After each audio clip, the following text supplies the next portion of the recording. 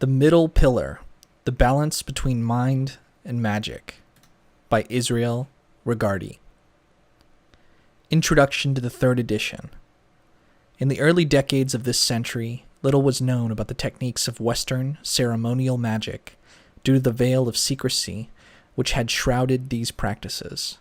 Unless a person happened to be a member of a magical organization, there was little chance of learning the procedures and initiatory practices of high magic.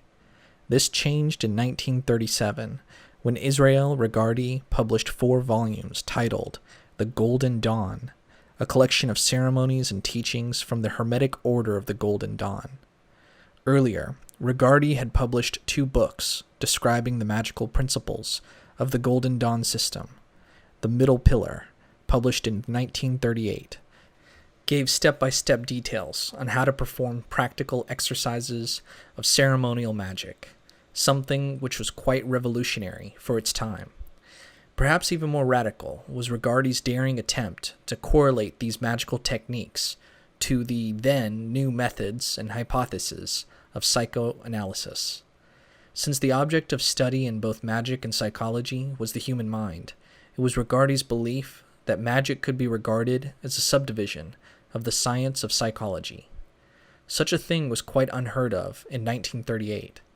In fact, Regardie postulated that psychotherapists could use the techniques of magic, such as the lesser banishing ritual and the middle pillar exercise of the Golden Dawn, in a clinical setting for the benefit of patients.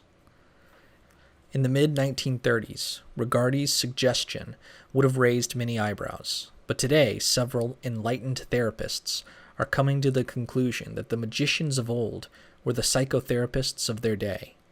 Over the last few years, there has been considerable reconciliation between occultism and analytical psychology. A large percentage of ancient magical knowledge is being rediscovered and renamed by modern psychologists for modern times.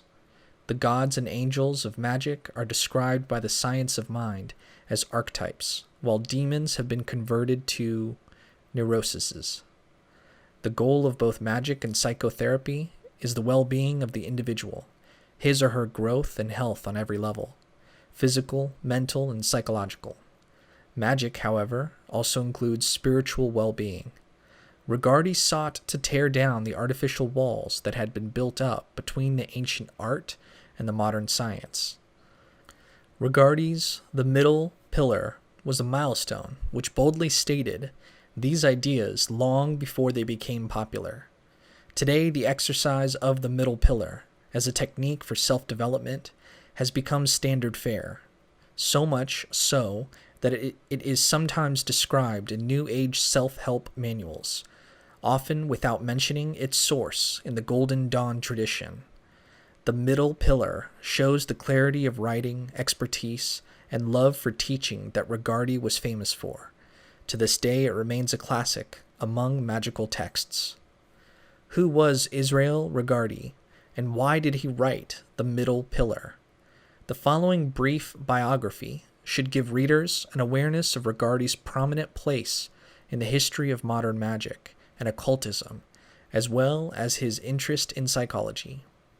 Before his death in 1985, Israel Regardie was considered by many to be the last living adept of a prestigious magical current known as the Golden Dawn.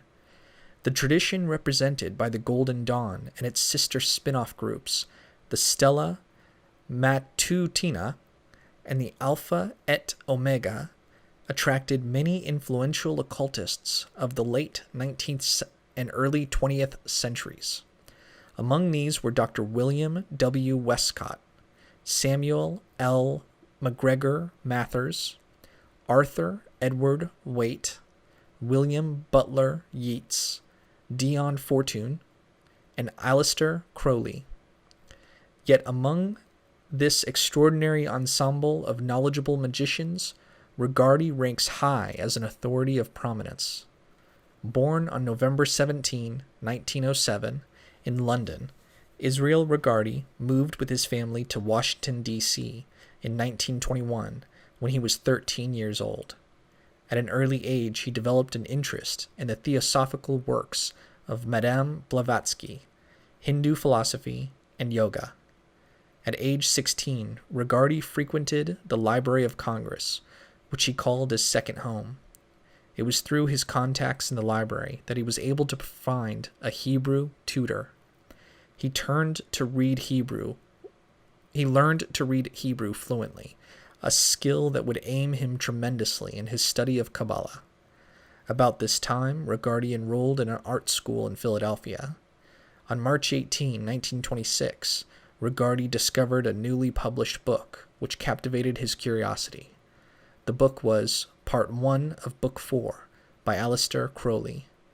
Regardie wrote to Crowley in Paris and eventually received a reply to his inquiry, suggesting that he contact Crowley's agent, Carl Germer, in New York.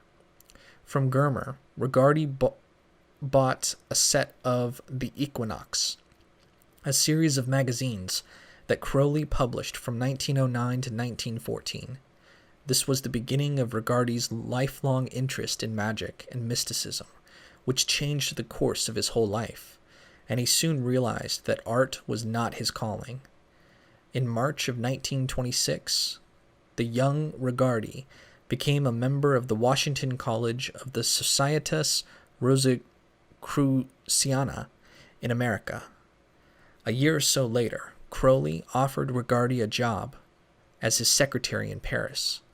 Regardie took this as a great opportunity to learn magic from an authority. In order to go to Paris, Regardie had to obtain a passport and a visa. He was still a minor and was supposed to get permission from his father for the required documents. However, he never told his parents about Crowley or his interest in mysticism. Crowley received a great deal of bad press in both the English and American tabloids, so Regardie was hesitant to tell his parents that he would be working with Crowley. Since Regardie had attended art school, he simply told them that he had been invited to study painting with an English artist in Paris. His parents gave him documents for the passport, but when it came time to obtain the French visa, Regardie typed up the papers himself and signed his father's name to it.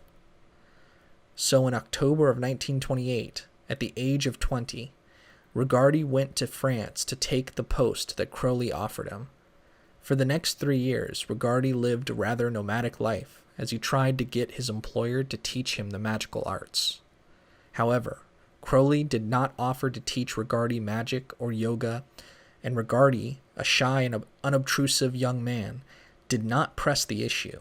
Instead, he continued his own studies, reading every book or manuscript on these subjects that he could get his hands on. Meanwhile, Regardie's sister, whom he scornfully referred to as Nosy Parker, read some of Crowley's books, and since she understood nothing about magic, was appalled. She marched off to the French consul in Washington and complained about her brother's demise. The French consul promised to look into the matter. This was the beginning of trouble. 4 months after Regardie arrived in Paris, a French detective from the Sûreté Générale came to the apartment to see what kind of wicked monster this man Crowley was. It just so happened that Crowley owned an unusual glass Silex coffee maker that the detective assumed was used for distilling drugs. The fact that Crowley was the British head of a German magical society, the Ordo Templi Orientis, led police to the false conclusion that Crowley was a German spy. Crowley's problems came to a head when he had a falling out with his literary press agent, who told French police that Crowley was a drug addict. As a result of all this, Crowley and his wife-to-be, Marie de Miramar, were given expulsion papers. The young Regardie, who had neglected to get a valid residence permit, was also told to leave the country. After spending 6 months in Brussels, Regardie went to England, where he stayed with Crowley and his wife. By the time Crowley had discovered another publisher, Mandrake Press, but by now Crowley's notoriety in the tabloids as the wickedest man in the world was enough to cause most booksellers to avoid him, and Mandrake Press soon went under. As a result, Crowley could no longer afford to keep his secretary. After attempting to repair Crowley's tarnished image by co-authoring a book called The Legend of Aleister Crowley, 1930, Regardie and Crowley drifted apart, though they remained friends. For a time, Regardie, who had settled in London, served as a secretary for Thomas Burke, the novelist. In 1932, Regardie published his first two important books, A Garden of Pomegranates and The Tree of Life. The former represented Regardie's own Qabalistic studies, while the latter is usually considered Regardie's magnum opus and one of the most comprehensive texts on practical magic ever written. The book was primarily a restatement of the original teachings of the Golden Dawn and contained very little Crowleyanity. The Tree of Life was dedicated to Crowley under the name of Marsyas, a pseudonym that Crowley used in his poem, Aha. About 5 years later, in 1937, Regardie sent his old friend a copy of The Tree of Life with a warm note. Unfortunately, Crowley's response to Regardie's kindness was less than kind, chiding the sensitive young author with an anti-Semitic slur about his recently adopted name of Francis, a name given to Regardie by a lady friend who thought he had a lot in common with St. Francis of Assisi. Regardie took offense and wrote Crowley an inflammatory letter designed to sting him, which apparently it did. Crowley retaliated by circulating an abusive and slanderous letter about Regardie to all of his friends and acquaintances. The result was a final and complete break between the two men. Regardie was deeply wounded by the breakup of the friendship and was only able to pardon Crowley in his later years. In 1970, when he wrote The Eye in the Triangle, an interpretation of Aleister Crowley, Regardie's charitable nature and his ability to be forgiving toward his old friend was evident. The publication of The Tree of Life caused quite a stir in magical circles of the time. In the book, Regardie outlined a few of the magical practices and teachings of the Hermetic Order of the Golden Dawn. Although the original order had ceased to exist in 1903, it continued to live on in its successors, the Stella Matutina and the Alpha et Omega. Many members of both orders remembered Crowley as a disruptive insurgent from years before. Therefore, Regardie's previous connection to Crowley caused some members to lash out at him. Other members, most notably Dion Fortune, defended him. With her support, Regardie was invited to join the Stella Matutina. In January of 1933, Regardie joined the order and made rapid progress through the grades, probably due to his exceptional abilities. However, Regardie was terribly disappointed with the chiefs of the Stella Matutina, who claimed extraordinarily high degrees, but seemed sorely lacking in magical knowledge. The order itself was in a state of demoralization and decay. The members and chiefs alike cared little for magic, other than as an irritating prerequisite for examinations in order to obtain exalted titles. Regardie concluded that the teachings of the order would not survive unless they were published, so shortly after attaining to the grade of Theoricus Adeptus Minor in 1934, Regardie left the order in December of that year. In 1937, he published much of the Golden Dawn's ceremonies and teachings in 4 volumes titled The Golden Dawn. He clearly stated his reasons for doing this in his previous book, My Rosicrucian Adventure, 1936, which documented his own experiences with the Golden Dawn. It is essential that the whole system should be publicly exhibited so that it may not be lost to mankind, for it is the heritage of every man and woman, their spiritual birthright, My motives have been to prove without a doubt that no longer is the order the ideal medium for the transmission of magic, and that since there have already been several partial and irresponsible disclosures of the order teaching, a more adequate presentation of that system is urgently called for. Only thus may the widespread misconceptions as to magic be removed. Some members of the order were incensed at this action, but others were quite happy. They no longer had to copy all the order materials tediously by hand. In Regardie's words, some approved of the publication of these books, a very few disapproved. That's all there is to it.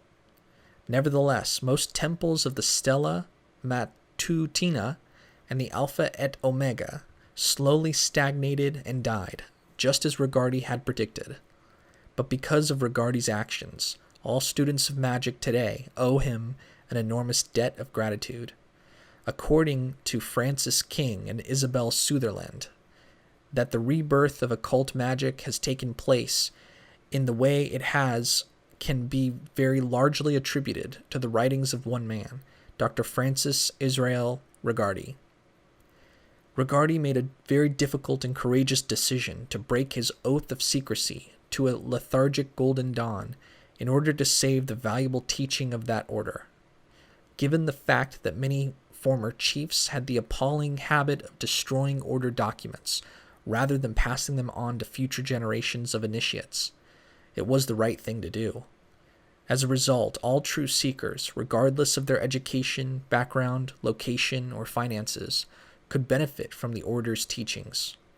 Not only did Regardie's work on the Golden Dawn system ensure that its body of knowledge, sometimes called the Western esoteric tradition, would survive long after the original order had ceased to exist, he is also credited with inspiring the Golden Dawn's modern revival.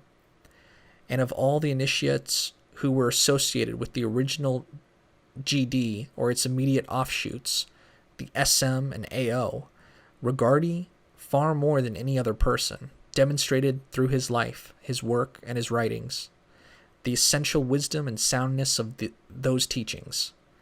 He was the one initiate uniquely qualified for his appointed task, the task of successfully presenting magic as a therapeutic tool to the skeptical world of psychology, and ultimately to bring psychotherapy and magic together. In the winter of 1936 to 1937, Regardie was bedridden in London for 2 weeks with a bad case of bronchitis. During this time, he wrote most of what would be published as The Philosopher's Stone, a book about alchemy from a Jungian perspective. At the time, Regardie was convinced that laboratory alchemy was fallacious and that only theoretical, spiritual, or psychological alchemy was valid. By 1970, however, interaction with practical alchemists, such as Frater Albertus of the Paracelsus Research Society, caused him to change his opinion on this. He began his own alchemical experiments in a small laboratory setting. Unfortunately, one of his experiments went awry, and he seriously burned his lungs when fumes of antimony escaped in the lab. Regardie gave his alchemy equipment to a friend, and for the rest of his life he suffered from the effects of the accident. Seeing that war in Europe was imminent, Regardie returned to the U.S. in 1937, where he immersed himself for a number of years in the study of psychology and psychotherapy.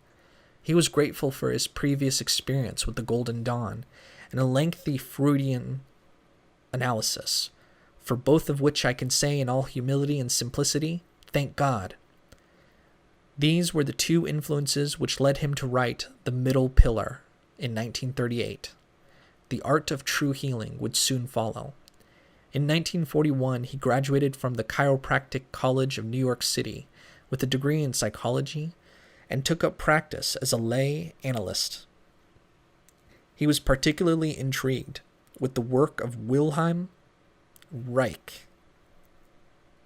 When America became involved in the World War II, Regardie discontinued his practice and joined the army, something he later considered a huge mistake. When the war was over, he continued his studies and received a doctorate in psychology. For a time he explored Christian mysticism with as much energy as he had previously pursued Hindu, Jewish, and Buddhist systems.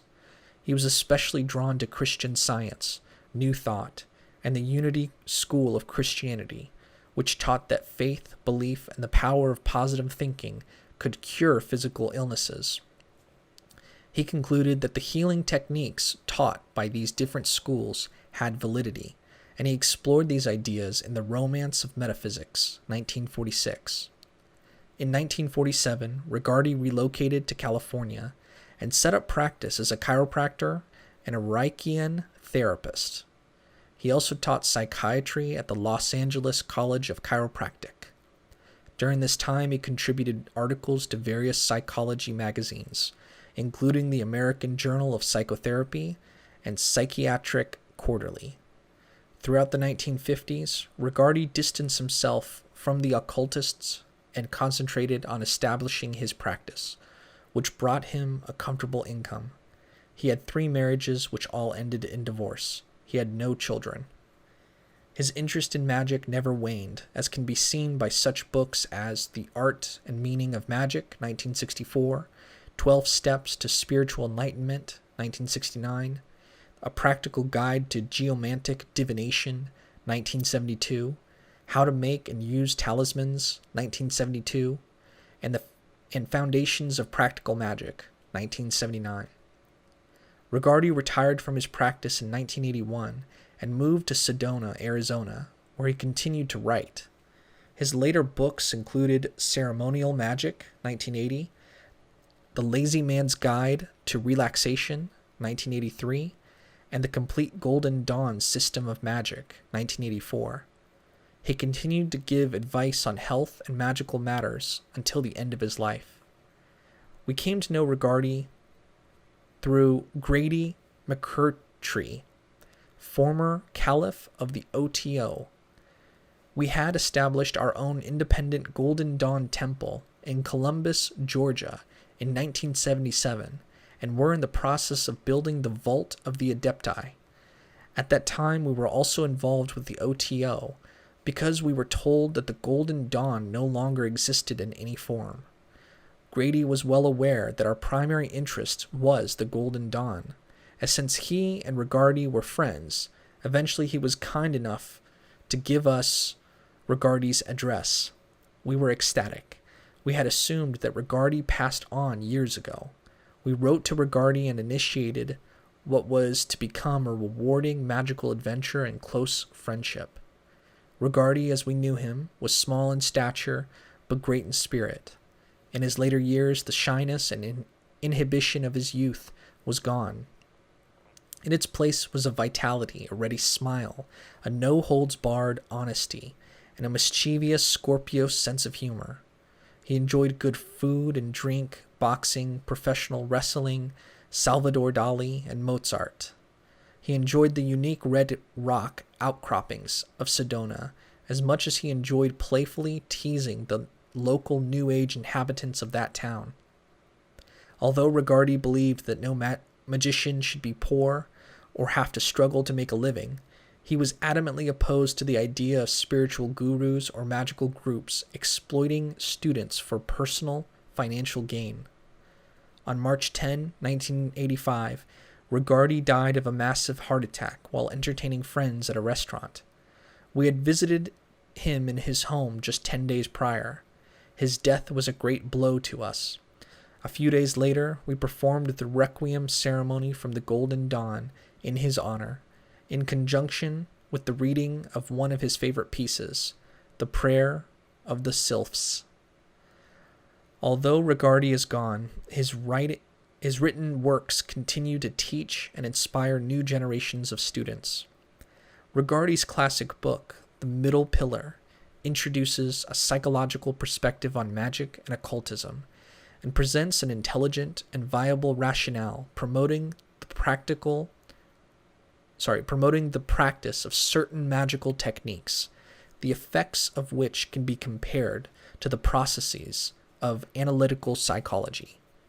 Regardie gave readers clear directions on how to perform the Qabalistic cross, the lesser banishing ritual of the Pentagram, and the middle pillar exercise, along with its accompanying methods of circulating the light, the vibratory formula, and the building up of the tree of life in the aura. Regardie, more than any other individual, saw the vast potential of the middle pillar exercise, which was first published in a rather incomplete form in the manuscripts of the Stella Matutina. Regardie realized that this simple ritual could be adapted into a variety of exercises with varying levels of complexity and spiritual development, or used for numerous purposes such as charging talismans and healing oneself or healing others. He firmly advocated that the middle pillar exercise was an excellent and multifaceted tool that could be easily accessed and employed by any and all for the purpose of self-development and self-healing. Regardie must be credited for the popularity that the middle pillar exercise and its numerous variants have enjoyed among ceremonial magicians, mystics, and New Agers for the past several decades. Regardie also brought the disciplines of analytical psychology and magic together as a holistic mechanism for human development. As an author, Regardie's style of writing was refreshing, inspiring, comprehensive, and non-elitist. Now, nearly 60 years since the middle pillar was first published, it remains a fine introduction to the psychological processes underlying all magical work. It is with great pleasure, then, that we responded to Llewellyn publisher Carl Weschek's suggestion that Regardie's classic The Middle Pillar be reprinted and its ideas expanded on so that new generations of seekers could benefit from it. We hope that the material we have contributed to this new annotated edition is a fitting tribute to Regardie's original work, which was so instrumental in our own spiritual path. Part 1 of the third edition of The Middle Pillar contains Regardie's masterpiece in its entirety. We have redrawn the illustrations and added titles for Regardie's chapters. We have also applied standard rules of capitalization to Regardie's text and changed the style of certain capitalized words to italic. All endnotes are ours.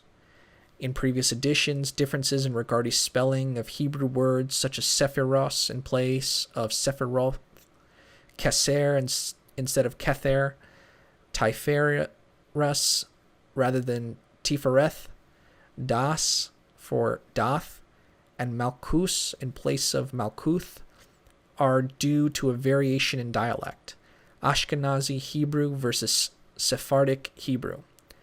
His early works including the Middle Pillar, featured the Ashkenazic dialect, which was a form of Hebrew pronunciation used in Central Europe. Later, he adopted the more common Sephardic Mediterranean dialect, which was used by many Qabalistic authors, translators, and most Golden Dawn magicians. The Sephardic pronunciation is used almost exclusively by Western magicians today. With this in mind, we have changed the spelling of the words mentioned above in this edition of the Middle Pillar to reflect the modern usage that most readers are familiar with. Part 2 contains our own work titled The Balance Between Mind and Magic. This comprises a number of chapters which we have added to supplement and enhance many of the ideas introduced by Regardie in Part 1. Chapter 6 contains a further exploration of the principles of Jungian psychology and Qabalah.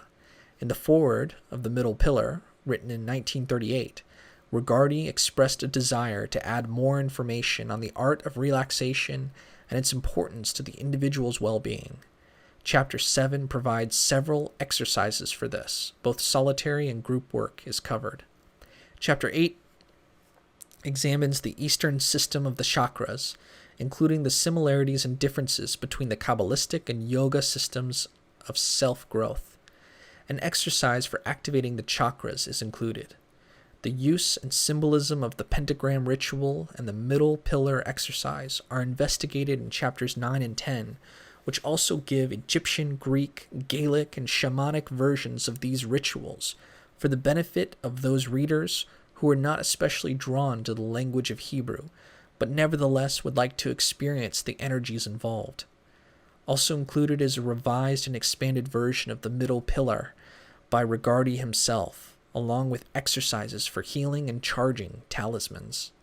The appendix reflects a portion of a larger work called The Musical Qabalah by Tom Parrott, which builds upon the musical correspondences of Hebrew letters and words used in the Middle Pillar and Pentagram rituals. Also included is a glossary of psychological and magical terms. Regardie's legacy lives on through each and every individual who values and finds meaning in his written works. We strongly suspect that readers of the Middle Pillar will discover that Regardie was an inspirational writer, an ethical magician, a skilled therapist, a caring healer, a great teacher, a consistent guide, and a companion on the path of the magic of light. Cheek, Cicero, Sandra Tabitha Cicero, Mellotron House, Winter Solstice, 1996. Introduction to the second edition. The world is in crisis. Men of all ages look in despair on the chaos which is their inheritance from countless generations of forebears, and join in what has become a universal cry of disillusionment. Stop the world, I want to get off. Unfortunately, it isn't that easy to get off. Answers are not as simple as some might have supposed. And assuming they were, where would people go once they got off the merry-go-round? Many centuries ago, certain sages approached the problem from another angle and found what they considered a practical solution. If life is sorrow, then the only thing to do is end this sorrowful existence by getting off the perpetually revolving wheel of existence. Life follows life, incarnation follows incarnation, and all of them spell anxiety and sorrow. For these sages, it was apparent that it might be millions of years before the masses of humanity would develop enough insight to be able to terminate the sorrowful cycle of existence. But for the illuminated individual who will apply himself to a specific psycho-spiritual discipline, escape might come aeons sooner than for the average member of mankind. This release, they learned, comes only through the achievement of a higher consciousness by the individual. Call it cosmic consciousness, the mystical experience, communion with God, all spell the same message: release. None may know it for another. Each man must attain for himself awareness of his oneness with infinite life, the consciousness that a state of separateness exists only within his own mind. Not until man does recognize that he himself, a microcosm of the macrocosm, a reflection of the universe, a world within himself, ruled and governed by his own divinity, can he escape from the wheel. It is the achievement of this one realization which all schools of mysticism, magic, and various forms of occult teaching refer to as the great work. The great work is not accomplished overnight, or even in one lifetime, but the sooner the aspirant undertakes the task, the sooner will it be finished, and the quicker will he be released from this cycle of necessity, the wheel of evolution to which common humanity is bound. Millions of years may pass in the normal process of evolution before the mass of mankind will reach the state of freedom which those few individuals who apply themselves to this work can accomplish in a fraction of the time. And the paradox that then dawns upon them that life, instead of being sorrowful, may just as well be the opposite. Remember all ye that existence is pure joy, that all the sorrows are but as shadows. They pass and are done, but there is that which remains. And as it has also been written, I am divided for love's sake, for the chance of union. This is the creation of the world, that the pain of division is as nothing, and the joy of dissolution all. Herein lies the value of magic. Under ordinary conditions, months may be required for the flowering of a plant, but the use of a hothouse will produce identical results within a few weeks. An understanding and application of magic can telescope the time required for man to acquire the realization of his own divinity. Then, once he has become aware of the existence of his higher self and works in a cooperation rather than opposition to it, once he looks to it for guidance and direction, thenceforth regarding his ego as a tool, sharpened and polished to be employed now to fulfill the divine plan rather than in the indulgence of his own petty purposes, then will his way become easier.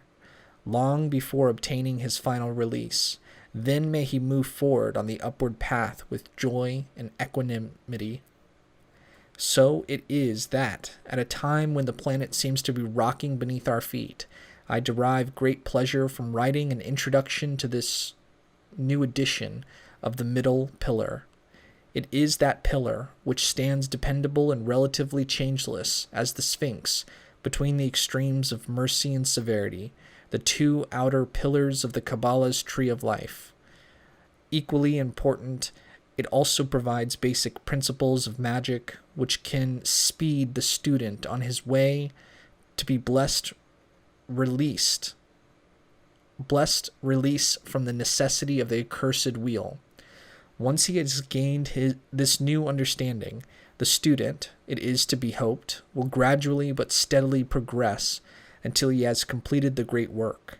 In doing so, not only will he help himself by stepping up his own evolutionary processes, but to that degree will have raised the frequencies of his fellow man, and even the planet itself, since all that is one. Francis G. Wickes, in The Inner World of Choice, points out that we must accept the experience that will bring to birth a latent potential, and be willing to dare the leap into the unknown, diving deep into the unconscious in search of the other unborn or lost potentials of the self. The middle pillar should prove a trustworthy guide on this search. It involves several distinct methods, each of which has been designed for a specific purpose, yet all work together to accomplish the ultimate goal, to erase the barrier between the conscious self and the unconscious, and to enable the student to find within the self the great self who is in reality the only savior he will ever have. The use of the Qabalistic cross, as described in an early chapter, serves as an ideal image of aiding the ego to undergo an enormous expansion, to open up consciousness on a voluntary, ordered level to the dictates of the unconscious.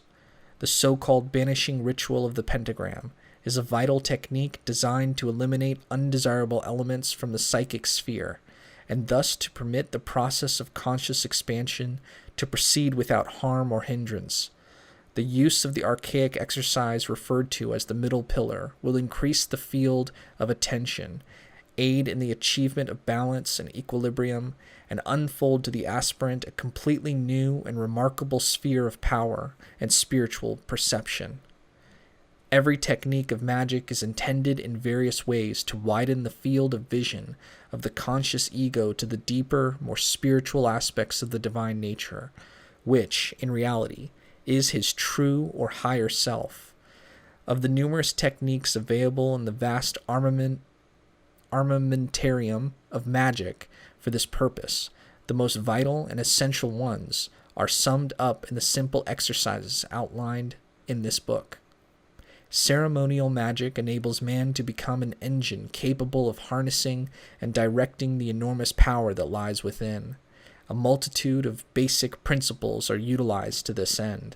Adoration, which is essential to attaining a sense of unity with Godhead, concentration, development of will, and the use of it to accomplish a given purpose, achievement of self-awareness, and the ability to breathe properly. Those are but a few of the benefits to be derived from persistent application to the basic practices herein discussed. Various symbolisms are employed in those phases which deal with adoration, but the choices of symbols is actually unimportant. Once it is realized that basically all religions are one and all prophets are true, it is quite logical to borrow any set of symbols from one religion for a certain purpose, and another set from a second religion for a different purpose. Nor will the practices be of passing value. On the contrary, the set of adorations to the student will learn from this book are to be integrated for all time into the daily pattern of living. Next, and important, is the achievement of a heightened sense of awareness, of self-awareness. All other exercises and complex procedures actually begin from this heightening of self-awareness. To the degree that the horizon of one's self becomes expanded, to that extent does the self become enlarged. The development of proper breathing habits will serve many purposes, including eradication of considerable neuromuscular tension, with a consequent increase of energy and vitality.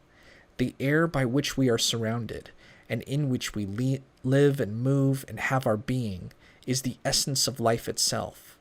Consequently, we live literally surrounded by circumambient sea of energy and vitality, a divine force which can be assimilated by the simple process of learning to breathe in a proper rhythm, altogether apart from more abstruse occult theories.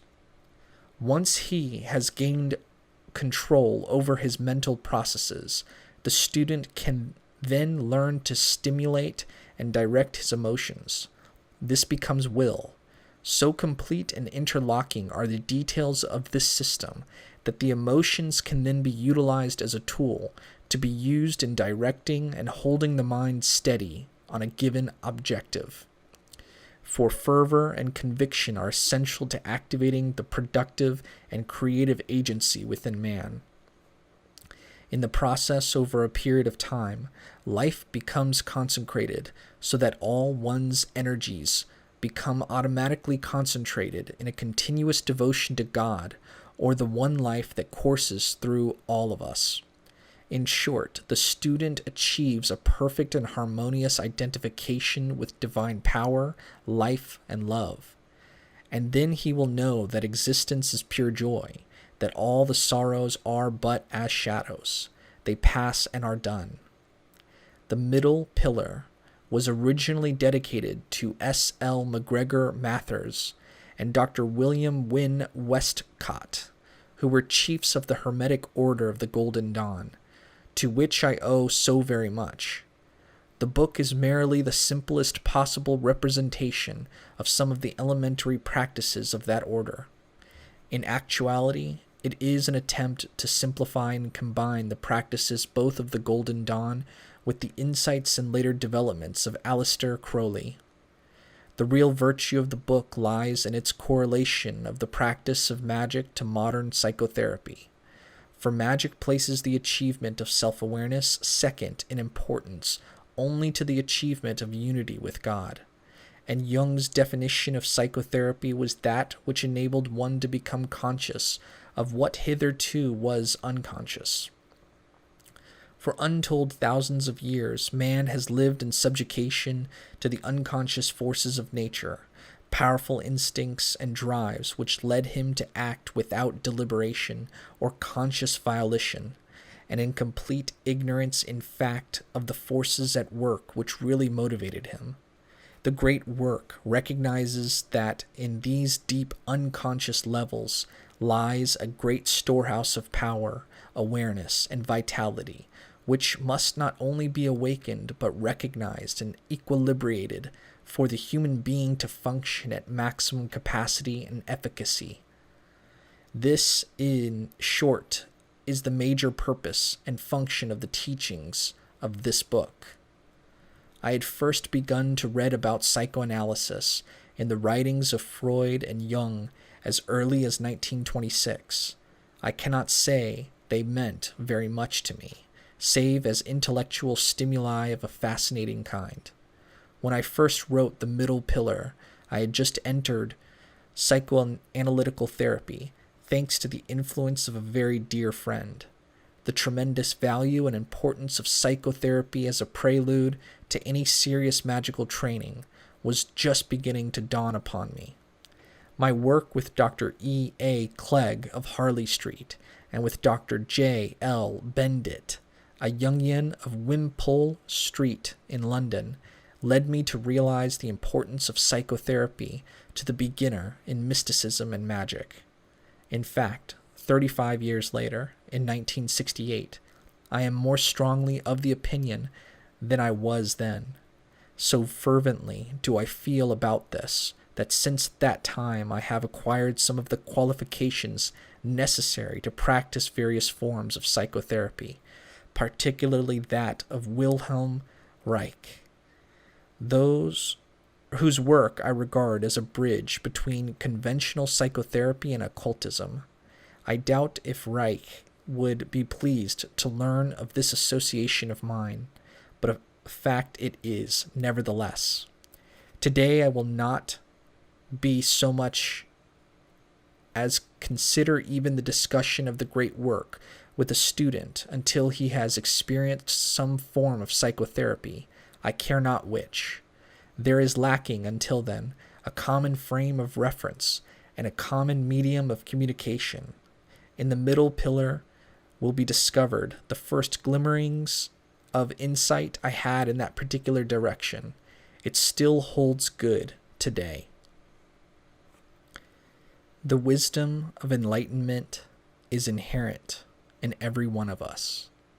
It is because of the delusion under which our mind works that we fail to realize it ourselves, and that we have to seek the advice and guidance of the highly enlightened one before we can know our essence of mind. You should know that so far as Buddha nature is concerned, there is no difference between an enlightened man and an ignorant one. What makes the difference is that one realizes it, while the other is kept in ignorance of it. Sutra of Wei Lang. Forward. This book was completed in February 1936, anterior to the writing of The Art of True Healing, whilst I was still a resident in London. My point of view since that time has undergone considerable revision, mostly by way of extension. I could easily have altered the text to conform to my present thinking on such matters as the importance of the art of relaxation in relation to the welfare both of body and mind. But I have refrained from doing so, since such alteration would interfere with the integrity and continuity of the book as an expression of myself at that time. For me, The Middle Pillar marks a certain state of psychological development. I prefer not to tamper with temporal markings and inner milestones. Such a stage may correspond with that of other people who may thus find it of no little value, I hope, to themselves. Possibly in the near future I may dilate at greater length and freedom upon the important implications of relaxation and psychological analysis insofar as they have a bearing upon spiritual development and unfoldment. Israel Regardie, January 31, 1938, New York City. Part 1. The Middle Pillar.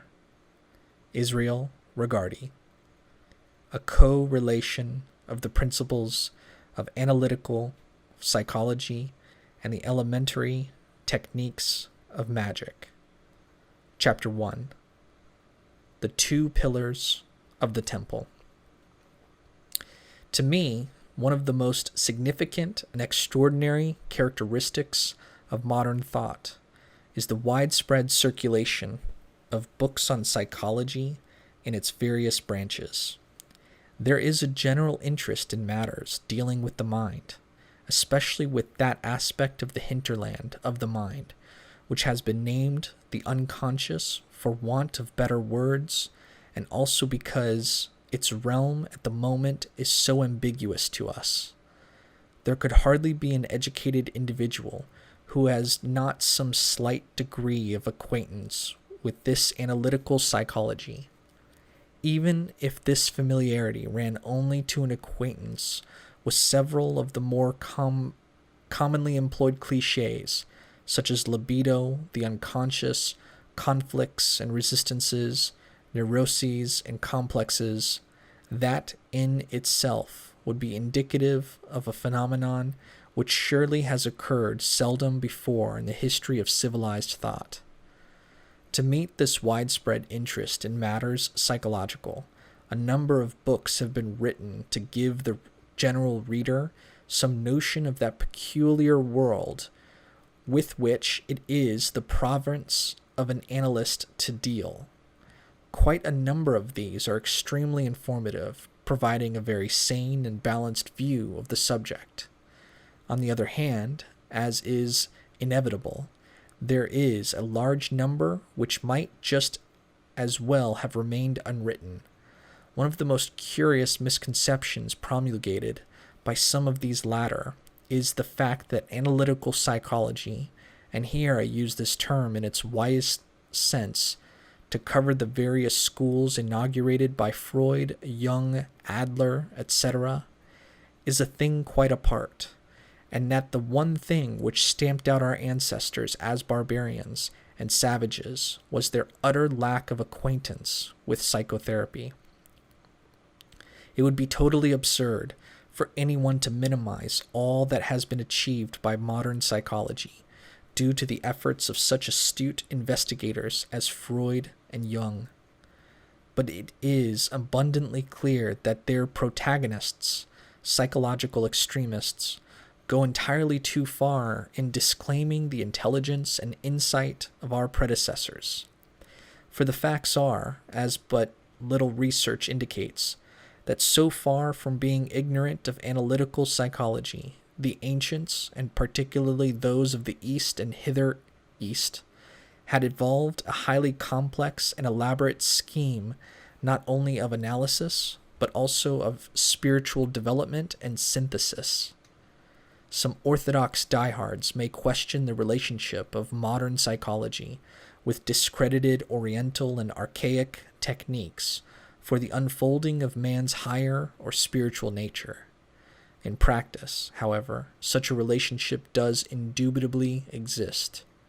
It is a fact of clinical and consulting room experience, for during the course of a protracted analysis, the cruder and more superficial unconscious levels have been uncovered and moral conflicts resolved, symbols and theme motifs of a religious or spiritual nature do make their entry across the threshold of consciousness. This entry is by way of dream, intuition, and by direct apprehension. Not only is this so, but they exert a potent influence on the entire personality, producing integrity, a new and more equilibrated attitude towards life, and an unification of the various strata of consciousness, which collectively we call man. What modern psychology has quite possibly accomplished is an advance over the efforts of our predecessors in the way of a cathartic technique. Moreover, because of modern devices, the methods of analytical psychology have been brought nearer to the understanding and convenience of the ordinary man of the street. In the past, the techniques of attainment, mysticism, magic, and yoga, or by whatever names such systems were denoted, were always several removes from the ken of the average individual.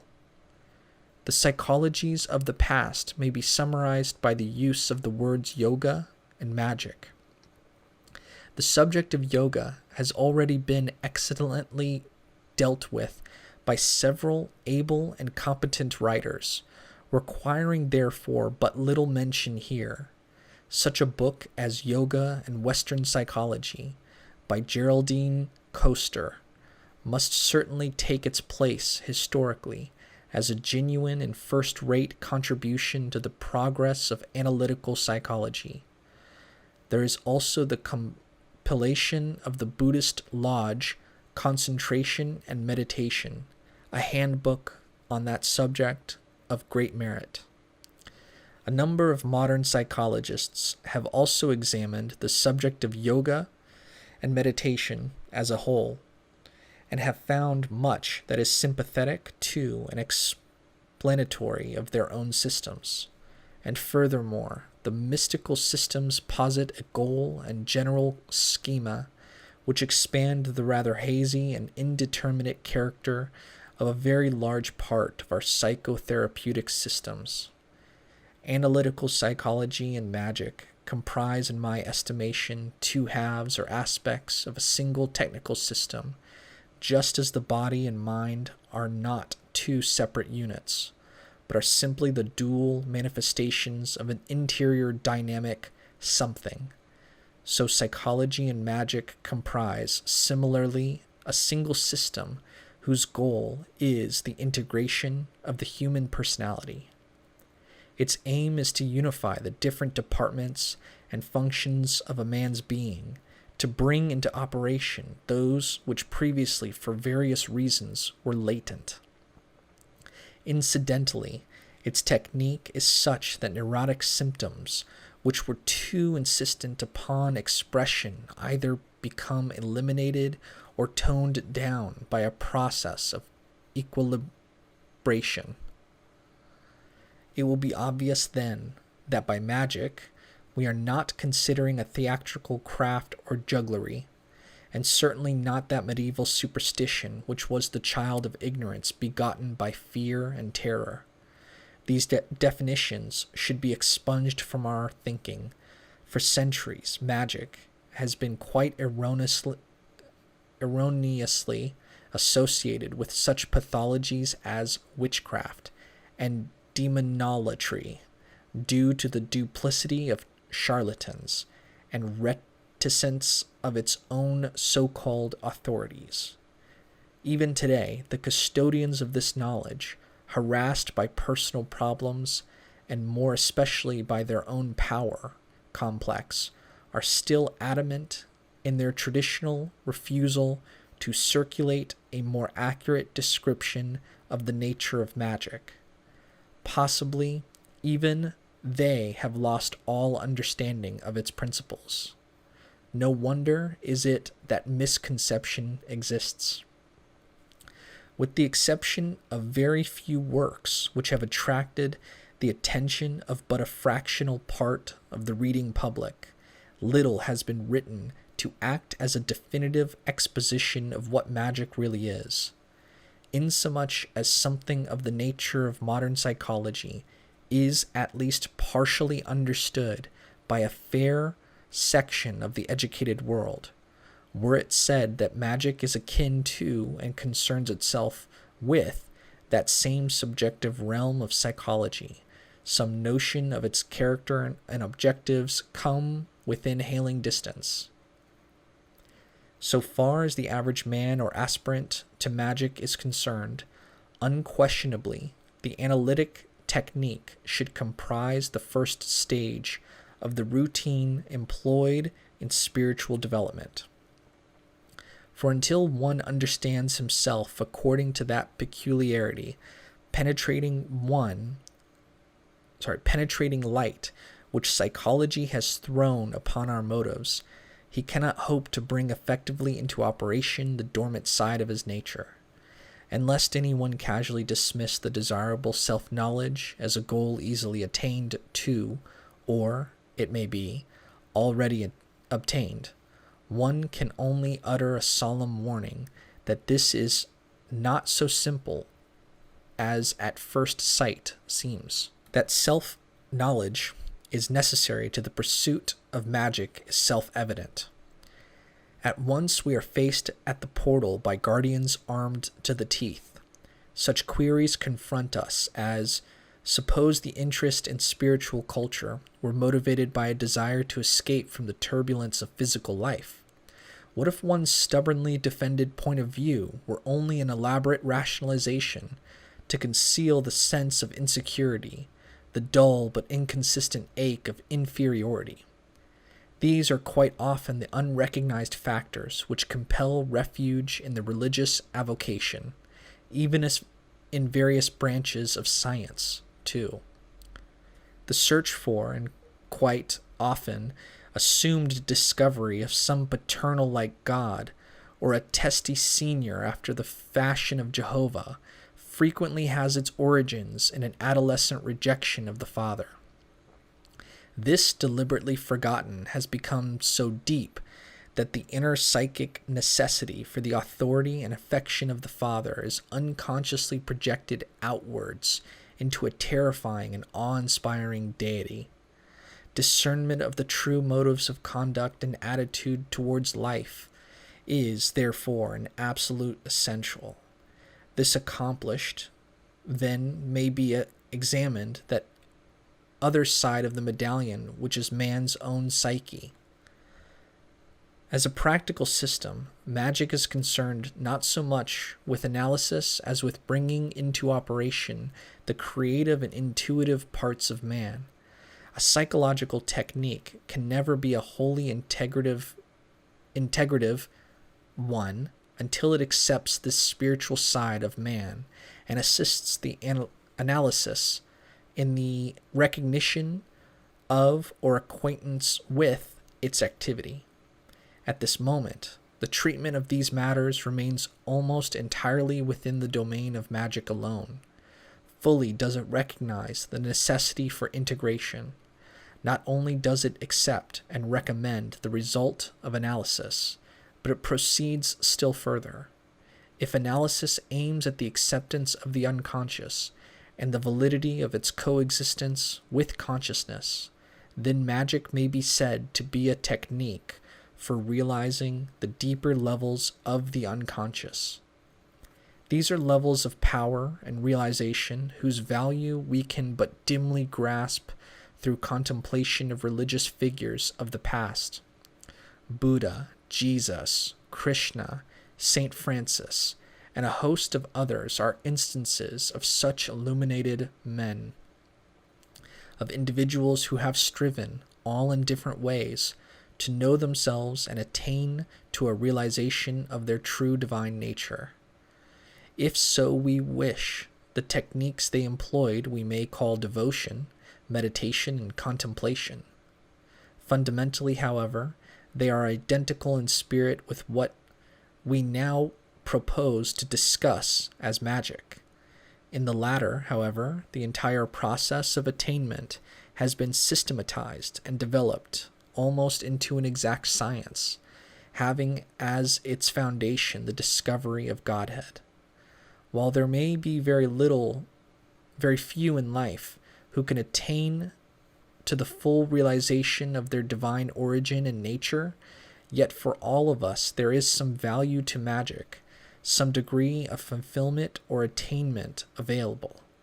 There is none so small as cannot employ it to some good and noble end, none so great as cannot better himself morally and otherwise, thus rendering himself more efficient to cope with and understand life and the world both about and within him.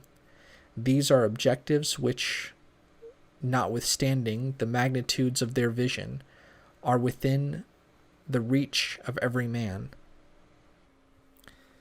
It is not yet the moment to enter into a disquisition on the intricacies of magical ritual, but in order to expound fundamental psychological and spiritual principles, it is necessary to refer to what are known technically as the two pillars. Halfway between the east and west, and north and south, in a properly instituted temple, are placed two upright pillars. One of these is colored white, the other colored black. These pieces of lodge furniture are emblematical of the two opposites functioning in the diverse operations of nature. just as the temple represents in miniature the whole of life by which we may ever be confronted, or rather the manifold parts of our own inner nature, so these two pillars symbolize some aspect of these phenomena. They represent light and darkness, heat and cold. In man, they stand for love and hate, joy and pain, mind and emotion, life and death, sleeping and waking. Every pair of opposites conceivable to the human mind find their representation in the implication of these two pillars. Now, one of the most important ideas communicated to the student of magic in his ceremonial initiation, when he is led from one station to another, is that an extreme leaning either to one or the other of the opposites is a very dangerous thing. It is unwise to swing to opposite poles of life's pendulum. Unbalanced power is the ebbing away of life. Unbalanced mercy is but weakness and the fading out of the will. Unbalanced severity is cruelty and the barrenness of mind. Were we to change the terminology of the speech, instead of the word mercy, we might substitute emotion or generosity, or love for severity. We may substitute power, the rational side of us, or justice, or tyranny. Either of these qualities, when carried to an extreme, unmodified by the other, is conducive to an unhealthy state of psyche. Thus it is that in so religiously authoritative a book as the Bhagavad Gita, which some consider one of the finest pieces of devotional and philosophical literature yet penned, we find it stated, "Be free from the pairs of opposites." The whole of life, it is in fact the law of nature itself, seems to be dominated by these extremes or opposites, two contending forces, and one which unites them eternally, two basal angles of the triangle, and one which forms the apex. Such is the origin of creation. It is the triad of life. Only a little reflection will convince the reader of the truth of this theorem. Until we have acquired wisdom and understanding, we swing during the 70-year span of our lives between self-esteem and self-disgust, from an exaggerated estimation of our fellows to their utter and final condemnation.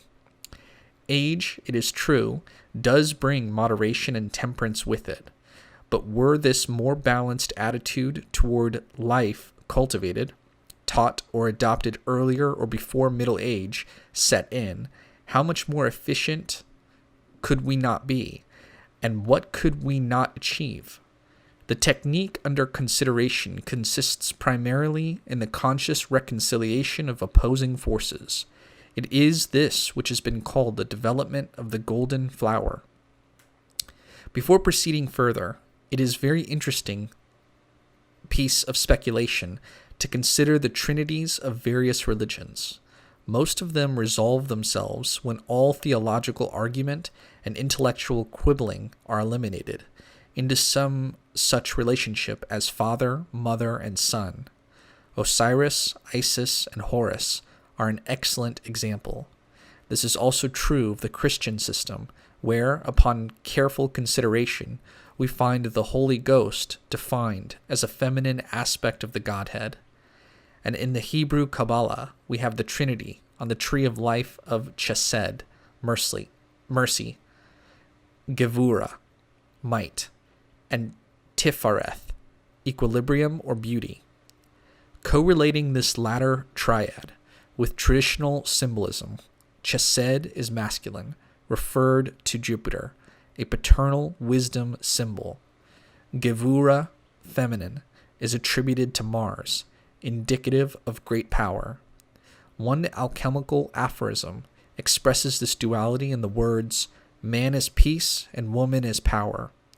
Bearing all these in mind, we conclude that as Chesed represents the father and Gevurah the mother, so Tiphareth, which is beauty, is the reconciler between them. Interestingly enough, Tiphareth is referred to the Son and corresponds to the third member of the theological trinity, the Son. Looking at these trinities as so many expressions of psychological fact, that is, as previously defined, as factors active within the psyche itself, we are struck by similarity of the religious point of view with the idea of the middle way. It is the pursuit of this middle path which leads to self-conquest and the steady growth of the golden flower, the wakening of the imprisoned soul within. The father and mother may be said to correspond to the two pillars of the temple, to the two extremes or opposites. In this sense, they are the tendencies exhibited by all the phenomena of nature. They are the extremes of spirit and matter, love and hate, life and death, ebb and flow, systole and diastole. Nature itself is the embodiment of the two extremes, the two opposites of the Trinity. Man, unenlightened man, one in whom neither wisdom nor understanding has been brought to birth, likewise fashions his life in the way of these two extremes. Or rather, these extremes fashion his life for him, for he is, as though by compulsion, driven by some external force he knows not of, between the poles of extreme love and hate, swinging from kindness and maudlin generosity to bursts of uncontrolled anger, hate, and meanness. His actions, almost without a single exception, are so many semi-hysterical flights from pole to pole of his emotions. He is, as it were, under the dominion of the father and the mother. To the student of the psyche, to the one who seeks wisdom and the knowledge of his higher self, the counsel has always been given to avoid the opposites. His task is to refrain from the compulsion of extreme actions. In certain schools of thought, where the rites of initiation were celebrated by adepts who at one time thoroughly understood the technique they employed, initiation ceremonies depicted the burial of the high self and its rebirth by means of a technical system of magic and meditation. Therein, the higher self was always represented by some sacred figure of the major religions, a man who was nearly always shown as the Son of God. The essence of the ethical injunctions of these systems was to develop the Son within. Unless Christ be born in you, look within, thou art Buddha. I do not believe these images could possibly have reference to any historical individual we know of, but rather I surmise these refer to the gradual bringing into conscious operation of a spiritual point of view, of an equilibrated attitude towards life, an attitude not exclusively directed to any extreme. Recognizing the polarity of life, such a point of view sought to steer a middle way between the torturous and extreme activity of nature. It is the way of the reconciler, of keeping to the path between the two pillars, that balanced and harmonious position in which the candidates of the ancient initiation systems found themselves at the major crisis and climax of their initiation. This is the technique of bringing to birth the golden son of Tiphareth, the son of beauty and harmony, who is the third person of the Trinity. Thus it is that one system nowadays conceives of the great work as partaking of the recognition of the crowned and conquering child Horus, he who, while partaking necessarily of the nature of both the father and the mother, is simultaneously an entirely different and unique being. Through the result of the union of opposing forces, his nature tends to a new viewpoint in the conquest of life. For the father and mother are those forces which reconciliation is the key of life. To illustrate in another way the import of this concept, let us describe it from a practical and physical point of view. One of the major inconveniences which afflicts a large portion of mankind is constipation. In many instances of this disorder, no organic disturbance exists at all, the trouble being principally a functional one, though it must here be interpolated that even if it were organic, there is sufficient psychological evidence to indicate that this likewise may ensue from an identical series of causes.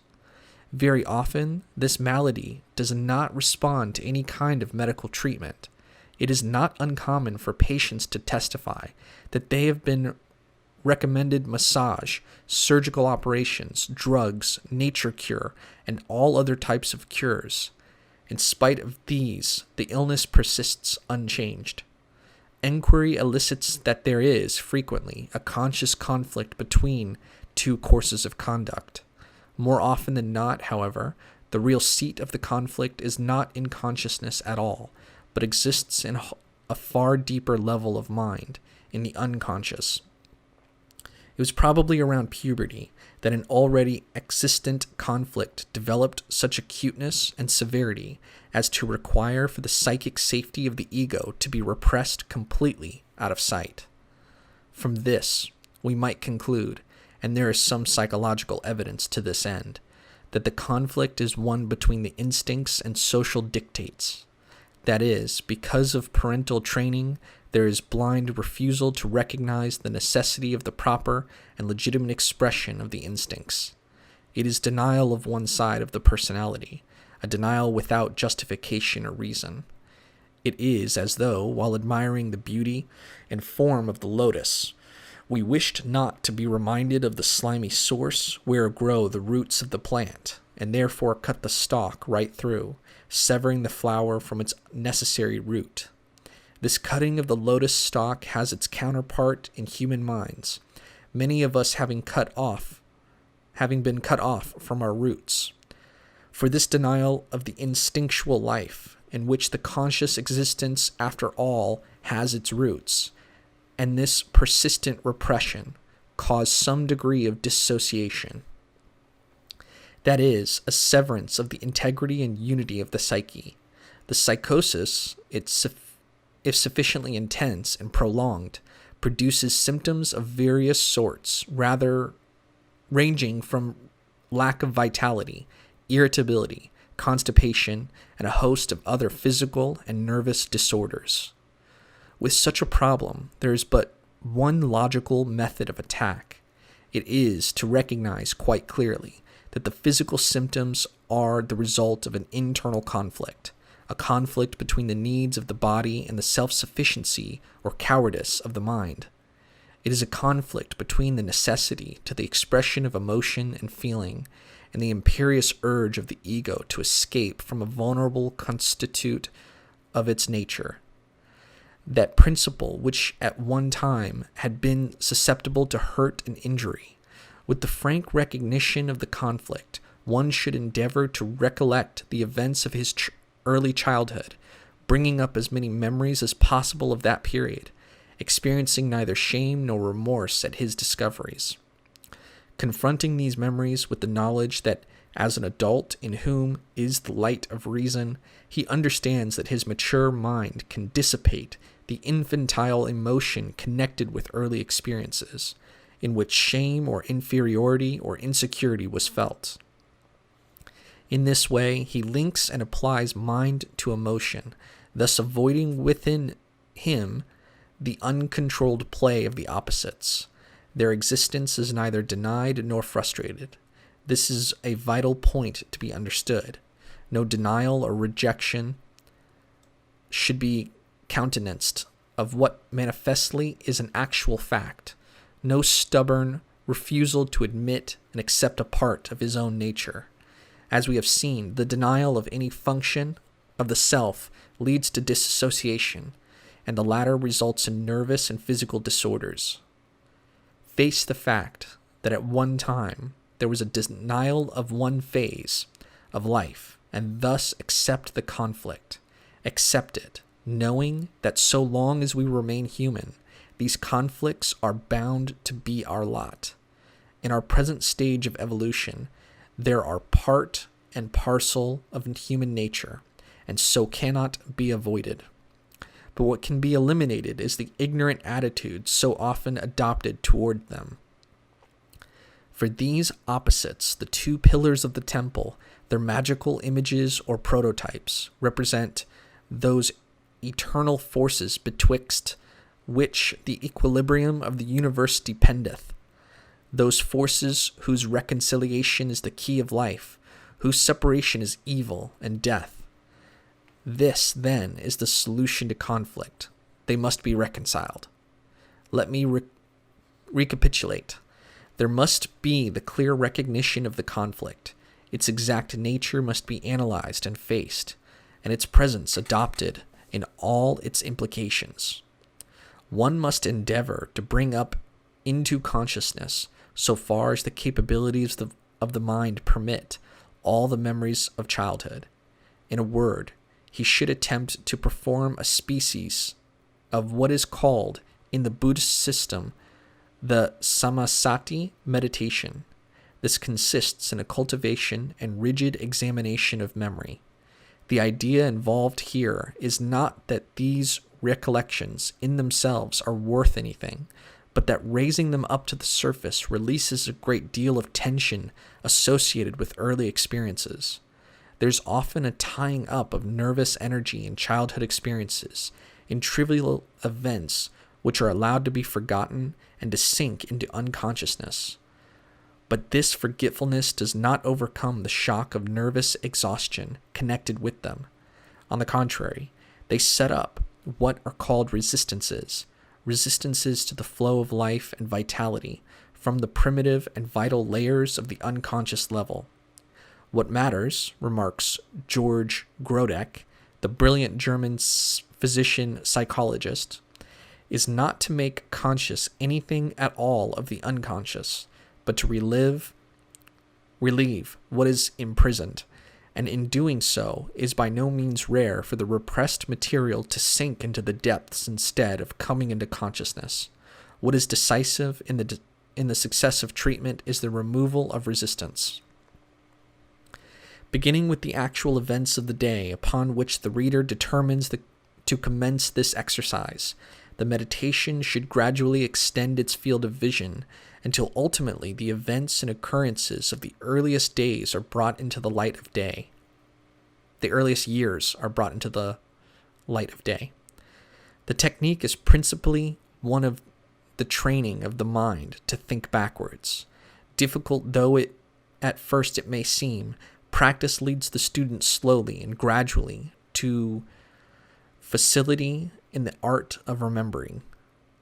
The facts of memory confronted fearlessly, without shame and discomfiture, the resistance to the flow of vitality between the various levels of consciousness is broken down, restoring physical, nervous, and spiritual health. As the childhood memories are exposed, the student will see for himself in what way the conflict now bothering him came into manifestation, since by definition a neurosis is a maladaptation of the psyche to life itself. By this process of remembering, he shall see in what he failed to respond properly to the phenomena of his existence. Realizing this and recognizing thoroughly the nature of his conflict, he must now endeavor to ignore it. More accurately, a more positive attitude should be adopted. He must develop in an entirely new direction. It must be remembered, however, and this is important, that to ignore any symptom of conflict as manifested in mind or body is dangerous until the conflict in question has been recognized and accepted. The unconditional acceptance almost invariably acts as its resolution. Any other attitude constitutes an escape. The escape mechanism is that so frequently adopted by the neurotic and must be avoided. It is the way of the coward. To face the conflict is to rob it, and its consequences of crippling fear. Honesty within oneself acts as a catharsis. One finds himself endued with a new courage and a greater ability to face one's problem in an entirely new and more practicable way. Given the recognition of the conflict causing constipation, the symptom itself may be severely ignored, relying upon the bowel after the lapse of some days to recommence functioning of its own accord. The conflict and the warring between the two sides of the psyche, tied a knot, as it were, in consciousness, preventing the perfect functioning of the whole. The immediate result of this is an impediment in the free movement of nervous energy in the body-mind system, causing stasis in that part of the system, having a relationship or correspondence with the factors concerned in the conflict. Occult theory, as we have it from tradition, may be extremely useful here. With some degree of practical experience, we could easily discover the precise nature of the original conflict by a consideration of that part of the organism to the systems of which our attention is attracted. For example, consider one troubled by nephrititis. One of the most significant aspects of the magical tradition is astrology. In this latter science, the kidneys are referred to the operation of the planet Venus. As we know from mythology, Venus is the deity concerned with love, feeling, and emotion. We would surmise, therefore, that in the event that the love or emotional life of an individual has been frustrated or repressed to such a point where the psyche finally refused to continue living while hampered by such a neurosis, some expression of that frustration could be transferred to the neighborhood of the kidneys. Were the frustration complete and devastating to the psyche, it is not impossible that we should find a cancer, the symptom par excellence of the death wish, the so-called suicide complex indicative of a division in the psyche's integrity. Moreover, we could proceed a step further. We might inquire as to whether the affliction were on the right or the left, remembering the Qabalistic definition of the left pillar as the side of mercy, and that on the right as the pillar of severity. Unbalanced mercy is weakness and the fading out of the will. Unbalanced severity is cruelty and the barrenness of mind. Enquiry might elicit the fact that an afflicted left kidney was symptomatic of one who had been afraid to taste life to the full, or on the other hand, out of sheer compensation, had lived so completely as to have overindulged. The right kidney would indicate symptoms of severe and violent repression on principle, where the entire emotional life had been so subjected to continuous frustration because of an ethical standard that the outraged eros reacted upon the body either with acute nephritis or it may be with cancer.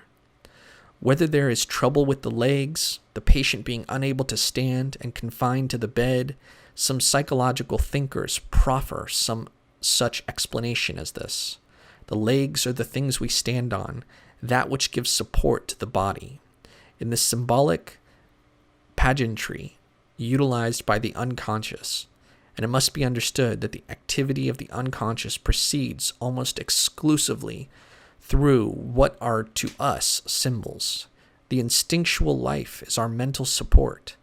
It is that which we tend to rely upon, our stability and foundation during life.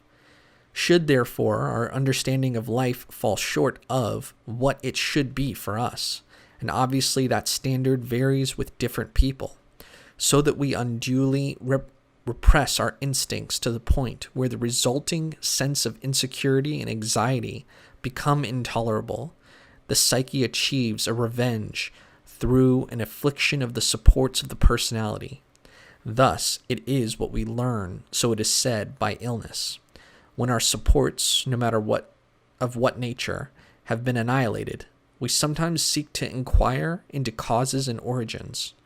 When the inquiry is honestly furthered, with a sincere view to self-knowledge, an internal resistance broken down by meditation or analysis, no doubt recovery would ensue. That is to say, the disappearance of the alarming symptoms and a return of normal function.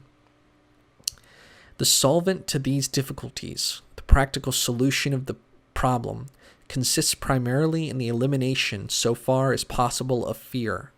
Of course, from the larger point of view, fear is an essential part of our makeup. Man is so puny a creature in the face of the earth, and nature is vast and terrible in her operations. How else could it be that fear eats at the heart of each of us? But this is a wholesome fear, a fear which is the beginning of wisdom. The emotion under consideration is a pathological thing. Fear of the future, fear of position, a needless worrying about affairs which cannot be helped or changed, at least not by hugging a constant fear that they will change in a matter that is painful and sad. From the spiritual point of view, fears such as we have named act as a great freezer, as an inhibitor of action and of the free flow of vital energy from within. The man who is afraid to embark upon a given course of action because it may lead to failure, or whose apprehension of success and of the future generally is hardly likely to accomplish very much. Fear is failure, says one magical aphorism, and the forerunner of failure. Be thou therefore without fear, for in the heart of the coward virtue abideth not. One of the most interesting instances of the psychotherapeutic attitude to fear and anxiety and the escape problem as a whole was Grodek's treatment when he was a physician before applying psychology to his problems of certain cases of indigestion and nervous dyspepsia. One of the psychological theorems regarding this form of discomfort is that it is due to anxiety. We all know how bad news or worry affects the digestion, from turning the food sour to taking away the appetite. But the root cause of this particular anxiety is not the problem in hand, but the anxiety which has its roots in the early conflict and is made worse by the occurrence of an immediate problem evoking conflict and anxiety. Grodek's treatment, almost the homeopathic principle, emphasized or comprised a diet of precisely those foods which formerly disagreed with his patient. If eggs were the cause of indigestion, the diet would comprise eggs until eventually the psychic would give up attempting to evade the associations which had been linked to eggs, and the digestive trouble would in time disappear. To force the psyche to face its own problems and accept them was his idea, rather than the psyche should continually balk from and attempt to flee the symptoms it threw up in the body. The unconditional acceptance of the conflict and the associations connected with it was the first step towards cure. The technique is, in a word or two, an attack on the escape mechanism. Integrity cannot be worn by an escapist attitude towards life. The reward of the attitude which escapes from problems and the reality of life is more likely than not to be nothing but the gnawing pain of guilt and sin. The same method is often made use of in other forms of therapy. Amongst these, for example, is the treatment of nightmares by analysis. The terror experienced in nightmare, causing the dreamer to awaken bathed in perspiration, angered by a palpitation of the heart, and experiencing an inexplicable sense of impending catastrophe, is likewise due to some conflict or other.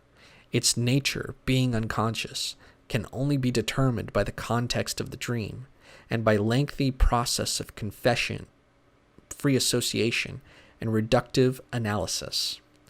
But if the dreamer can be trained in his waking state to realize that the nightmare is only the expression of an internal conflict, then he has proceeded halfway to the point where it will cease to bother him. He must accept the presence of such a disorder rather than attempt to escape it, because escape is not an adequate solution of a psychic problem. The discovery was brought home to us during the war. Amongst the soldiers at the front were those who would not recognize the very obvious fact that war was a dangerous matter and that they were afraid. This they would not accept, though underneath a veritable torrent of fear was raging, and the whole of the instinctive impulse was to bolt from the scene of battle. Those who recognized this impulse, but at the same time saw that flight was impossible, and that the war had to be seen through, came to no mental or spiritual harm. It was the former type, suffering from a terrible fear, but boasting that they were not in the least afraid, who became affected by shell shock. Shell shock, the shock experienced by the nervous system through the devastating noise of explosion, had nothing to do with their actual trouble at all. The cause was simply a cowardly refusal to face the conflict raging in the psyche. And when this became so intolerable, an actual split occurred in consciousness, so that there was a gap in memory, awareness, and inefficiency. With the acceptance of the theory of conflict as a cause of nightmare, a subtle change gradually creeps into the nightmare dream. The following is one rather fine example, together with the method of dealing with it.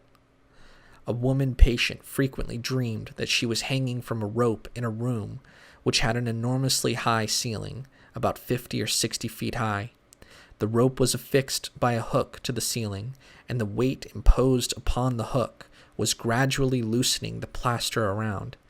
Any moment, the hook would tear loose from the ceiling, and the body would be dashed to the ground.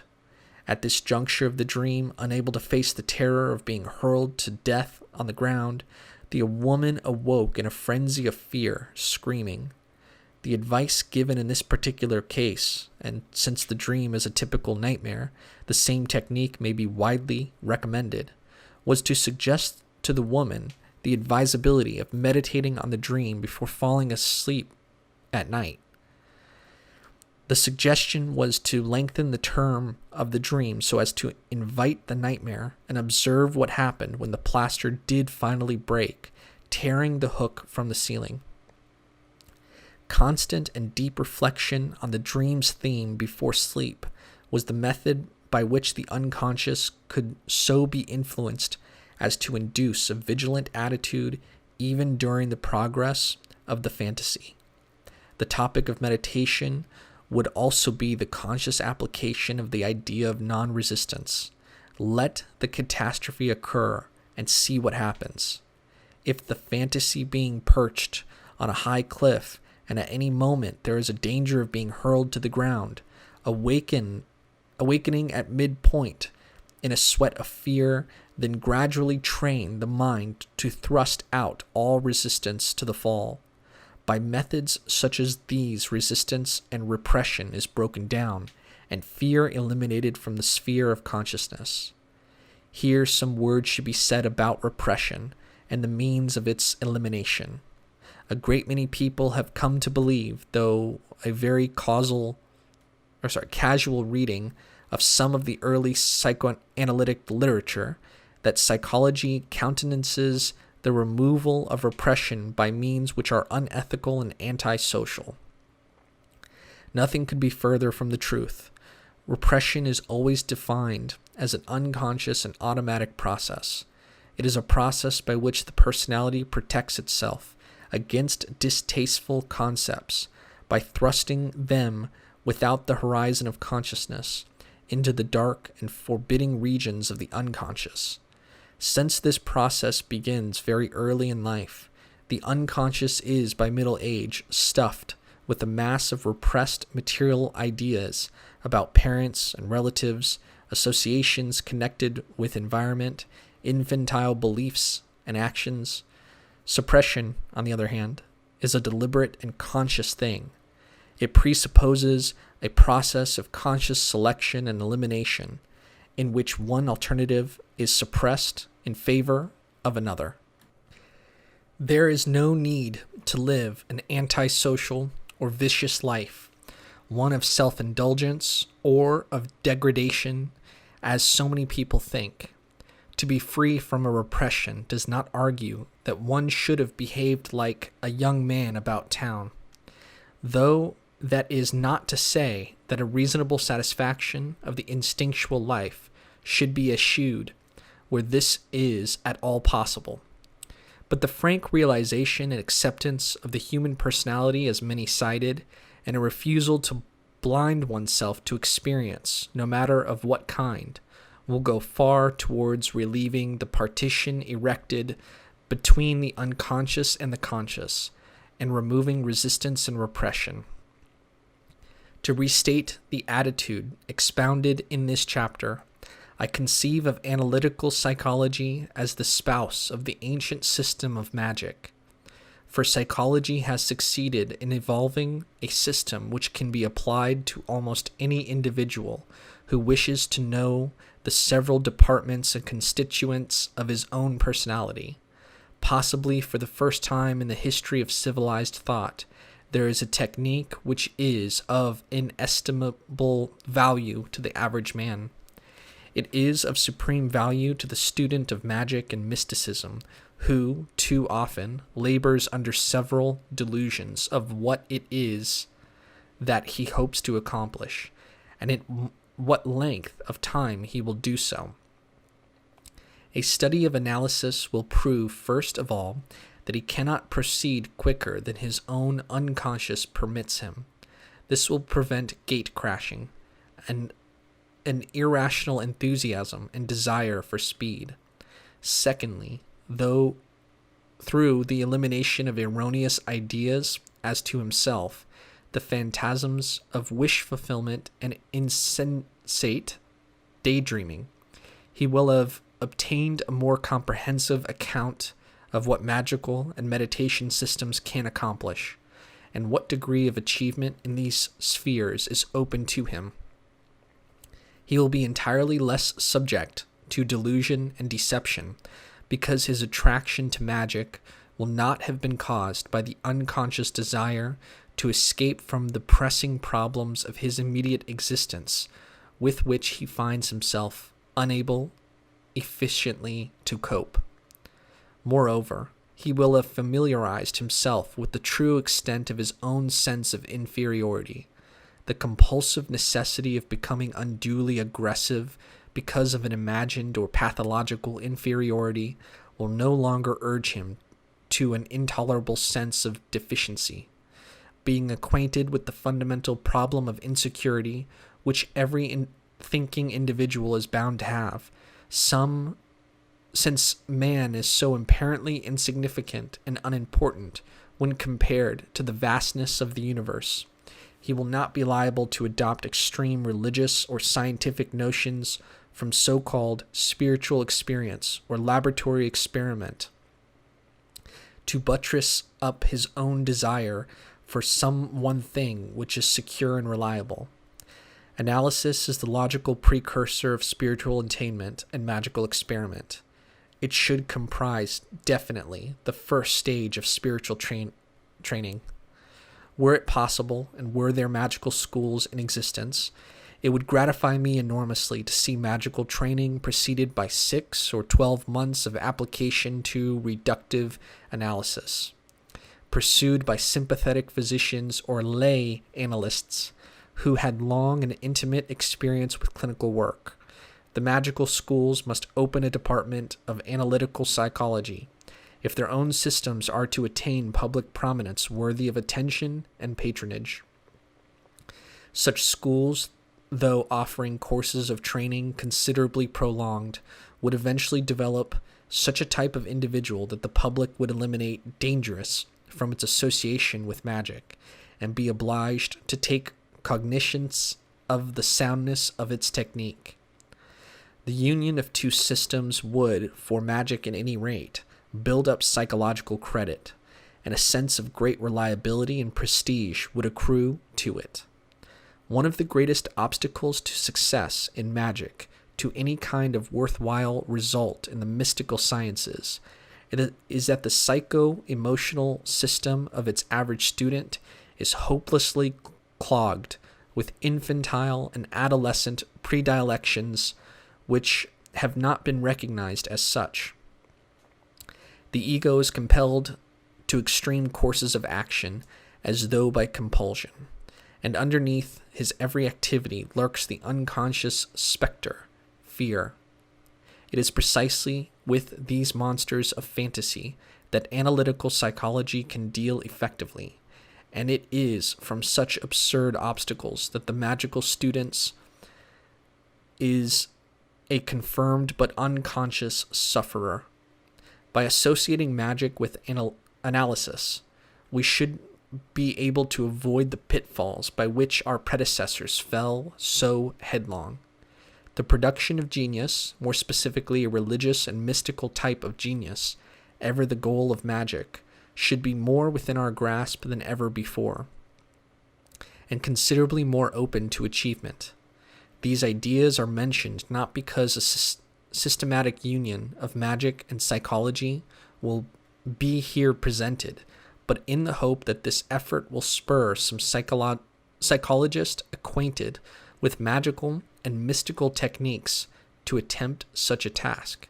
Whoever does succeed in welding the two indissolubly together, to him mankind will ever be grateful. For such a union comprises the marriage of the archaic with the modern, the unconscious with the conscious, the precursor of the birth of the golden flower, not for any individual alone, but for mankind as a whole. Chapter 2. The Tree of Life. There are then, roughly, the broad divisions of certain principles, common to both psychology and to magic.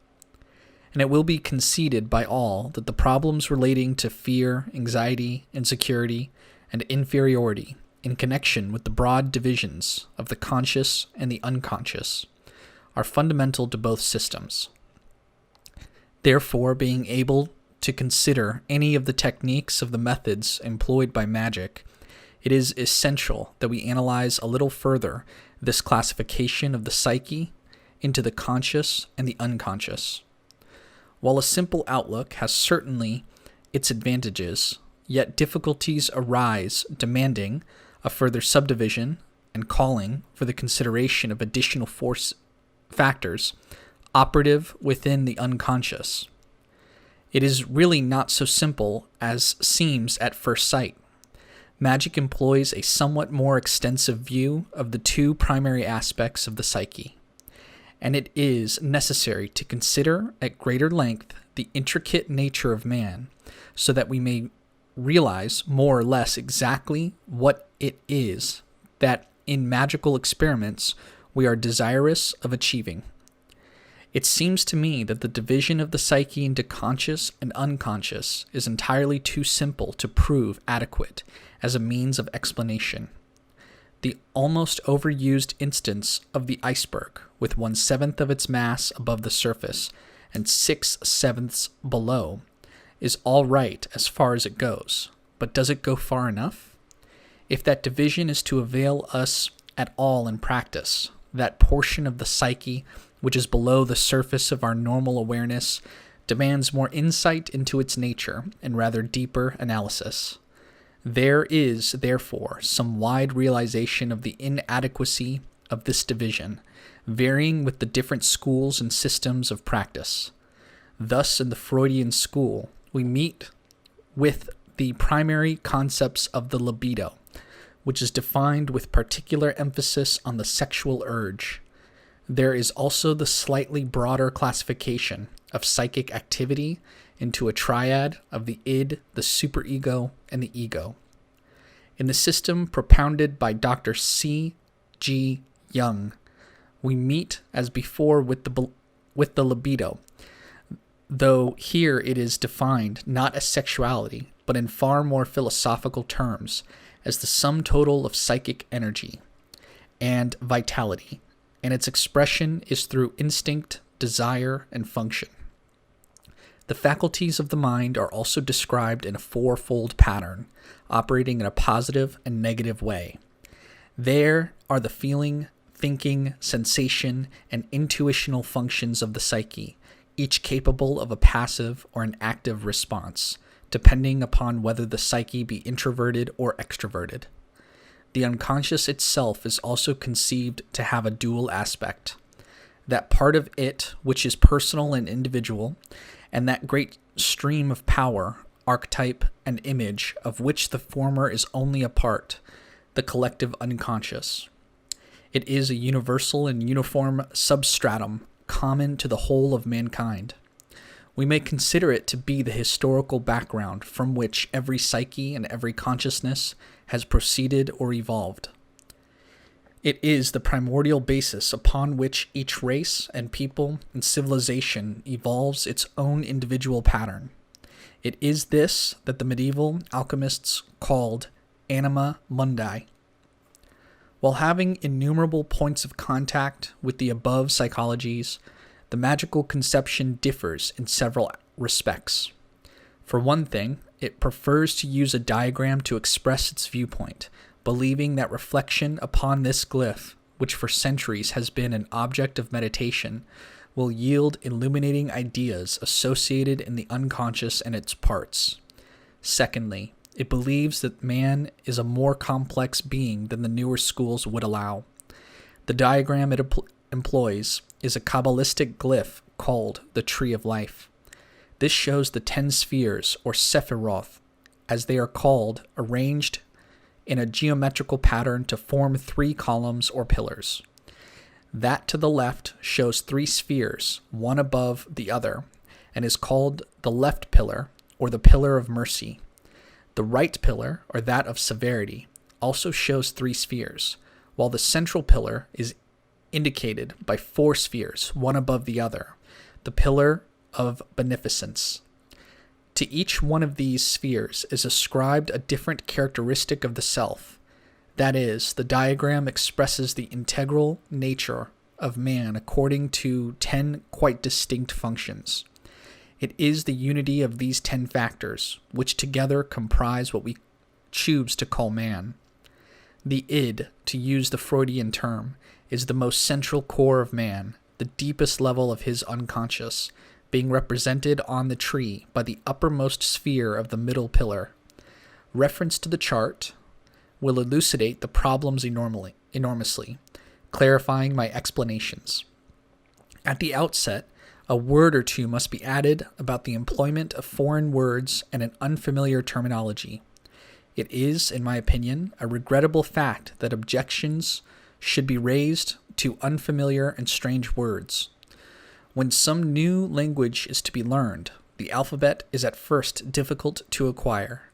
This happens in magic, for in most instances there are no terms existent in English to express the idea to be conveyed, and where such a term does exist, it does not have the appropriate psychological or spiritual background to indicate what is required of it.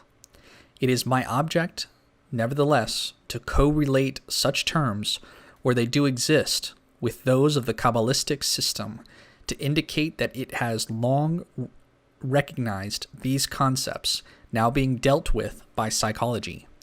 Not only so, but it has evolved a profound technique whereby such potencies may be brought into manifest operation.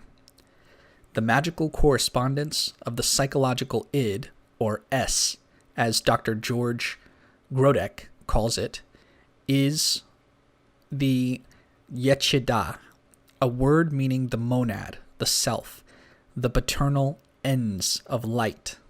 It is the essence of mind which is intrinsically pure, to adopt a definition of an Eastern religious text.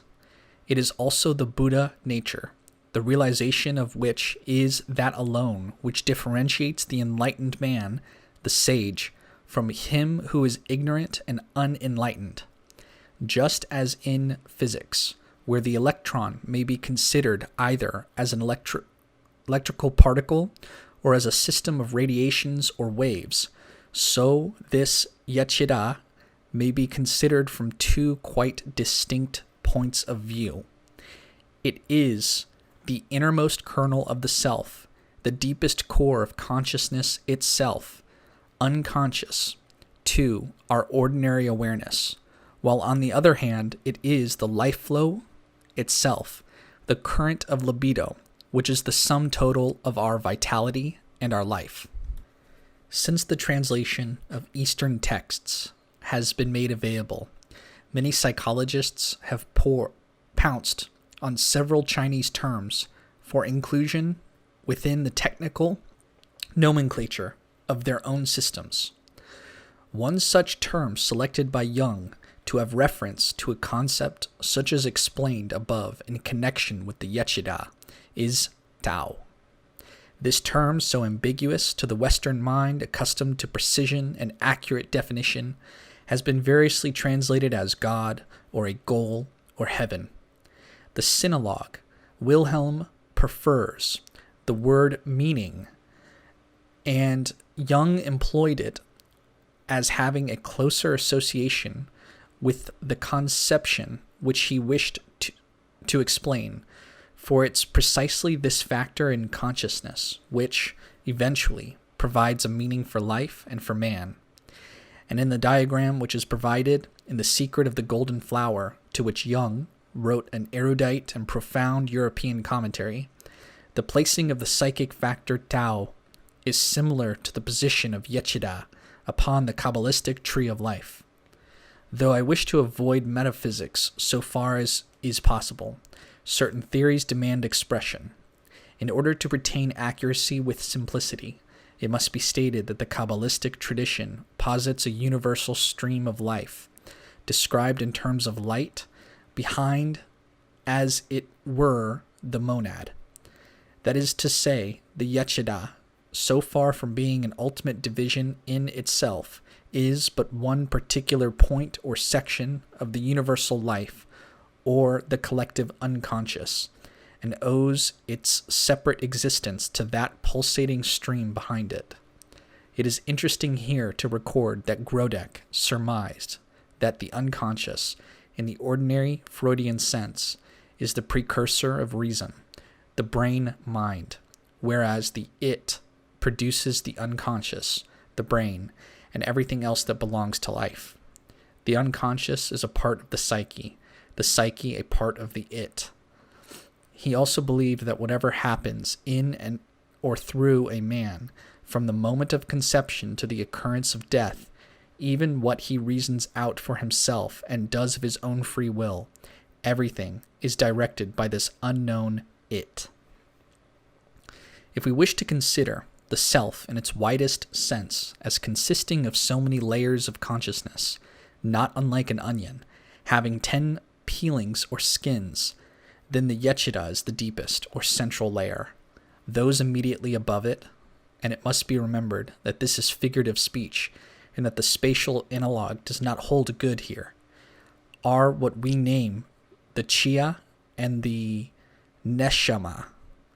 These would correspond to the anima and the animus in the system elaborated by Jung. Again, referring to the Chinese mystical text commented upon at length by Jung, we will see that according to the Chinese, the whole of nature is permeated by two principles, one positive or masculine, the other negative or feminine. These are named the yang and the yin. These two principles are present in the human psyche, and looking at it from the widest possible point of view, we could assume that the conscious level of the mind is the yang, and the unconscious is the yin. But this division, because it is the widest generalization, is inadequate, and is capable of further classification. Because within the mind there are both positive and negative elements, factors which are those of thought and feeling. This holds true also of the unconscious, and though we have referred this to the yin, within its sphere there is both a yang and a yin operation. If we refer to one of the deepest levels of the unconscious, then this yang and yin operation is what Jung means by the animus and anima, and what the Qabalah indicates by Chia and Neshama. It may be useful to quote definitions of these two psychological principles to provide authoritative explanations as we proceed. One pupil of Jung's, Joanne Corey, the author of ABC of Jung's Psychology, says the following: the anima is in contact with the objects of the inner reality, the images of the collective unconscious, as the persona is in contact with the objects of external reality.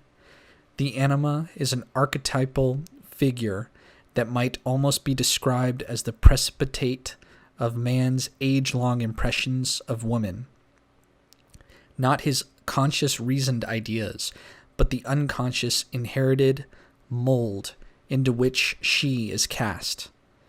The anima is a correspondence of the neshama, which is feminine and passive, representing the true spiritual vision of intuition or the imagination.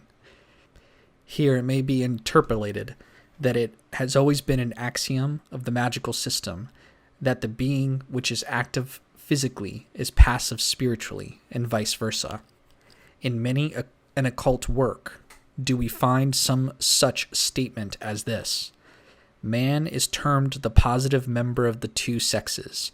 In reality, only his physical body is positive. His etheric body is purely negative. On the other hand, while the female is commonly supposed to be the negative of the two sexes, it is really her physical body that is negative, for her etheric body is positive, and the real creative pole of the sexes. It will be readily conceded that every person is psychologically bisexual. He is a combination of both masculine and feminine elements, and within him operate the yang and the yin. In man, the feminine elements, and in woman, the masculine or positive traits, are alike unconscious. And the deepest and truest archetypes of these unconscious traits are in the anima and animus, the chia and the neshama. Here, after a fashion, is the explanation of the frequently observed phenomena of the unparalleled tenderness and love of which many a man is capable, and the harsh and cruel lengths to which certain types of women may go when infuriated or aroused. True, therefore, to its compensating or balancing principle, the soul or unconscious of a man has a feminine bias, which we refer to the anima, while that of a woman has a masculine bias, the animus. This latter is defined as a constantly changing figure, its energies in a state of continuous fluctuation. The anima is not a persistent, unvarying figure, as is the anima. The typical woman finds her conscious feeling expression centered in one person of the opposite sex. She is monogamous externally, but internally her unconscious is apparently polygamous. For the name of her animus might be Legion. He represents the logos principle, the masculine reason of her unconscious nature. On the tree of life, this animus principle is equivalent to chia, the will. This word also means life, animal life. This principle is the first creative vehicle of the S, as its other pole is neshama, understanding and love. The will is in essence a dual principle. It presupposes a beginning and an end. For obviously to will a thing is at once to admit that you have not that thing. To desire to be a thing is to assume that you are not the thing desired. True love, however, is centered always upon one object, an object with which the lover seeks to identify himself to the exclusion of all else. It is this love which fundamentally is implied in the term anima. To love is to understand. Understanding bestows insight and intuition.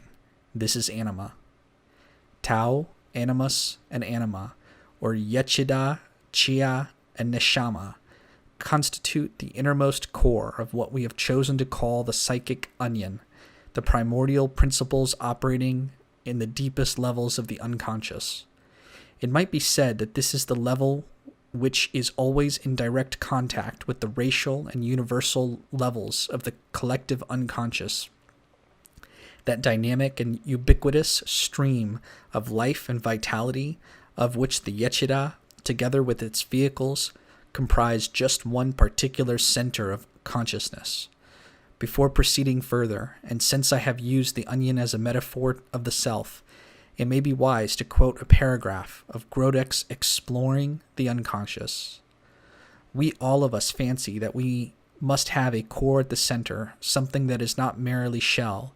We would like to hold within us some specially dainty kernel, to be a nut protecting the future, the everlasting, and we cannot realize, that we have in fact no kernel, but are made up of one leaf on top of another from outermost to innermost, that in fact we are onions.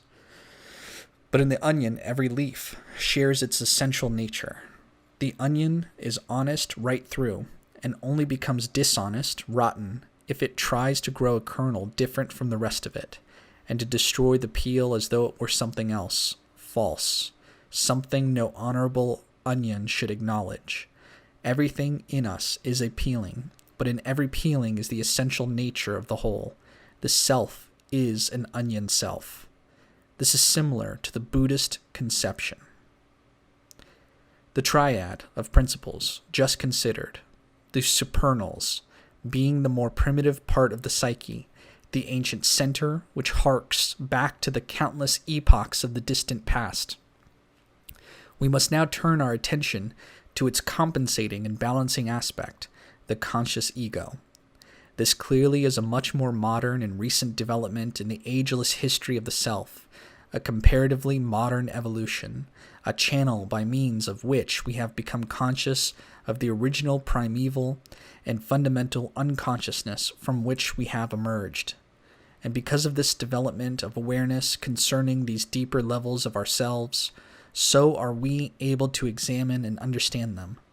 It is by this particular evolution that we are able to make conscious the content of the unconscious. This definition of evolution is practically identical with the definitions of both psychology and magic. That is, that their objects are to expand the horizon of the mind, to enlarge the sphere or scope of consciousness itself. These methods are those of evolution itself. In magic, this conscious ego is denominated the Ruach. It comprises those spheres on the diagrammic tree of life, which are numbered from 4 to 8 inclusive. It is an aggregate of functions rather than an integrated and single unit, which is probably one reason why some psychologists believe that this part of us is as yet very unstable in its formation. Also, that the unfavorable and faulty circumstances surrounding the childhood of most people greatly enhance the tendency to disintegration which already exists. This aggregate comprises memory, will, feeling, and thinking, clustered about the ego itself, which is the central sphere, 5 in number. Its lifeblood is the current of thought and perception, just as the lifeblood of the supernals is the libido, the current of life and energy. The Jungian concept of the ego, or conscious mind, is the persona, the personality which comes into relation with external things. It is a mask. It is the individual's mode of adaptation to the world, his characters as it appears to be, and as he quite often himself conceives it. It is an evolved mechanism to acquire contact with the outside world, so that by means of experiences thus obtained, the it, or the Yesod, may come to a self-conscious realization of its own divine powers and high nature. It is in connection with this persona, this thinking Ruach, that we would do well to reflect upon 2 aphorisms of the Eastern psychological systems. At first sight, it would appear that they are mutually exclusive and contradictory. In one Eastern book it is written, "The mind is the slayer of the real. Let the disciple slay the slayer." This alone will be a problem to the average student. In the West, generally speaking, the universe is considered as having 2 large divisions, the physical and the mental or spiritual, the latter 2 being spoken of as synonyms. So that if the mind itself is defined as a hindrance to the perception of reality, most of us would be plunged into a rather difficult quandary. The second is, the essence of mind is intrinsically pure. Should we desire to translate terminology, we will find, I think, that the Jungian Tao, or the very deepest level of the unconscious, is as near an exact definition of essence of mind that we could find. It is only a popular and false misconception of psychological concepts that relegated the unconscious into a mere receptacle of the evil shadow beings of human nature. Some have considered it exclusively as a receptacle retaining the primeval slime deposits, harboring the most violently explosive material. But in point of fact, as but little practical acquaintance with the problems of analysis proves, the unconscious does not harbor exclusively explosive motives.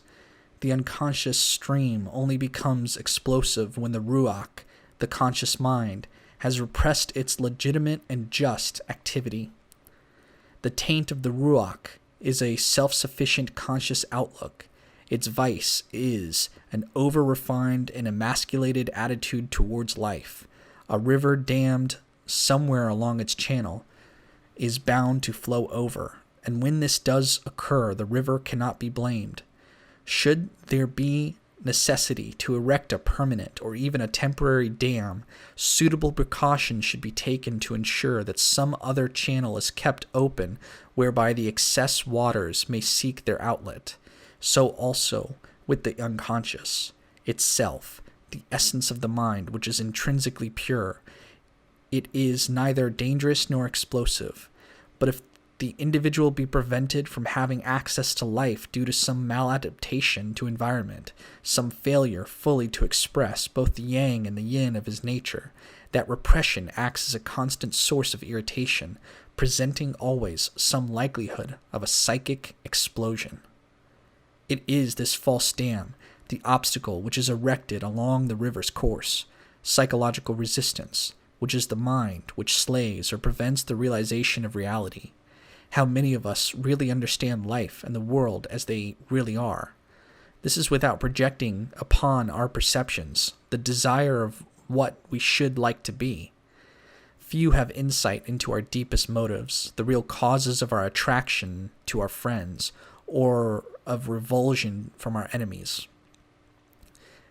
There are not many, I surmise, who can at times account for their actions in terms of consciousness. The majority of us are moved a great deal of the time by involuntary compulsion. It is a true saying that habits are a necessity imposed upon us by evolution to ensure the smooth functioning of the psyche, but they are necessary only in so far as they do permit the psyche to function freely. And with many, it is just that mass of habits and predilections which is the barrier to the free activity of the psyche. To question people as to the purpose of their habits, a survey of their activity, and why they were formed originally, is to obtain much illumination as to what is implied by the phrase, "The mind is the slayer of the real." In point of fact, it is not the mind which inhibits our perceiving what is real, what is worthwhile and desirable in life.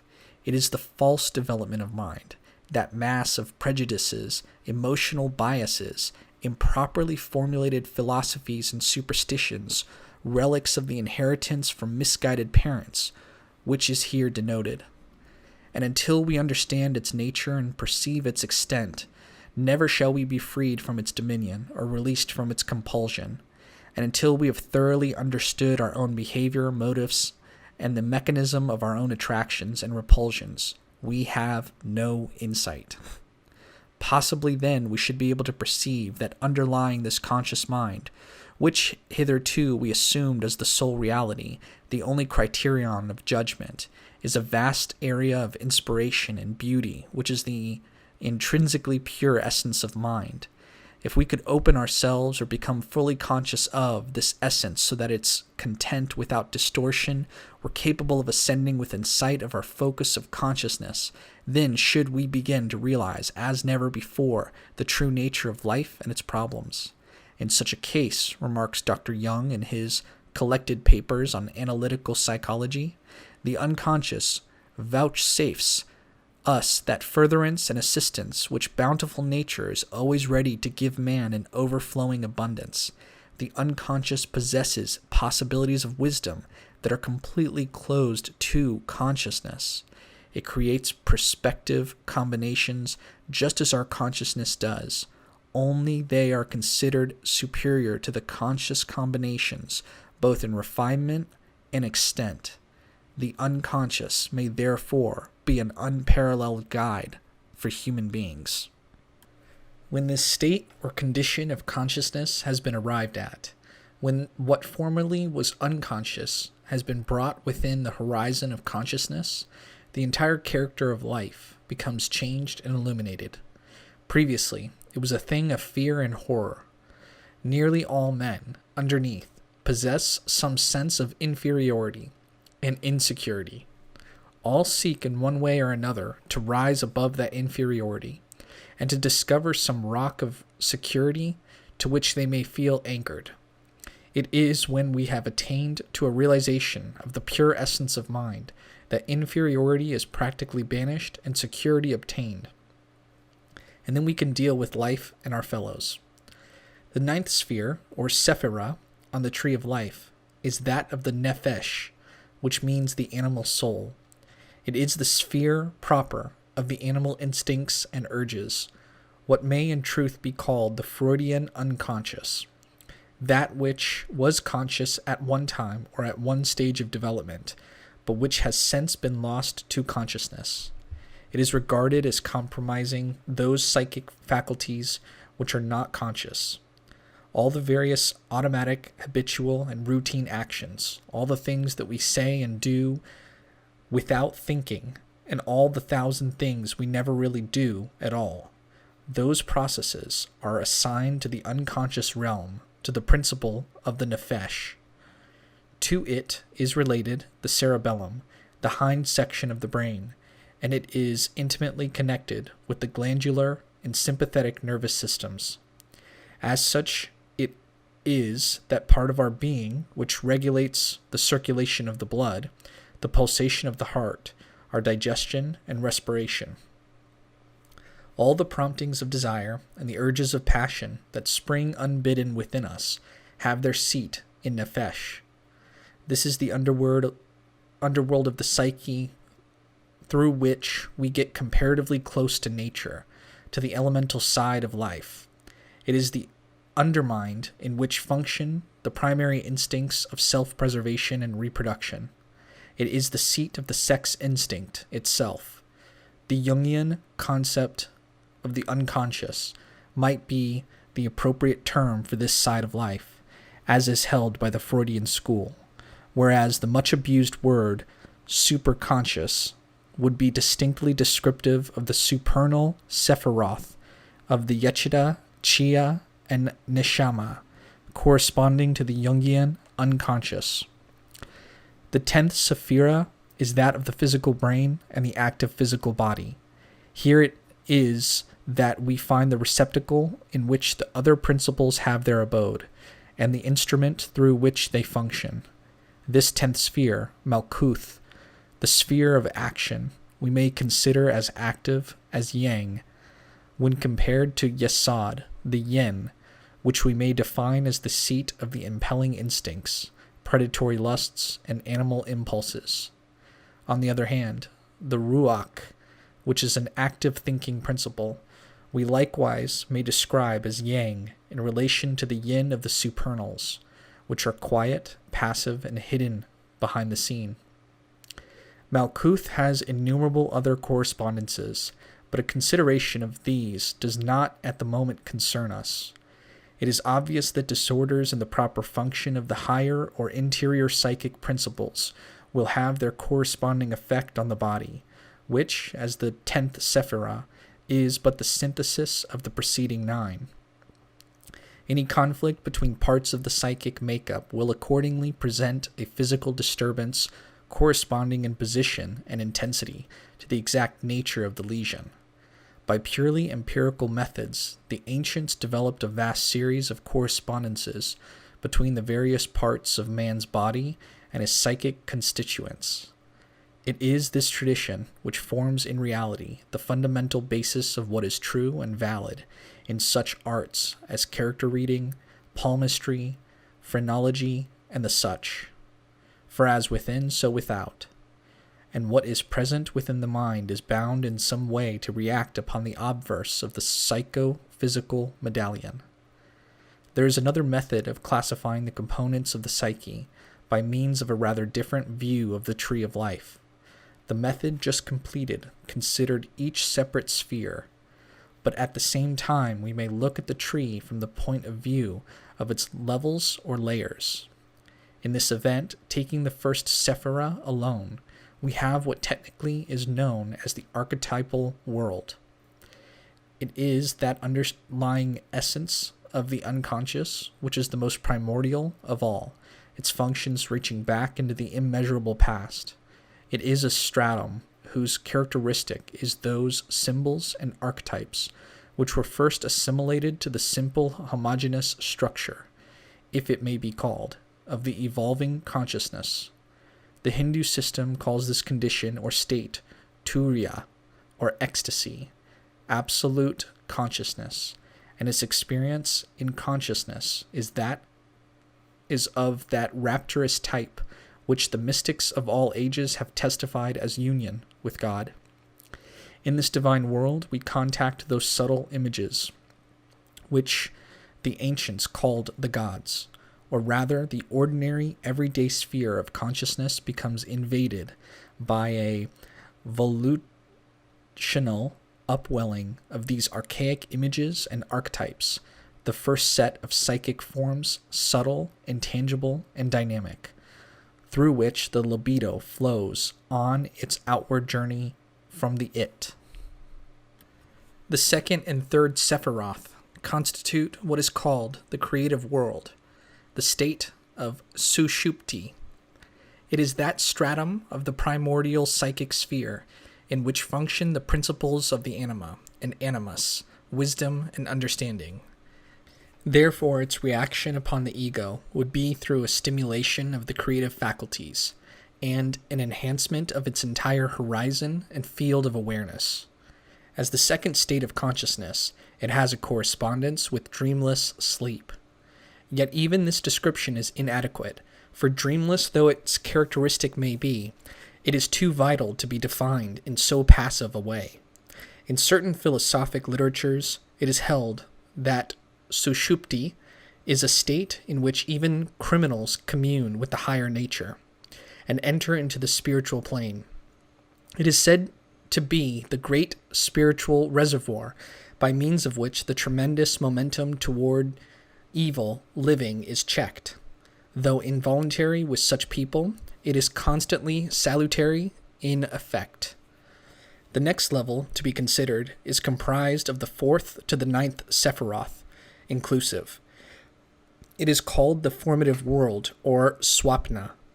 This is the world of dreams. It is the level of the instinctual drives and the dynamic urge to expression.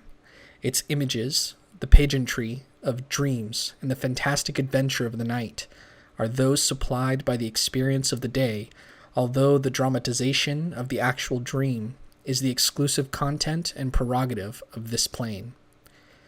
Where there is an effort on the part of the higher genius, or it, to transmit noble impulses or inspiration from its own divine realm, the state of Swapna has to be passed through. This passage colors the tenor of the impulse, imparting to what may originally have been pure thought and transcendentalism an emotional tone or feeling which is expressed in terms of symbolism. Thus, whatever ideas are impacted upon our consciousness from higher spheres are tinted with the dream symbolism of the formative world. A wide knowledge of the nature and significance of symbols, and an acquaintance with the operation of Swapna is necessary if the original message and its meaning are to be divined.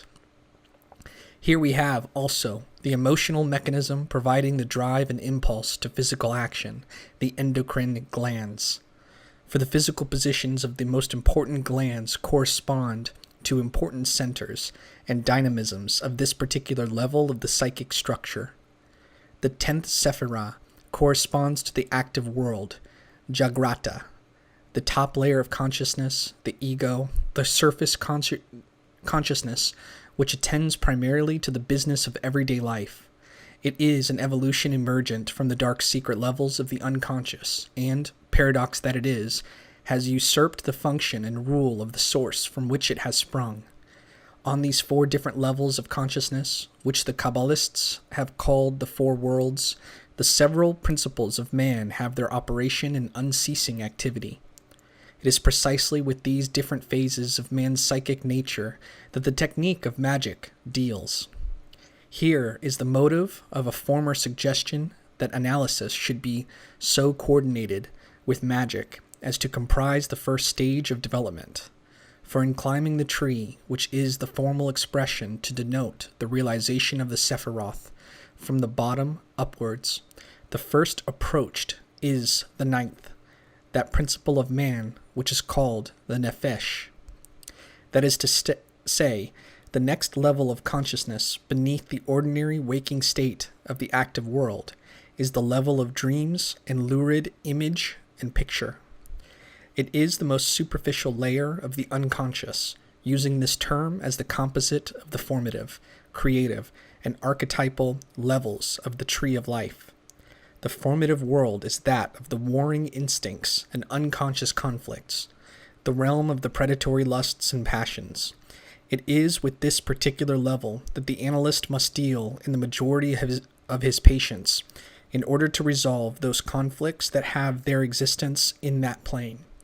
If there be conflict and incessant warfare here, how can the flow of spiritual energy descend from the higher Sephiroth, or, depending upon one's point of view, ascend from the deeper levels of consciousness?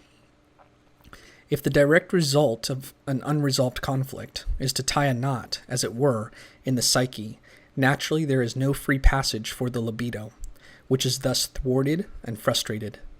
How can access be obtained to the more primitive, diviner parts of the psyche, those archaic levels of the unconscious whose nature is entirely spiritual, where function those principles which aspire to the superhuman, shining heights, if the channel be dammed and the way barred by conflict? If the message or revelations from these lofty heights are changed in nature and perverted by the presence within the mind of a powerful and ugly complex, how can there be real magic and spiritual development? Since analytical psychology confines itself by its own definition to an examination and a clarification of the 2 upper and most superficial levels of consciousness, this process must be considered the preliminary aspect of magical routine, where analysis preaches the gospel of re-education in the attitude towards life. And when we find psychological patients producing magical designs or mandalas of the type that Jung reproduces in The Secret of the Golden Flower, here we have an encroachment upon, or a usurpation of the realm and function of magic, and a transcending of the limitations of the ordinary analytical technique. Just as the technique of analysis must comprise the first stage of development, so to my mind the second stage is occupied by various elementary techniques of magic. I say elementary advisedly, for it is only these elementary techniques which the average Westerner may ever feel inclined to take upon himself, being debarred from more intense application to the magical art by such limitations, among other things, as time, the necessity for a business and domestic life, etc. The more advanced magical routines are for the exceptional person, and comprise the training of the human psyche to complete spiritual mastery. Splendid visions though this is, an ideal goal for the few, it is nevertheless outside the capacity of most of us who are obliged to live the ordinary life of the 20th century man or woman. The preliminary techniques we may consider under several headings, viz. 1. The Qabalistic cross. 2. The lesser banishing ritual of the Pentagram. 3. The formulation of the middle pillar and the tree of life and the sphere of sensation. 4. The methods of circumambulation and the vibratory formula of the middle pillar. 5. Ceremonial magic. For the moment, I shall content myself with presenting a bird's eye view of each, so that a picture of the entire scheme may be envisaged. The first method describes a formulation upon the body of a geometrical figure, the effect of which is designed to call out operation, the deepest levels of the unconscious. If I say at the outset that every technique of magic is intended in different ways to open the conscious ego's field of vision to the deeper, more spiritual aspects of the divine nature, there can be no possibility of misunderstanding. The procedure of the Qabalistic cross is through the cultivation of a species of what is called in psychology the fantasy, of encouraging the imagination to build images through which the power of the it may flow unimpeded. Though the most elementary, it is in reality one of the most important phases of the magical work, indispensable to the beginner. It is of just as much value to the more advanced student. It is an axiom of magic that is the divine will alone, which is capable of conferring illumination and enlightenment, and so acting that every action of the ego has its correct place in the scheme of things. Thus it is that the Qabalistic cross is the ideal means of placing the ego under the direct surveillance of the Yesod, the divine will in every human being. It is an excellent method for rendering the conscious porous and susceptible to the dictates of the more responsible and humanitarian levels of the unconscious.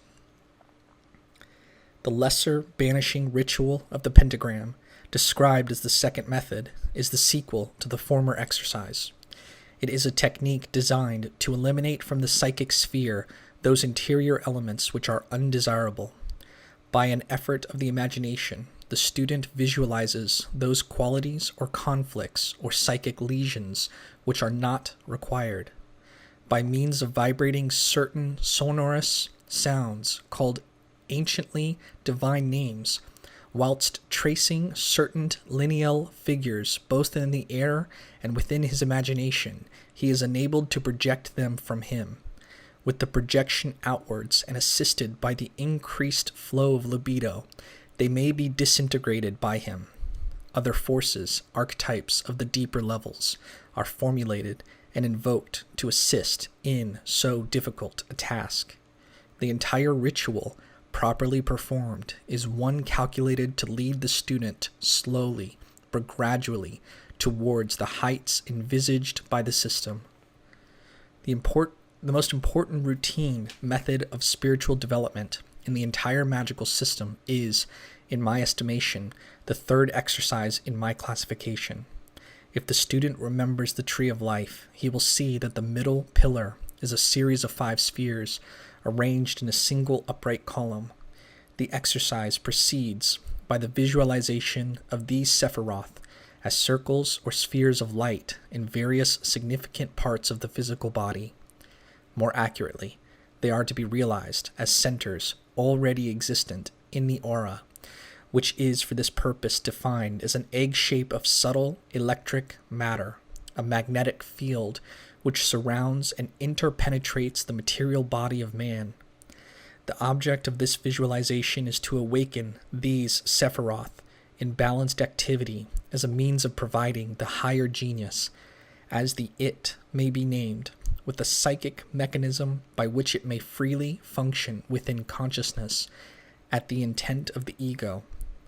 It will be recalled as stated as an axiom that certain of the psychological principles of man have their correspondence with various organs and limbs and parts of the physical body.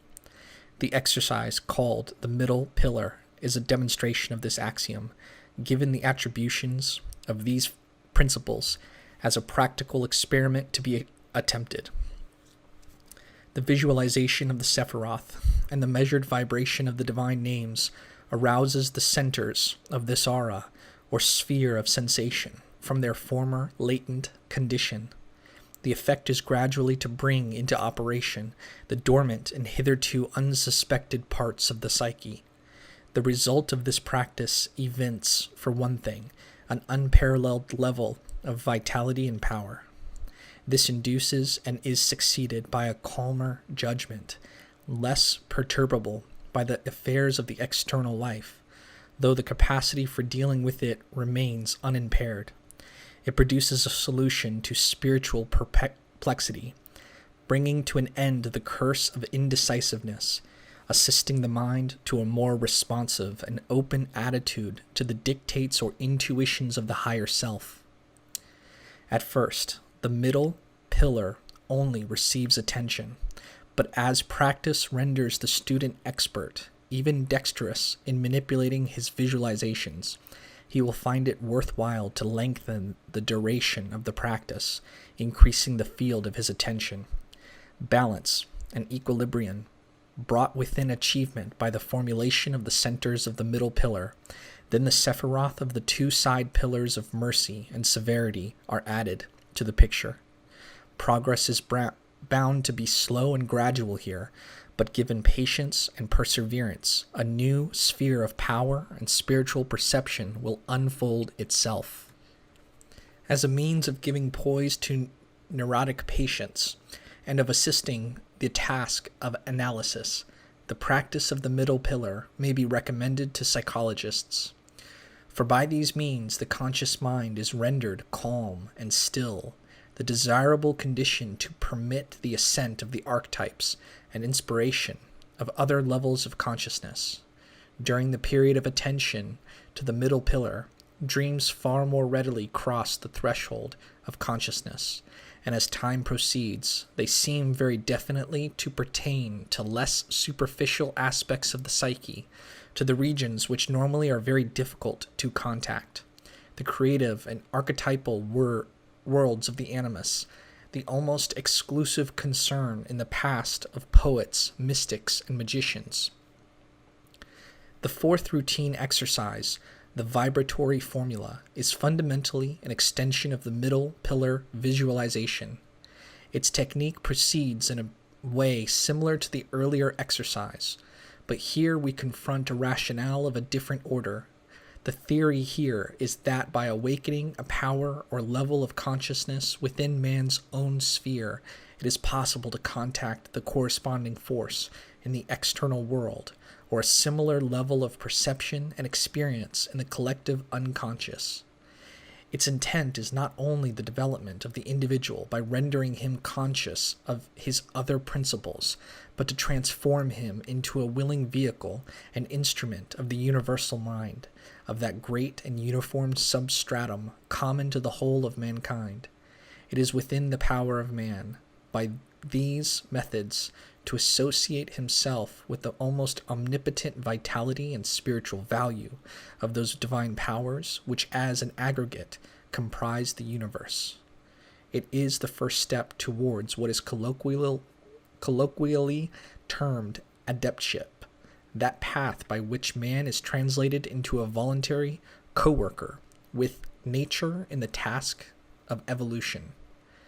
The final exercise is magic proper, the art of ceremonial magic.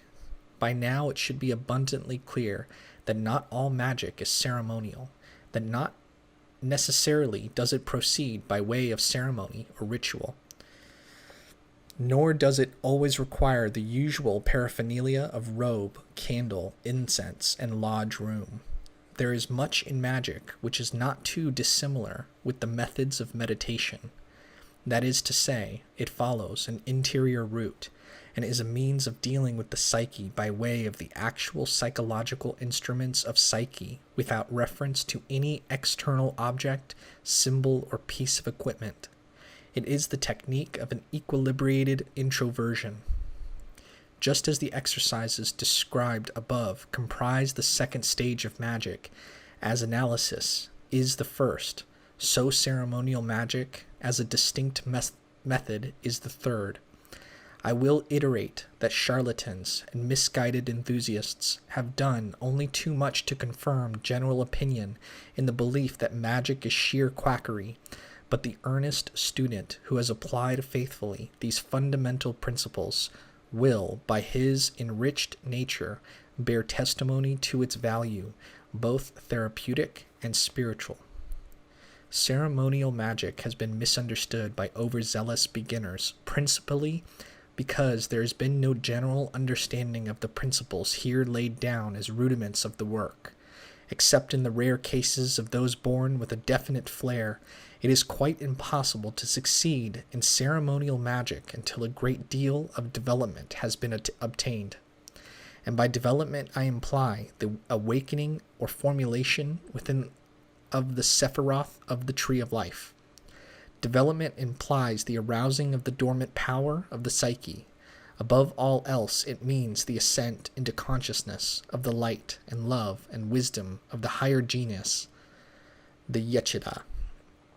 Until that light shines above and through the student, and the magical power is operative within, ceremony must remain for what it is for most people, a thing of habit and custom, a set of observances perfunctorily to be performed, celebrations in which there is no trace of virtue, of value, of power. The divine power, once awakened, and the light of the higher self pouring through the mind, then ceremony appears in its entirely different guise. It becomes a magical engine for the harnessing and directing of the power and consciousness of the psyche. Ceremony may be realized now as a means of mobilizing the hitherto unknown factors in man's constitution and employing them for various ends, which depend entirely on man himself and the extent of his knowledge and spiritual development. Here is no place to utter portentous warnings about the use and abuse of magical powers and spiritual knowledge. Within the psyche itself is a sentinel which never sleeps. It is a guardian of the moral law whose punishment is so dire and devastating that there is no appeal save by expiation of crime.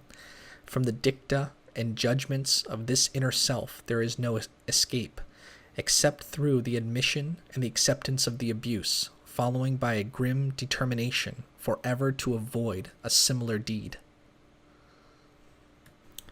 Chapter 3. The Qabalistic Cross and the Pentagram Ritual. Some years ago, the principles of this exercise of the Qabalistic Cross were published in my book, The Tree of Life, and I repeat the rubric as follows. 1. Touch the forehead. Say, Ato, thou art. 2. Bring the hand down and touch the breast. Say, Malkuth, the kingdom. 3. Touch the left shoulder and say, Ve Gedula, and the glory. 4. Touch the right shoulder and say, Ve Guvera, and the power. 5. Clasping the fingers on the breast, say, Le Olam Amen, forever Amen. The words employed are in the Hebrew tongue. Hebrew is so employed because the magical system first attained prominence in Europe, since it was adopted by some Jewish philosophers whom we call Qabbalists. Apart from this usage of Hebrew words, there is not the slightest implication of Hebrew theology or philosophy. The gestures themselves are a variance of the ordinary Christian cross, making use of the last few phrases of the Lord's Prayer. That it is utilized in magical work is due to the fact that it constitutes an ideal method of equilibrating the personality and raising the mind to the contemplation of higher things. The first name in the invocation is Ato. This is a Hebrew word meaning thou, and the second personal pronoun. To explain this in the simplest possible way, may I say that there is some justification in metaphysics for this usage. The reader who has studied some philosophy will have noted reference to a triad of concepts, such as the thinker, the thing known, and the act or the result of cognition. The ancient authorities of the Kabbalistic philosophy conceived that the deepest or most spiritual principle in man, which they argued was man's highest notion of divinity, was just such a triad of a thinker, knowledge, and the act of knowing. To each one of these principles or functions of the higher self, they therefore attributed a personal pronoun as a symbol. The thinker, the Yesod itself, manifestly was I. Thou was referred to the thing known, and the third person, he, was referred to the activity of the thinker, though all three were considered an indissoluble unity. But bearing in mind, at times, the concept of the middle way, by which the extremes of the opposites may be avoided, they chose as the word to express the higher self in this slight ritual the second pronoun, thou. The other words employed are the names of the Sephiroth on the Tree of Life.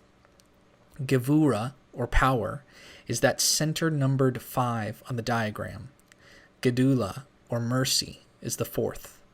These two are the centers represented by the 2 lodge room pillars and the 2 opposites encountered in everyday life.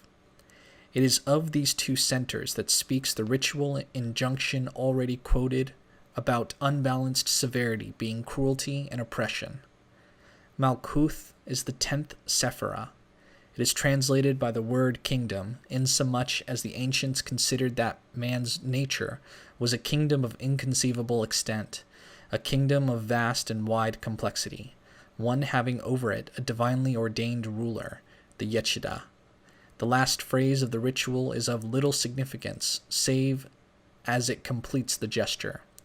The word olam means forever, but it can also mean world or universe. We would assume that it is so placed as a peroration because within the miniature universe which is man, there are innumerable elements and principles in constant activity, the entire 10 Sephiroth of the Tree of Life.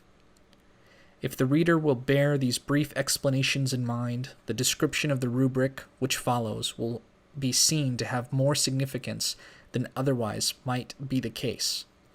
Ato is a reference to the higher genius, the it. Malkuth refers to the body. This is with the Yesod being the dual expression of the living human organism, the 2 expressions of the yang and the yin, using these latter terms in their widest connotation. Gevura and Gedula, the 2 extremes of power as the highest aspects of the ego, signify the 2 modes of that ego's capacity for action and reaction. The final gesture, closing on a point which is between these 2 extremes, indicates the voluntary decision of the evolving psyche to seek a balanced position, the middle way, a place which partakes of both the opposites and yet which is not subject to their equal but opposing poles. It has been emphasized that the fundamental task of both analytical psychology and magic is to attempt to bring into operation the higher genius, or to bring into full working consciousness the content of the hidden and buried unconsciousness. We should remember the parables of the archaic philosophical religions, whose fundamental tenet was that within man was a spirit, a dynamic center of consciousness, which, because of its contact and association with matter, has been plunged into a profound sleep, a state of somnambulism. The problem is, how may this slumbering level of the primeval consciousness be awakened within us? By endeavoring to extend the horizon of consciousness, to enlarge the field of awareness so as to embrace what previously was unconscious, is obviously a logical method. To become aware of all of our actions, our thoughts and emotions, and unsuspected motives, to regard them in their true light, as actually they are, and not as we would like them to be, or as we would wish the onlooker to perceive them. It requires, to take this step, an extraordinary degree of honesty and courage, both indispensable virtues to the student of psychology and magic. The more of this suppressed and forgotten material stored in this at one time unknown or dormant side of our nature that can be raised into the clear light of the day, by exactly so much do we awake from that inert stupor into which we have in the past been plunged. And also, by that much do we liberate ourselves from the compulsion to nature's instinctual commands, and become freed from what Levi Bruhl has called the participation mystique. It is a phrase coined to express that peculiar unity with nature with which primitive man felt and enjoyed, that participation in the unconsciousness of nature which only became disrupted as the evolution of mind made itself apparent, a slinking serpent within the peaceful Garden of Eden. But mankind, despite thousands of years of evolution, has not yet freed itself as a whole from this subjection to the unconsciousness of nature, whereby it moves and feels without deliberation and without conscious volition. Here and there we do find an individual who has realized the snare and burden in which he has lived, and attempted accordingly to release himself from the bonds in which he has been bound. Any system, therefore, which recognizes these deep unconscious levels of awareness and vitality, insisting moreover upon that recognition, assists in the evolution of mankind. The Qabalistic cross, so called, considered as a preamble to more serious and difficult work, indicates just this awareness of other levels of consciousness, and the necessity of bringing them into operation within the human psyche. Not only so, but it recognizes that these newly awakened levels of power and consciousness may be deeply disturbing to the novice who attempts this voyage of discovery. Therefore, what is essential is that not only should they be awakened, but that they should be recognized and equilibrated in a balanced disposition. This also, it is the object of the Qabalistic cross to accomplish. One more word before proceeding to a description of the technique of its performance. The tradition holds that these words should be vibrated and not merely enunciated. That is to say, the student must discover for himself that method of humming or pronouncing these words which will assist in the production of a vibration. Some find that these words uttered in a shrill voice is best adapted to their requirements. Others, including the present writer, have found through experiment and frequent test that a moderately deep pitch, slightly higher than the ordinary speaking voice, is most suited to produce the desired vibration. Each syllable shall be evenly vibrated, no one being accented at the expense of another. The test of the vibration, strange though it may seem, is that it should denote in the palms of the hands and the soles of the feet. When vibrating a word forcibly, but not necessarily loudly, a tingling sense should be felt in every cell and nerve of the body, and it should seem particularly that in the hands and feet every atom and cell has become alive and is in a state of rapid vibration. Little more than this can be said in explanation without actual demonstration, but it is such a simple matter in which to attain proficiency that no difficulty should be experienced. The metaphysical theory involved here is that by means of vibration, the actual formation of the body-mind system may be changed and renewed. That is to say, the proponents of the system urge for a consideration of the fact that within a period of 7 years, the body has undergone a complete biological change, and during that time has renewed its entire cell structure. It has ejected old and deceased organisms, and by means of the metabolic process has built itself a new cell organization. The vibratory technique, therefore, hastens the expulsion of dead tissue and unwanted molecules and particles, so that new ones being absorbed into the system, whilst attention is devoted to expanding the field of consciousness, a purified body is produced, through which that higher consciousness may more readily function. It is principally a question of tactics. One could, on one hand, content oneself solely with the task of widening the field of consciousness, altogether to the exclusion of bringing the body system within the scope of this purifying process. Or, on the other hand, the entire time and attention could be given solely to the production of certain obscure bodily changes, as do some Oriental Hatha yogis, to the exclusion and at the expense of desirable factors of consciousness. Magic, very sanely, combines the advantages of both points of view, eliminating the dangerous and harmful features common to the other. Always in a salutary way is the path between the two extremes indicated. When actually performing the Qabalistic cross, it is well to face the east, the place of the rising of the sun. This takes advantage of a prevailing symbolism which identifies Yesod with enlightenment and wisdom, a spiritual concept always determined by and defined in terms of light. It is from the east that the light arises.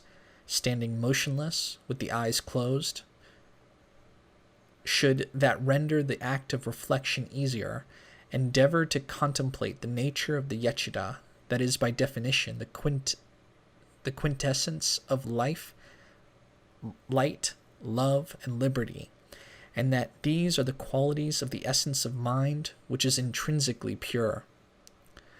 One very essential point constantly requiring recollection is that in the magical symbolism, as well as in that of psychology, has been demonstrated, the various psychic principles have a spatial correlative in the human body.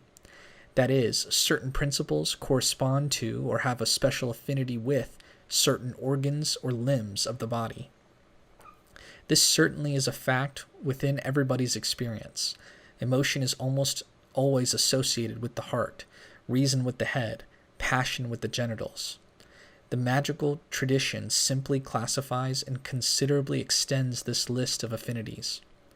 Whilst considering the Yesod, recognizing that it represents freedom and that its nature is light itself, the student should endeavor to visualize just above the crown of his head a spherical form of light. The diagram on page 73, see figure 4, will indicate its likely position. The symbolism places this above the head because, in the first place, since the Yesod is the root of man's consciousness, it is a principle of whose presence the majority of us have never become really aware. That is not to deny its existence, but only to affirm our previous ignorance. Moreover, magical symbolism, which incidentally is of the same type that employed by the unconscious, also affirms that this divine genius, being the highest principle within of which we still have no awareness, has not yet fully incarnated within us. That is to say, it is a potency which overshadows us, a principle which the race will be able to realize fully only some thousands of generations hence. The consensus of experienced opinion has it, therefore, that this overshadowing, no matter whether actual or only metaphorical, does assuredly exist, and that the psychic correlative of an overshadowing is a center just above the crown of the head. Fantastic this certainly may sound at first, but I cannot make any attempt to justify it or defend it. And were I called before a tribunal of intellectual criticism, I would only recommend that the practice be followed as a definite scientific experiment, and the results experienced. Let therefore the student consider his higher and divine genius, the core of his unconscious, as of the nature of wisdom and love and light, visualizing its sphere of activity as having an affinity with the region immediately above the head. After some seconds of this quiet recollection, let him raise his hand above his head, then lower it to the forehead and vibrate the first word, Ato, as though formally to affirm the presence of that genius. The hand employed should then be brought in a straight line down to the region about the diaphragm. Vibrate the word Malkuth. As this is done, let the mind dwell on the fact that as the hand descends, so does a stream of light descend from above, a steady brilliant ray of light permeating him through and through. A shaft of light is therefore formed, which extends from the crown of his head to the soles of his feet. Strictly speaking, Malkuth, the last Sephirah, is referred to the feet. For convenience's sake, however, we touch the breast or solar plexus with the mental recognition that it is the region of the feet that actually we have reference to and to which the shaft of light is directed. This forms the first half of the exercise. Some seconds pause should take place here in order to visualize and feel as strongly as is possible the presence of a brilliant ray of light. Then, shifting the attention from the central pillar of light to the left shoulder, let the student consider that here is a reservoir of enormous power, and vibrate the word Vegedula. A ray of light should be commenced here in the imagination, and visualized to penetrate the breast until it reaches the right shoulder, when the remaining word, Vegevura, is vibrated. Thus is formulated the horizontal shaft, or the crossbar of this cross of light. The first gesture traced a light beam from head to foot, while the second one traced the ray from shoulder to shoulder, interlocking the fingers on the breast and vibrating the final word, Le'olam Amen. The student should endeavor to see a cross of light actually standing within him.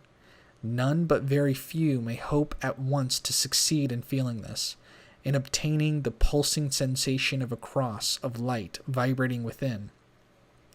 It will require persistent and regular exercise before the sensation makes itself apparent. It is a significant development, marking a definite stage in growth. Some little preliminary practice in the art of visualization may be necessary, as well as in acquiring the ability of giving utterance to the names so that the sound appears to vibrate in a given spot. When this is acquired, a name can be vibrated in the head, the palms of the hand, in thighs or feet, or elsewhere at will. As skill is obtained, the sense of the cross of light becomes marked and definite. The opening practice can be extended. That is to say, prior to visualizing the center of light above the head, the student should endeavor to expand the sphere of his consciousness. By this, it is meant that he should try to imagine with eyes closed that the body grows and grows until the height increases enormously. Let him formulate in his own mind that the physical form heightens to such an extent that the head gradually touches the ceiling, goes through the roof, and finally, that the semblance of a vast figure with head in the clouds of space is obtained, the feet resting securely on earth. In fact, from this exalted point of view, the earth seems but a small globe beneath the feet. Having obtained this sense of expansion, and it may be accompanied by a heightened sense of consciousness or ecstasy, then let him visualize during the first vibration that the ray of light descends from the heavens upon his head, penetrating him and eventually illuminating the region of his feet, which are set firmly upon the earth. The sense of expansion is a definite one, rendering the performance of the gestures of the Qabalistic cross as much more vital and significant experience. The reasons given for the necessity of this astral expansion lies in the fact that the ancient mystical systems hold that the transcendental nature of man, the essence of mind, is infinite in nature, a positive void of which no quality can be predicated. As one Eastern scripture puts it, learned audience, the illimitable void of the universe is capable of holding myriads of things of various shapes and forms, such as the sun, the moon, the stars, mountains, etc. Space takes in all these, and so does the voidness of our nature. We say that the essence of mind is great because it embraces all things, since all things are within our nature. The instruction to expand consciousness, or to formulate the astral form as of gigantic proportions, standing solitary in space, containing within itself all the forces and worlds of the entire universe, is a literal fulfillment of the above metaphysical postulate. Likewise, in some of the few Hermetic fragments that we inherit, there is similar advice. In fact, it states the technical process so excellently that I am moved to reproduce it here. Increase thyself to immeasurable height, leaping clear of all body, and surmounting all time. Become eternal, and thou shalt know God. There is nothing impossible to thyself. Deem thyself immortal, and able to do all things. become higher than all height and lower than all depth, to be everything at the same time in earth and sea and heaven. Think that thou art as yet begotten, that thou art in the womb, that thou art young, that thou art old, that thou hast died and art beyond death.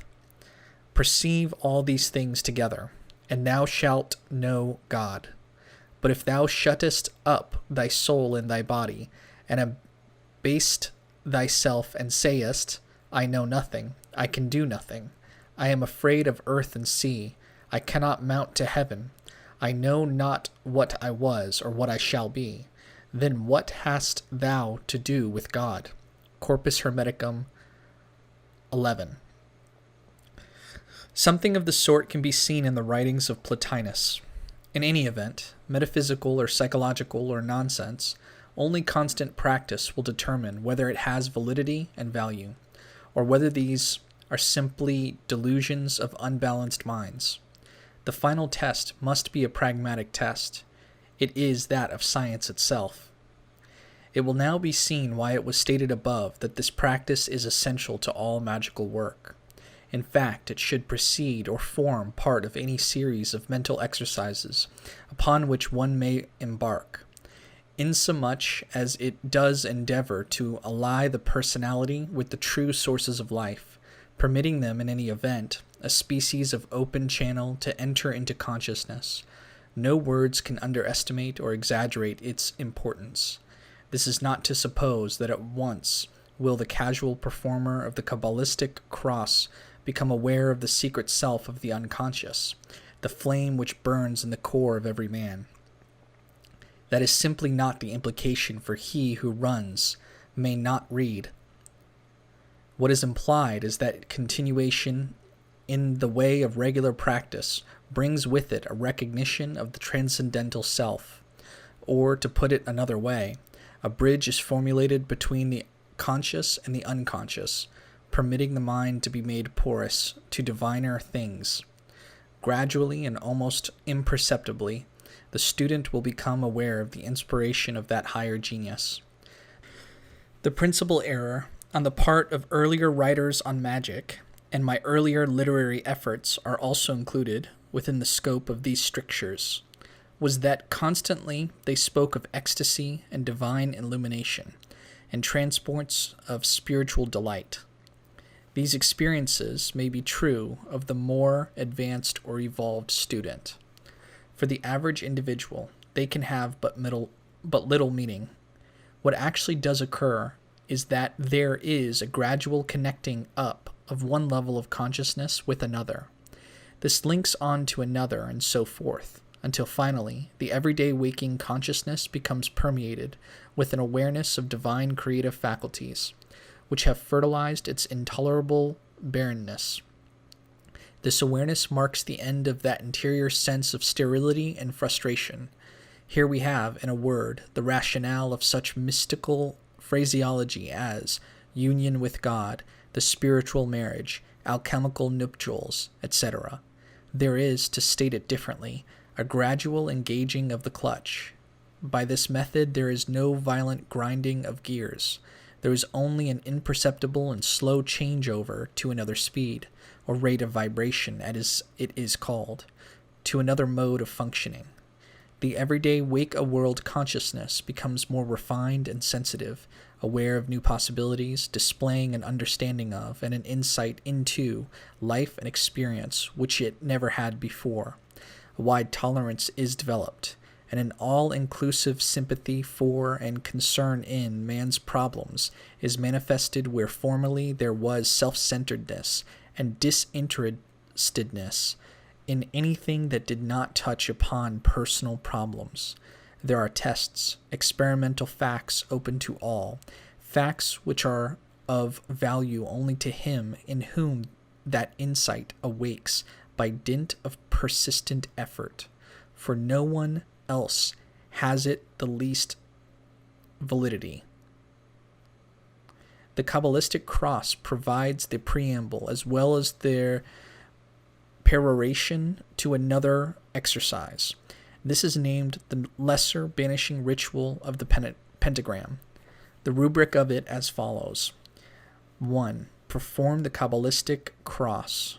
2. Face east. Stretch out right hand holding a dagger. Trace a banishing earth pentagram. Vibrate the word Yod He Vav He, spelled YHVH. 3. Still holding out hand and dagger, turn to the south. Trace another pentagram in precisely the same way and vibrate the word Adonai, spelled ADNI. 4. Then turn to the west and trace pentagram. Vibrate Ye, spelled AHIH. 5. Turn north, trace pentagram and vibrate Qabalah, spelled AGLA. 6. Return to the east, extend arms in the form of cross. 7.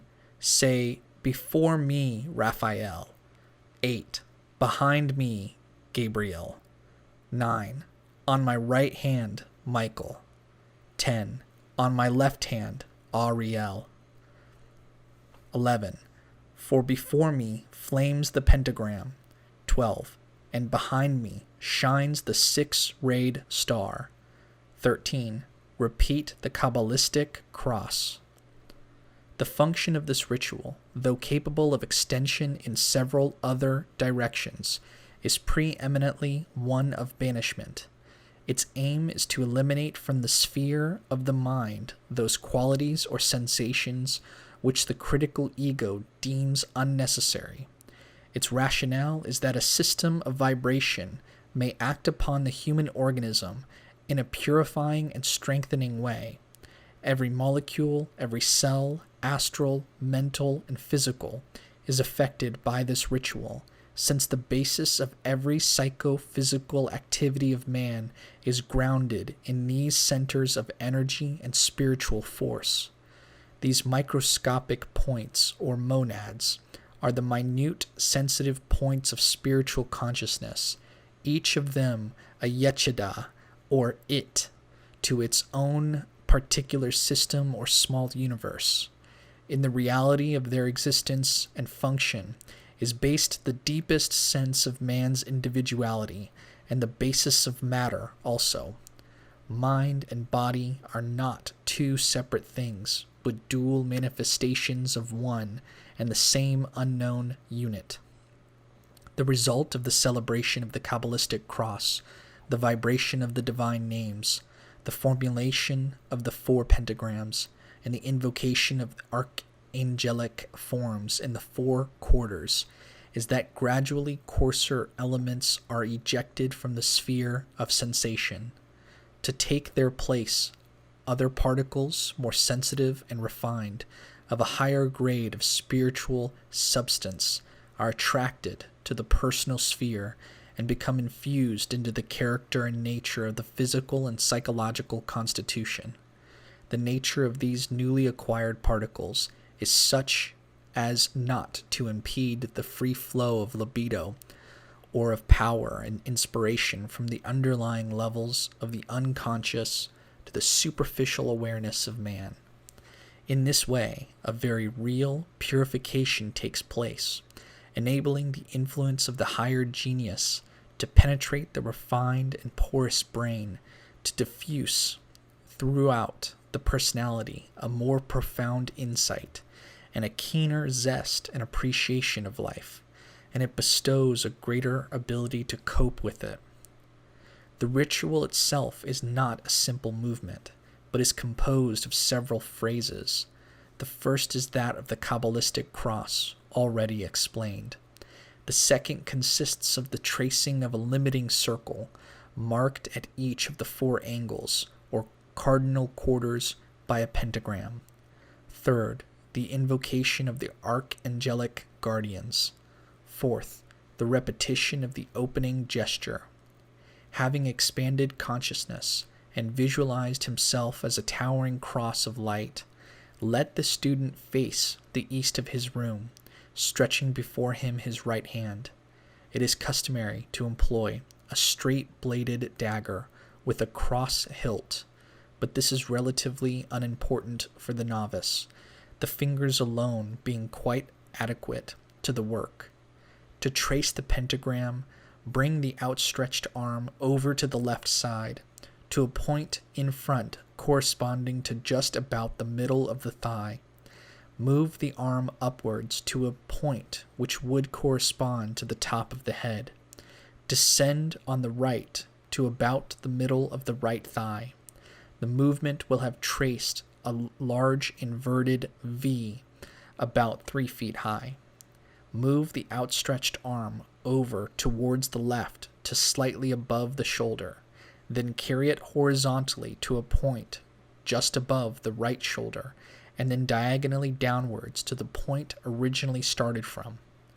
Difficult and complex it may sound, but in practice it is very easy. If a 5-pointed star is drawn on paper, it will be seen at a glance what the import of the above directions are. They have been delineated at length above because, incredible as it seems, the writer has found some individuals performing the most outrageous gestures in the belief that they were tracing pentagrams. The only point is to remember to make a fairly large figure, about 3 feet high, and above all, that it should be a well-proportioned pentagram, and not a deformed or eccentric one. Some little practice may be required to achieve this, especially in making the final diagonal so as to complete the gesture exactly where the initial ascending line began. This is all straightforward enough, but this is the mere physical aspects of this exercise. In practice, something more is demanded of the practitioner. While tracing these pentagrams with his arm outstretched, his visualizing faculty must be active and alert. He must endeavor to imagine these 4 pentagrams as flaming figures of a bluish gold hue similar to that produced by igniting methylated spirit. After completing the physical tracing of the figure, he should be able to perceive by the mind's eye, with the eyes closed, the pentagrams flaming quite vividly in front of him.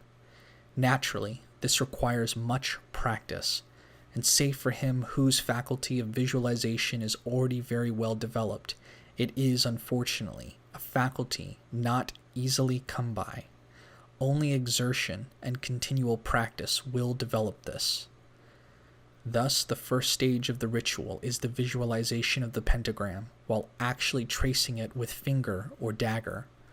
While the commencing point of each pentagram has been returned to, let the student pause and, imagining a central point in that figure, bring up his arm to that center, stabbing or charging it energetically with outstretched dagger. It is at this juncture that the divine name should be vibrated, slowly and evenly.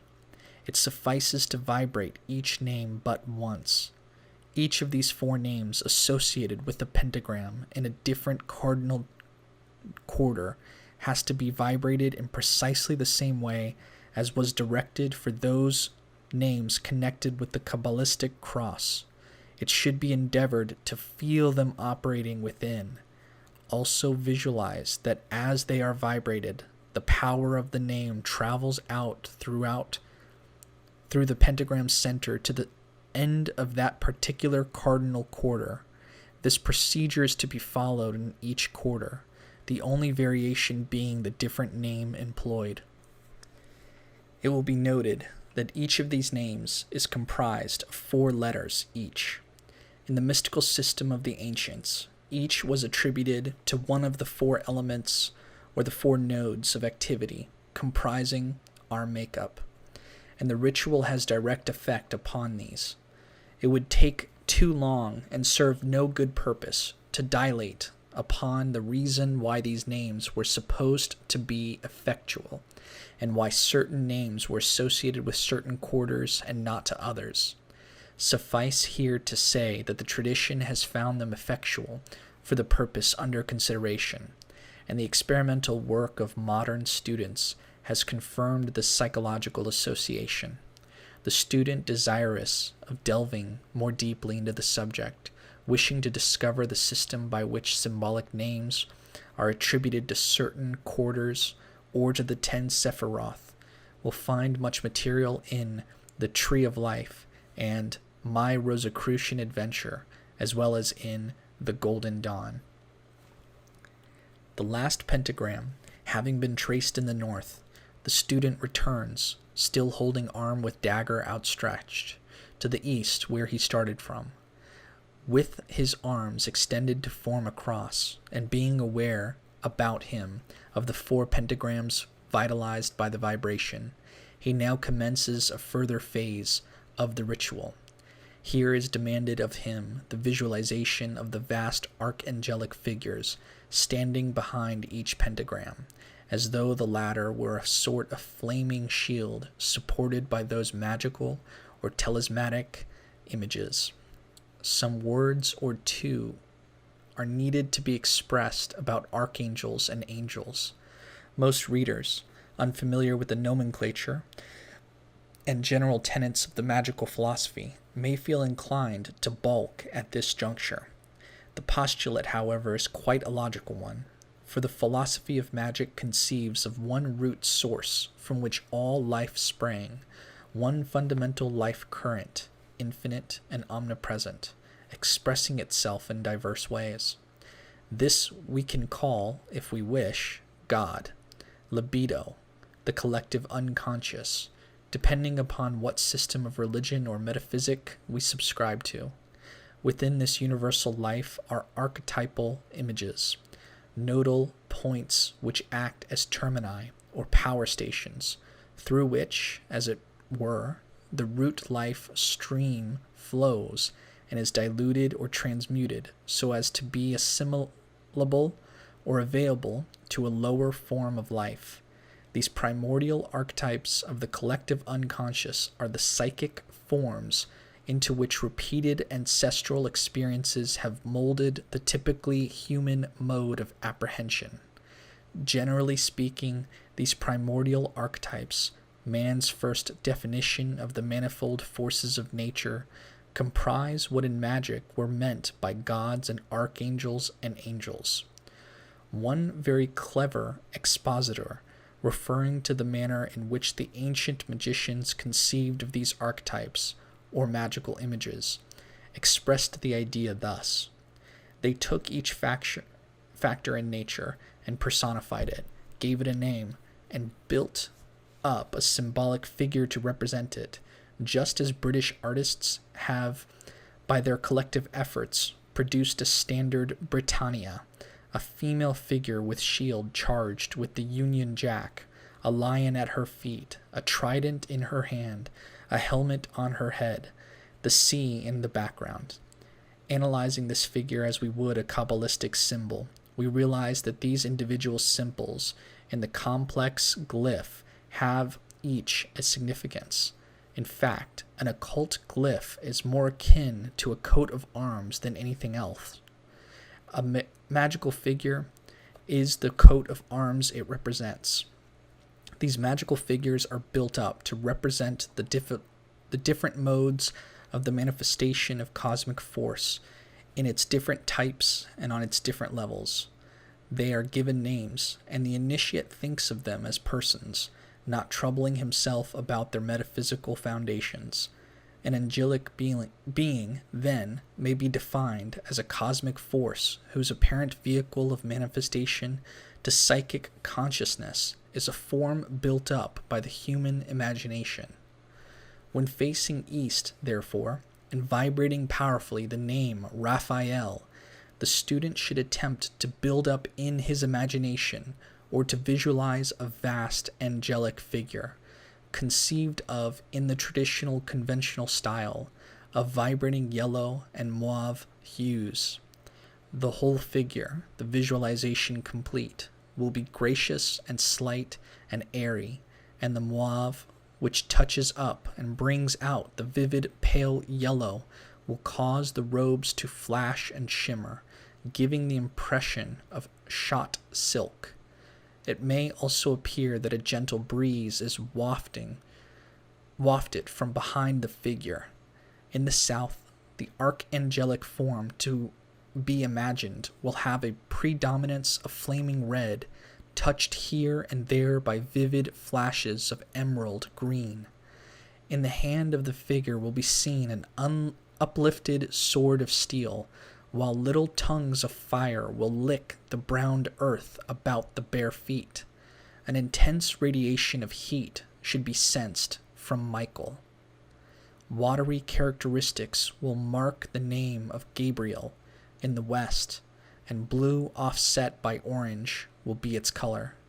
A blue chalice of water will be held aloft by the talismanic figure, which will sometimes seem as though it were standing in a rushing stream of clearest water.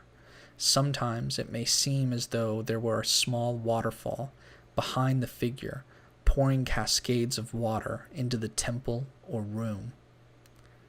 In the north, the angel Auriel will appear to be standing on a very fertile ground, grasses and wheat being about the feet.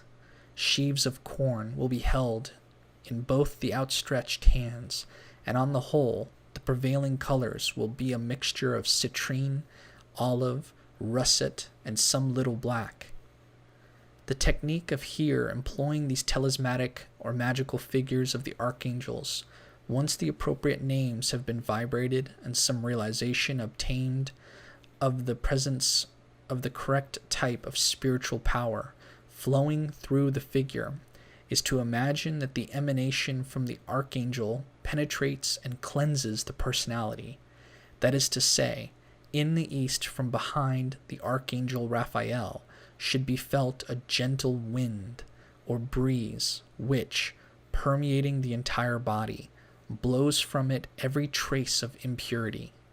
From Michael in the south, warmth at first of gentle degree should be felt, increasing in intensity to a powerful heat which burns and utterly consumes every blemish which troubled the personality. This purging should be felt as consecrating one to the service of the higher self. The same technique should be applied to Gabriel in the west, except that one is purified with water, while in the north one is invested with the stability and fertility of Auriel, archangel of the earth. Of course, this sounds a most complex and complicated procedure to pursue, but with practice, the entire exercise will be found to be easy. First of all, the student should recognize that a wise man knows how to limit himself. He will limit himself at the start to obtaining mastery of the mechanical part of the ritual without reference to the initiated technique. That is to say, his aim should be to commit the ritual to memory so completely that at any particular quarter there is no groping for the appropriate names. Then each phase should be studied separately until skill and ease are achieved. He should apply himself to familiarizing himself with the sense of expansion of consciousness and visualizing the descending ray of light which formulates itself into a vast radiant cross within him. A certain degree of accomplishment gained in this exercise, and already being skilled in the tracing of perfectly geometrical pentagrams in mid-air, the next task is to obtain about him a clear formulation of the blazing pentagrams, vivified by the vibration of the appropriate divine names being hurled through them. Application to the technique of purification by means of again expanding consciousness, whilst surrounding himself with the colossal magical figures of the archangels, comprises the next important step. The final task is to visualize, before performing the Qabalistic cross again, a pentagram of fire burning on the breast. Seen on the back is a hexagram, its ascending triangle being red in color, its descending triangle of blue, both triangles to be interlaced. I hope the student will not be frightened by this mass of directions, for he can be assured that the exercise is not nearly as obscure or terrifying as it sounds. Practice will make perfect, and the realization of the goal to be acquired will provide sufficient confidence to enable him to pursue the practice still further until complete mastery is achieved. In this way, his mind being made quiescent, and his body and emotional apparatus purified, the consciousness of the hidden grades or levels of his being may gently and gradually ascend and manifest to his perceptions, thus assisting him in his inward growth, in the conquest of ignorance and the acquisition of self-knowledge. Before closing this chapter, one final set of directions remains to be communicated with regard to this practice. Once skill has been acquired in performing accurately and effectually this lesser banishing ritual of the pentagram, the student may endeavor to perform the entire ritual in his mind. Seating himself comfortably in his chair, facing east, he should endeavor, without so much as rising or without any audible vibration of the words, to expand the form of his sphere of sensation and bring down the light of the higher self upon him. He ought to be able to imagine himself as standing, moving forward to the east, and tracing the pentagrams without moving the physical arm, silently or mentally vibrating the appropriate magical words. Likewise with the archangels. The more determined effort to visualize them and mentally pronounce their names will help call upon the figures and evoke the type of force which should flow through them. My sole caution is against attempting what obviously is an advanced practice until literally months have been spent working away at the physical performance of this exercise. The writer knew some people who neglected to take this piece of sound advice. Their work became very careless and slapdash, and whatever advantage was to be obtained from the ritual was never forthcoming. This astral ritual is, as I have said, an exercise to be undertaken only when a good deal of mental stability and control has been obtained. Results which follow from persistent application 2 or 3 times a day for many weeks or months to an enthusiastic and vigorous performance of the lesser banishing ritual of the pentagram. Sudden spurts of enthusiasm, followed by prolonged bouts of inactivity, avail nothing in magical work. In fact, such an attitude towards the subject is indicative in itself of, if not neurosis, then of a very powerful conflict raging in the unconscious. It indicates that the opposites are still operative within the mental sphere, and that the golden flower of stability and equilibrium has not yet begun to blossom.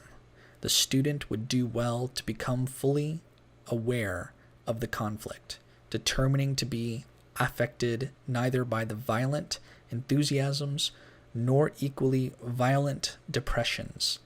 Above all, he should perform quietly and patiently the banishing ritual.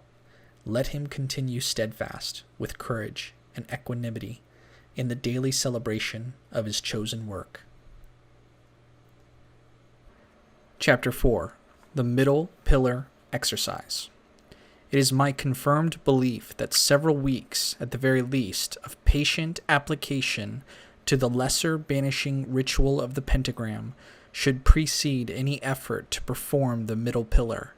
For one thing, it will have trained the student in several little tricks of routine and magical technique, quite apart from the intrinsic virtues of the exercise, which is to purify and cleanse the entire sphere of personality, to the end that the higher self may manifest through a purified body and mind. If the exercise has been labored at for 2 or 3 months, performing it 2 or 3 times during the course of each day, the student will approach the further stages of magic well prepared, quite able to cope with and accommodate the increased vitality and power which will pour through him. It will be realized how necessary analysis is as a preliminary routine to magic. The student should have arrived at a fair understanding of himself, his motives, and the mechanism of his mind, and integrated himself more or less thoroughly so that no dissociation or serious neurosis exists within the psyche.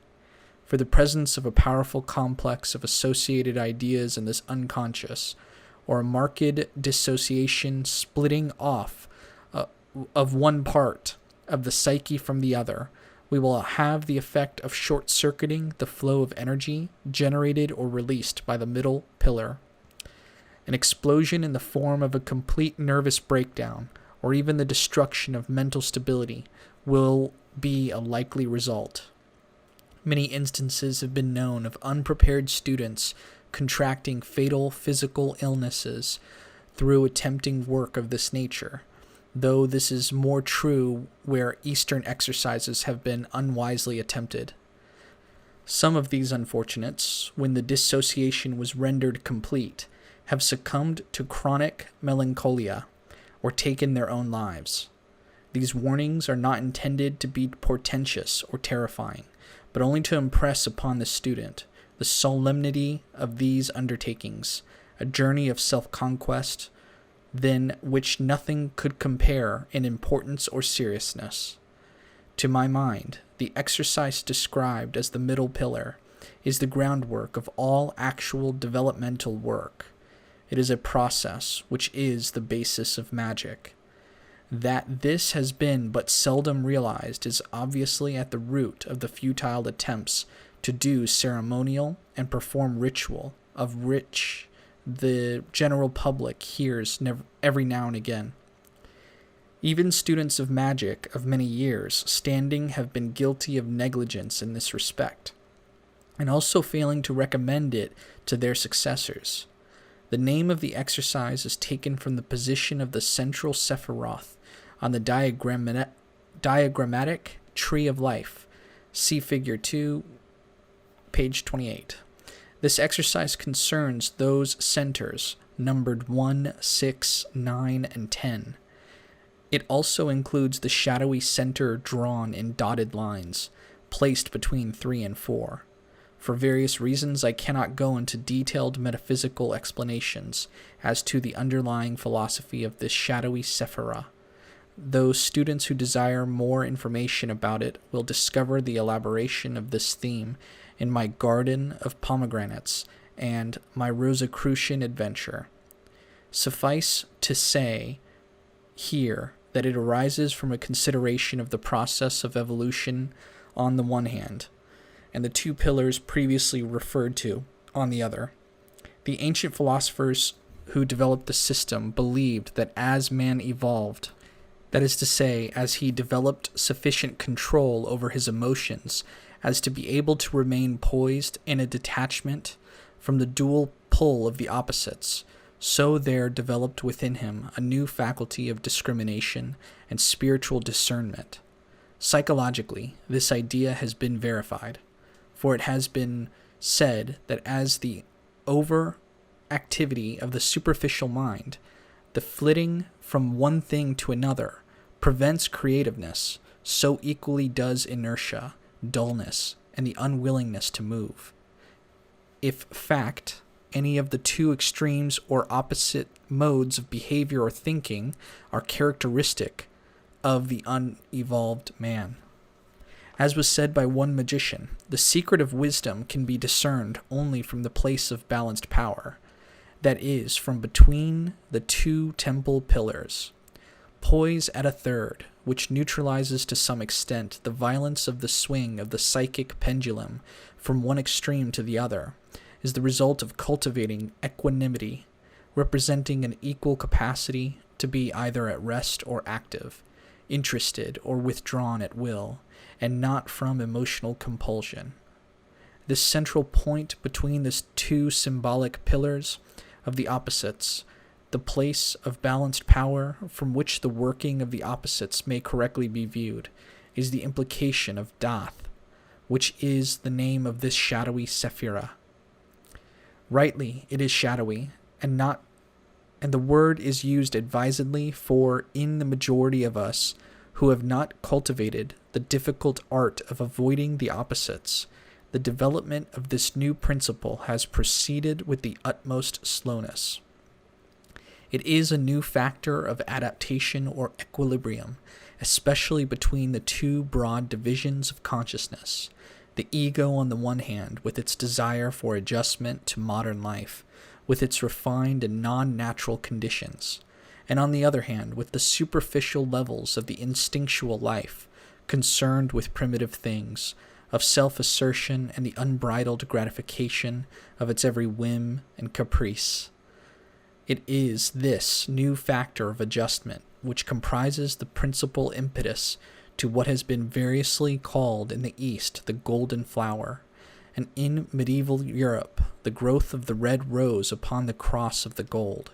It is the stone of the philosophers, the medicine of metals.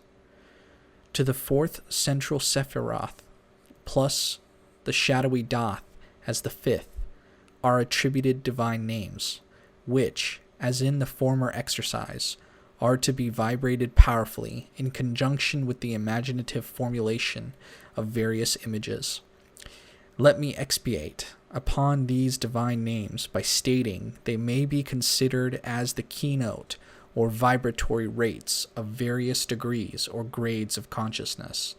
In their prolonged investigation into the hidden knowledge and secret side of man's nature, the ancients, who were as empirical scientists as our psychologists today, came to associate various sound values or rates of vibration with various parts of the body, and also with particular types of magnetic force and strata of consciousness. No religious or metaphysical theory need attach to the employment of these names. The system rests entirely upon its own merits. The simplest way of regarding them is, as explained above, as vibratory rates. Again, they may be considered as keynotes by means of which access is obtained to the consciousness of the different parts of our being, the existence of which hitherto we have been kept in ignorance.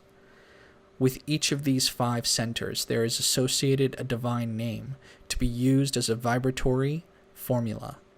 The attributions as we have received them, together with the traditional name of the Sephiroth, are given below with the names of the principles active in the human psyche. The numberings are those that appear on the tree. 1. Kether, Yesod, Ahi, pronounced Ihe-ye, Daath, the link, Yeho-vo-Elohim. 6. Tiphareth, Ruach, Yeho-vo-Eloah-ve-Daath. 9. Yesod, Nefesh, Shaddai-el-Chai. 10. Malkuth, body, Adonai Ha-Aretz. The divine names and the names of the Sephiroth should naturally be committed to memory, as also the following scheme of their position or relation to parts of the human frame. Kether, the first Sephira, is a center of light, and in the Qabalistic cross, it is attributed to a center posited slightly above the crown of the head. It refers to that higher genius, or it, which, not yet fully incarnated within, broods above, a silent watcher. It is for each of us the source of inspiration and freedom and enlightenment. It is life itself. Daath, the shadowy Sephira, which develops in the course of evolution as we learn the domination of our mental and emotional propensities, is situated at the nape of the neck. Its position is at a point on the spine just below the occiput, about 1 or 2 inches above the larynx, and its diameter may be imagined to be about 4 inches in extent. It is conceived to be a symbolic link, self-induced and self-devised, between the higher genius on the one hand and on the other, the ego, the conscious self referred to that group of characteristics clustered around Tiphareth. On the middle pillar, Daath connects the higher faculties to the ego, Kether to Tiphareth. This latter sephira is resident in the neighborhood of the heart, and its sphere extends from the diaphragm or solar plexus more or less to the spine. Its center may be imagined to be the lowest point of the sternum or breastbone to which the ribs are attached, its diameter being about 6 inches.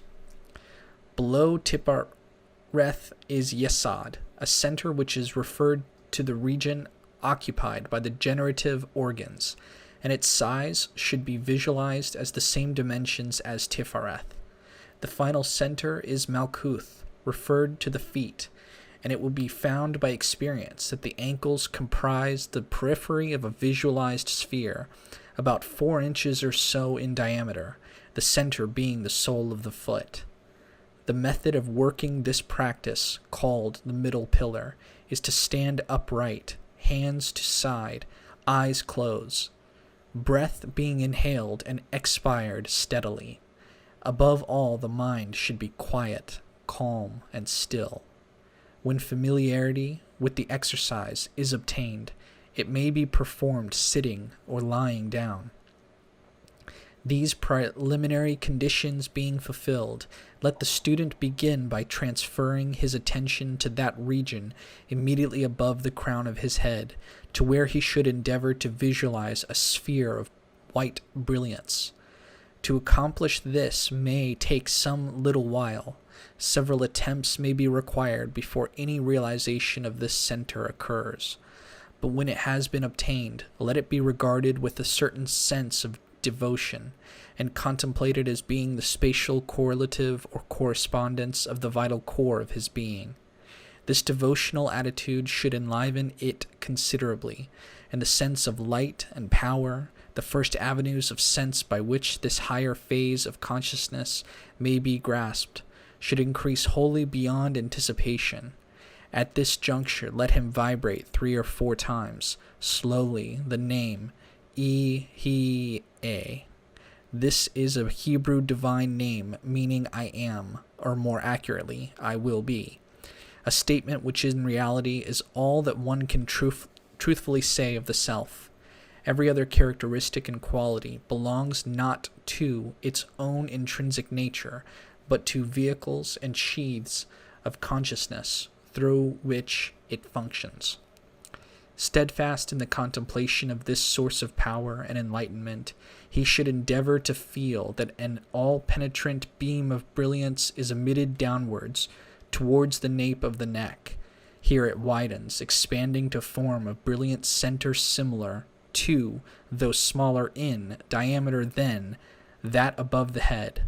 Applying the same vibratory technique here, while realizing that this is not his divinity, but its conscious link or point of contact with his ego, the student should again feel the radiation of power and vitality.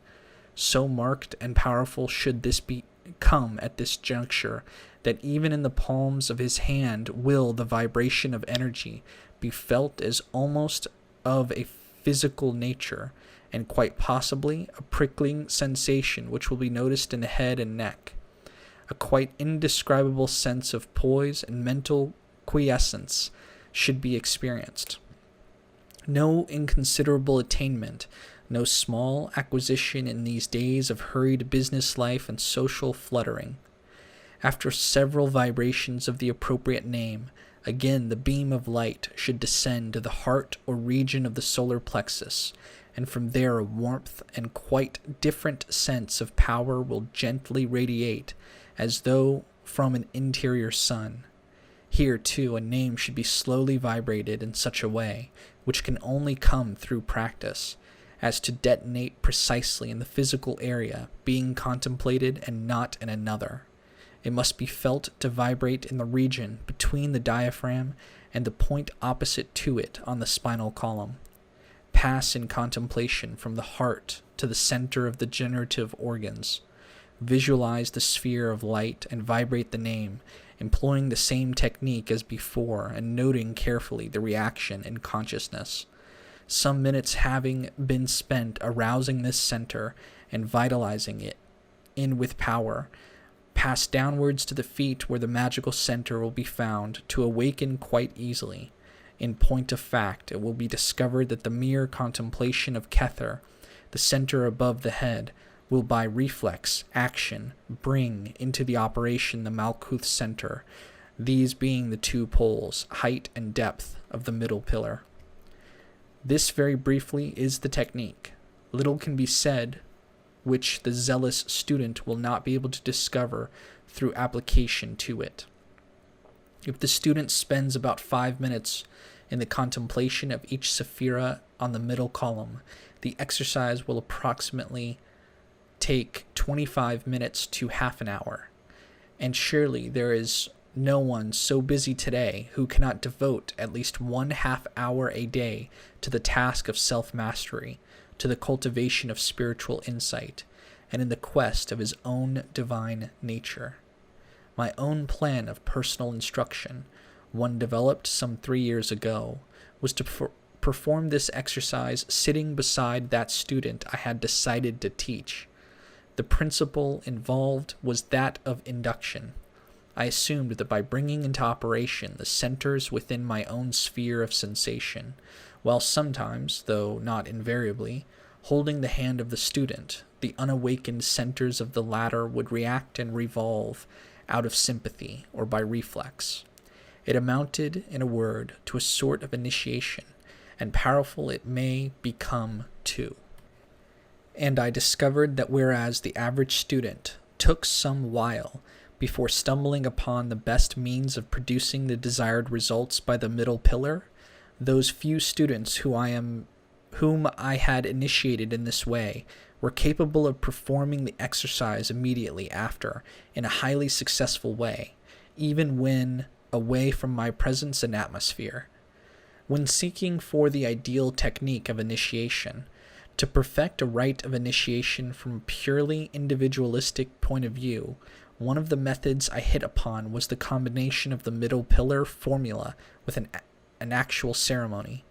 That is to say, by ceremonially invoking a spiritual force by means of the appropriate pentagram or hexagram ritual, vibrating congruous divine names, and performing the middle pillar in a room or temple thus powerfully charged by the manifestation of this spiritual force.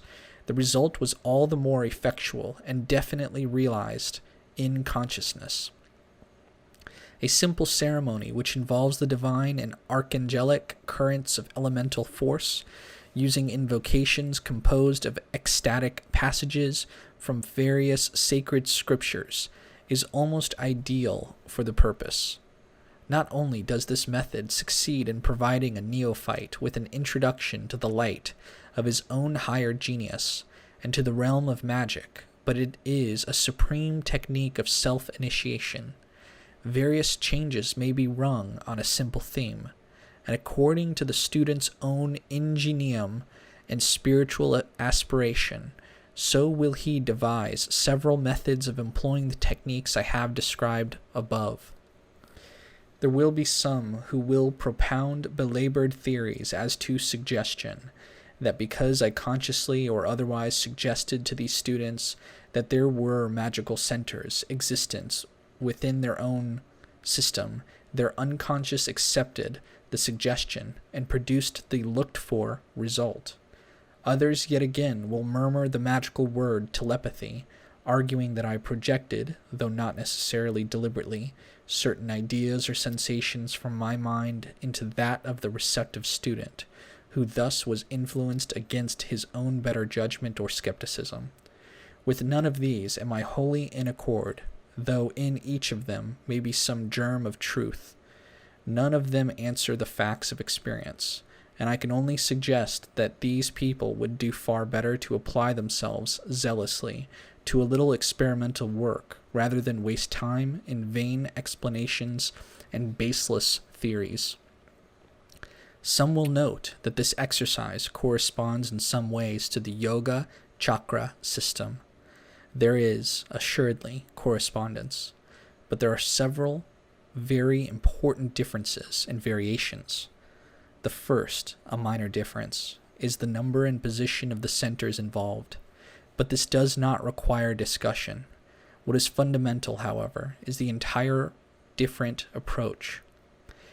The yoga technique commences its meditations from the lowest chakra and works upwards toward the Sahasrara above the head. On the other hand, in the Western system, the middle pillar starts from the highest and works downward. In a word, the Western ideal is not to escape from the body, but to become involved more and more in life in order to experience it more adequately and in order to obtain a mastery over it. The ideal is to bring down Godhead so that one's manhood being enriched may thereby be assumed into Godhead. Always does this system begin from the real center of working, the higher genius, which, by definition, is in contact eternally with whatever infinite deity there may be. That is to say, through the Yesod, we have immediate access to all the dynamic inspiration and spiritual power of the collective unconscious. By the magical hypothesis, the higher genius corresponds within man to the possible relationship of God to the universe. That is to say, man being the microcosm of the macrocosm, a reflection of the cosmos, is a universe within himself, a universe ruled and governed by his own divinity. So whatever magical work is undertaken must always be in accordance with the dictates and under the surveillance of that higher genius. And since, at first, there is no immediate method of realizing whether any particular magical effort has the approval, to state it simply and naively, of the higher self, the sole course of action must be for the student to place himself in alignment with that genius. That is done by invoking it at the outset of any magical operation, and trusting to be made a vehicle of wisdom and understanding. The first movement of the middle pillar, as also the Qabalistic cross, which is a quick method of obtaining the same result, achieves precisely that. For since the source of love and life has always been conceived of as light, the preliminary step is to perceive that brooding brilliance, above which is the emanation of, or the direct center through, which manifests the higher genius, or with which the latter is in especial sympathy. And the remaining steps are deliberately to open one's manhood as it were to the descent of divinity, to bring down the light into the personality. Here it must be emphasized lies the vital distinction between the yoga chakra system of the Hindus and the magical exercise of the middle pillar. At first, such a descent is characterized by an increased sense of power and vitality. Gradually, this widens to emotional quiescence and control with a mental poise, followed by a gradual broadening and enhancement of the entire mental horizon. There is yet another highly useful application of this formula. It is to the art of healing that I refer. Formerly, when I employed massage and magnetic healing in my professional work, I found the middle pillar and the spiritual energy that it generates and makes available of inestimable value. Cases of nervous exhaustion, catarrh, constipation, incipient consumption, pleurisy, and many other will respond to an incomparable manner to this combination of massage and the willed communication of power. That is to say, using effleurage and friction, especially on the spine, as the principal massage technique, one should place oneself in rapport with the higher self by the contemplation of the center of light above the head. By silently vibrating the divine name appropriate, one is enabled to tap a tremendous source of healing power, which is infinitely greater than that which ordinarily has one has at one's disposal as an average human being. This magnetic or spiritual power flows through one steadily and powerfully, directed by a calm will and assisted by a clear visualized idea of the result desired. It may be communicated like an electric current through the arm and hands to the fingertips. Thence, it enters the patient's body as the palms of the masseur's hands glide over the surface being treated. It requires some little practice to retain awareness of this divine light, while engaging in so strenuous a physical effort as deep massage, but it is not an impossible one. It is a great help if the visualization of the sphere above the head is attempted whilst walking, for example. When this can be done, then its employment for the purposes of healing is quite simple. I can commend it unequivocally, both to physicians and psychologists. It is my hope that analysts will take over the technique for use in their own consulting rooms. Let them adopt it in its entirety as the one ideal method of inducing the right state of mind, appropriate to free association and cathartic confession. Should its present form be considered unsuitable, I reiterate that it has possibilities which render it worthy of being remodeled in the light of present-day psychological knowledge to suit modern contingencies. There are several little physical helps which greatly enhance the degree and amount of power which can be made available. Correct breathing, especially, is one of them. There could hardly be a better adjunct than breathing in a rhythmical manner. The latter in itself, quite apart from the middle pillar, is supremely efficacious in producing quiet and calm. The entire system is stilled and strengthened as the lungs slowly take up a rhythm and keep it indefinitely. First of all, the student should train himself in the method of breathing correctly, that is to say, in the method of filling his lungs with air from the very bottom. He should combine abdominal with both diaphragmatic and costal breathing. The act of inspiration, if carefully observed, consists of these three phases. First, the abdominal part of the lungs are filled, then that underlying the diaphragm, and finally, as the shoulders are slightly lifted, the thorax itself becomes filled. They are so continuous as to appear an undivided act. In this way, every cell of the entire lung surface comes into contact with the oxygen inhaled, which is thus passed onto the bloodstream.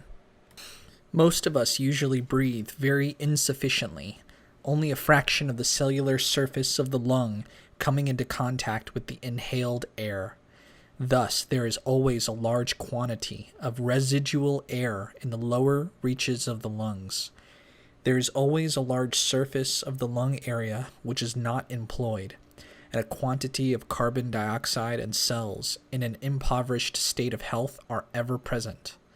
This method of breathing introduces a far greater context of oxygen into the lung, destroying, therefore, by combustion, toxins and undesirable elements, and also producing a better state of health. There are many individuals who, because of conflict and neurosis, have attempted to flee from life. They have attempted to evade a full contact with the stream of vital experience, and this psychological attitude of evasion has reacted upon the bodily functions. One of these particularly affected is that of breathing, the lungs falling into a habit of functioning at about half their proper capacity. The circle is a vicious one, for inadequate breathing by itself induces an enfeebled state of health, perpetual exhaustion, catarrh, and many another ill. Likewise, this constant state of ill health reacts upon the mental outlook, confirming and strengthening the escapist attitude towards life, because the individual is now only half alive, incapable of reacting to the pleasures and joys of life. For mind and body, as so often reiterated in these pages, are not two distinct units. The functions of the one interlap with and interpenetrate the functions of the other. More accurately, they should be regarded as the two functions of one entity, two methods whereby it may acquire experience. Too much, therefore, cannot be said of the necessity for cultivating the lungs to operate at full capacity. This cultivation cannot be too often stressed, for life is power, and the power is life and consciousness, indispensable in the path of magic, which leads to the knowledge of the higher self.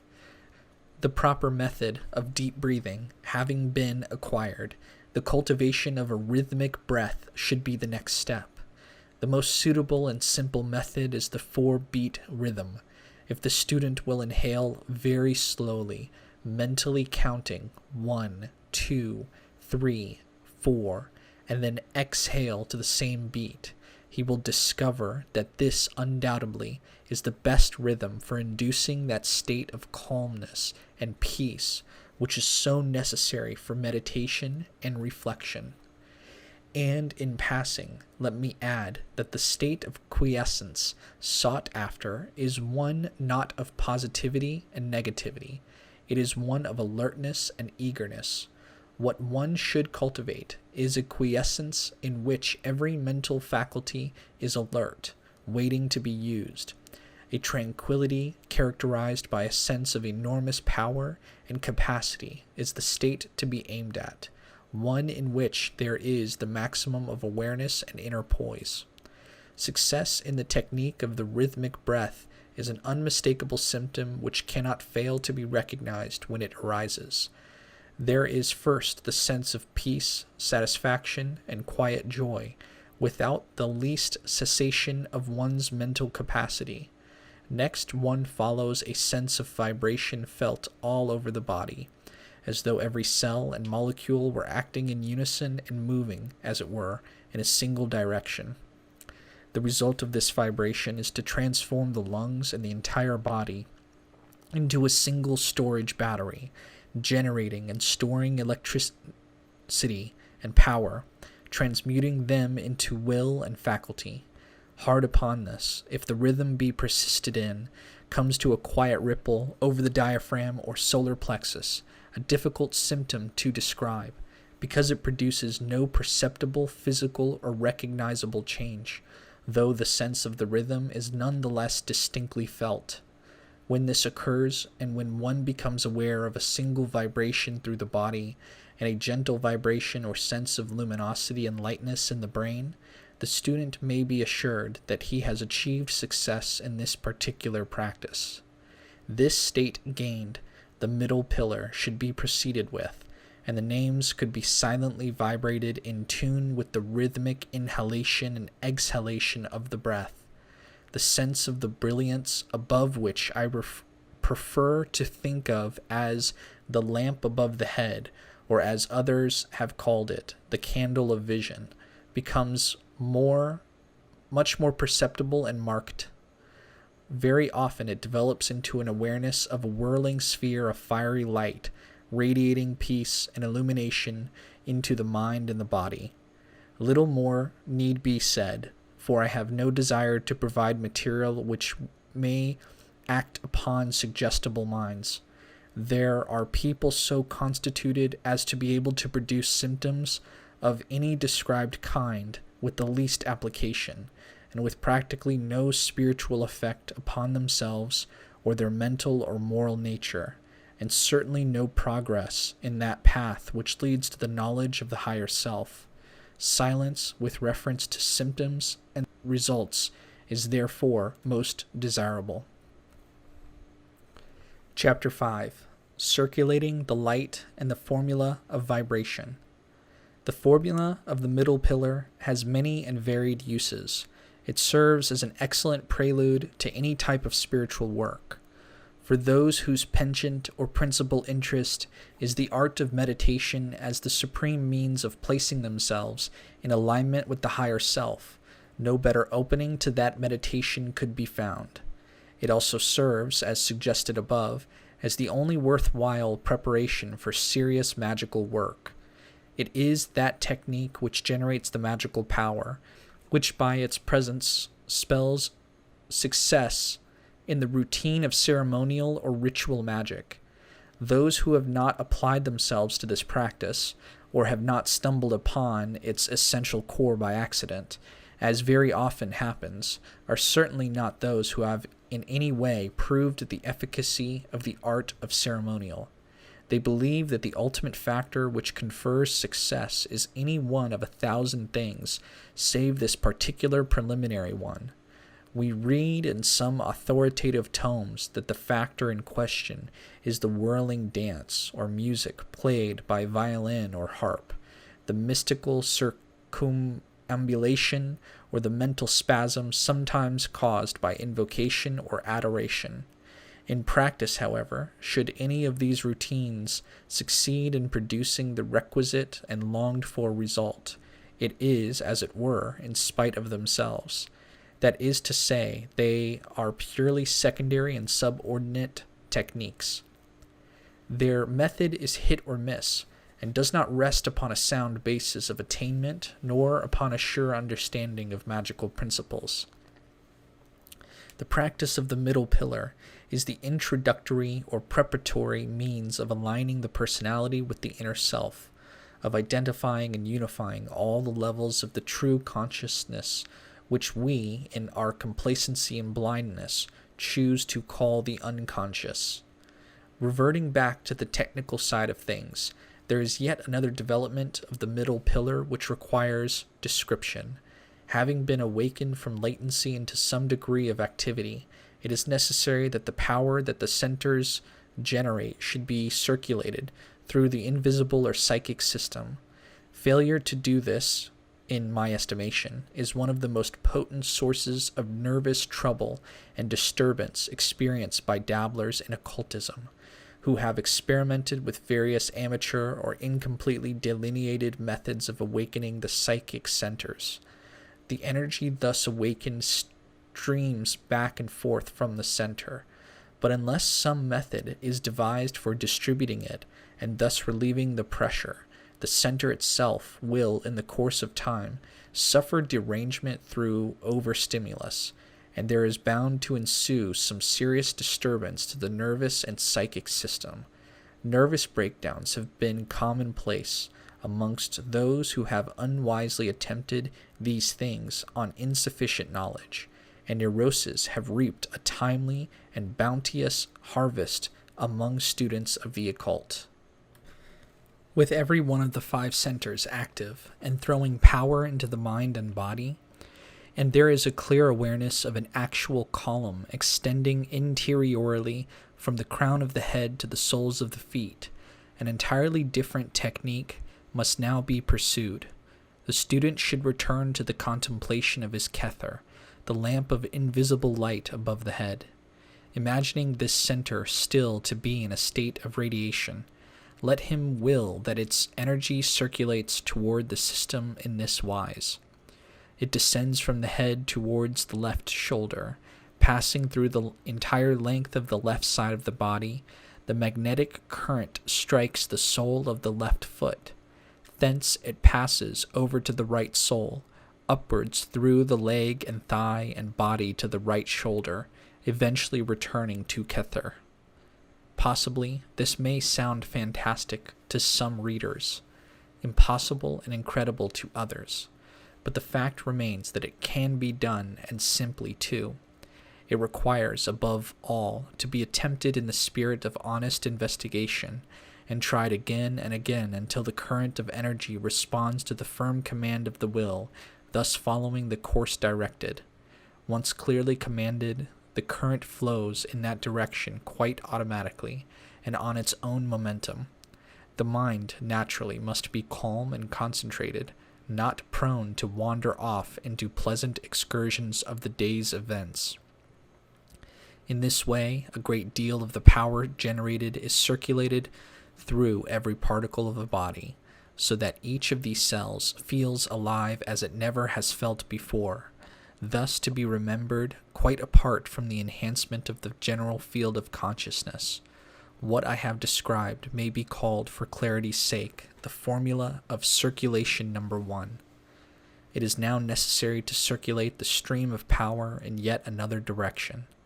The object is to ensure that no single area of the sphere of sensation be omitted from its vitalizing and cleansing passage. Once again returning to the vision of the light above the head, this time imagine and will that the current of the spiritual power descends from Kether in a forward motion. That is to say, it passes downward in front of the face, descending through that region along the neck and chest, down the thighs to the feet. When it strikes the thighs, the stream turns backward along the soles of the feet, along the calves at the back, ascending the spinal column and neck until once more it reaches Kether. Both this formula and the preceding one should be repeated several times, until they become quite simple. The process should be accompanied by the rhythmic breath, so that the descending current coincides with the exhalation of breath, while the ascending current accompanies the inhalation. It is really very easy, and it is only the description of which sounds involved and complex. This formulation we will call circulation number 2.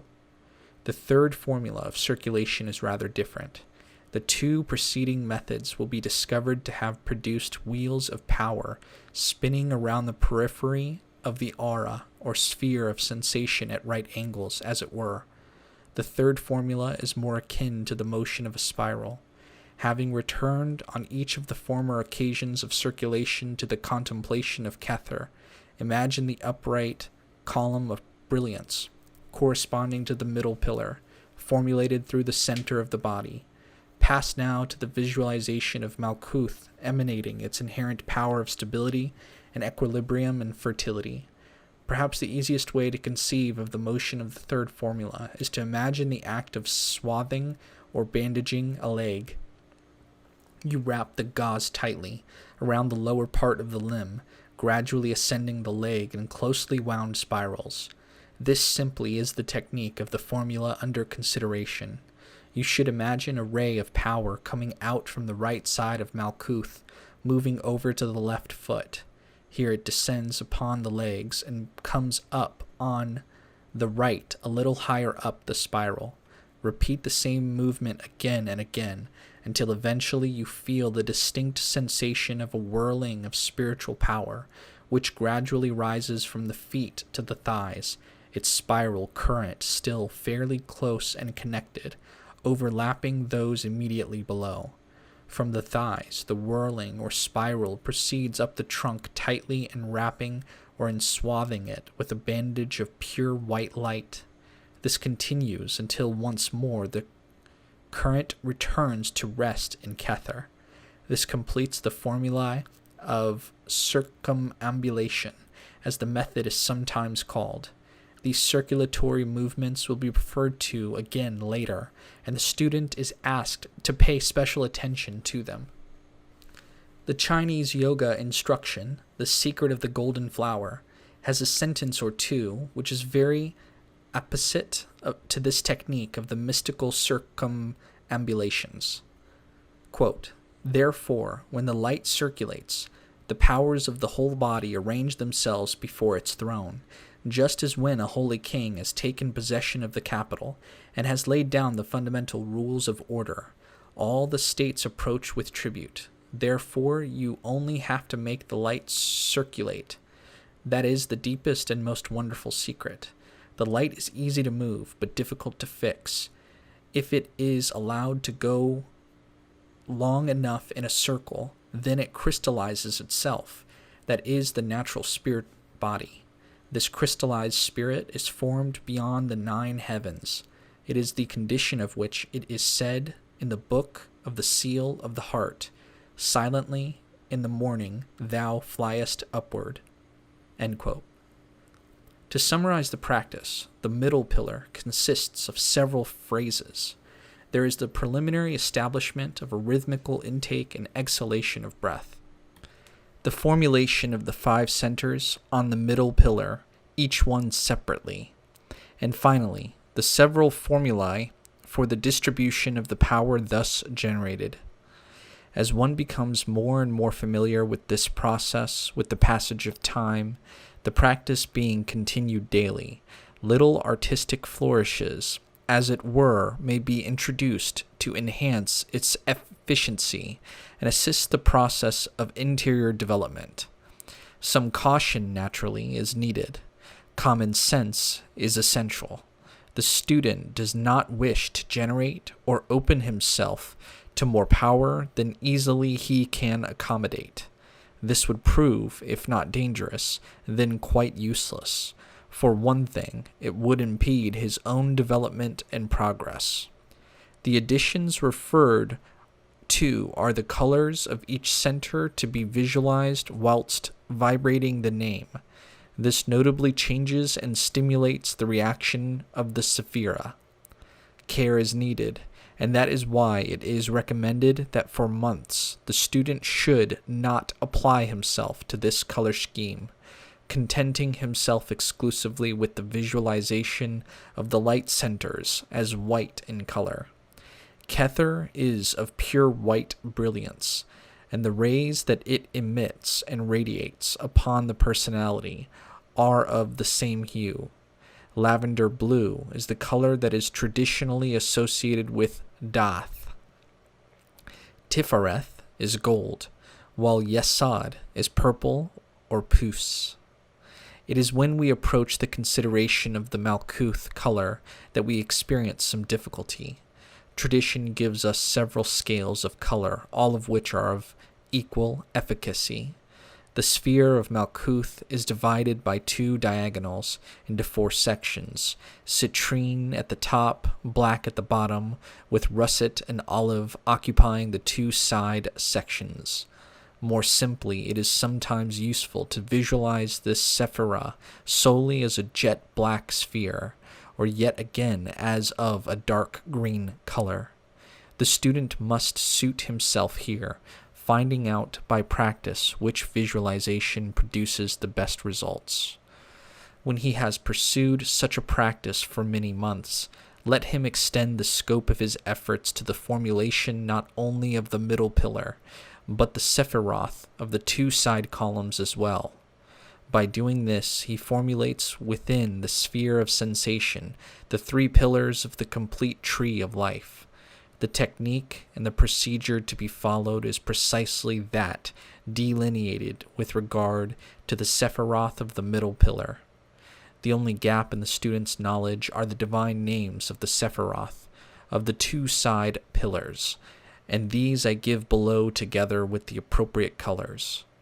When there is much time at the student's disposal, and when he has won sufficient confidence in his ability, an additional aid is to employ the archangelic names in addition to the divine names with the several centers. For example, when visualizing Tiphareth as a glowing golden sphere, he will slowly vibrate 3 or 4 times the name Yava Aloha Vedath. Then he will pause while concentrating on the sphere. He will connive to realize in full consciousness the implications of this sphere, its attributions with regard to astrological planets, its spiritual qualities, and its relation to his own divine consciousness. This meditation performed, let him commence to vibrate in the same way, and the same number of times the archangelic name of Raphael, again extending the meditation to realize that the latter name means divine healing. It implies that light which descends with healing in its wings, and so on for the remaining centers. Below are the names attributed to each sephira of the tree of life, their archangels, the appropriate region of the body in which they are to be visualized, and the color of the visualization. 1. Kether, Ahi, Metatron, crown of head, white. 2. Chokmah, Yo, Raziel, left side of the brain, gray. 3. Bina, Daath, Yava, Yavahalhim, Tzazafakael, right side of the brain and nape of neck, black, lavender blue. 4. Chesed, Al, Zadkiel, left shoulder, blue. 5. Gevura, Alhim Gabor, Kamael, right shoulder, red. 6. Tiphareth, Yava Loa Vedath, Raphael, heart, gold. 7. Nat Zak, Yava Zaboath, Hanael, left hip, green. 8. Had, Alhim Zaboath, Michael, right hip, orange. 9. Yesod, Shaddai al-Chai, Gabriel, genitals, puce. 10. Malkuth, Adonai ha-Aretz, Sandalphon, feet, mixed colors. It will be noticed that the attributions of Daath are deficient in an archangelic name. This is because the sphere is, in reality, no part of the traditional tree of life. The latter consists of 10 spheres only, and it was with these 10 spheres that the ancients occupied themselves and provided the necessary correspondences.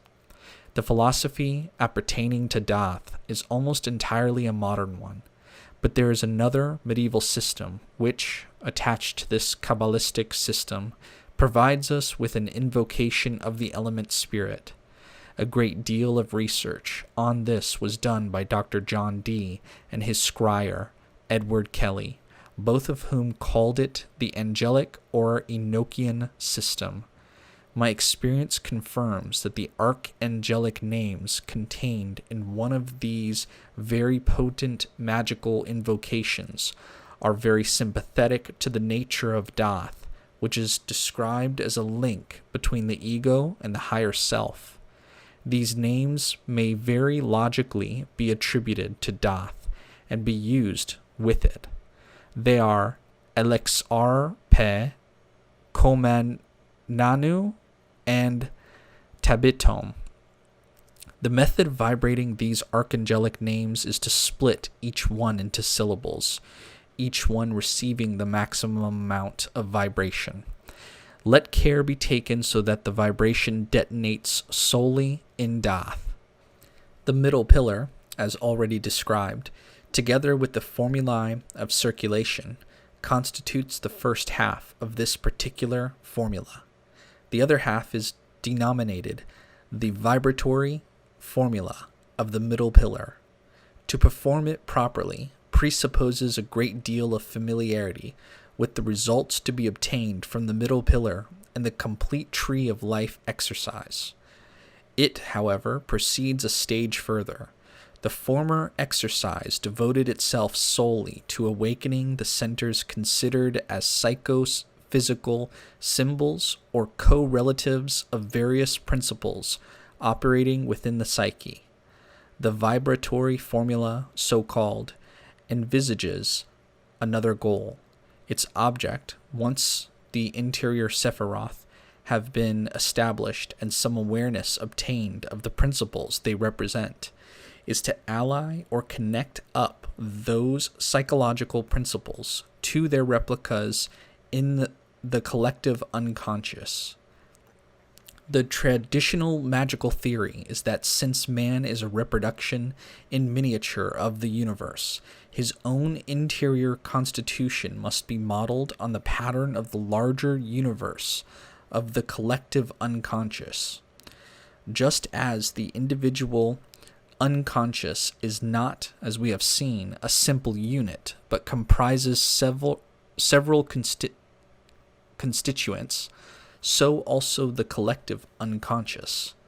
Moreover, the tradition holds that by awakening any principle within, or by becoming conscious of any factor operative within the psyche, it is possible by an extension of the sphere of its operation to tap the corresponding aspect of that center or psyche in the collective sphere.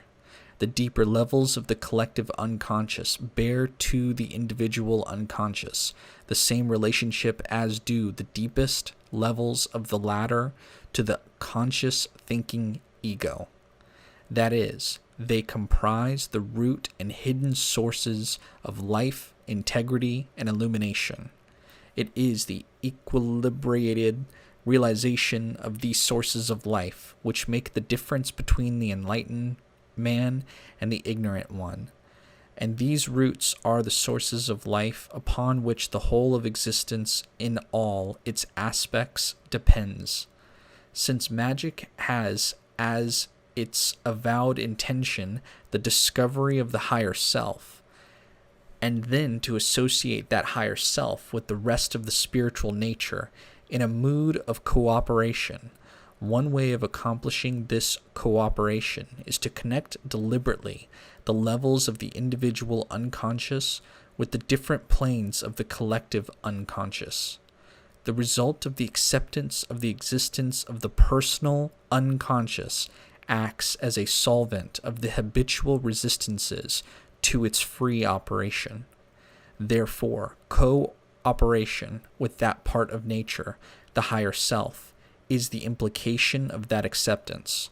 Likewise, the acceptance of the collective unconscious in the manner described, with the realization that the whole of life is an indissoluble unity, accordingly raises the conscious cooperation to a higher and much more deliberate level.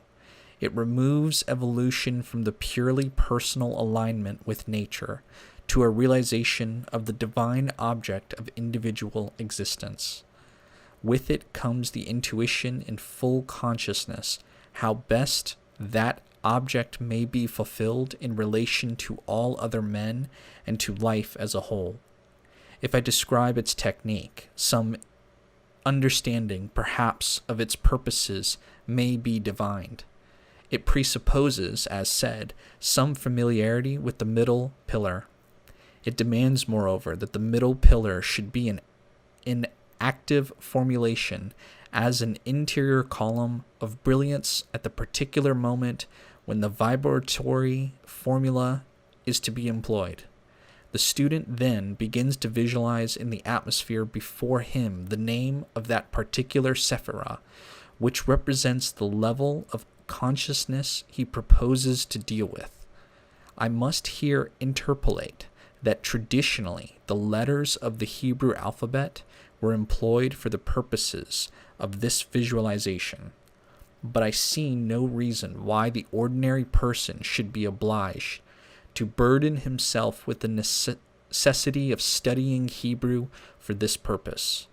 In the case of the serious student who wishes to make a profound study of the Qabalah from a purely magical point of view, and wishes to engage in the full ceremonial and ritual aspects of this tradition, I should be the first to insist that Hebrew be made a part of his curriculum. It would enter into every department of magic, in its wider implication that he would touch.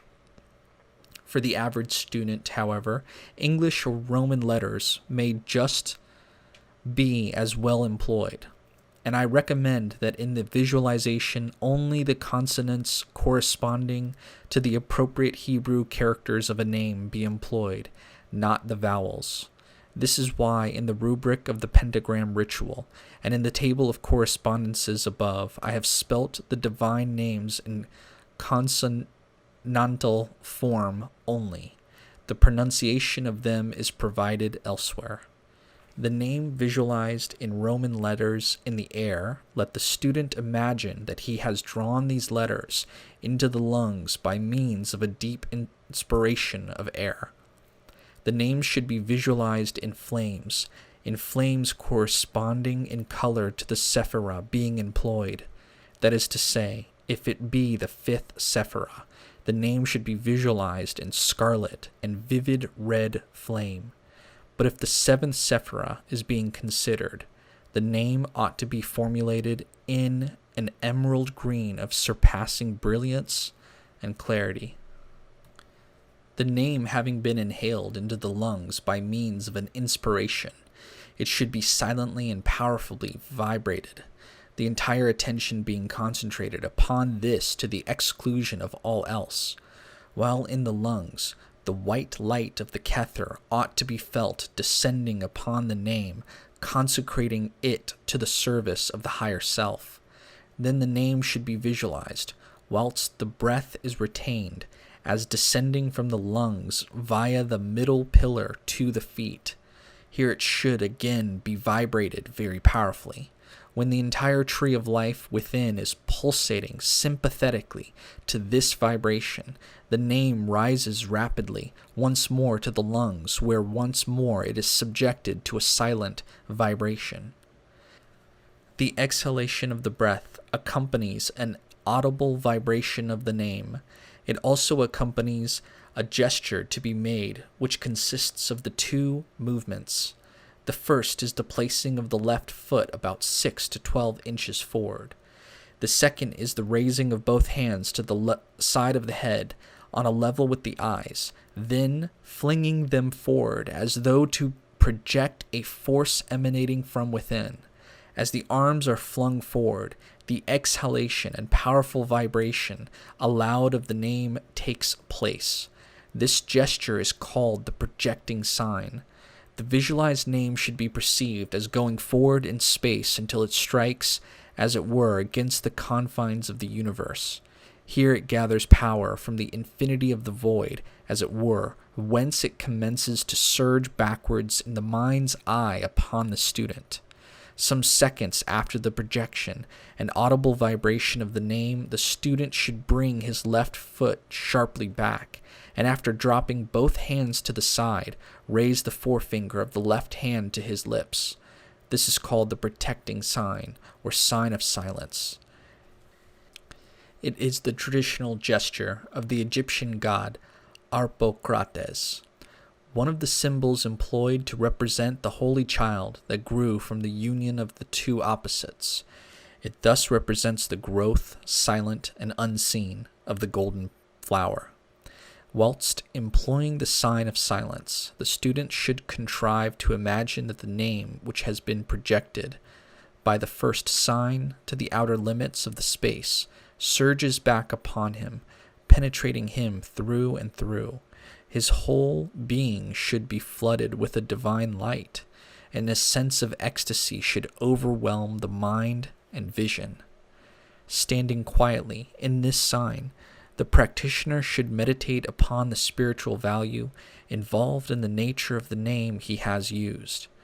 There should dawn upon his mind by direct perception an understanding and a wide sympathy that with that spiritual power to which he has opened himself, and which now flows unimpeded through him, it is often accompanied at first by a complete blackout of every faculty of the mind, so that for at least some seconds one is utterly lost to oneself. It seems that in that brief moment we are swung forcibly across the gulf of the abyss into another and diviner region of the vibratory momentum of the power of the name. It is a distinct recognition of and participation in that type of experience which has variously been called mystical and religious. It is a rare and holy event, for the individual ceases, it may be for but a single instance of time, to be a man. He is caught up in a diviner sphere, and is enwrapped by the transcendental folds of the descending tongues of the Spirit. For but a moment or two only, for the very nature of consciousness, with its feeble instrument, the brain, is such as to be unable to endure for very long this white heat of ecstasy. And then once more the ego, dazed and stunned by so awe-inspiring and terrific an experience, recovers its equilibrium, resumes its normal function, and asserts itself once more. But the nature of that consciousness is never the same afterwards. It has changed in that an impression of higher things is left, a sense of exaltation and of expansion. It dimly understands that Godhead has descended into its sphere, and that it has been raised into divinity. It must be understood that this technique is applicable to any of the names belonging to the 10 Sephiroth, And moreover, it must also be clearly understood that the vibration should be repeated several times as described, and that the three formulae of circumambulation or circulation must be employed with this vibratory formula as they were with the middle pillar. One authority on magic describes the effect thus, quote, "It is a sign that the student is performing this correctly when a single vibration entirely exhausts his physical strength. It should cause him to grow hot all over or to perspire violently, and it should so weaken him that he will find it difficult to remain standing. It is a sign of success, though only by the student himself it is perceived, when he hears the name of God vehemently roared forth, as if by the concourse of 10,000 thunders, and it should appear to him as if that great voice proceeded from the universe and not from him. In the above practice, all consciousness of anything but the God name should be absolutely blotted out, and the longer it takes his normal perception to return, the better." End quote. My own personal experience of this formula, while confirmatory, is not quite so drastic as the above description would make out. 2 or 3 little hints may be given to the student which may be helpful. The first of these is with regard to breath capacity. Shallow breathing renders the vibratory formula null and void, or at any rate of little value. It seems to confirm the yoga theory of a certain relationship existing between the breath and consciousness. The Western system as such does not countenance or employ the yoga theory whereby the rate of breath is slowed down in order to restrain the motion of the mind. But from the physical point of view, which is valid in its own sphere, those lungs which are capable of filling to their fullest capacity and are capable of retaining the breath for over 30 seconds are more likely to be useful for this formula than weak and puny lungs. Another important point is that the experiment should be performed in as nearly an empty room as possible, or where this is not practicable. All heavy furniture should be cleared as far from where the student stands as is compatible with the size and arrangement of the room. The reason for this is simple. The sharp pang of ecstasy, the dizziness induced by full inhalation and prolonged retention, and the enormous power with which this vibratory formula generates are so tremendous that until the student accustoms himself to it by frequent repetition, he may find himself incapacitated for a second or two. The perspiration, by the way, induced by this practice is a peculiar one, being very similar in consistency and odor to that generated by pranayama of the yoga system. The incapacity experienced is such that he may, while lost to himself, stumble forward and fall. If during the practice the fall is to be encouraged, then it is as well that it should be on to a carpet or something soft.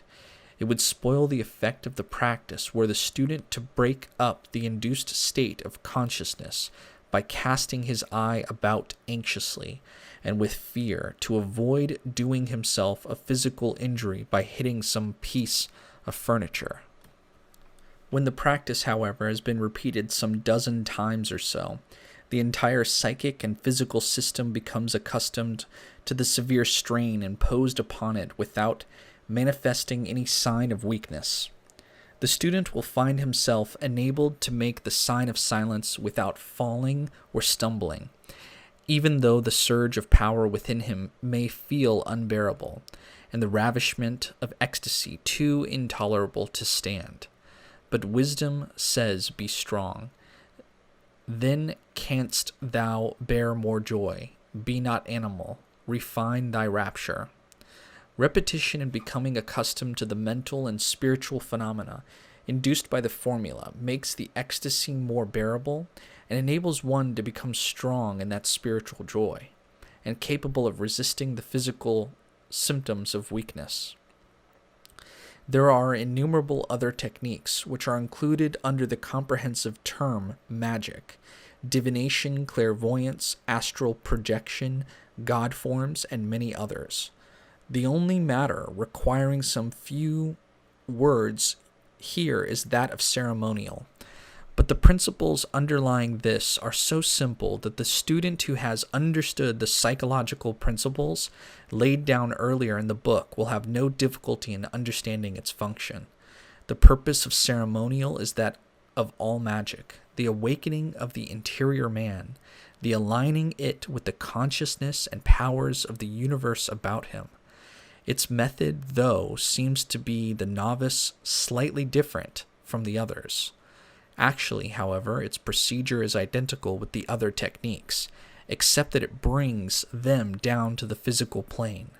That is to say, instead of performing a series of purely introverted exercises, ceremonial magic devotes itself to enacting on the physical plane a series of psychic events.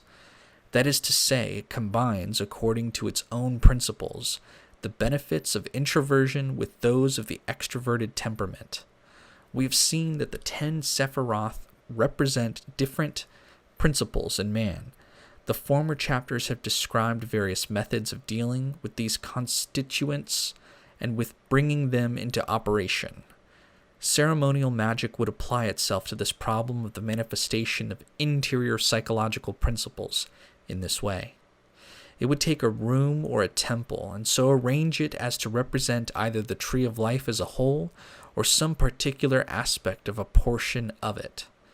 The philosophy of the diagrammatic tree is explained in various Qabalistic works, and an understanding of that would determine the arrangement employed.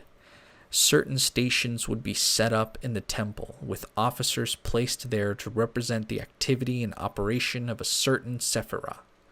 Thus a ceremony, as it has been arranged by individuals who were thoroughly conversant with magical principles and with the basic principles of the tree of life, would be a celebration in dramatic form of the powers of these 10 Sephiroth. The celebration of it physically, with each officer aware of the Sephirah represented and knowing how to bring the power of the Sephirah into operation either by the vibratory formula or by the assumption of the traditional god form ascribed to that Sephirah, will have made available an enormous amount of power. The penetration of the spiritual force into the sphere of sensation and its reaction upon the consciousness of all present is likely to produce a result in consciousness similar to, but not much more concentrated and powerful than, the effects of the magical methods above described. Little more need be said, but each student can work out the idea more completely. A great deal more material on the subject of ceremonial magic may be found in my Tree of Life and the Golden Dawn. But for the moment, my remarks may be limited to the above, and I must again emphasize that what has been reiterated throughout the entire length of these pages. Ceremonial magic will avail the student nothing and be of no practical use to him until he has applied himself with great sincerity and application to the simpler practices delineated above. The pentagram ritual, the Qabalistic cross, and the middle pillar comprise the simple steps to spiritual development. It is only when these steps have been taken and skill in their performance achieved that he may feel it right and proper to approach that great edifice of ceremonial magic, which is like a ladder, the bottom rung of which is rooted upon the earth, so that all may climb quite easily. Its heights, however, are lost in the clouds of spiritual attainment, where none may go until he has accomplished all that is possible here and now, and until he has integrated himself through and through. As has so often been stated here, I consider that analytical psychology must be regarded as the first part of that onward journey to the heights at the end of the distant plains. Not until the mind and the emotional system have been cleansed and unified by the cathartic process of psychotherapy can the full spiritual benefits of magical work be reflected into the mind of man. Part 2. The balance between mind and magic. Sheikh Cicero, Sandra Tabitha Cicero. A further analysis of the relationship between psychology and magic. Chapter 6. Psychology and Magic. Quote, "We have more knowledge than our ancestors, but not more understanding." End quote.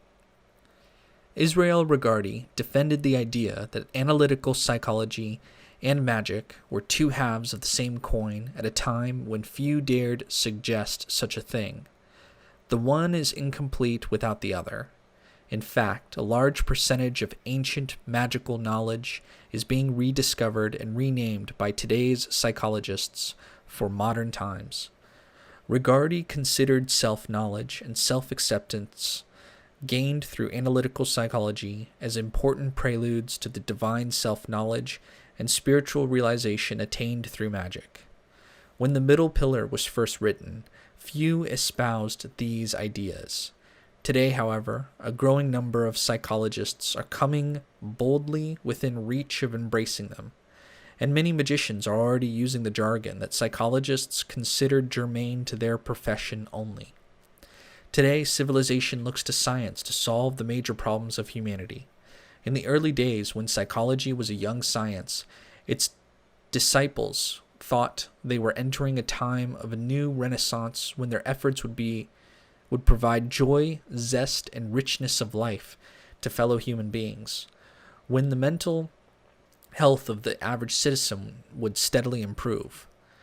This did not happen.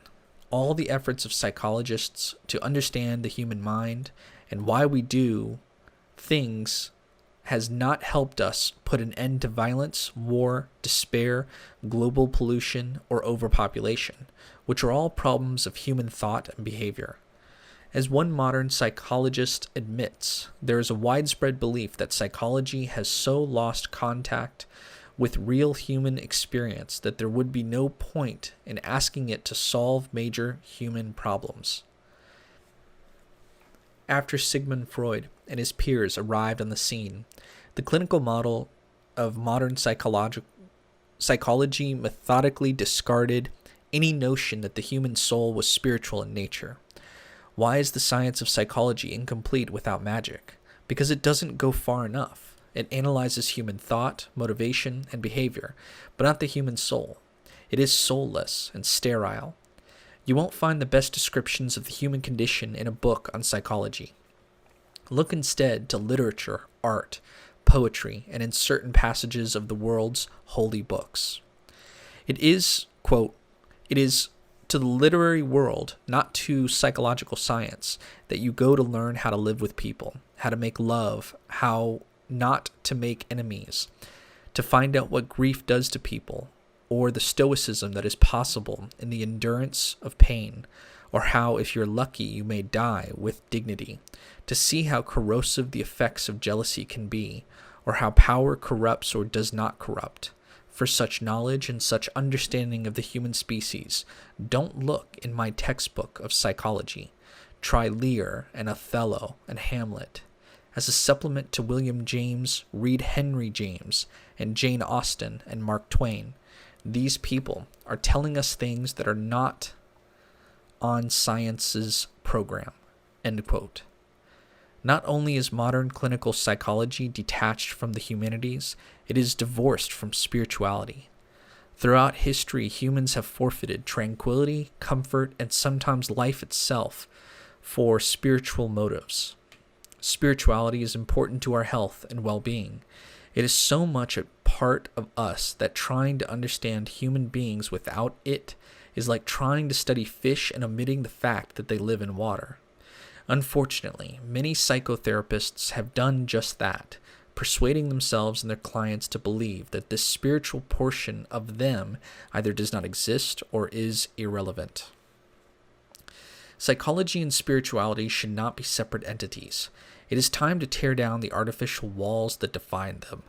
The various schools of magic and their extensive teachings comprise an enormous body of wisdom that was the forerunner of modern psychology. The ancient art of magic can give back to the modern science of psychology that which it has so unwisely neglected, a systematic practice for addressing the spiritual factor in humans in a manner that is in accord with modern psychological principles. One of psychology's founding fathers, Carl Gustav Jung, was aware of this, even if some of today's psychotherapists have forgotten it. A sign hanging above Jung's office door read, "Avocatus atque non avocatus Deus aderet." Whether or not he is called, God will be present. Since the goal of both magic and psychotherapy is the well-being of the individual, it is only natural they become reacquainted with one another. Contemporary psychology must transform itself to include a more holistic approach wherein the physical, psychological, and transpersonal aspects of the individual are all seen as interconnected, and humanity's need for healing, spirituality, and guidance is respected. If psychology can be compared to a dictionary of words in a specific language, the human psyche, magic can be compared to a book of poetry that makes those words come alive with meaning and relevance in our lives. Psychological/spiritual evolution. Now that we have reprimanded modern psychology for its shortcomings, we can explore some of the monumental contributions it has made to the understanding of the human mind.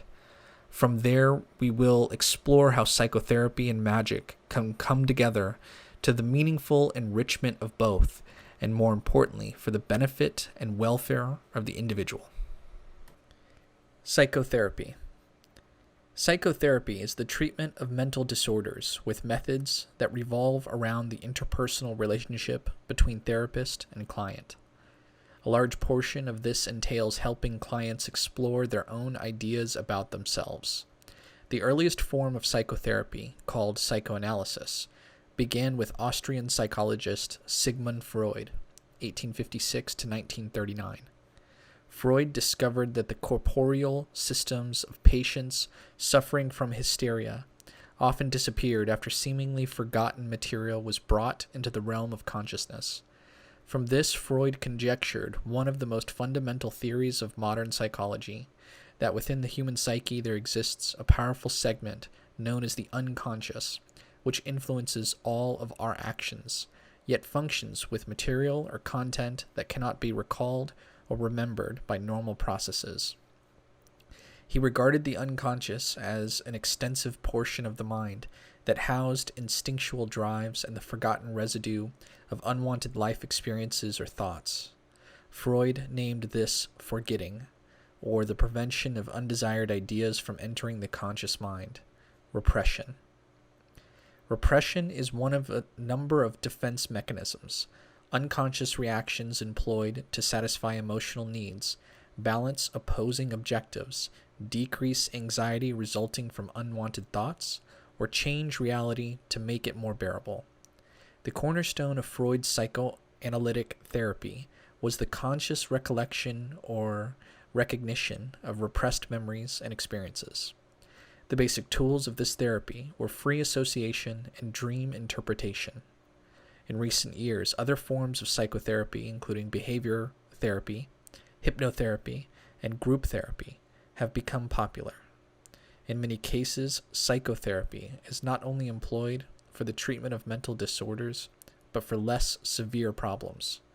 Therapists often assist people in breaking unwanted or compulsive habits, smoking, overeating, etc. Freud's triad of the psyche. Freud developed the theory that the conscious mind is only a small part of our mental composition, and our motivations are caused, for the most part, by factors that we are unaware of. Freud postulated that psyche is divided into three distinct factions: the id, the ego, and the superego. According to Freud, The id is the division of the psyche that is completely unconscious and functions as the origin of instinctual impulses and demands for instant satisfaction of primal needs. It is the reservoir of unconscious drives ruled by the pleasure principle and instant gratification.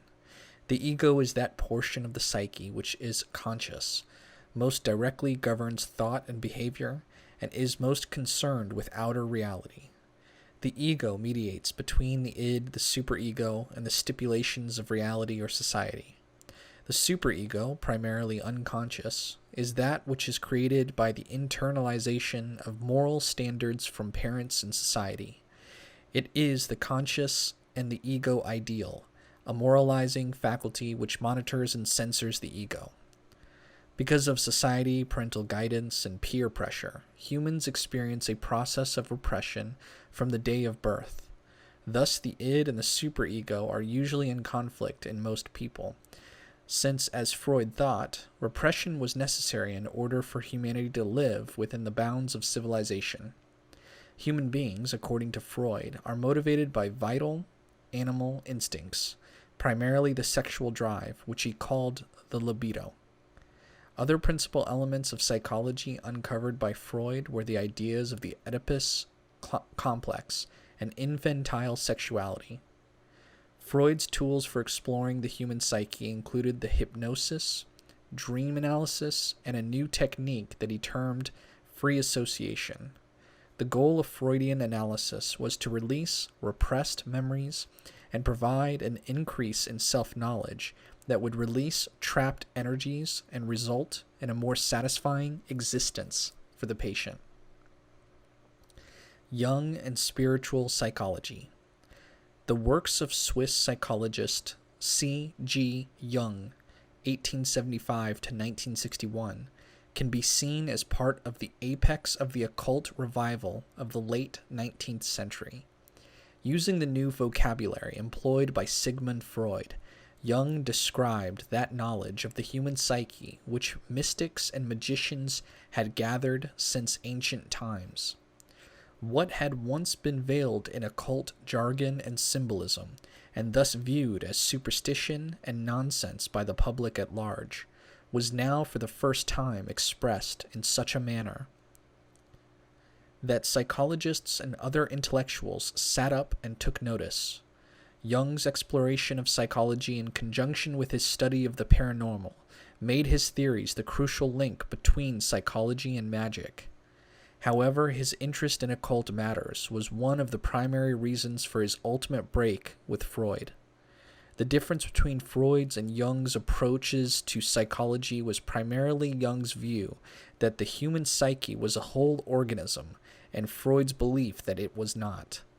Freud extrapolated a rather disorderly picture of the psyche, wherein autonomous components of the mind battled for dominance. Jung saw the psyche as being complete in itself from birth. The various elements of the psyche attempted to work harmoniously together, and their natural inclination was toward unity. While both men recognized two basic halves of the psyche, conscious and unconscious, Jung further divided the unconscious into two levels, personal and collective. In addition, Freud was more concerned with his patient's past, while Jung emphasized the patient's future development. Whereas Freud referred to his method as psychoanalysis, Jung preferred the phrase analytical psychology. Heilsweg. The psychology which Jung very gradually developed was described by him as Heilsweg, a German word which meant sacred way and a method of healing. Jung's idea of the psyche was based on a separation between the conscious and the unconscious, the personal unconscious being a small tributary of the greater river of the collective unconscious. The pilgrimage of the self symbolized the bringing of unconscious content into the light of consciousness. Heilsweg was a method for differentiating the self from the collective unconscious that was the blueprint of individual existence. It was a way of individuation, or the process by which a person becomes self-realized, a separate, indivisible unity or whole which contains all aspects of the self. This was a radical departure from Freud's view that people are enslaved to the drives of the id and superego, which pressure them into conforming with society-sanctioned patterns of behavior. According to Jung, the ego's formation of an identity was not only the beginning of true personhood, but also the commencement of a natural polarity between the general and the specific. Several stages marked the process of Heilsweg, or individuation. The first step was the confrontation with the shadow, those unconscious aspects of the mind which have been buried or ignored by the conscious mind. This begins with the dissolution of the false self, the mask, or the outer persona.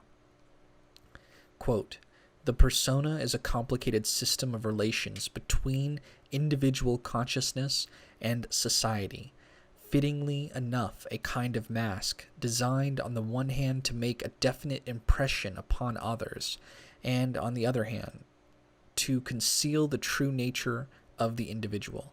End quote.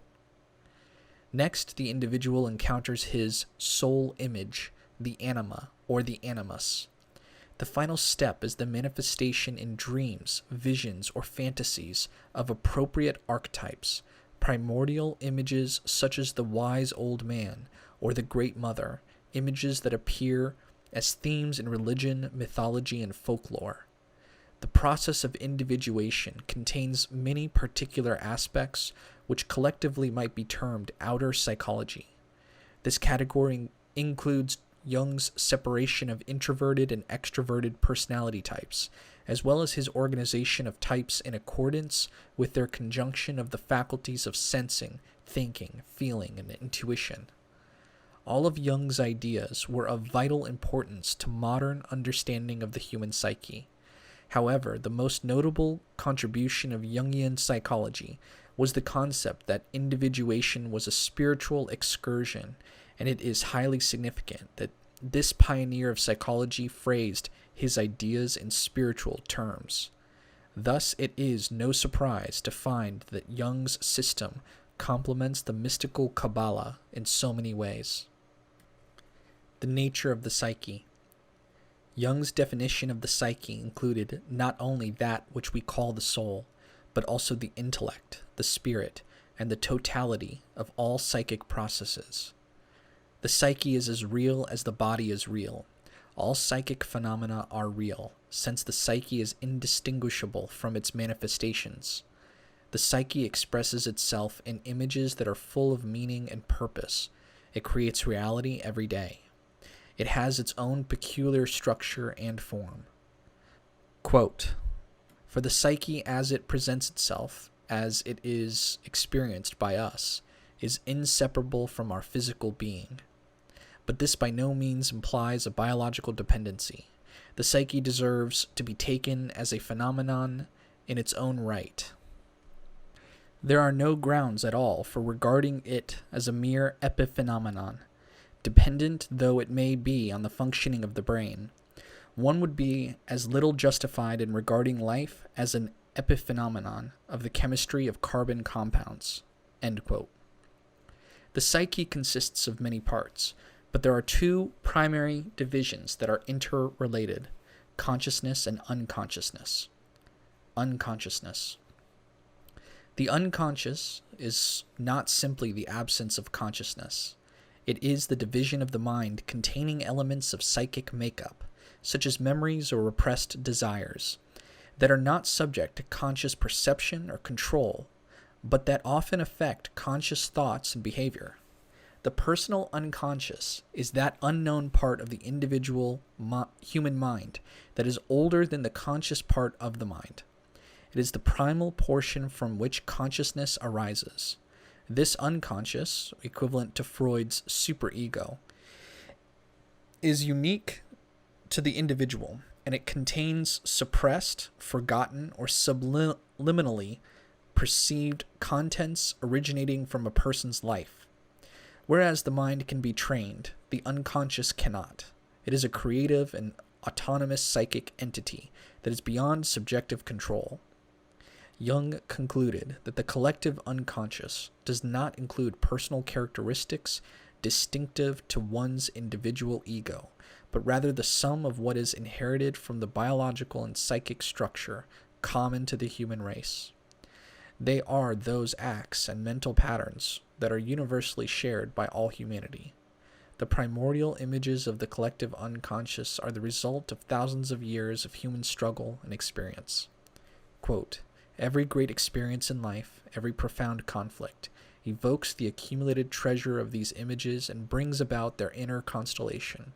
But they become accessible to consciousness only when the individual possesses so much self-awareness and power of understanding that he also reflects on what he experiences instead of just living it blindly.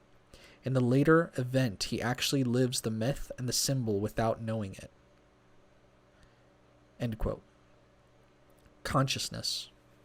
Consciousness is that component of waking awareness perceptible to a person at any given instant.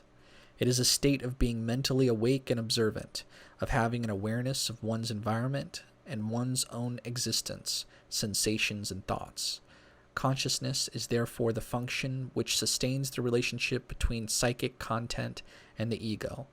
Many mistake consciousness with mere thinking, when consciousness actually includes feeling, will, fantasy, and all other facets of waking life. Sentience is one of humanity's defining attributes as stated by Jung. Quote, "Man's capacity for consciousness alone makes him man." End quote. Elsewhere, Jung states, quote, "And yet the attainment of consciousness was the most precious fruit of the tree of knowledge, the magical weapon which gave man victory over the earth, and which we hope will give him a still greater victory over himself." End quote. Jung believed that the most important objective for any individual was the attainment of harmony between the two halves of the psyche, the conscious and the unconscious. In this manner, man would achieve the, quote, "greater victory over himself," end quote. The shadow. Quote, "If the repressed tendencies, the shadow as I call them, were obviously evil, there would be no problem whatsoever.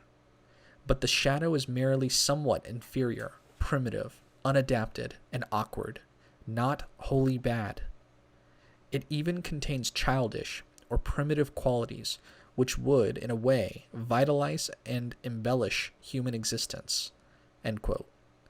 The shadow represents the sum of all personal and collective psychic elements, which, due to their incompatibility with the selected conscious demeanor, are refused expression in life and consequently unite into a somewhat independent splinter personality, a type of alter ego, whose unconscious inclinations run opposite those of the conscious. It is our dark brother, who is a hidden but undeniable part of our total psyche. The development of the shadow coincides with that of the ego. Aspects that the ego rejects are repressed and have little or no outlet in a person's conscious life. The shadow often behaves to counterbalance the conscious, which can be positive or negative. Very much an archetypal figure, the shadow personality often appears symbolically in dreams as being the same sex as the dreamer. In addition, an individual will sometimes project his shadow, i.e., his own unwanted subconscious characteristics, onto another person. In keeping with his views on the unconscious, Jung proposed that there are actually two forms of the shadow: the personal shadow, composed of the individual's cast-off psychic content, and the collective shadow, which embodies all the collective repressed memories of humankind. By the way, on page 112, there is a figure 5, Jung's model of the psyche, outer world, inside a self, surrounded by ego and the shadow. The shadow contains animus, anima. The ego contains the persona. On the outside of the circle is collective unconscious and collective conscious. The personal goes in the collective conscious into self, and the unconscious in the collective unconscious also goes towards self in the middle. All right, back to the reading. Confronting the shadow. Quote, everyone carries a shadow, and the less it is embodied in the individual's conscious life, the blacker and denser it is. If an inferiority is conscious, one always has a chance to correct it. Furthermore, it is constantly in contact with other interests, so that it is continually subjected to modifications. But if it is repressed and isolated from consciousness, it never gets corrected. End quote. Throughout our lives, we are constantly having to suppress one attribute or another. Thus, the shadow can never completely be assimilated into consciousness. However, it is essential that the most conspicuous aspects of the shadow be raised to consciousness. Instead of rejecting the shadow, its counterpart, the ego will be invigorated by it. If the shadow is not reckoned with, it runs the risk of becoming a vast, dark, forgotten expanse, which blocks one's inner creativity from being fully available to the conscious mind. This is why some people strive with Herculean strain to keep a tight lid on their shadows, concealing their private demons with a thin veneer of moral perfection. The spiritual fortress they construct around themselves is nothing more than a synthetic buttress held in place by force, and ever in danger of structural failure should the wind change direction. Mere suppression of the shadow is as little of a remedy as beheading would be for a headache. It is for this reason that confronting the shadow is the first step in Jung's method of individuation. To do this means taking a starkly critical and objective look into the nature of one's own being. Unconscious content is usually experienced in projection upon something that is outside of us. In the case of unwanted psychic content, some people will readily project their shadow onto someone else. Thus, we have a tendency to shift the blame onto an appropriate scapegoat. The other guy did it. As a comedian once insisted, the devil made me do it.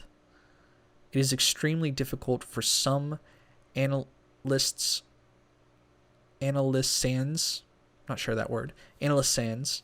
to accept the fact that they do indeed have a deep, dark side. The therapist, who tries to bring the shadow out into the open, often meets with enormous resistance because the client fears that the artificial structure he has carefully constructed to protect his ego will come crashing down. This is, in fact, the point at which many analyses fail, and the client, incapable of facing his unconscious self, stops the process cold and withdraws into his comfortable old self-deceptions. All of us must face our shadow side. This is especially important for magicians who seek to delve into the inner recesses of the human psyche, the mind of the microcosm. No spiritual progress can be made without it. We must discover the distinct characteristics of our shadow, as opposed to other parts of the psyche, such as the ego, and recognize it for what it is, a natural part of ourselves and nothing to be ashamed of or feel guilty about. Guilt and shame often cause one to repress the shadow in the first place, allowing a small, undesirable trait to grow into a huge, unresolved conflict, compulsion, or neurosis. In some ways, the shadow is like a neglected and resentful child who, if shown kindness and understanding, can learn to play with the other children. Objective understanding of ourselves will make it easier to face the shadow and other parts of the psyche as well. Regression exercise. Examining the events of one's childhood is a prerequisite for determining how the shadow developed. An excellent method for recalling childhood memories is the following regression exercise. Perform the LBRP. Perform the fourfold breath. Breathe in the count of 4. Hold the breath to the count of 4. Exhale to the count of 4. Keep the lungs empty to the count of 4. Sit in a comfortable position or lie down, eyes closed. Spend a few minutes inducing relaxation and rhythmic breathing. Visualize yourself within your present surroundings. As you continue the fourfold breath, See yourself going backwards in time. As you inhale to the count of 4, think of last spring. Hold the breath for 4 counts and think of last winter. Exhale to the count of 4 and imagine last fall. On the empty, hold to the count of 4, think of last summer. Continue the exercise in this fashion, going backwards in time from spring to winter, fall, and summer, ever backwards, keeping pace with the 4-fold breath. You may decide to go back in time in 5-year intervals. 5 years, 10 years, 15 years, 20 years, etc. At any one of these intervals, stop and visualize yourself at that particular point in time. Observe how you looked, how your surroundings looked, the people around you at that time, how you felt about yourself, and how you saw your world. Examine significant events that occurred which shaped your view of the world and of yourself. When ready to end the exercise, use the 4-fold breath to visualize time moving forward again. Inhale, spring, full hold, summer. Exhale, fall, empty hold, winter. Move time forward again until you arrive at the present. End the exercise with the LBRP. Always record your observations. You should practice this exercise several times, deciding beforehand what time in the past you wish to examine further. If you become quite proficient in this technique, you can go back 1 year at a time, all the way to birth. Trauma release exercise. Sometimes traumatic experiences or memories are responsible for creating parts of the shadow personality. In such cases, a trauma release exercise can help the analysand let go of the calamitous experience and begin to heal. The technique for this is as follows. Have the person lie on their back. Place your right hand on their forehead and your left hand at the back of their head. A breathing technique to further relaxation is helpful at this point. Next, guide the person to slowly visualize the traumatic event in the reverse order it happened, to a time before it occurred. In other words, emphasize that the details of the event will look like a videotape running in reverse and in slow motion. Then have the person run this mental tape in its natural order, forward in time, until arriving at the initial point when the event began. Guide the person to repeat this backward and forward motion until they no longer feel an emotional connection to the event. At the close of the session, have the person take a long, deep breath as they reflect upon any stress or concerns. Hold the breath for a few seconds and then release it, letting go of any residual tensions. Repeat this process 3 times. It is usually recommended that the person do this exercise a number of times on their own over a period of a few weeks to be certain that it is effective. It can also be done entirely solo, if preferred. Anima and animus. The second step in the process of individuation is defined by the encounter with the animus or the anima. The anima is the embodiment of the reflective feminine nature of man's subconscious, while the animus is the personification of the creative masculine nature of a woman's subconscious. Both are soul images, which usually manifest themselves in anthropomorphic form as fantasy lovers in dream and imagination. Animus and anima have a direct relationship with the persona or mask. If the persona is emotional, the soul image is rational, and vice versa. They are two of the most important archetypes, often influencing how we respond to members of the opposite sex. People often search out and are attracted to someone who symbolizes the attributes of their own psyche. Quote, "Every man carries within him the eternal image of woman, not the image of this or that particular woman, but a definitive feminine image. This image is fundamentally unconscious, an hereditary factor of primordial origin engraved in the living organic system of the man, an imprint or archetype of all the ancestral experiences of the female, a deposit, as it were, of all the impressions ever made by women.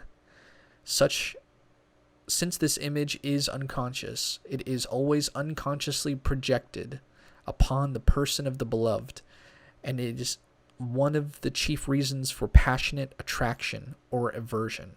End quote. We must learn to discriminate between interior and exterior manifestation of the anima and animus, just as we must distinguish ourselves from our shadow. Whereas the conscious recognition of the shadow brings forth the knowledge of one's own dark side, as it relates to a person's own sex, so does the recognition of the animus or anima provide the means for understanding the contrasexual portion of the psyche. It is precisely this lack of discrimination that leads a person to repeatedly seek out a certain kind of mate, a bad boy or a nasty girl, type who will inevitably treat them poorly. This is exactly how some individuals, in failing to differentiate between their own soul image and secret inner desires and a prospective mate, project the inner image outward and consequently fall into bad relationships time and time again. Sometimes the animus and anima can be symbolized by parental figures, leading some people to try to find a companion who resembles their father or mother in some way. While attempting to find the perfect mate, externalization of the soul image leads some to look outside of themselves for the perfection and beauty that lies within. This is true for most people who choose a mate who represents the subconscious portion of the psyche. And since no human mate can fit perfectly into the transferred image, after time the carrier of the projection displays his or her own character traits, resulting in frustration and discord in the relationship. If a person could only recognize the soul image within as a part of their own inner self, they would stop attributing their flaws to their mate and retract the projection. Any psychic energy that has been bound up in the projection would be freed for other, more progressive pursuits. The encounter with the soul image usually takes place later in life, after the dynamics of youth, reproduction, and the priorities of the outer world have been satiated. Confronting the soul image is an indication that the second half of one's life has commenced. Once the contrasexual soul image has been brought to consciousness, however, it may not be possible to, quote, lose ourselves completely, end quote, in the love of another, for we have now found the object of that love within us. This brings with it the realization that we are, in fact, complete within ourselves, and we do not need a slavish love to a projected illusion in order to prop us up. Instead, we are enabled to develop a deeper love and a conscious devotion to our partner. The proper role of the soul image is that of the psychopomp, guiding the soul around impasses on its own way towards spiritual transformation. It is the mediator between the conscious and the unconscious, whereas the persona is the reconciler between the ego and the outer world. The soul image is the reconciler between the ego and the inner world. Once fully realized and integrated, the soul image can bring incredible enrichment into consciousness and a vital expansion of the true self. Archetypes. The third step in the process of individuation is the manifestation of archetypes. An archetype is an idea, mode of thought, or God form that has manifested from the inherited experiences of humankind, from the collective unconscious. Quote, the concept of the archetype is derived from the repeated observation that, for instance, the myths and fairy tales of world literature contain definite motifs which crop up everywhere. We meet these same motifs in the fantasies, dreams, deliria, and delusions of individuals living today. These typical images and associations are what I call archetypal ideas. The more vivid they are, the more they will be colored by particularly strong feeling tones. They impress, influence, and fascinate us. They have their origin in the archetype, which in itself is an irrepresentable, unconscious, pre-existent form that seems to be part of the inherited structure of the psyche and can therefore manifest itself spontaneously anywhere at any time." End quote. According to Jung, once the soul image has been integrated, next comes the manifestation of the major archetypes of spirit and matter. These include the wise old man as the spirit principle in man, and the great mother as the principle of matter or nature in women.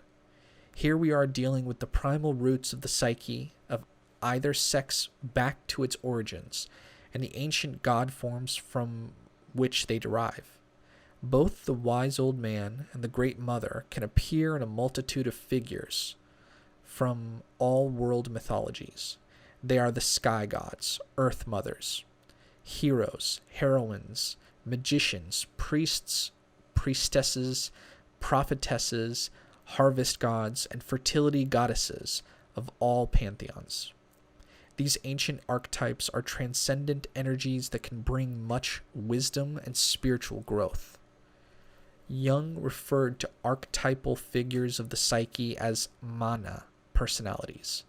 This is a particular archetype or group of archetypes that the individual psyche most strongly expresses or manifests. A person who has mana is said to have power and influence over others, but also runs the risk of becoming self-centered and megalomaniacal. This is because these great universal archetypes produce a potent attraction which can, in some instances, entice the individual into identifying him or herself with the archetype, creating a type of self-aggrandizement or ego inflation. Such is the path of many modern-day messiahs, self-appointed gurus, and power-mad spiritual leaders. Quote, "An inflated consciousness is always egocentric and conscious of nothing but its own existence. It is incapable of learning from the past, incapable of understanding contemporary events, and incapable of drawing right conclusions about future.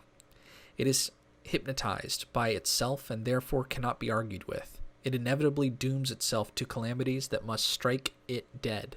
End quote. All of us surrender to such arrogance during this process of individuation.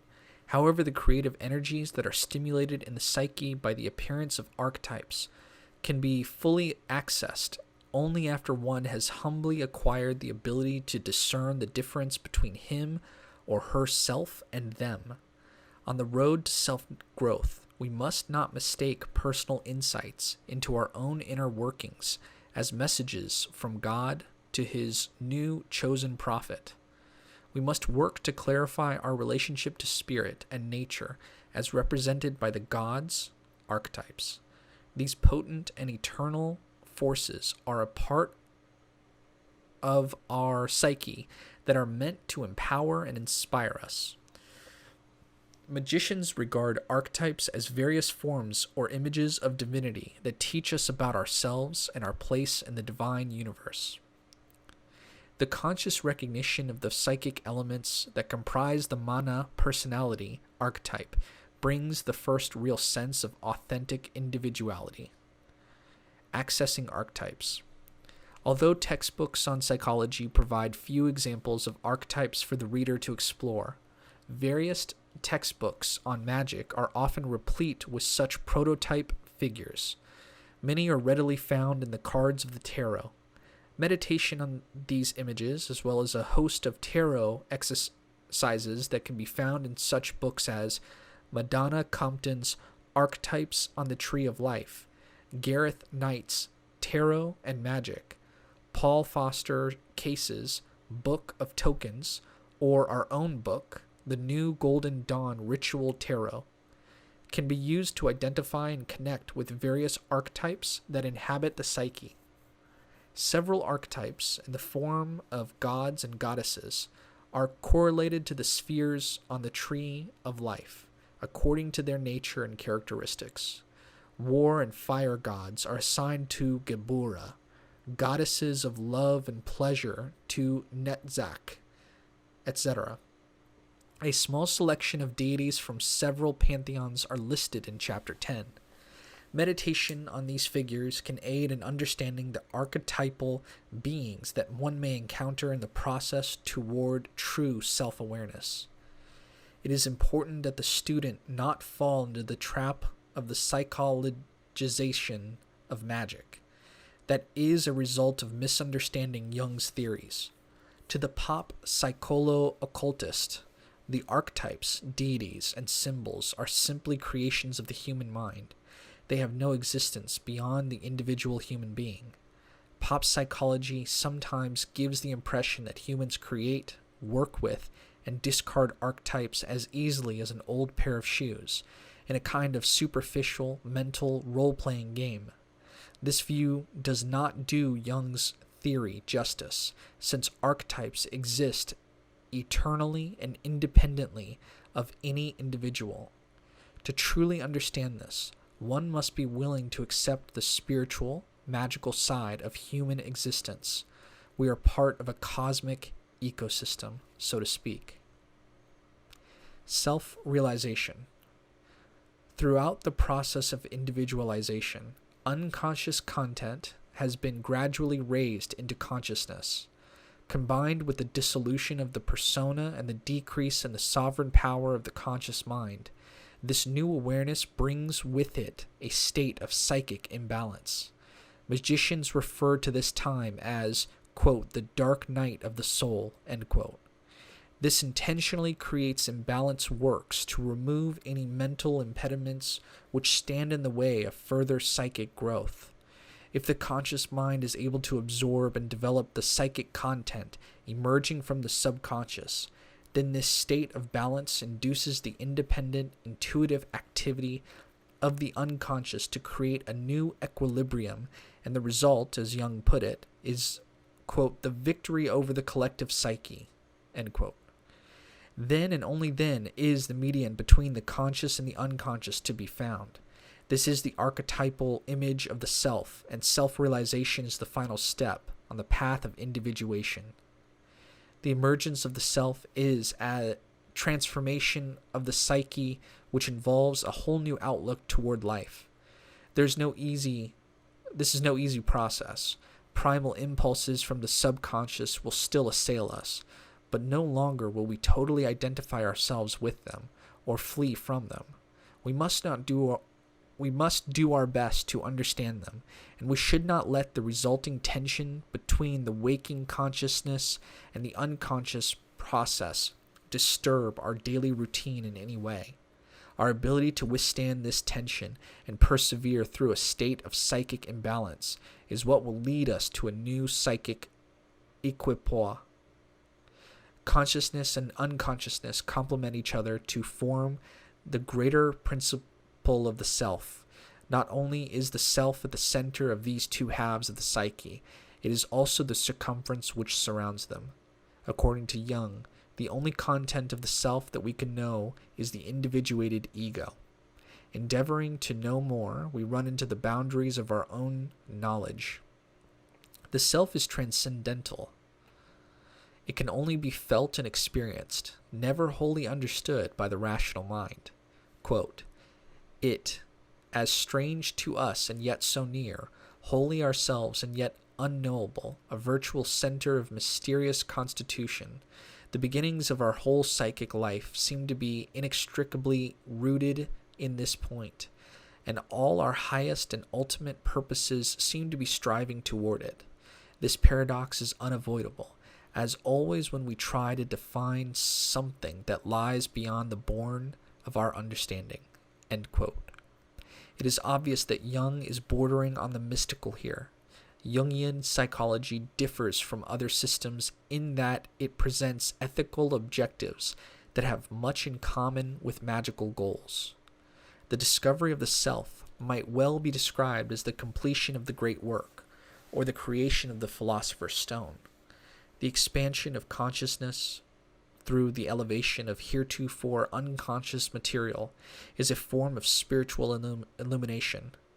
This does not mean that the individual who experiences illumination or self-realization will spend the rest of his days in blissful meditation, but rather that he will gradually gain a more true understanding of himself and his connection to the divine.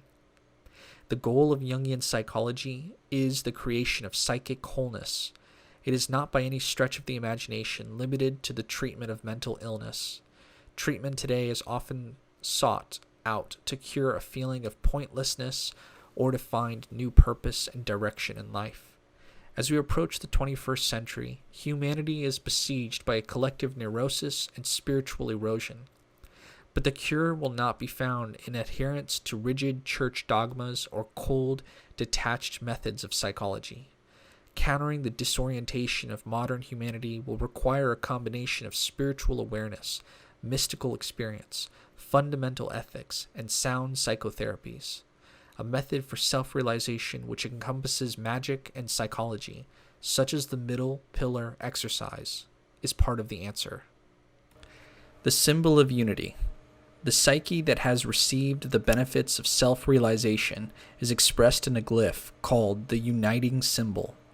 This is a symbol which portrays the union of all parts of the psyche, yet its synthesis transcends all of its separate components. It represents the restored equilibrium between the conscious and the unconscious. The uniting symbol portrays a balanced psychological state that we wish to achieve. In Eastern societies, the uniting symbol often takes the form of a drawing called a mandala, or magic circle, said to be a balancing glyph of the cosmos.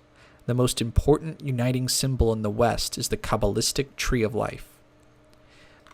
Reich and his theories. Wilhelm Reich, 1897 to 1957, studied medicine and Freudian analysis at Vienna University. He spent 2 years doing postgraduate work under Professor Wagner Warheg. It was during this time that he formulated 2 of his most recognized theories.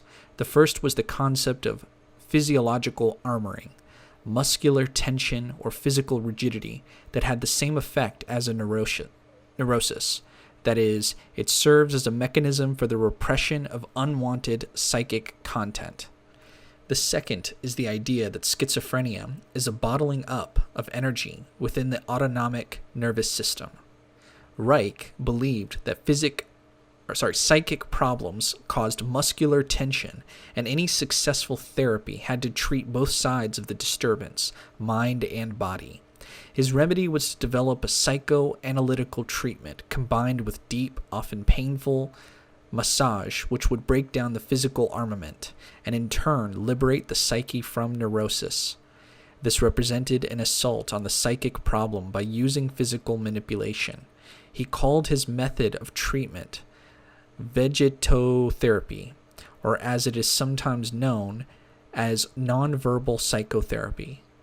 The goal of this treatment was not simply to relax the muscles, but to bypass all verbal or intellectual defense mechanisms, to reconnect the exterior ego with the interior reality, and release the material which was being repressed. In 1936, Reich began a series of experiments that resulted in his theory of orgone energy. This was a type of life force energy that Reich thought was vital to good health and which permeated all life. Some have compared it to the astral light of ceremonial magicians.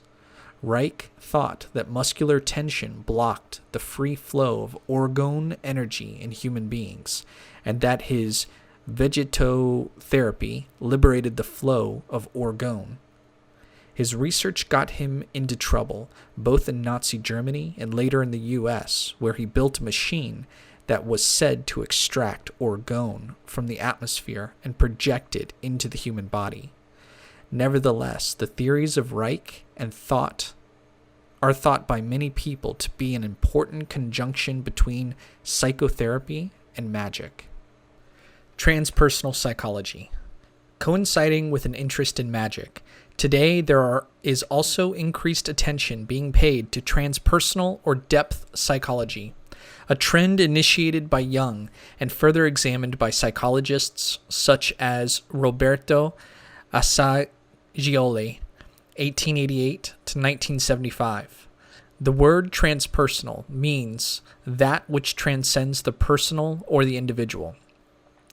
Transpersonal psychology takes a more spiritual approach to the human dilemma and does not reject the idea of the soul, rather it embraces it. A true system of transpersonal psychology must examine the highest aspects of the unconscious and take a philosophical as well as pragmatic approach to human evolution. Seeing that psychoanalysis was an incomplete system, Assagioli developed his own form of therapy and called it psychosynthesis. Psychosynthesis accepts the idea of the soul, the libido, and the imagination as essential aspects of the human being. It also includes the use of symbolism and allegory to initiate alchemical change and psychic integration. Quote, "May I emphasize the fact that the elements and functions coming from the superconscious, such as aesthetic, ethical, religious experiences, intuition, inspiration, states of mystical consciousness, are factual, are real in the pragmatic sense, because they are effective, producing changes both in the inner and the outer world.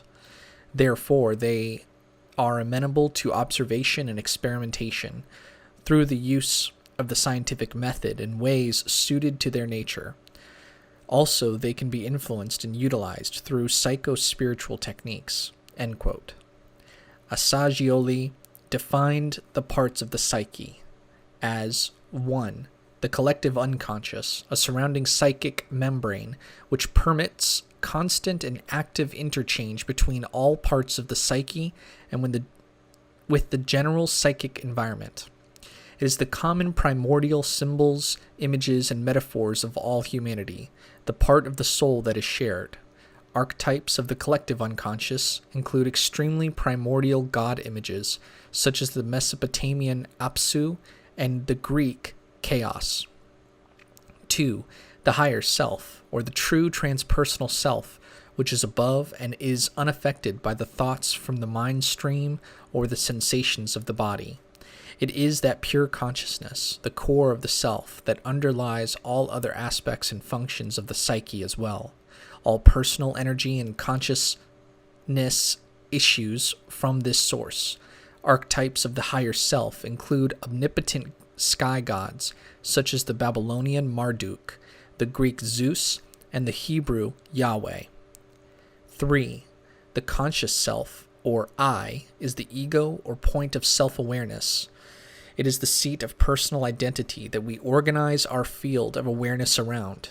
Its function is to coordinate the vast amount of interior and exterior information that we acquire and to act as a intermediary between our internal and external realities. Experience is processed by the ego through various functions such as the emotions, the senses, the intellect, and the imagination. To carry out these duties, the ego relies on discrimination, reason, and certain defense mechanisms that often conflict with other aspects of the psyche, sometimes posing obstacles to growth and healing. Archetypes of the ego include all deities who have walked between the worlds of life and death, conscious and subconscious, such as the Sumerian Inanna and the Egyptian Osiris.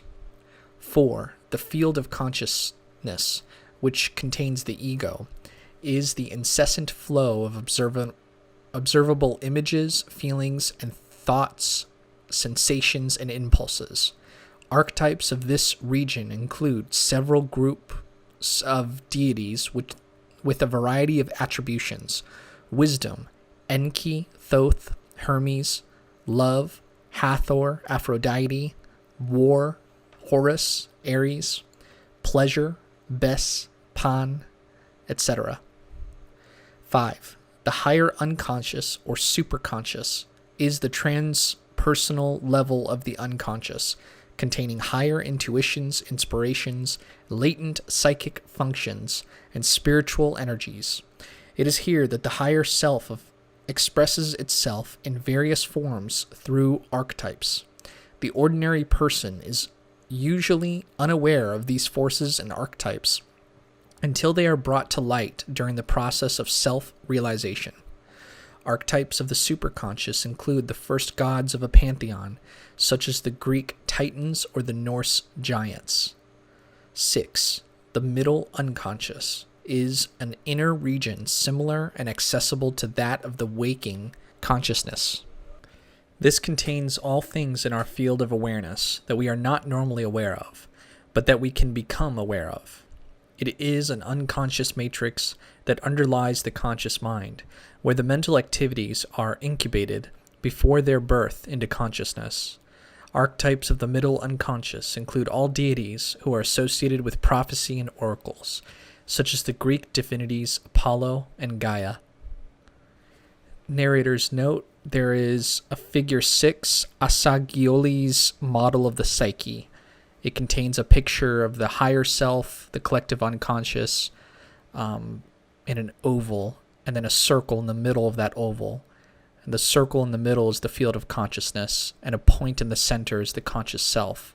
And there's higher consciousness, higher unconscious, middle unconscious, and lower unconscious within the oval. 7. The lower unconscious contains fundamental drives, primitive urges, inferior dreams, and complexes. This is the personal unconscious, which is the storehouse of hidden memories, repressed psychic content, and the shadow personality. This part of the psyche is accessed by working with hypnosis, trance, and imagery. Archetypes of the lower unconscious include all underworld deities, such as the Sumerian goddess Erish Kigal, and the Greek divinities Hades and Persephone. If we were to add anything to Assagioli's model, it would be the body or manifest psyche, which must be considered in a holistic psychology. Mind and body are interrelated extensions of one another. Just as physical discomfort can affect the mind, through focused visualization, can affect the body. Archetypes of the manifest psyche include all earth deities, such as the Egyptian Geb, the Babylonian Nin-Hursag, and the Greek Demeter. Assagioli's division of the psyche is remarkably similar to the Qabalistic model of the soul. Like Jung, he saw the pressing need for all human beings to achieve a balanced inner integration and true self-realization, and he outlined a system for achieving this goal in 4 stages. 1. Through knowledge of one's personality. This includes a frank analysis of all parts of the psyche, both conscious and unconscious, including the shadow. Psychoanalysis is the method used by the therapist for this objective. In magic and alchemy, it is the first half of the equation, solve et coagula, dissolve and coagulate. 2. Control of the personality's various elements. After having discovered all parts of the psyche, we must take control of them. According to Assagioli, one of the most effective ways of achieving this is a method called disidentification, which aids in the dissolution of harmful complexes, whose newly freed energies can be controlled and used toward more positive ends. Dispelling these complexes requires the methods of objectification, critical analysis, and discrimination. In magic, the shadow aspects of the psyche are collectively called the evil persona. They must be recognized, subjugated to the magician's higher spiritual will, and their energies transmuted and employed for the completion of the great work. 3. Realization of one's true self. The discovery of creation of a unifying center. The intermediate link which, if focused on and identified with, allows for the integration/unification of the lower and higher selves, and freedom from selfish interests and personal limitations. A point of connection between the individual and the divine self, which is reflected and symbolized in that point. 4. Psychosynthesis. The formation or reconstruction of the personality around the new center. Once the unifying center is found, the next step is to gradually and systematically build a new ideal personality around it in an organized, purposeful manner and with clear, achievable goals in mind. Practical psychosynthesis commences with the construction of this new personality. This process involves the active utilization of all available energies and the transmutation of unconscious and previously latent forces. Development of those aspects of the personality which are weak or insufficient. It is accomplished through techniques of autosuggestion, affirmation, visualization, and by the systematic training of the less developed functions of imagination, will, and memory. Finally, all the various psychological energies and functions must be coordinated as the new personality achieves a stable, organized form. There are many levels in the process of transmutation and self-realization, and as stated earlier, they are not always entirely pleasant. It is a multifaceted process which includes several stages: the elimination of impediments which block the flow of energies between the superconscious and the lower realms of consciousness, evolvement of latent or dormant higher functions, memory, will, imagination, etc., and stages where the ego must yield to the work of the higher self and withstand the stresses and unavoidable discomfiture that the process requires. In magic, this is the spiritual discipline of the great work and reunification, the second half of the Solve et Coagula formula of alchemy. It represents our goal to become more than human, or in less mystical terms, to become the best possible human being we can be, evolving to our fullest potential. Various methods and tools are employed in psychosynthesis, just as they are in other transpersonal psychologies. In psychosynthesis, the focus is always on a holistic approach to treatment, and all techniques used are subservient to the health, well-being, and psychic integration of the individual.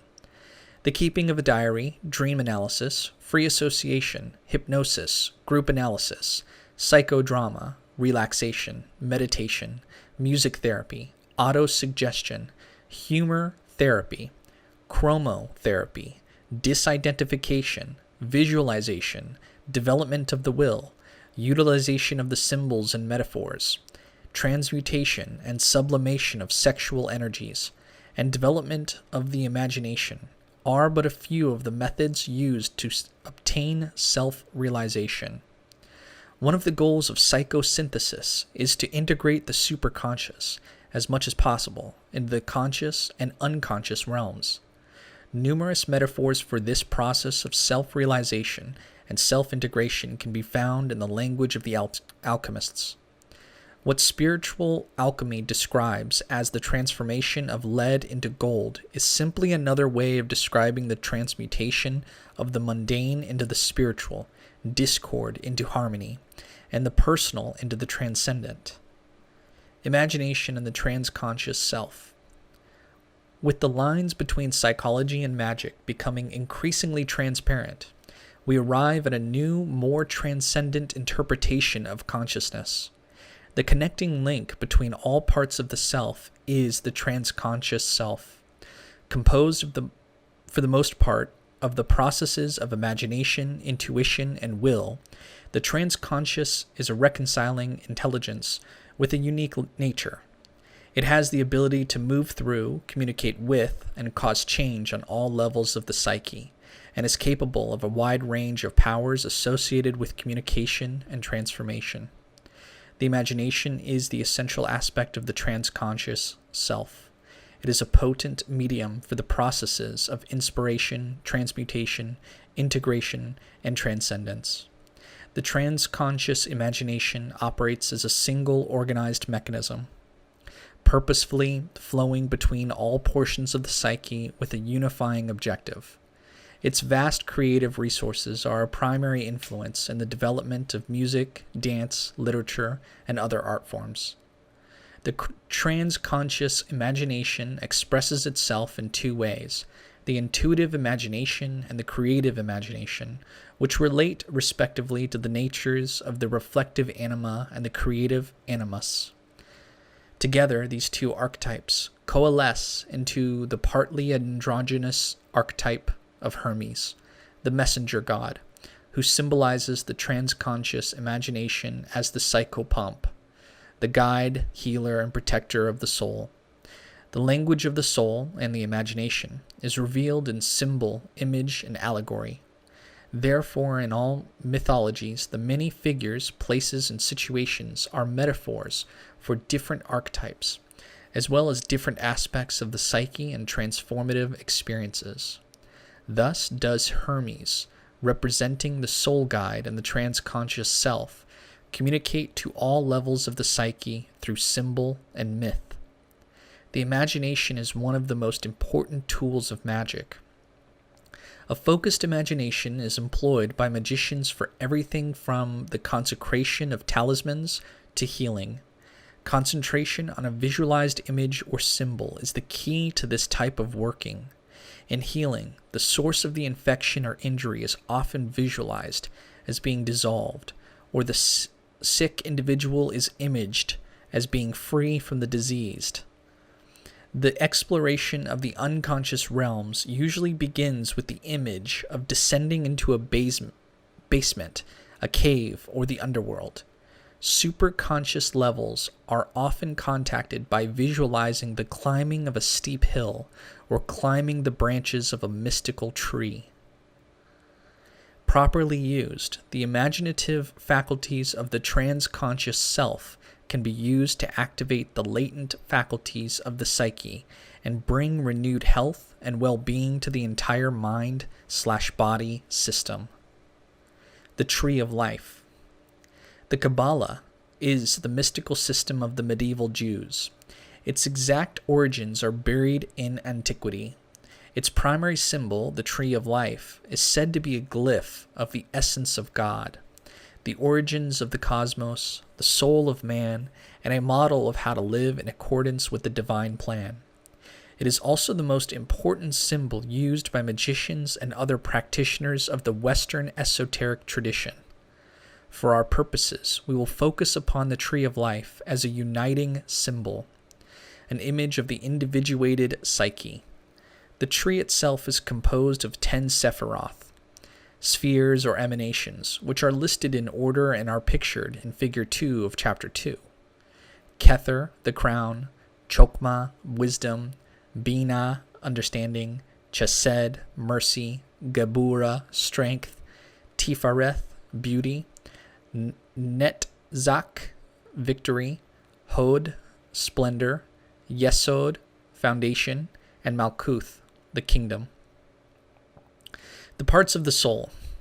To the Qabbalists, the human soul is divided into 3 principal portions, which overlap in some instances. These are the neshama, the ruach, and the nefesh. The highest of these, the neshama, encompasses the Sephiroth of Kether, Chokmah, and Bina. It corresponds to the highest aspirations of the soul, and what Asagioli described as the higher unconscious or superconscious.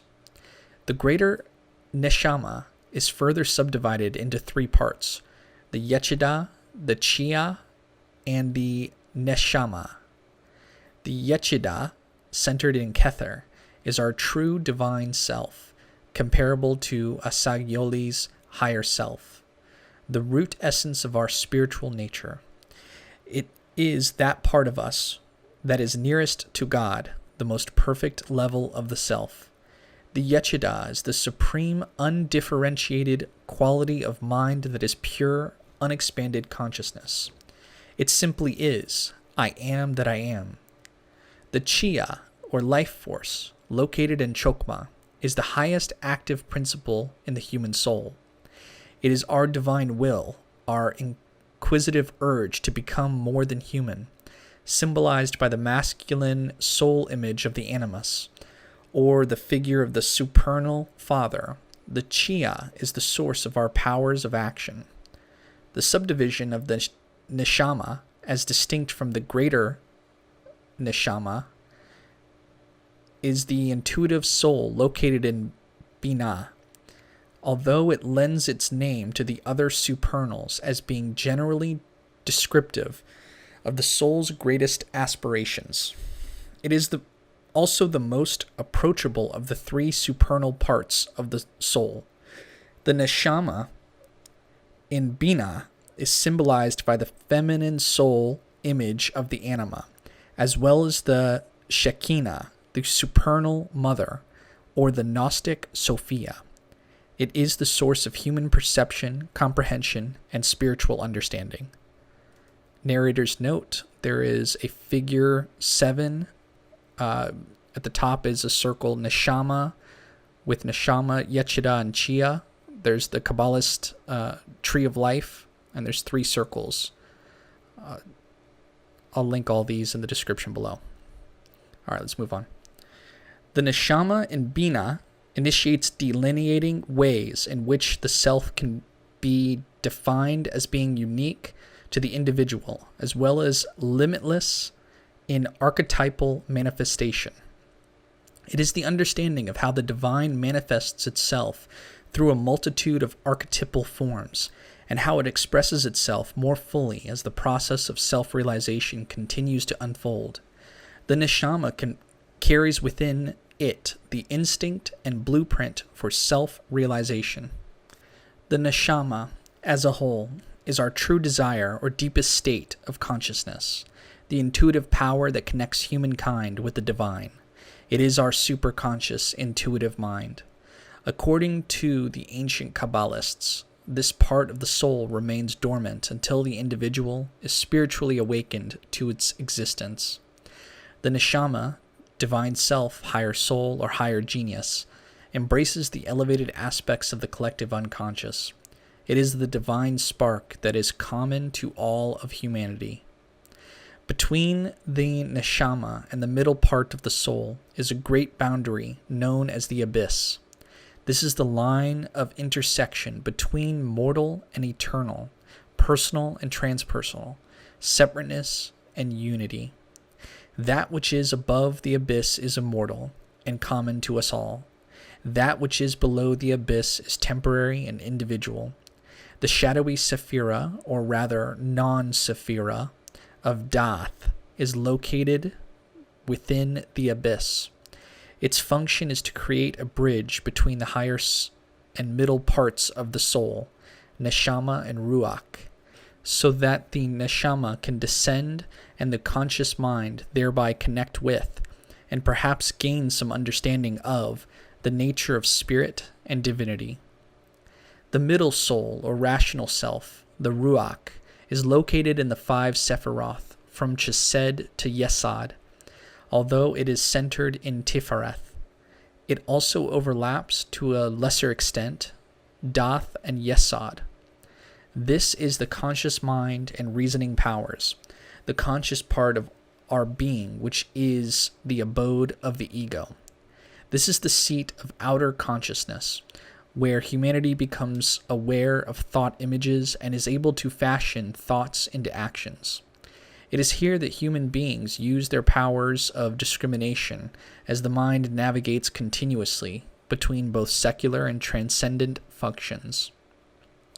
5 faculties are to be found in this pentad of spheres: memory, Chesed; will, Geburah; imagination, Tiphareth; emotion, Netzach; and intellect, Hod. The 2 lowest of these functions, corresponding to the spheres of Netzach and Hod, are quite easy for the average person to understand. The 3 higher faculties of the Ruach, attributed to the 4th through the 6th Sephiroth, are somewhat more difficult to access. This is because of the demarcation called the Veil of Peroketh that exists on the tree between Tiphareth and the 2 lower spheres of Netzach and Hod. Thus, the higher Ruach faculties of memory, will, and imagination are obstructed somewhat and are often less accessible to the individual than are the lower functions of thinking and feeling. The Ruach contains both the middle unconscious and the field of consciousness of Asagioli's system, as well as his concept of the conscious self or ego. The higher self or lower genius, sometimes called the Agoaides, which mediates between the divine self of the Neshama and the lower self, which is located in the Ruach, primarily in Tiphareth. This is also the seat of the personal ego, which interacts between the divine superconsciousness and the lower self, and constantly attempts to organize and interpret one's personal experience, both inner and outer experience. The persona, a conscious but artificial mask that we present to the outer world, is also to be found in the Ruach. The Nefesh, or lower side, resides in Yesod. Comparable to Asagioli's lower unconscious, the Nefesh is a low level of awareness that answers to the primal instincts, fundamental drives, and animal vitality from our prehistoric past. The Nefesh embraces the lowest components of the collective unconscious, those basic aspects which relate to survival, sex, and the reptilian brain. It also is the seat of our personal unconscious. The Nefesh is sometimes equated with the aura and the etheric body, a kind of energy sheath which forms the matrix for physical body. Proper use of the vital, raw Nefesh energy is important in many aspects of magic, but it must always remain under the firm control of the Ruach, the conscious mind. The Nefesh is the most misunderstood part of the soul, due to its placement in relationship to the Ruach above it and the Guph below it. The Nefesh is also the seat of the shadow, the dark subconscious underside of the conscious ego. The shadow represents those basic desires that run contrary to society and to our own ideals of behavior and personality. During the course of life, personal conflicts and neuroses are created within the psyche, which are banished to the Nefesh through the process of denial and repression. This results in a type of dualism, which in turn creates the shadow and its various attributes. This dualism is expressed in the fact that on the one hand, the Nefesh contains a vibrant primal energy and raw beauty that is crucial to magical work, but on the other hand, it also contains unconscious impulses, which often run contrary to spiritual growth. These impulses can be likened to Freud's id, with its demands for instant gratification. Thus, the Nefesh and the unconscious mind, together with the shadow, have all been unceremoniously rejected throughout history as scapegoats for problems which originated in the conscious mind, when the neuroses were consciously repressed rather than examined. Thus, the Nefesh becomes the abode of many emotionally charged complexes, phobias, obsessions, delusions, and compulsive urges. Beyond this fivefold division of the human soul, there is one more portion that is sometimes overlooked. The lowest part is called the Guph. That's G-U-P-H. Centered in Malkuth, the Guph is closely tied to the physical body and the total range of all psychophysical functions. It is a low level of subconscious intelligence which communicates the current condition of the human body to the brain. Transpersonal psychotherapies and reputable systems of magic both work to examine and integrate the shadow of the Nefesh. This integration is a prerequisite for further spiritual/magical work and self-realization. In magical orders, such as the Golden Dawn, this is accomplished through initiation rituals, which heighten the awareness of the student, combined with intellectual teachings and personal meditations, rituals, visualizations, invocations, and exercises, such as the middle pillar. Once the shadow is confronted, recognized, and correlated into the psyche, its tremendous energy, resources, and rich symbology can be harnessed and utilized by the conscious mind, which can in turn stimulate the neshama.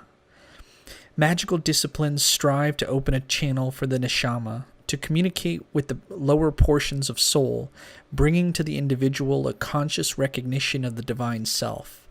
The higher faculties of the Ruach, including imagination, will, and memory, are also awakened.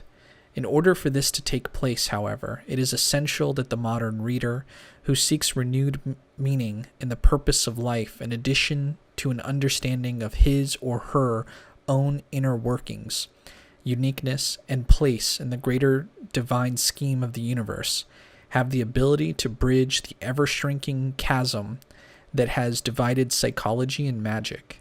Both systems should be examined, and their respective bodies of knowledge culled for the gems of wisdom to be found in each. This process of reconnection between the modern science and ancient art will be an act of healing on both a personal and collective level, which recognizes that all of reality is united under the integrating principle of spirit. No one should be led to believe that the process of self-realization, whether achieved through the principles of analytical psychology, the techniques of magic, or a combination of the two systems, is an easy matter. But here, even the smallest achievement will be a monumental step in one's personal inner growth. If the mind is kept open to both new and old ways of exploring human development, one will discover that the psychologist's pursuit of a healthy, integrated human psyche, the alchemist's search for the philosopher's stone, and the magician's quest to complete the great work are all natural complements of each other. Humanity's spiritual development is a long and arduous journey, an adventure through strange lands full of surprises, difficulties, and even dangers. It involves a drastic transmutation of the normal elements of the personality, an awakening of potentialities which had hitherto been dormant, a raising of consciousness to new realms, and a functioning along a new inner dimension. Chapter 7. The Art of Relaxation. In the foreword to the second edition of The Middle Pillar, Regardie expressed a desire to add more material on the art of relaxation and its importance to the individual's well-being. At that time, Regardie wanted to leave his original work intact and unencumbered by the afterthoughts. Later, in such books as The Romance of Metaphysics, 1946, 12 Steps to Spiritual Enlightenment, 1969, and Foundations of Practical Magic, 1979, he went into more detail concerning the psychological and physical benefits to be gained through relaxation. Some of the techniques he suggested to his patients and students alike are given below, along with other methods. Before the student commences any extended involvement with advanced magical techniques, he or she should concentrate on gaining proficiency in the art of relaxation. This sounds simple enough, but it is not something to be passed over lightly. Even so, as Regardie noted, few spiritual schools emphasize basic techniques of relaxation, without which nothing of substance and lasting value can be accomplished. Many esoteric schools seem to focus on the idea that the simple contemplation of a mystical idea alone will naturally result in the required concentration and relaxation. Sometimes this idea is correct, but as Regardie observed, in most cases it is not. More often than not, as soon as the student tries to concentrate on a spiritual affirmation or belief, he or she is beset by a horde of extraneous ideas which lead to distraction. As a result, quote, distracted and annoyed by this wandering of his mind, he makes determined efforts to bring the attention back. The total result is added tension of the mind, reflecting neuromuscular hypertonicity in the body, and he becomes a nervous, exhausted wreck within the space of a few minutes. End quote. Regardie cites the remedy for this situation, quote, it is absolutely imperative that the student should, at the outset, be taught a method which will enable him to relieve these neuromuscular tensions, and this cramp of the mind is in such a way as to enable him to continue by the employment of the same method to the contemplation of metaphysical ideas. End quote. The human body is a complex machine which converts food into energy. A great deal of energy is needed to carry out the internal bodily functions alone, but even in a normal state of rest, about 1/2 of the body's energy can be squandered through tension and anxiety. This is why people often complain of being exhausted even when they've had plenty of sleep. Fatigue and psychic conflicts create tension, which eats up precious energy. And unfortunately, the demands of modern life often seem to make relaxation a rare luxury that few can afford. Like energy from food, the consumption of oxygen is also of primary importance to all somatic operations. Relaxation exercises can regulate the consumption of oxygen through the techniques of rhythmic breathing. To use an automotive metaphor, this helps to keep the human motor running smoothly without burning too much oil or fuel. Thus, relaxation helps to conserve large amounts of energy that is wasted by neuromuscular tension. And who would not want to free up this misspent energy and use it for things more meaningful and enjoyable than tense shoulder muscles, a stiff neck, or an upset stomach? Having an abundance of energy will alleviate these tensions and help one live life to its fullest. Regular performance of the relaxation exercises given here will reward the practitioner with physical and psychological dividends. Among the physical advantages are a decrease in blood pressure, a slowdown in respiration and heartbeat, and a noticeable decrease in muscular tension, along with the aches and pains that accompany such tension. The psychological effects are even more profound. Through deep relaxation, the human can achieve a state of pure consciousness in which the physical or somatic element is completely removed. Eventually, the body is able to relax so completely, as if all its needs have been fulfilled, that all body consciousness disappears. This has a very healing effect. Regardie suggested that a new point of view is needed, a scientific approach to metaphysics. This psychological approach will accomplish two things. 1, the complete relaxation of the mind-body mechanism, and 2, the training and education necessary to successfully contemplate spiritual truths. Quote, "The mind is able to control the body and its manifold functions, and in fact to affect the entire phenomenal world. The methods indicated will prove to the metaphysical novice that by means of evolving mental pictures he can himself induce a variety of psychological changes in his body. With this acquired ability, a quiet confidence based upon experience will come to him, an assurance that now he will be able to succeed in demonstrating metaphysically his ability to conquer and transcend all physical and mental circumstances of every kind." End quote. When relaxation techniques are successful in bringing about a state of consciousness where awareness of the body vanishes and mind is no longer restrained by physical sensations, pains, or other corporeal impediments which activate psychological activities that obstruct the higher mental and spiritual functions. It is a feeling of ecstasy, calm and satisfying. Free from physical limitations, the mind is able to focus on profound spiritual truths. This is a real advancement in personal growth, which results in increased mental balance and self-confidence.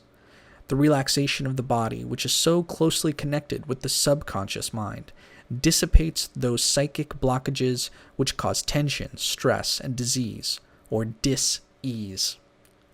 Beyond these important considerations, relaxation will provide the student with great impetus toward approaching spiritual exercises and magical techniques with a sound psychological basis.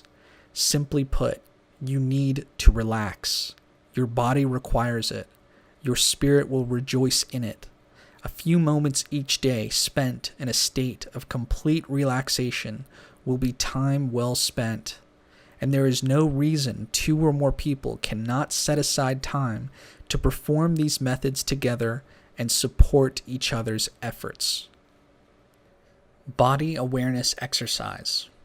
One of the primary aims of any system of spiritual growth is the procurement of self-awareness or perception. The only way to increase sensitivity is to become aware of that which is within as well as that which is without. Try this body awareness exercise. Sitting comfortably or lying on the floor, merely attempt to observe what is happening with your own body. If you have trouble with your lower back, be sure to place a couple of pillows under each knee whenever lying down to meditate. Simply watch your physical body and its various sensations. Do not do anything special. Breathe normally, and don't try to relax or control wandering thoughts. Just try to notice what happens.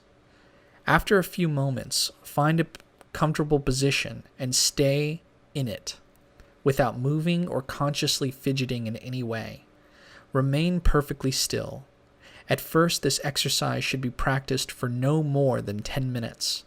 Gradually increase the time spent in practice so that this exercise is extended to half an hour. Obviously, this exercise will be simple to some, terribly difficult to others. Any urge to wiggle and release tension should be resisted. The powers of concentration should also be developed as this awareness exercise is practiced. If your mind begins to wander, gently bring it back. Your powers of concentration will gradually but steadily become enhanced. During this practice, you may become aware of itching sensations in various parts of your body. Do not attempt to scratch. Merely observe. Simply be aware of various body sensations without trying to alter or ignore them. Do not make judgments or criticisms about these sensations. Accept them as part of you. Sensations will come and go in different areas of the body. Study them. It is sometimes a good idea to verbally express what you are feeling or experiencing. This exercise will result in a profound relaxation of nervous tension. Daily practice will heighten the function of self-awareness, something that is vital to the work of a magician. All complex ceremonies and rituals actually begin with this heightening of self-awareness. No special time period needs to be found to practice this. Lying in bed at night or in the morning provides an excellent opportunity to rehearse body awareness. This exercise should be done twice daily for about 6 months. In addition to this, short periods of temporary pause from activity can be taken throughout the day during bathing, shaving, or dressing, etc., in order to sharpen one's perceptions and to observe what is happening within. The cleansing bath exercise. Take a shower to clean the body, then fill the bathtub with warm water. Add bath salts or perfumed oil to the water. For an added spiritual effect, white candles and incense may be employed in the room. Some soothing music on the CD or tape player wouldn't hurt either. Simply soak for a few minutes and let go of any negativity or tension into the cleansing water. Then pull the plug and drain the water while remaining in the tub. Feel your doubts and worries siphon out with the water, leaving you feeling relaxed and energized. Don't rush when getting up. The purifying breath exercise. This simple exercise is an extension of the rhythmic breath and should be employed at the end of all meditations. Take a deep breath and hold it in for a few seconds. Then pucker the lips, leaving only a narrow opening in the mouth. Exhale the air strongly through the mouth, gradually and slowly forcing the air out through the small opening in the lips until all the air is gone. Relax for a moment while maintaining the balance of the air, then repeat. This will impel an automatic rebound of the chest whenever the exhalation of breath is completed in this fashion. Repeat this technique over a long period of time until it can be executed easily and without discomfort. Relaxation Exercise 1. Gravity and Relaxation. Lie face up on a mat or thick blanket placed on the floor and relax. The floor provides a hard, uncomfortable surface, which will immediately let you know about the variety of ways you hold tension within your body. You will either have to get up or relax totally. A small cushion may be placed under the head. Let the weight of your body sink into the floor. Begin breathing in a rhythmic fashion. Bring your attention to your torso and head. Inhale and tense the muscles of your stomach, chest, and neck. Exhale and relax totally, feeling the weight of your body sinking into the floor. Do this several times. Concentrate now on your left arm. Inhale and make a fist, tensing the entire arm, and raise the limb off the floor about 6 inches. Exhale and relax your arm. Allow it to drop to the floor. Do this a number of times until the limb feels totally relaxed and falls readily with the force of gravity. Now center your attention on your right arm from hand to shoulder. As you inhale, make a fist, tensing all the muscles in your arm, and raise your arm off the floor about 6 inches. Exhale and relax your arm completely, allowing it to fall back to the floor. Repeat several times until the arm is relaxed. Next, focus your attention on your left leg from hip to foot. As you inhale, lift your leg about 8 inches off the floor. Bend your foot so that your toes are pointing toward your head. Tense all the muscles in your leg. Exhale and relax all tension in your leg, letting it drop to the floor. Repeat several times until your leg is fully relaxed. Focus your attention on your right leg from hip to foot. As you inhale, lift your leg about 8 inches off the floor. At the same time, bend your foot so that your toes are pointing toward your head. Tense all the muscles in your leg. Exhale and relax your leg completely, allowing it to fall back to the floor.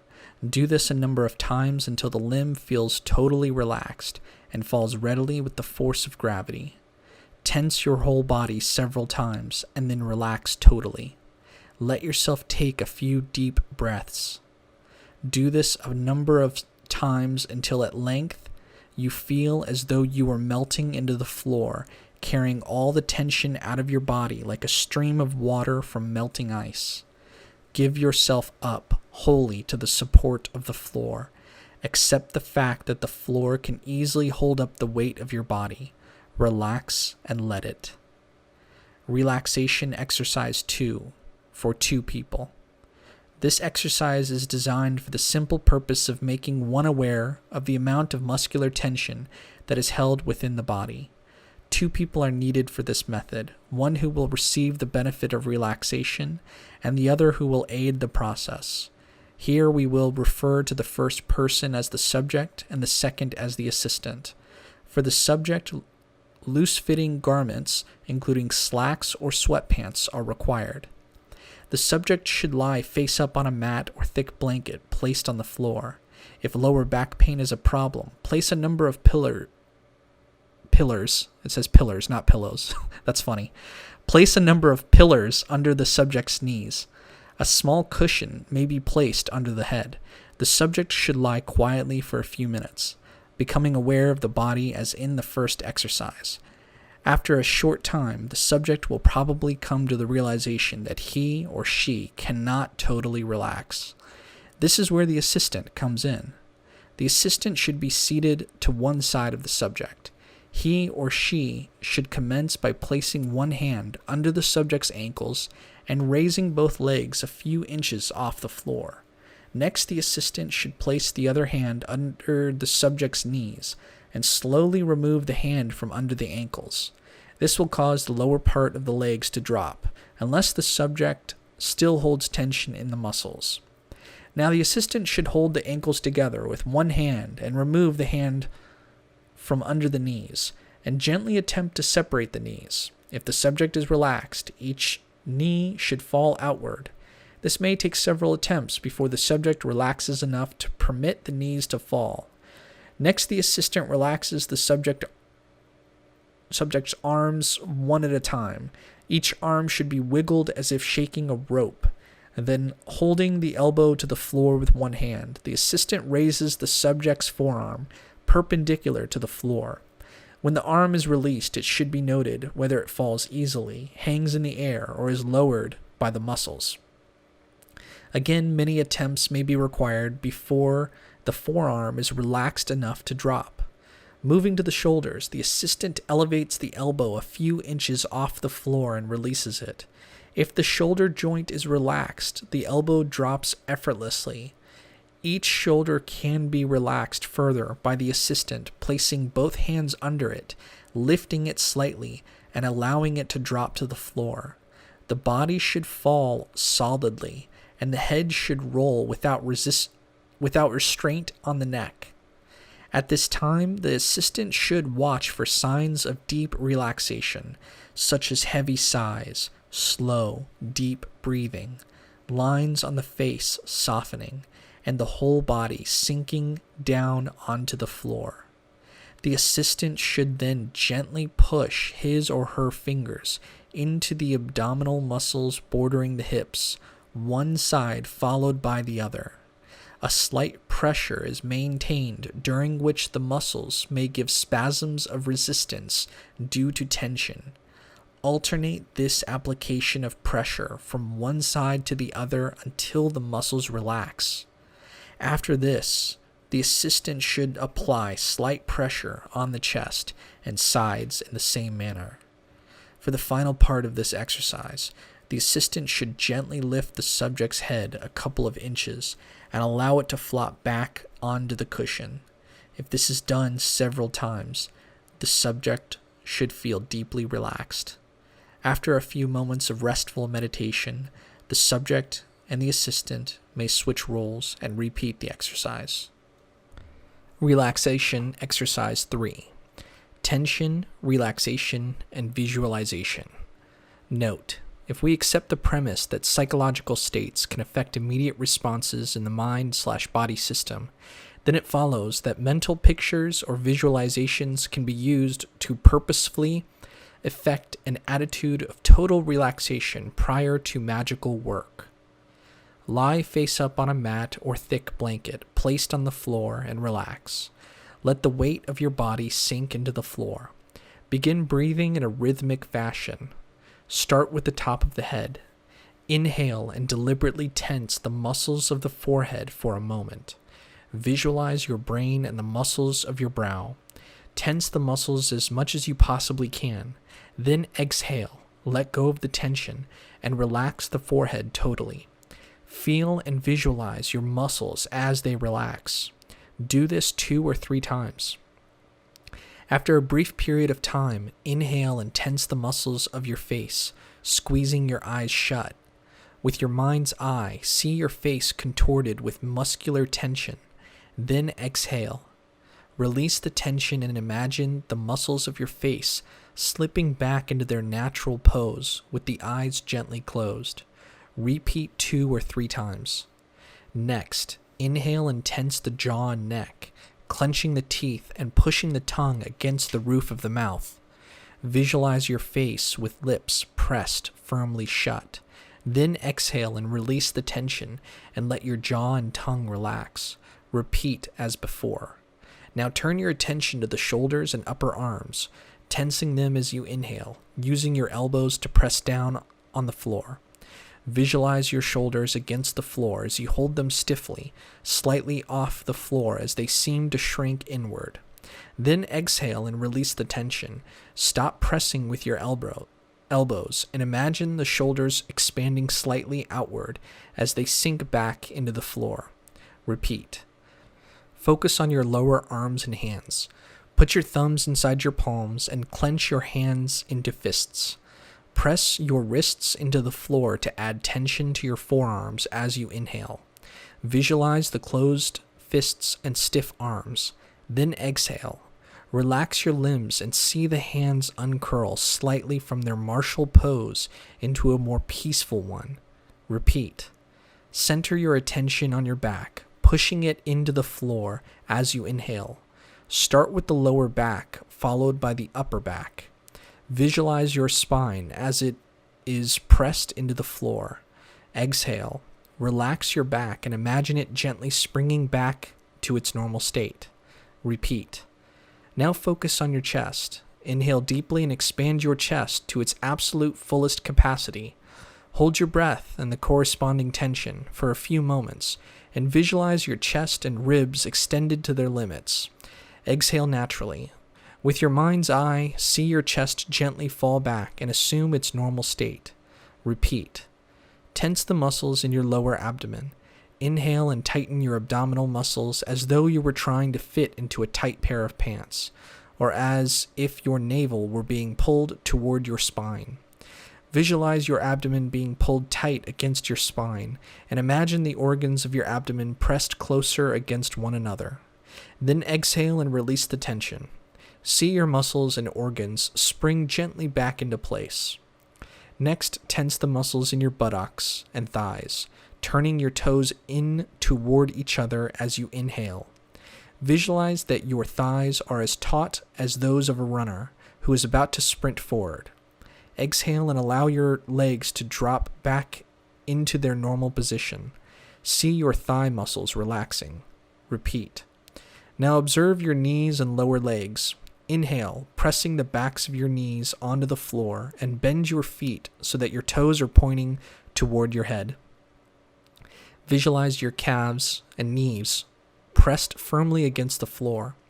Then exhale and let your lower legs drop back into their normal position as you see the muscles relax. Repeat. Focus on your feet and ankles. Inhale and point your feet like a ballerina standing on point. Curl your toes. Visualize your feet tensed in this way. Then exhale and allow the feet to bounce back. Visualize your feet and toes totally relaxed. Repeat as before. Now inhale. Tense your entire body as much as possible. Imagine your body as stiff as a board. Then exhale and relax fully and deeply. Visualize your body becoming almost liquid in its relaxed state. Do this at least 3 times, then remain totally relaxed. Notice how much more relaxed your body is after the balancing effects of flexing and releasing. Breathe deeply without strain. Visualize yourself enveloped in a sphere of brilliant white light. Imagine your body bathed in this light and feel its warmth on your skin. As you inhale, feel the divine light filling your lungs and spreading throughout your entire body to the ends of your fingers and toes, giving you a sense of ultimate peace and relaxation. As you exhale, breathe out a portion of this endless light, giving its tranquil effects back to the divine source in a cycle of flux and reflux. The more light you breathe out, the more light you breathe back in, until your whole being seems as if it is created out of this divine light. Now visualize a golden sphere of healing light in the center of your body around the area of your heart. Feel its soothing warmth. See this sphere traveling to areas of your body where some tension remains. Whatever part of your body the sphere touches becomes fully relaxed and regenerated. Let the sphere traverse over every part of your body, and when this is done, place it back in its original position, centered on your heart. Continue to relax in this state for a few moments, then take a few deep breaths, and feel the vitality stirring within as you end the meditation. Note: a group of people may elect to perform this exercise together. If this is the case, one person should record the exercise on a tape player, with soothing music in the background. The participants should lie on the floor, in a circle if possible, with heads pointing in toward the center, with a fair amount of space between each person. Play the recording and begin the exercise. Relaxation Exercise 4. Visualized Circulation. In the previous exercise, the student was encouraged to become more aware of the body's physical sensations. In this exercise, the student learns how to use the techniques of relaxation to manipulate body sensations in a premeditated fashion in order to cause certain changes that are both physical and psychological. Relaxation is a crucial step in changing one's conscious awareness from the mundane events of the day to a more spiritual focus. It is also an essential procedure that will always be undertaken prior to more advanced techniques and rituals. For this technique, it would be helpful if the student had a basic understanding of human anatomy. Before sitting or lying down, spend a minute or 2 engaged in physical exercise to increase the blood circulation and stimulate deep breathing. One way to do this is to pretend that you are skipping rope in a stationary position. Then stand upright with your legs slightly apart. Take a deep breath and exhale, expelling all of your air as you let yourself fall forward from the waist, completely relaxed. hands hanging near the feet for a moment. Allow yourself to be totally limp from the waist up. Inhale and bring yourself back to the full standing position. Repeat this process about a dozen times. Be aware only of the various body sensations. The actual relaxation exercise, which lasts approximately 1/2 hour, can now begin. Take some very deep breaths, sit or lie down on the floor, and remain aware only of what the body is feeling. Visualize your brain just as you have seen the human brain in drawings. A large gray, white, walnut-shaped organ divided into 2 hemispheres. Imagine it clearly. Concentrate. Do not allow your mind to wander from the visualization. If your mind wanders, gently bring it back. Hold the image of the brain in your mind until you begin to feel a warmth spreading out from the center of your head. Imagine yourself stimulating the flow of blood to the brain, relaxing the blood vessels there. You may be aware of a gentle tingling sensation. Picture the blood vessels within the brain dilating enough to hold larger amounts of blood. This turns the brain pink, resulting in the sensation of warmth that you are experiencing. Move on to the eyes, visualizing them as 2 balls held in place by muscles. Imagine the muscles becoming enlarged as you channel more blood to the area. This stimulates the feeling of warmth. Then relax, imagining the eyeballs sinking back gently into their sockets. Follow this procedure for the rest of the head. Visualize the warming blood flowing into the blood vessels of the temples, cheeks, ears, nose, lips, tongue, and chin. In all cases, feel the warmth and tingling of the blood, gradually followed by the feeling of relaxation. See the heated blood flowing into the muscles of the neck, the shoulder joints, the arms, hands, and fingertips. Imagine the pink muscles saturated with blood. Feel the radiant warmth of the blood tingling within the fibers of your muscles.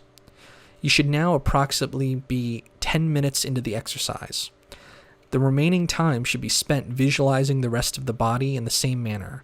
Imagine once again the muscles of the neck, the glands, the larynx, the pharynx, the shoulders.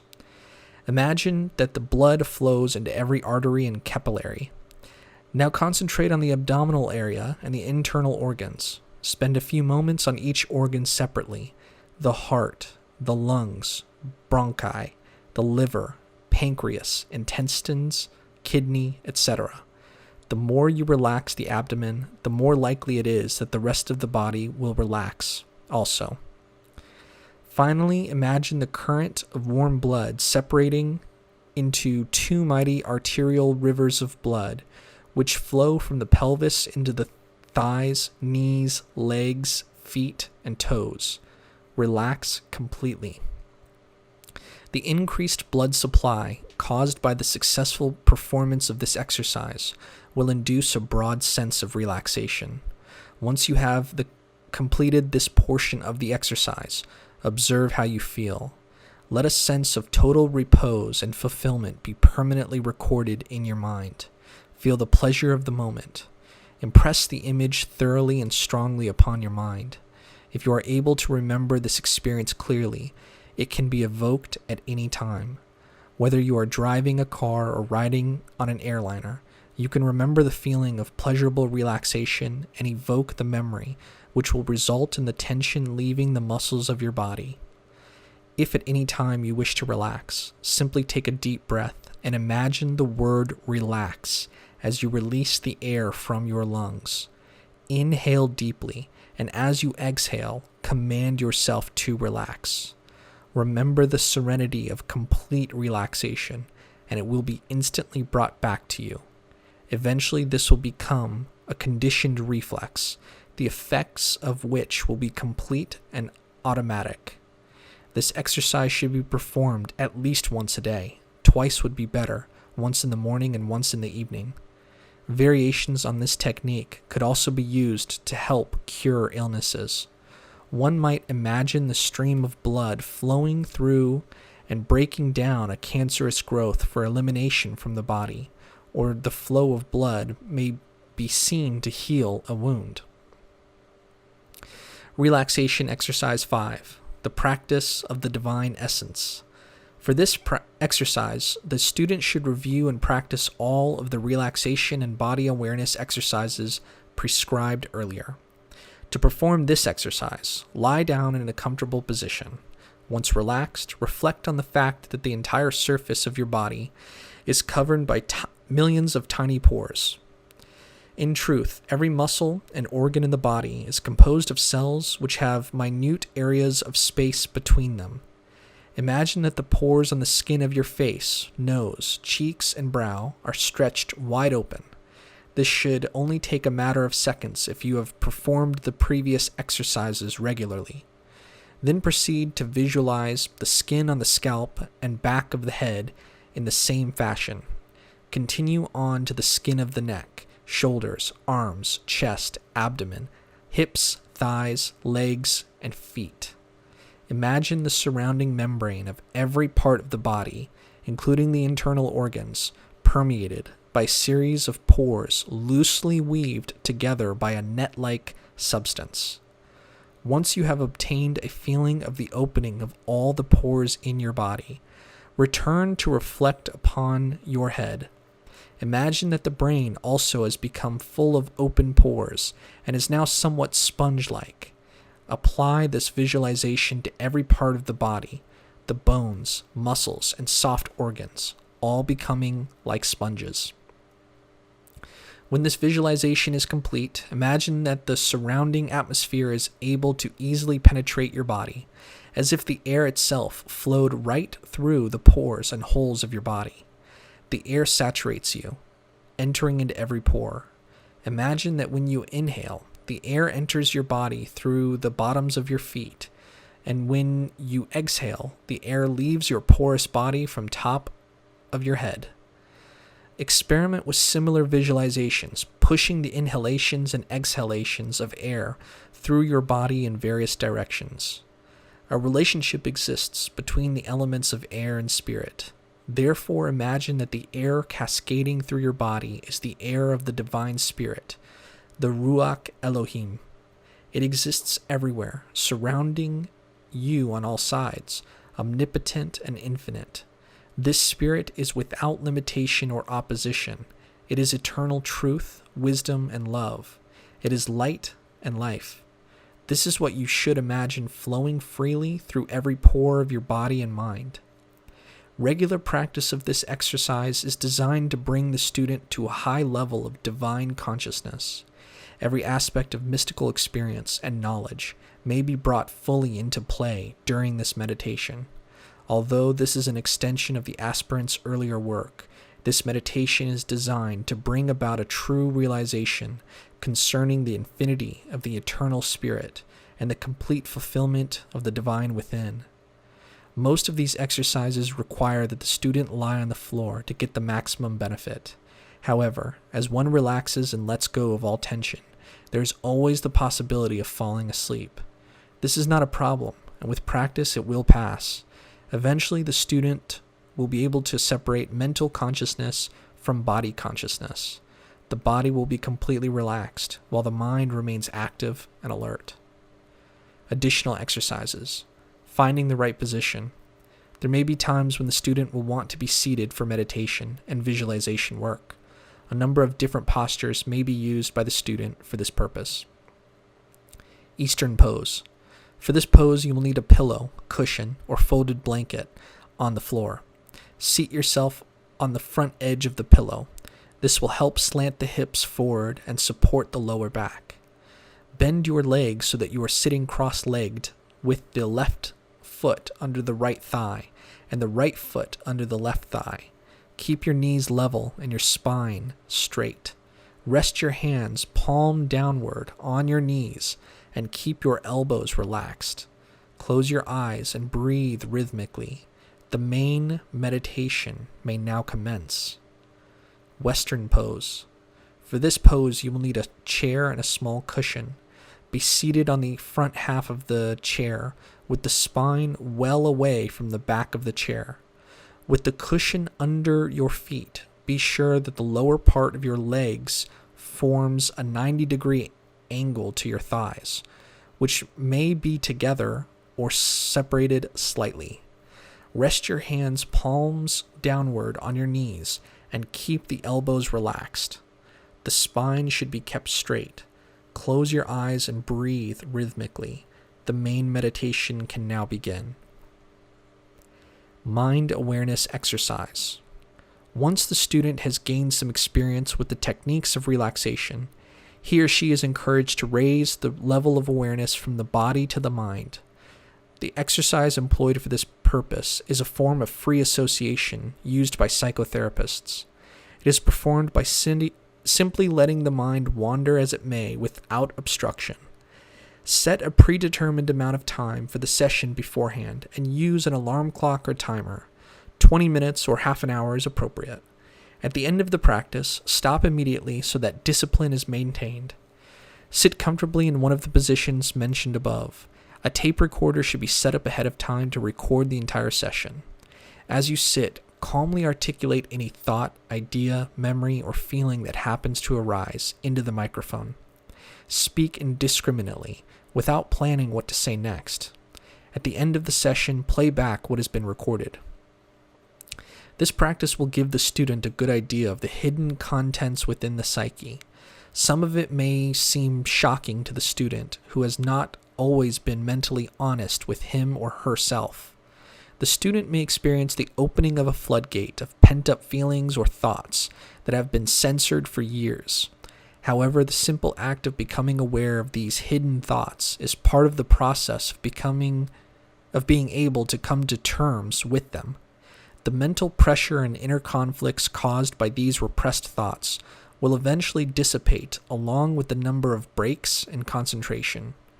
This method of mind awareness should at least be practiced until the shock and anxiety usually encountered by the recognition of one's disturbing thoughts has vanished completely. What is most important about this exercise is that there should be no criticism, judgment, or self-loathing concerning anything that might come up during the session. Your thoughts are a part of you, just like your arm or your leg. They are simply childlike parts of yourself that need training. With time and discipline, the energies of these juvenile portions of the psyche can be directed toward higher pursuits.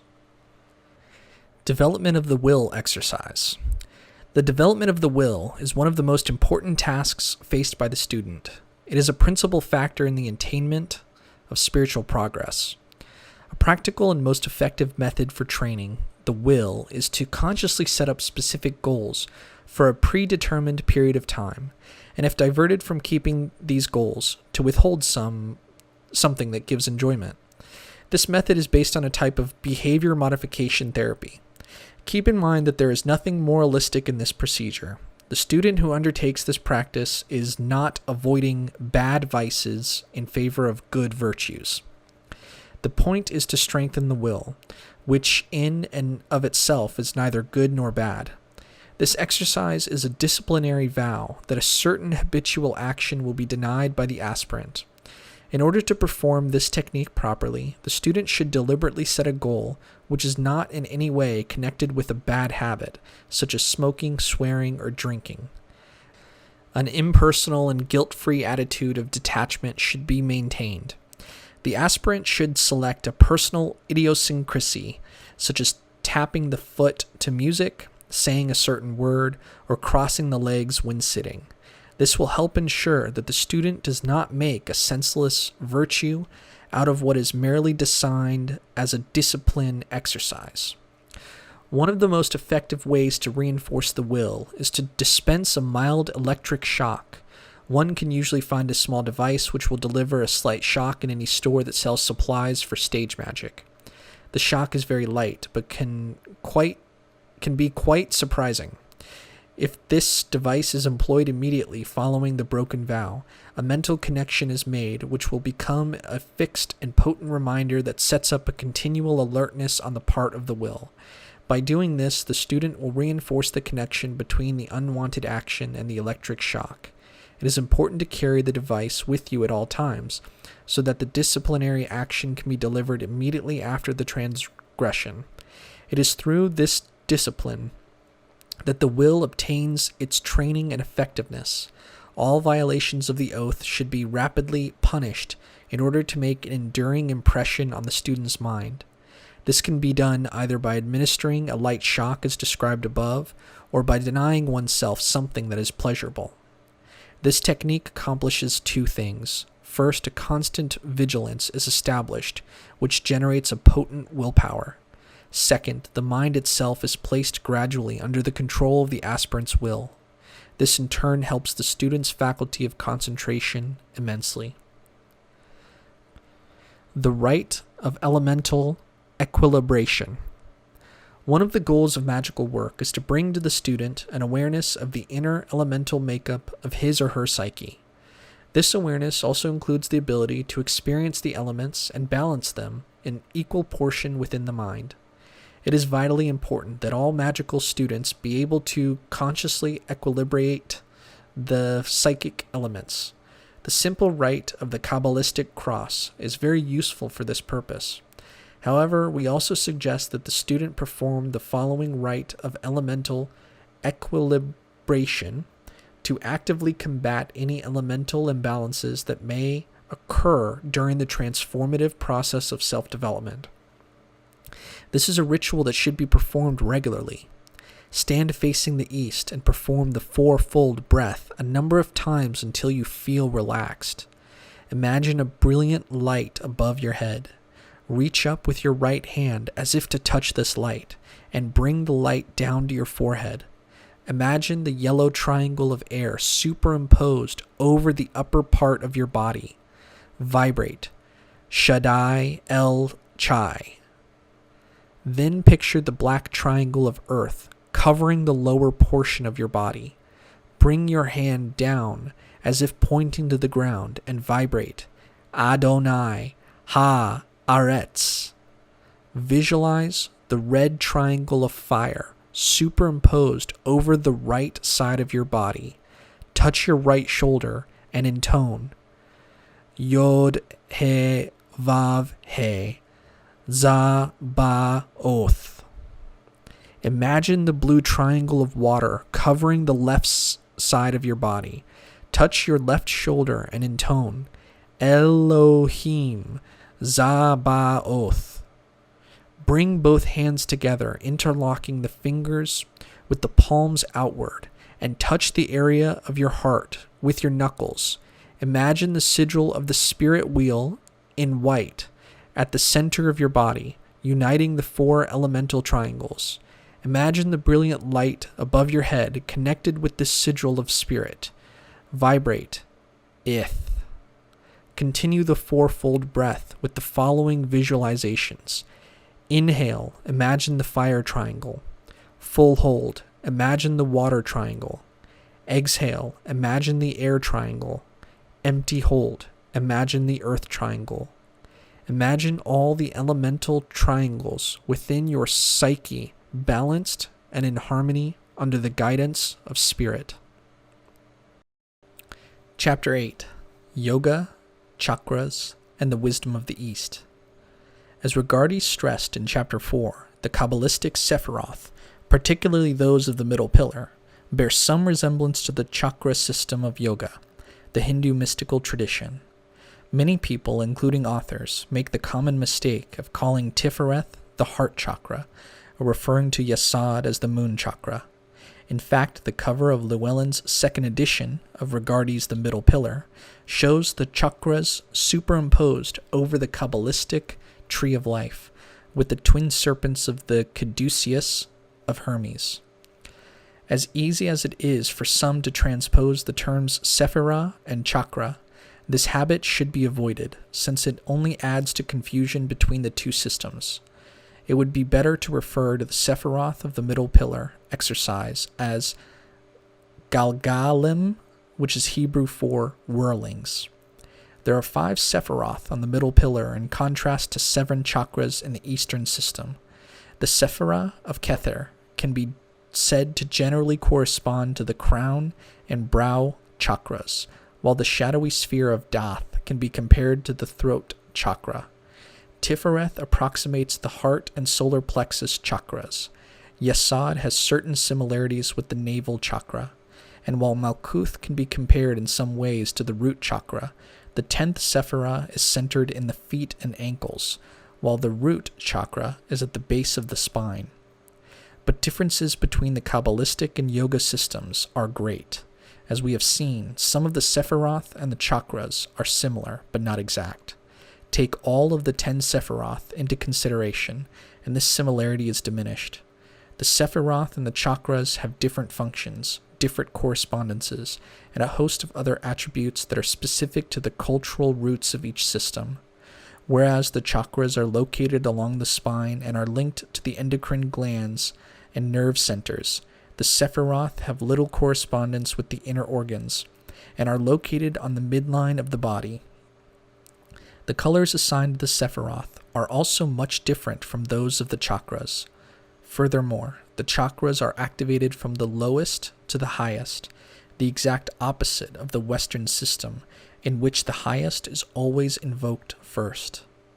In many ways, the metal pillar exercise is a much safer practice than the Eastern technique of activating the chakras through Kundalini yoga, which requires a competent instructor to teach it properly.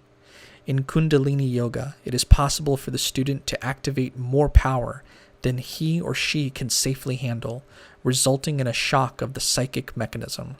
This is not true of the middle pillar, which never bestows more energy than the student can manage, and which can easily be learned without the benefit of a teacher. Here we will briefly describe the basics of yoga so that the reader will have a better understanding of the differences and the similarities between the two systems. Both methods provide valid psychological and spiritual tools for the balance, healing, and integration of the human psyche. They relate to different parts of the subtle body, and thus each system requires a different method of working. Yoga. It is presumed that yoga was developed in India by the inhabitants of the Indus River Valley. The exact methods and philosophy of the practice were gathered into a coherent system by Patanjali, a philosopher of the 2nd century BCE. The various disciplines of yoga are not restricted to Hindus. However, for people of all faiths have studied and practiced them. The Sanskrit word yoga means union, and from it is derived the English word yoke. This implies a harnessing of our latent psychic energies. Yoga is a science of physical, mental, and spiritual integration. It is a systematic method of self-development and mystical ascent to universal wholeness on all levels of being. The main objective of yoga is the purification of the soul in order that the incarnated ego may be liberated from the karmic wheel. There are several different types of yoga, such as Bhakti yoga, union through devotion, Dharma yoga, union through the virtues of religious duties, Hatha yoga, union through physical discipline, breathing, and postures, Karma yoga, union through proper action or work in daily life, Kriya yoga, union through the sacred outlook in everyday life, domestic ritual, and purification, Laya yoga, union through developing the serpent fire or Kundalini force, Mantra yoga, union through spells and incantations, Raja yoga, union through meditation. Hatha yoga, which emphasizes physical and mental discipline, is by far the most popular type of yoga. The various asanas, or postures of Hatha yoga, are the practices that most Westerners associate with Eastern mysticism. Pranayama, or the breath way, includes numerous techniques of breath control and vital energy manipulation. The discipline of concentration on a symbol or object is known as dharana, holding. This is the ability to hold one image in the mind to the exclusion of all outside distractions. Closely affiliated with Hatha yoga and sometimes considered a part of it is Laya yoga, which is dedicated to the development of the subtle body, including the chakras and the mysterious force known as prana. Prana. According to the system of yoga, vital life force, called prana, courses through the human body by means of a network of minute conduits, or canals, known as nadis. This psychophysical circuitry is often called the subtle body. In yoga, the physical body is refined not simply for its own sake, but in order that it may serve the subtle body. The main nadi or conduit is called the sushumna, which runs from the bottom of the spine to the top of the cranium. Along its length from the sushumna connects the 7 chakras or main energy centers. Many more chakras are said to exist within the body, but all are governed by the primary 7. The 2 other important nadis are known as the Ida and the Pingala. They start at the base of the spine and wind around the sushumna like strands of DNA. The Ida ends at the left nostril and is associated with the moon and the left side of the body. The Pingala terminates at the right nostril and corresponds to the sun and the right side of the body. These 2 nadis take in prana from the surrounding environment, and they are important to the practice of pranayama or the discipline of breath control. The ability to control breathing is equated with the ability to control the amount of prana retained in the body. In this way, the revitalizing prana energy can be fully utilized to the benefit of the practitioner. The chakras. The chakras, the wheels or lotus flowers, are power centers within the aura that correspond to certain glands or organs in the body. They are reservoirs of vibrant energy, psychic sense organs, where prana energy is concentrated in the human body. They can be described as spinning whirlpools of energy that exist at certain crossroads where mind and body, or spirit and matter, meet. These centers are listed in both position and level of consciousness from the lowest to the highest. They are often visualized as discs or orbs of color running up the center of the body. The mental, psychic, and physical state of any individual can be characterized by analyzing the level of vibrant energy at every chakra. In the average human being, this vital energy is confined to the 3 lowest centers. As the individual undergoes the process of spiritual growth, the majority of energies are transferred to the higher chakras. These psychic centers must be developed, like any growing flower, so that their petals are allowed to open and bloom. Like the Western Sephiroth, each chakra has a series of correspondences attributed to it. These include colors, sounds, deities, symbols, planets, exercise positions or asanas, and parts of the body, among a host of other associations. All these correspondences can be called upon for meditation and ritual work with the chakras. Tattvas. Before describing the individual chakras, we must mention a few words about the tattvas. The word tattva means quality, and is used to describe a characteristic, essence, truth, or element. There are 5 primary tattvas which conform to the 5 basic elements. These tattvas are also used as emblems for some of the chakras. The first element of earth corresponds to the tattva known as Prithivi, which is represented by a yellow square. Traits of this element include cohesion, materialization, and solidarity. Apas is attributed to water, the second element and principle of liquid, portrayed by a silver crescent. Tejas corresponds to fire, the third element, symbolized by a red triangle. Its attributes include transmutation and heat. Vayu is assigned to air, the fourth element, represented by a blue circle. Vayu symbolizes motion and the principle of vapor or gas. The fifth and final element of ether or spirit is referred to as Akasha, symbolized by a black oval. Unity and limitlessness are its characteristics. The 7 chakras. 1. Muladhara, the base or root chakra. The first chakra is located at the sacrum at the base of the spine, near the anus. Associated glands/organs are the ovaries, the testes, and the pelvic plexus. The traditional color of this chakra is yellow. An alternate color given for this center is red, sometimes called the earth chakra. Its symbol is Prithvi, the yellow square of elemental earth. Basic survival needs are the focus of this center. Muladhara means basic, fundamental, or simply root base.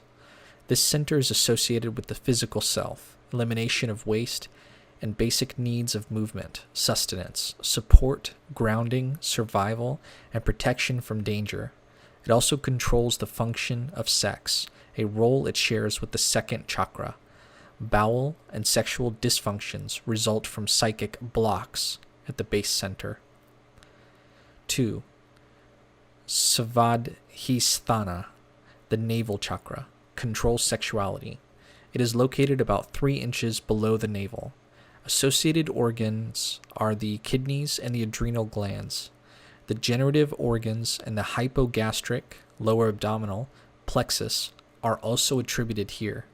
Traditionally, this chakra is colored light blue. An alternative color is vermilion, brilliant orange-red. The symbol of this center is apas, the silver-white crescent of elemental water. The word Svadhisthana means one's own self, or dwelling place of the self. Sometimes called the moon chakra, the Svadhisthana controls the balance and flow of bodily fluids. Its functions to preserve the human species through procreation. The issues of family, home, health, and security also correspond here, as well as the raw vitality of gut-level emotion, unfettered desire, and the unconscious. Fluid imbalances, such as anemia, are controlled through this center. 3. Manipura. The solar plexus chakra is located just below the sternum. Manipura means diamond or city of precious stone. The pancreas, liver, and spleen are also associated here. The traditional color of this chakra is red. An alternative color is gold. Its symbol is Tejas, the red fire triangle. This chakra is the center of metabolic energy, enthusiasm, ego, identity, and the personal will for power and control. Its foundation is the individual's personal being or essence. Anyone who has ever experienced the sensation of having a knot in the stomach when anxious or tense will appreciate the importance of the solar plexus center. Continuous stress at this center may cause a number of gastrointestinal disorders. 4. Anahata, the heart chakra, in the middle of the chest, is the center of love, feelings, and connection, relationships, associations, cooperation, and compassion. It is also the center of meditation, devotion, and prayer.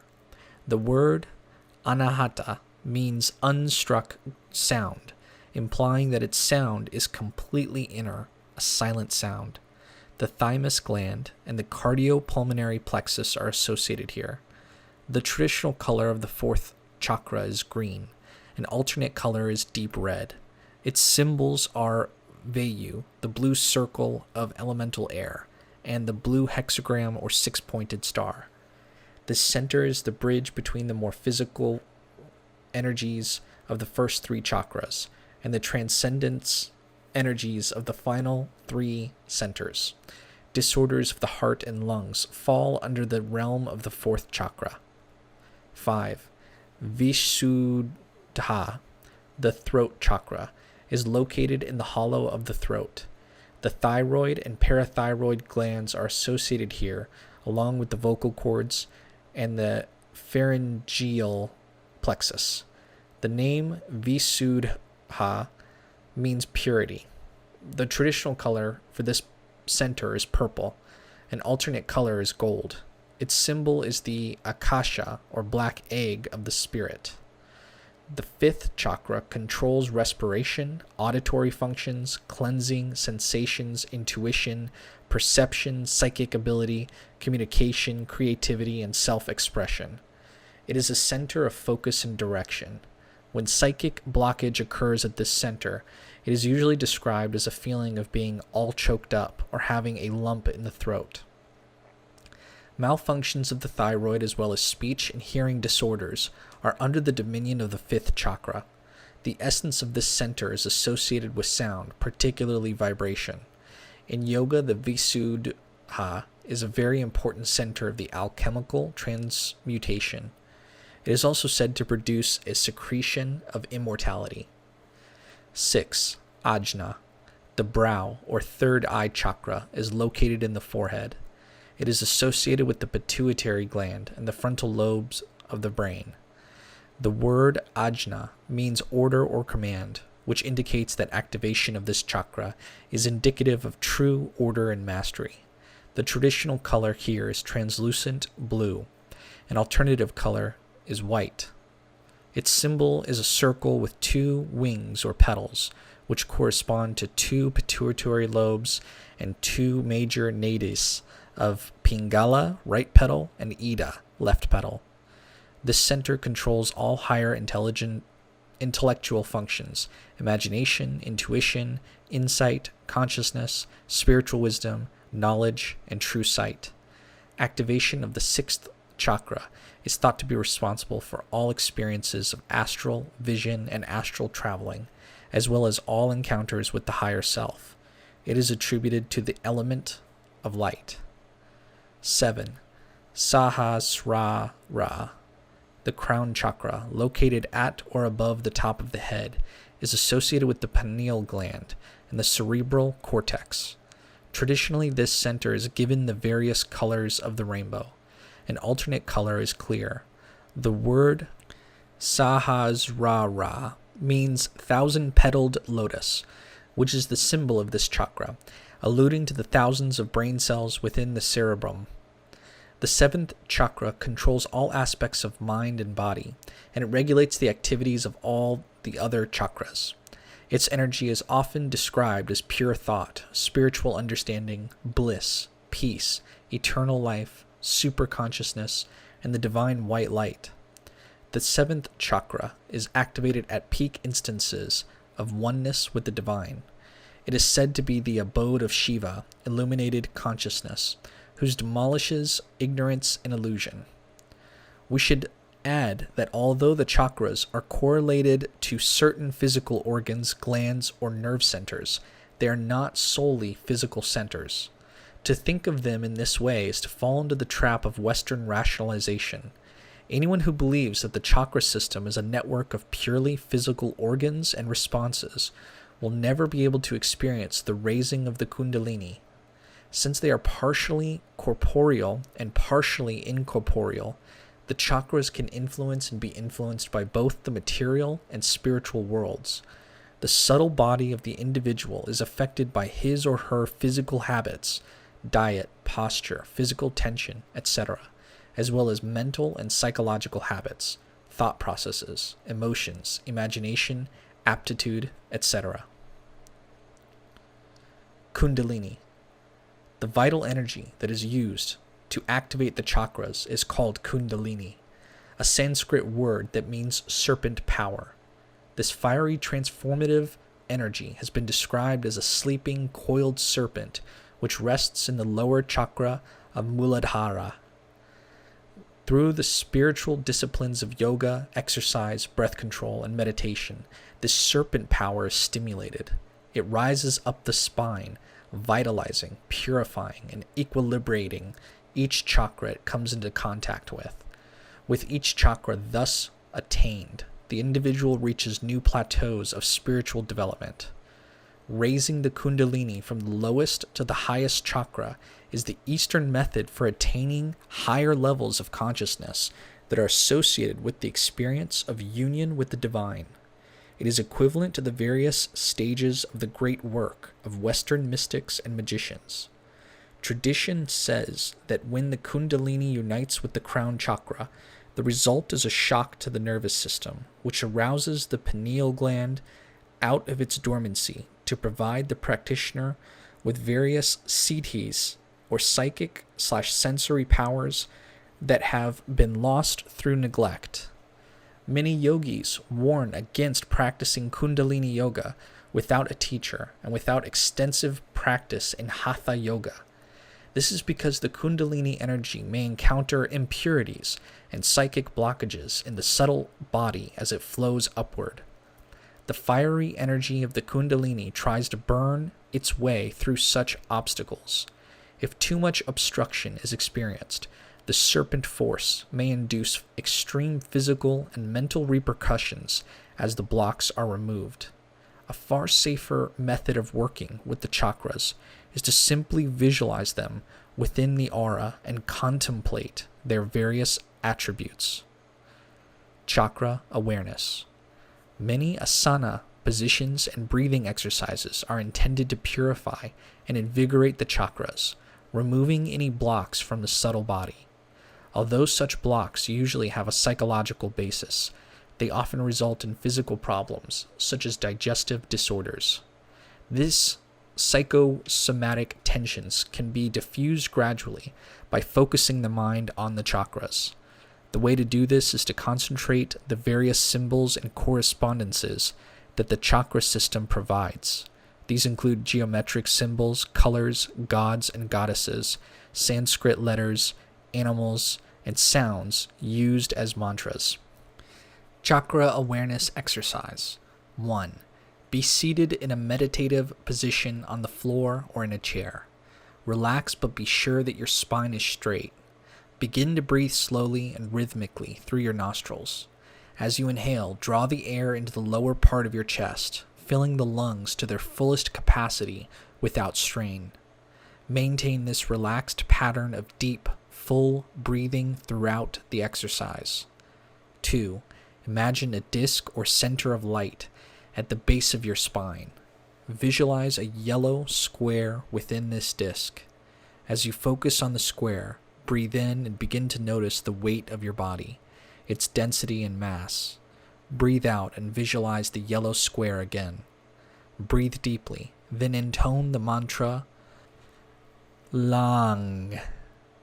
Place special emphasis on the nasal ng sound, extending the latter sound out with the remaining breath.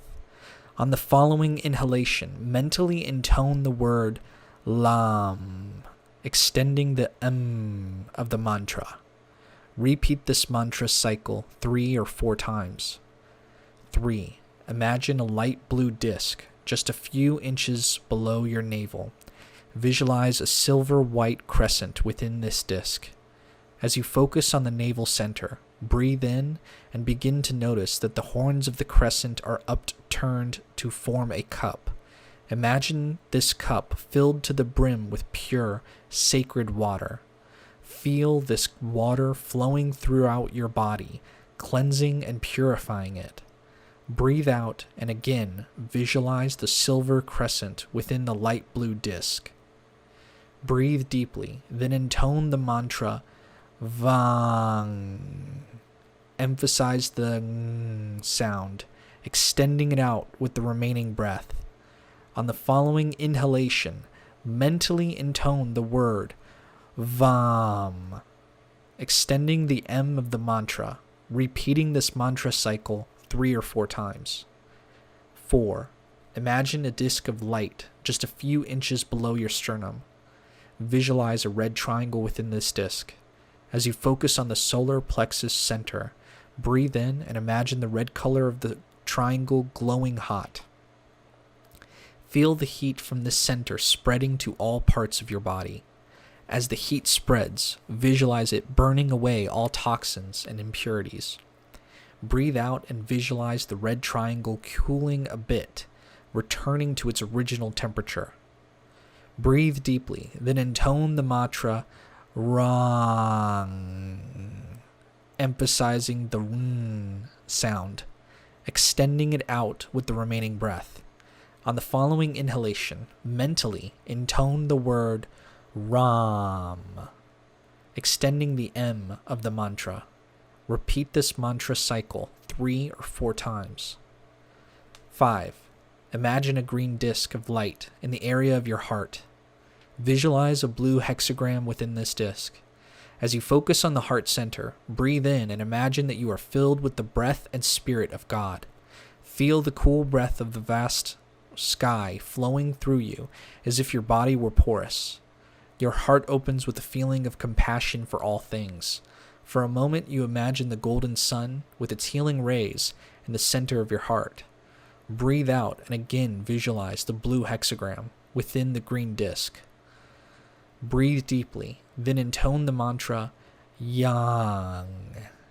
Emphasize the sound, extending it out with the remaining breath. On the following inhalation, mentally intone the word Yam, extending the M of the mantra. Repeat this mantra cycle 3 or 4 times. 6. Imagine a violet disc of light in the hollow of your throat. Visualize a black oval or egg shape within the disc. As you focus on the throat center, breathe in and imagine that you can hear the heartbeat of the universe. You are aware of angelic choirs singing softly in some far-off heaven, and you have the feeling that if you opened your mouth to speak, your words would drip honey and have the aroma of jasmine. Breathe out and again visualize the black oval within the violet disc. Breathe deeply, then intone the mantra Hang. Emphasize the ang sound, extending it out with the remaining breath. On the following inhalation, mentally intone the word Ham, extending the M of the mantra. Repeat this mantra cycle 3 or 4 times. 7. Imagine a center of clear translucent blue in the middle of your forehead. Within this disc, visualize a white circle with 2 wings on either side. As you focus on the brow center, breathe in and imagine that the wing or petal on the right side is golden like the sun, while the left-hand wing is silvery like the moon. Inhale and notice the solar side glowing brightly on the right. Exhale and visualize the lunar side beginning to shine.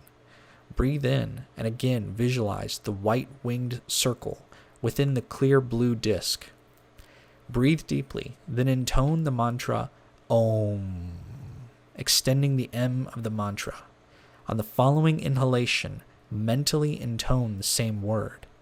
Repeat this mantra cycle 3 or 4 times. Continue to breathe rhythmically and visualize an eye in the center of the brow chakra. Now imagine the eye opening. Through it, you are able to perceive the divine light of the higher realms. 8. Imagine a clear disk of light above your head. Within this disk, visualize a lotus flower with 1,000 petals. Each petal is colored in one of the hues of the rainbow. All the colors of the universe are contained within this flower. At the center of the lotus is the white brilliance and true peace of the divine light. Inhale and feel a stream of energy extending up your spine, connecting all the chakras you have visualized on your ascent to the lotus crown. Exhale and imagine the divine light from the center of the lotus descending, passing through all of the chakra centers, cleansing, maintaining, and balancing each one. Do this several times. There is no sound or mantra that can do the crown center justice. There is only the silence of the divine union. Breathe in and again visualize the lotus flower within the disk of clear light. 9. After all the centers have been meditated on, descend the path of the chakras from the crown to the base. Visualize each center briefly on your journey backwards, and be aware of how all the chakras seem more vitalized and equilibrated. When finished with the base chakra, take some time to become conscious of your surroundings before attempting to get up and move about. Suggested readings: A Chakra and Kundalini Workbook by Dr. John Mumford, Llewellyn Publications, 1994. Chakras by Harish Johari, Inner Traditions, 1988. Energy, Ecstasy, and Your 7 Vital Chakras by Bernard Gunther, Borgo Press, 1983. Laya Yoga by Shyam Sundar Goswami, Routledge and Keegan Paul, 1980. Kundalini and the Chakras by Genevieve Paulson, Llewellyn Publications, 1991. The Kundalini Experience, Psychosis or Transcendence by Lee Sonnella, M.D., Integral, Pub, 1988. Wheels of Life by Anodea Judith, Llewellyn Publications, 1987. Chapter 9. The Pentagram. The lesser banishing ritual of the pentagram, sometimes called the LBRP, is one of the most important magical tools that the ceremonial magician has at his disposal. The following rendition is only slightly different from the one presented in Chapter 3. It is the version that we prefer to use. The Qabalistic cross. Stand and face east. Imagine a brilliant white light touching the top of your head. Reach up with the index finger or blade of a dagger to connect with the light and bring it down to the forehead. Touch and vibrate, Ta, thou art. Touch the breast and bring the dagger, blade, or index finger down till it covers the heart or abdominal area, pointing down to the ground. Imagine the light descending from the forehead to the feet. Vibrate, Malkuth, the kingdom. Touch the right shoulder and visualize a point of light there. Vibrate, Vigebura, the power. Touch the left shoulder and visualize a point of light there. See the horizontal shaft of light extending from the opposite shoulder to join this point of light. Vibrate, Vegedula, the glory. Imagine a completed cross of light running from head to foot and shoulder to shoulder. Bring the hands outward, away from the body, and finally bring them together again, clasped on the breast, as if praying or interlocking the fingers. Vibrate, Le Olam, Amen, forever unto the ages. The lesser banishing ritual of the pentagram. Stand and face east. Perform the Qabalistic cross as described above. Still facing east, use a dagger or the index finger of the right hand to trace a large, lesser banishing pentagram. Thrust the dagger tip or index finger through the center of the pentagram and vibrate Yod-He Vav-He, the tetragrammaton. Keep the right hand extended throughout. Never let it drop. The pentagrams should be visualized in a flaming blue or white light. Turn to the south and trace the same pentagram there. Charge the figure as before, intoning Adonai, Lord. Turn to the west and trace the pentagram. Charge it with Eheye, I am. Turn to the north and draw the pentagram, intoning Agala, Anotarion. Keep the arm extended. Turn to face the east. Extend both arms out in the form of a cross and say, Before me, Raphael. Visualize before you the great archangel of air rising out of the clouds in flowing yellow and violet robes, carrying a caduceus wand. Behind you, visualize another figure and say, Behind me, Gabriel.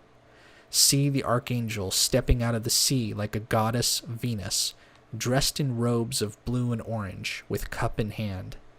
See to your right another figure in flaming red and green robes, carrying a sword. Say, On my right, Mikael. See another great archangel at your left, who rises up from the vegetation of the earth in robes of citrine, olive, russet, and black, holding stems of ripened wheat. Say, On my left, Uriel.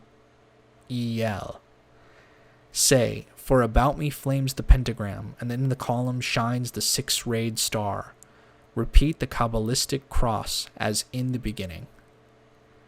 Magical work involves change and creation, and the subject of the magician's work is the self. The magician is the focus of his or her own alchemical processes. By adapting one's personal vision to reflect the macrocosm, we can change ourselves to better reflect those divine ideas. We may alter our body appearance, the chemical composition of our blood, and the configuration of our nervous system. We may tame the feral beasts that dwell within our organic structure. By changing ourselves to resonate with the divine, we may transmute every portion of ourselves and become as purified vessels for the eternal spirit. Rites such as the lesser banishing ritual of the Pentagram represent this spiritual goal. The LBRP explains this goal in mathematical and Qabalistic terms. It sets a pattern for self-growth, which has a powerful influence on the subconscious mind. It symbolically places us in a correct relationship to the one divine source.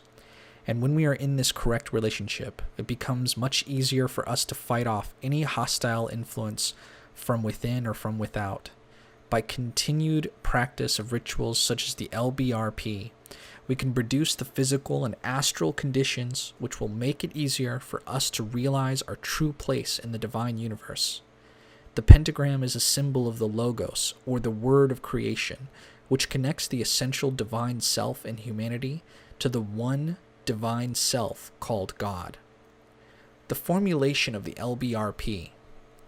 The lesser banishing ritual of the pentagram is the ceremonial magician's way of casting a circle of protection. Some Wiccan groups will cast a circle around their sacred space by tracing it on the ground with a sword, or by sprinkling salt water around the area. But the ceremonial magician does this by tracing pentagrams around the circle with a specialized dagger or wand. The ritual begins with a brief moment of meditation to cleanse the mind and begin the process of creating a ritual atmosphere or sacred space. Then the magician performs what is called the Qabalistic cross. This rite creates a cross of living divine light within the magician's aura. The cross is based upon the Qabalistic tree of life, containing the spheres of Kether, Malkuth, Qabaliah, Yesod, and Tiphareth. These also represent a balancing of the four elements within the magician's aura: Kether, air; Malkuth, earth; Qabaliah, fire; and Yesod, or Gadula, water. And although the name of Tiphareth is not vibrated, the balancing element of spirit is indicated by placing the hands over the heart area. After the Qabalistic cross, the magician traces the lesser banishing pentagram in all four quarters, beginning in the east and walking clockwise. The symbol of the pentagram refers to the four elements, crowned and completed by the fifth element of spirit. The pentagram is a symbol of protection. When traced, the pentagrams are visualized in flaming astral blue or white light. They are charged by stabbing through the center of the figure when the appropriate Hebrew words are vibrated. The pentagrams are connected to each other by an astral ribbon of the same color. Drawing these banishing pentagrams rids the area of all unwanted energies. The magician returns to the east and stands with arms extended in the form of the cross. He identifies himself with the Tau cross of life, a symbol of knowledge gained through sacrifice, but which is also related to the ideas of mercy and justice. Next comes the invocation of the four archangels. These archangels are associated with the idea of the divine creator governing the four elements in the four directions. Angels and archangels are considered specific aspects of God, each with a particular purpose and jurisdiction. They are humanized symbols of what we believe to be good and holy. Nearly all of the Hebrew angelic names end in the suffixes El or Yah. This indicates that they are of God. Raphael, the healer of God, is assigned to air. Gabriel, the strong one of God, is assigned to water. Michael, he who is like God, is assigned to fire. Uriel, the light of God, is assigned to earth. While the pentagrams are drawn for the purification of the circle, the archangels are invoked to consecrate the circle with the forces of the divine light. Before me, Raphael; behind me, Gabriel; on my right, Michael; on my left, Uriel. Then comes the statement, "For about me flame the pentagrams, and in the column shines the six-rayed star." The six-rayed star is the hexagram or Star of David, which is the star of the macrocosm or greater universe. It is formed from the two triangles of fire and water, and it symbolizes perfection and total balance. While the pentagram is the symbol of man, The hexagram is the symbol of perfected or purified man, balanced within the greater universe. This is followed once again by the Qabalistic cross, which further strengthens and seals the cross of light within the magician's aura. Origins of the Pentagram ritual. The lesser banishing ritual of the Pentagram was a creation of the Hermetic Order of the Golden Dawn. However, various portions of the ritual are found to have far more ancient sources. In the New Testament, the Lord's Prayer, Matthew 6, 9-13, is obviously based upon Qabalistic principles, showing that Jesus of Nazareth, who is called Rabbi by his followers, knew of his Qabalah. This is because the Lord's Prayer is itself based on the Hebrew prayer of David from the Old Testament, found in the first book of Chronicles 29:1. The prayer of David at the foundation of the temple reads as follows: "Unto thee, O Tetragrammaton, are the greatness and the power and the beauty and the victory and the glory. For unto thee is everything in the heavens and the earth. Unto thee, O Tetragrammaton, is the kingdom." This single verse mentions the name of several Sephiroth, including Yesod, Geburah, Tiphareth, Netzach, Hod, and Malkuth.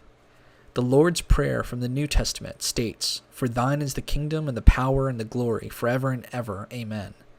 This is only slightly different from the Qabalistic cross, which states in English, "Thou art the kingdom and the power and the glory, the world forever, unto the ages. Amen." The word atah, thou art, is linked to the Sephirah of Kether, whose divine name is I am. Malkuth, the kingdom, is the 10th sphere on the tree. Geburah, and the power, refers to the 5th sephirah of power. Gedulah, which means and the glory, refers to Yesod, since glory, or magnificence, is another title of Yesod. Le'olam, Amen, means forever unto the ages. This is very similar to the Christian sign of the cross. One important difference between the Christian cross and the Qabalistic cross is that in the Hermetic version, Geburah, or the power, is attributed to the right shoulder, while in the Christian cross it is placed on the left shoulder. This points out a major difference in the way that a ceremonial magician approaches the divine self from the way that the average churchgoer and Christian Rosicrucian approaches God. Within the Judeo-Christian tradition, the image of God is seen as separate and outside of humanity. The image of God, as projected on the tree of life, is usually viewed as something out there, or something that is too sacred to be approached by sinful earthbound human beings. Thus, the tree of life as the image of God is sometimes pictured as the backside of God by the Orthodox religions. In other words, God's face is not turned toward humanity, or as the scriptures tell us, one cannot look upon the face of God and live. It was safer to image the deity from behind. Therefore, to the Roman Catholic, Geburah is on the left shoulder, and the same as the image of the tree seen from the back and outside of the human being. One Qabalistic diagram, often used to illustrate the idea of the divine on the tree of life, is that of Adam Kadmon, the so-called Atziluthic or archetypal man. Adam Kadmon is the heavenly man or body of God. He is the divine prototype of humanity, which is circumscribed upon the tree of life. The crown of Kether is above his head, Malkuth is at his feet, Geburah is at his left shoulder, and Yesod is at his right shoulder.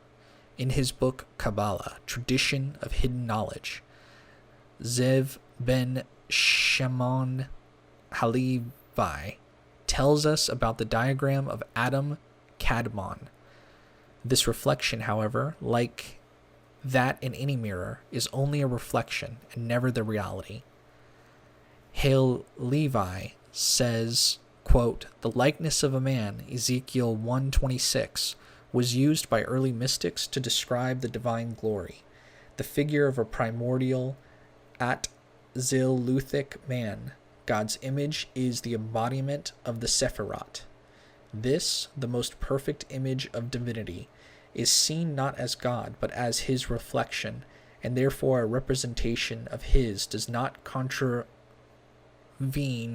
the second commandment. End quote. Adam Kadmon is sometimes called the reversed tree. This is because several glyphs of the tree of life are shown with their roots in the supernals. Adam Kadmon is reversed from this, with his head in Kether and his feet in Malkuth. We also believe that he is the reversed tree because his image is reversed not only from top to bottom, but from side to side. If you hold the usual image of Adam Kadmon up to a mirror, you will see that we believe it is the true non-reversed image of the deity that it is forbidden by the orthodoxy to look upon. Geburah is on the right side, Chesed is on the left. Therefore, the traditional diagram of Adam Kadmon is a zelem, or reflected image of a spiritual reality, not that reality itself. Ceremonial magicians are not bound by the admonishments of orthodoxy, which state that one cannot view God from the front or look upon his non-reversed image. Theurgists view the usual diagram of the tree of life as the face or front side of the divine. The image of the tree is then reflected back into us as if through a mirror. Thus Geburah on the deity's right shoulder is reflected to our right shoulder. This is because the magician seeks to bring the image of God inside the aura. This is a greatly simplified version of a magical operation known as the assumption of God forms, and it points out the difference between the exoteric beliefs of mainstream religion and the esoteric practices of ceremonial magicians. Commenting on the Qabalistic cross in his book, Transcendental Magic, Eliphas Levi, the man most responsible for the occult revival of the 19th century, wrote that this sign made after this manner should precede and terminate the conjuration of the four. The conjuration of the four refers to the four elements of fire, water, air, and earth.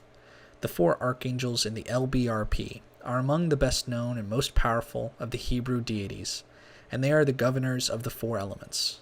The invocation of the archangels in the LBRP is very similar to an invocation in a Hebrew night prayer printed in an Orthodox Siddur or daily prayer book translated by Philip Birnbaum. The Siddur reads as follows, quote, "In the name of the Lord God of Israel, may Michael be at my right hand, and Gabriel at my left, before me Uriel, behind me Raphael, and above my head the divine presence." End quote. This clearly relates very closely to the calling of the archangels in the LBRP. Although they are in a different order, they are still the same archangels, carrying out the same duties. These orthodox correspondences may reflect an approach that is different from that taken by the Golden Dawn. They are undoubtedly similar versions of the invocation of the archangels still tucked away in Hebrew texts. What the pentagram represents. No one knows the exact magical origins of the pentagram, or pentalpha, as it is sometimes called in older texts. For centuries, the five-pointed star has been used as a symbol of protection and a talisman for health and well-being. It was popular among the Babylonians, Egyptians, Assyrians, and Hebrews. According to Eliphas Levi, the magicians of old used to draw the symbol upon their doorsteps to keep malevolent spirits out and the beneficent spirits in. As early as the 6th century BCE, Pythagoras, the Greek philosopher mystic, used the pentagram as a holy symbol for his followers. 5 was a number peculiarly associated with the ideas of marriage and union, as it is the first number beyond the monad, formed from the union of the first odd and even numbers, male and female. It is also said to represent the human figure with arms and legs outspread. The shape of a five-pointed star seems to be one of nature's favorite geometric designs. It can be found in flowers, fruit, and crystalline forms. In magic, the pentagram represents the 4 elements of fire, water, air, and earth, plus one other. In addition, the number 5 is attributed to the pentagrammaton, or 5-lettered name. This is a natural extension of the tetragrammaton, the holy and hidden 4-lettered name of God signified by the letters YHVH. In the pentagrammaton, the letter Shin is placed in the center of YHVH, resulting in the name of Yeshua. This is the name of Jesus in Hebrew, but more importantly to magicians, it is the 4 elements of fire, water, air, and earth, with the addition of the 5th element of spirit. The element of spirit binds together and governs the other 4, which are the metaphysical building blocks of all that exists. The 5th element of spirit, also called the quintessence, crowns and connects the other 4. It is spirit which transcends the others and makes the whole of the pentagram greater than the sum of its parts. Spirit is the divine and guiding principle. This is one reason magicians stress that it is important to keep the spirit point of the pentagram facing upward. To reverse it would be to subject spirit to the governance of matter. Thus, the inverted pentagram signifies chaos and evil. Levi states that, quote, "The pentagram signifies the domination of the mind over the elements, and the demons of air, the spirits of fire, the phantoms of water, and ghosts of earth are enchained by this sign." End quote. Elsewhere, Levi reiterates that quote, "The elementary spirits are subservient to this sign when employed with understanding." End quote. He continues, quote, "If it be asked how a sign can exercise so much power over spirits, we inquire in turn why the Christian world bows before the sign of the cross. The sign is nothing by itself and has no force apart from the doctrine of which it is the summary and the logos. Now a sign which summarizes, in their expression, all the occult forces of nature, a sign which has ever exhibited to elementary spirits and others a power greater than their own, fills them naturally with respect and fear, enforcing their obedience by the empire of science and of will over ignorance and weakness. By the pentagram is also measured the exact proportions of the great and unique athanor, necessary to the confection of philosophical stone and of the great work. The most perfect alembic in which the quintessence can be elaborated is conformable to this figure, and the quintessence itself is represented by the sign of the pentagram." End quote.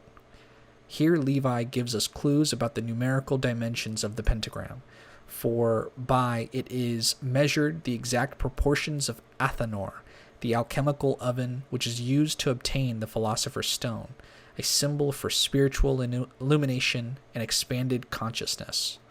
What is so important about the proportions of the pentagram? Though the number 5, the number of points on this figure, the pentagram is connected to the sphere of Qabala on the tree of life, and to its corresponding planet, Mars. The pentagram represents that fiery, purifying power of the divine that takes the name of Pachad, or fear, one of the titles of Qabala, whose other primary title is strength. Another higher function of Qabala is that of Din, meaning justice, judgment, or severity. The divine name of Qabala is Elohim Gibor, or God of Battles. According to Iamblichus, a Neoplatonic philosopher-magician of the 4th century CE, the pentad is highly expressive of justice, and justice comprehends all the other virtues. In his book, Numbers, Their Occult Power and Mystic Virtues, W. Wynne Westcott states that the pentad is called the Unconquered. Westcott also states, quote, "Proclus on Hesiod gives 2 reasons for its semblance to justice, because it punishes wrong and it takes away inequality of possession, and also equalizes what is less to benefit." End quote. Thus, the number 5 provides us with the ideas of fear, strength, severity, power, and justice. The awesome energy of Qabaliah can strike fear into the minds of negative powers and those who do not understand its harsh, purifying, and equilibrating power. Eliphas Levi tells us that the pentagram is a potent sign that extends its power over the elementary intelligences that inhabit the astral realms. Quote, "The pentagram exercises a great influence upon spirits and terrifies phantoms," end quote. However, to the magician who uses it with a divine intent, the pentagram is a potent symbol of strength and justice. The pentagram has always been misunderstood and feared by those who do not comprehend its sacred meaning. Quote, "We proceed to the explanation and consecration of the sacred and mysterious pentagram. At this point, let the ignorant and superstitious close the book. They will either see nothing but darkness, or they will be scandalized. The pentagram, which in the Gnostic schools is called the blazing star, is the sign of intellectual omnipotence and autocracy. It is the star of the Magi.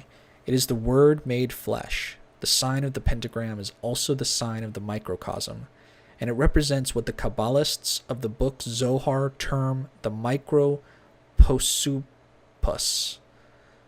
The complete comprehension of the pentagram is the key of the two worlds. It is absolute philosophy and natural science.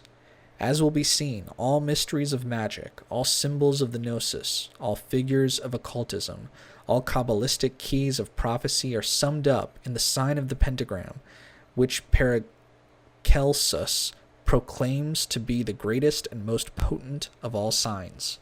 End quote. Gematria of the pentagram. One way to study the pentagram is through the use of gematria, or human numerology that is concerned with the numerical value of the letters of the Hebrew alphabet. Words and images that have the same value are thought to be related. By its number, 5, the pentagram is connected to Qabaliah and to the Hebrew letter He, a symbol of creative power. Through the letter He, the pentagram becomes a symbol of intuition and understanding. But it is also a symbol of sight, which is the sense attributed to He. Therefore, it is the magical symbol of true vision. The letter He is also connected with the sign of Aries, the warrior protector, and the tarot card, the Emperor, who is the ruler and executor of the divine law. In human physiology, Aries is especially referred to the head, symbolized by the uppermost point of spirit in the pentagram. Aries is ruled by Mars, and its exaltation is the sun, the symbolic source of all light. This again leads us to ideas of strength and protection through the warrior energy of Mars Aries, as well as solar light and health. Another word associated through gematria with the number 5 is Baba, meaning gate. The 5th key of the tarot is the card of the Hierophant, who is the teacher, the expounder of the mysteries, and the channel for spiritual instruction. There are other numbers associated with this figure as well. Refer to the diagram of the pentagram and its enclosing pentagon. The pentagon is a figure that is implied, if not actually traced, when drawing a pentagram. In length, every line of the pentagon is composed of 13 units. The number 13 is associated with a multitude of occult references. 12 spheres are needed to surround a central 13th sphere. Moses and the 12 tribes of Israel, Jesus and the 12 apostles, the sun and the 12 signs of the zodiac. In addition, many important Kabbalistic words have the numerical value of 13, including achad, unity, ahava, love. Other words tied to this number include gaha, healing or health, ziv, glory, and hege, to separate or to imagine. The 13th key of the tarot is titled Death, and it is attributed to Scorpio, transformation, and change. The 13th path of the Sefer Yetzirah, an important Kabbalistic text, corresponds to the tarot card of the High Priestess and is attributed to the moon. This path is the primary conduit by which the higher divine consciousness flows down to lower levels. It is also a path of change. Interestingly, 13 multiplied by 2 is 26, the value of YHVH, and Qabed, to honor. The 26th path of the Sefer Yetzirah is attributed to the tarot card of the devil, to which is assigned the powers of material force and generation. 13 multiplied by 3 is 39, the value of YHVH, Achad, or Jehovah is one. 13 multiplied by 4 is 52, the number of Jehovah spelled out. It is also the value of Ima, the supernal mother, and Ben, the reconciling son.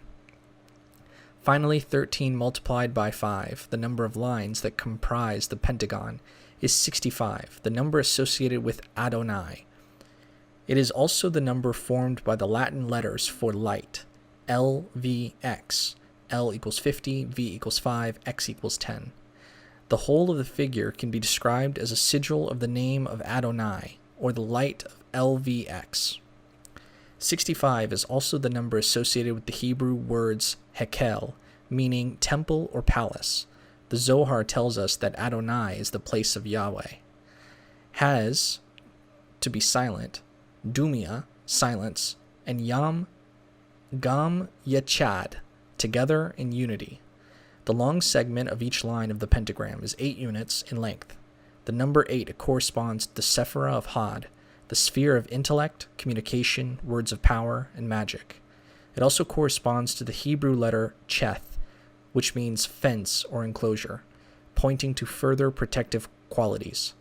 The 8th key of the tarot is titled Strength. It is a fiery path which leads to the sphere of Geburah. Through gematria, the number 8 is associated with the word agad, to bind. The shorter segment of each line of the pentagram is 5 units in length, affirming once again the same ideas stated above. The actual pentagram is comprised of 5 lines which are each 21 units in length. The 21st key of the tarot is called the universe, and it is the completion of cosmic manifestation. 21 is the value of Eheye, the divine name of Kether. Eheye is one of the highest names that is associated with the act of creation. Other words that correspond to the number 21 are Hagig, meditation, and Kezev, vision. The 21st path of the Sefer Yetzirah is called the Wheel of Fortune, and it is attributed to the planet Jupiter. In addition, the mystic number of Tiphareth is 21.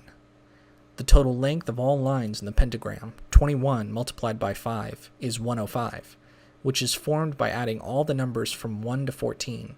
The 14th key of the tarot is Temperance, the card of the HGA, or higher self.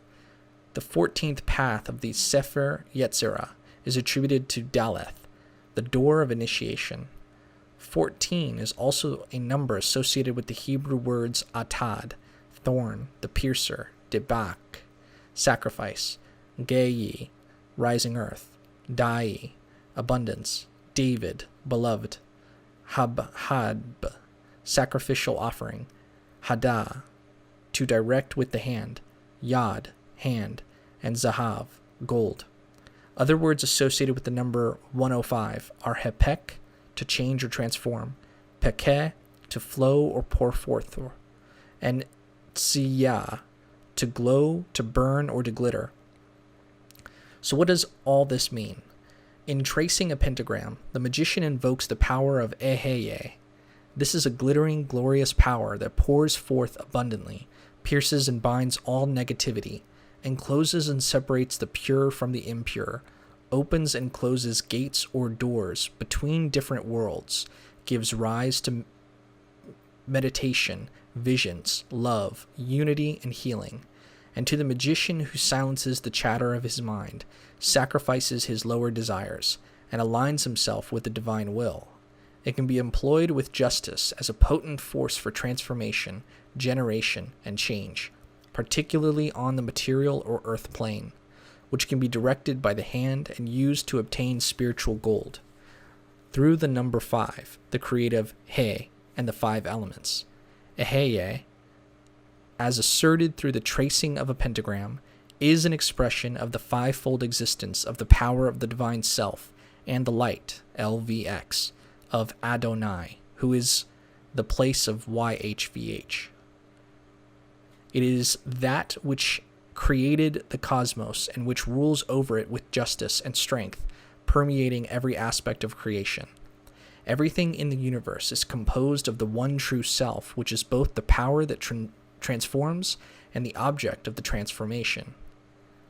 Divine Hebrew names associated with the LBRP.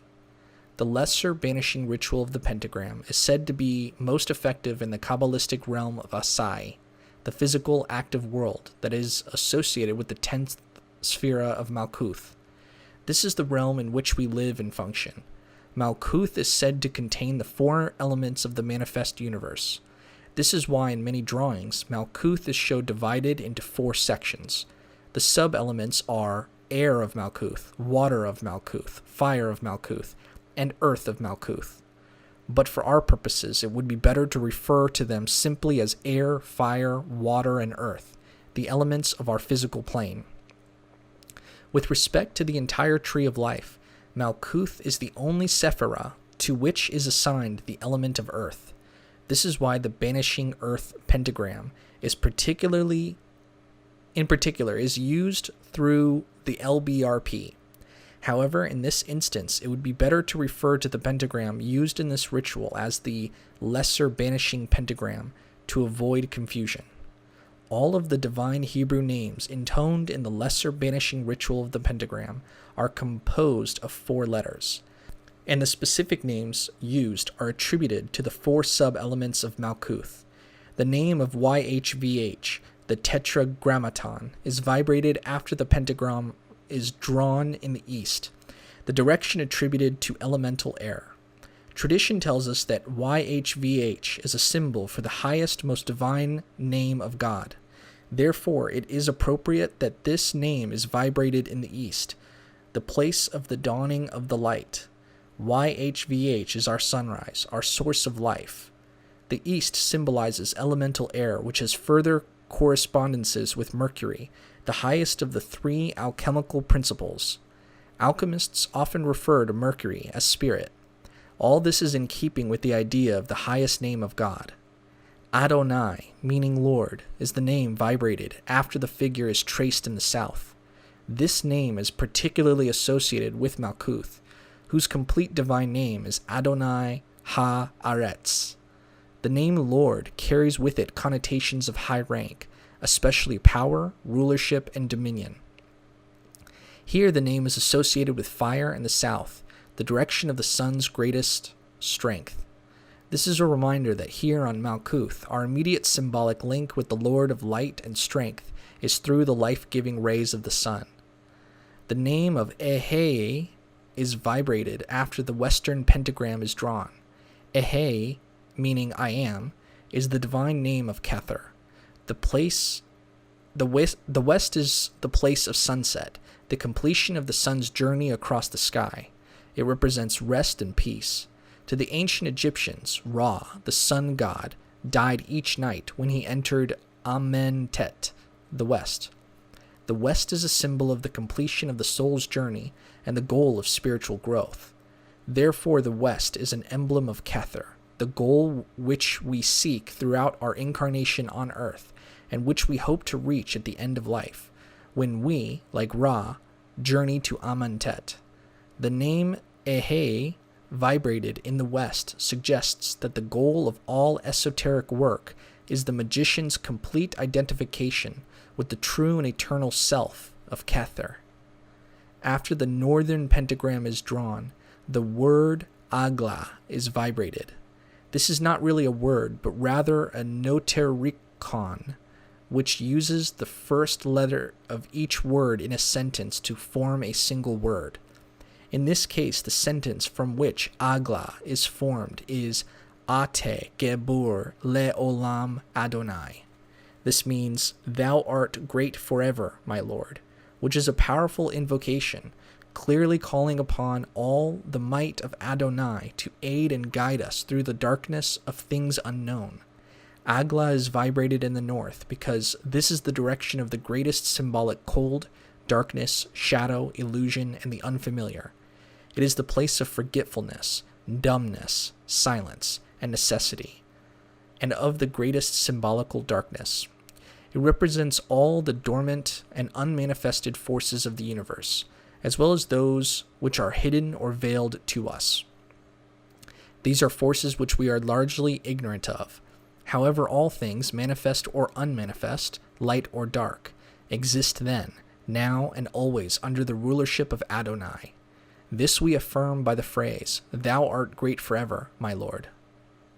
How to draw a perfect pentagram. Refer to Figure 13, page 194, the diagram of the pentagram. 1. With pencil and straight edge, draw a straight or horizontal line on a piece of paper. 2. Place 2 points on this line that will be known as A and B. AB will be the length of the line between the earth and fire points of the pentagram. 3. Find the center of line AB and mark it with another point. We will call this point O. 4. From O, draw a line perpendicular to AB. We will call this new line OH. 5. Starting with point O, mark off a section of line OH that is equal in length to AB. The new point will be called C. 6. Draw a straight line from B to C and continue the line well past point C. 7. From C, measure off a portion of the new line that is equal in length to OA and mark it with another point. This will be point F. 8. The next part will require a compass. Starting at point B as the center, with lines BF as the radius, draw a circle FKD bisecting line OH at point D. This is the spirit point of the pentagram. 9. Draw a line connecting A to D. Draw a line to connect B to D. 10. Adjust the compass so that the radius is equal to the length of line AB. 11.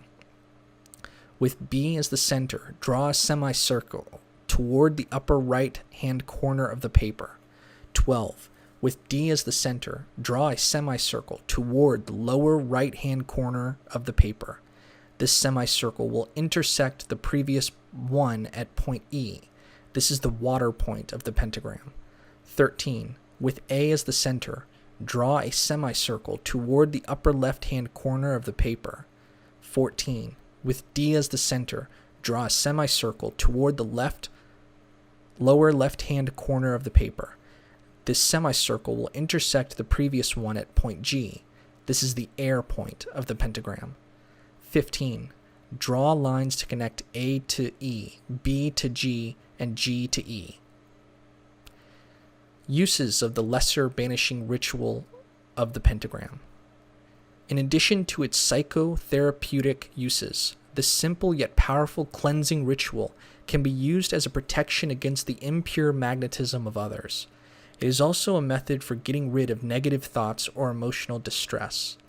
As a magician, you can make a mental image of a particular thought or disturbance and visualize it before you. One way of doing this is to project it out of your aura with the projection sign of a neophyte, also called the attacking sign. When the unwanted energy is away from you, you can prevent its return with the sign of silence or the sign of protection. Then imagine the negative form in the east and perform the lesser banishing ritual of the pentagram. See the form dissolve on the outside of your ring of flaming pentagrams. The LBRP can also be used to aid your powers of focus and concentration. While lying down, formulate yourself standing up in robes and holding a dagger. Place your consciousness in this astral form and go to the east. Make yourself feel that you are there by touching the wall, opening your eyes, and stomping on the floor.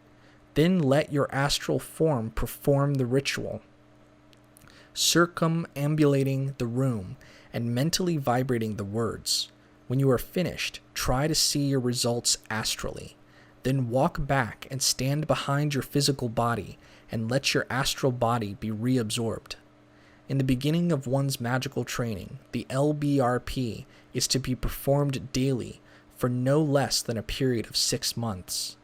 In fact, it should be practiced daily by any magician, no matter how long one has been doing the work.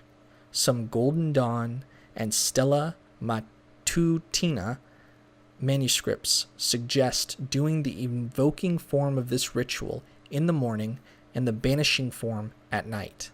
However, we feel that the beginner needs to concentrate only on the banishing form.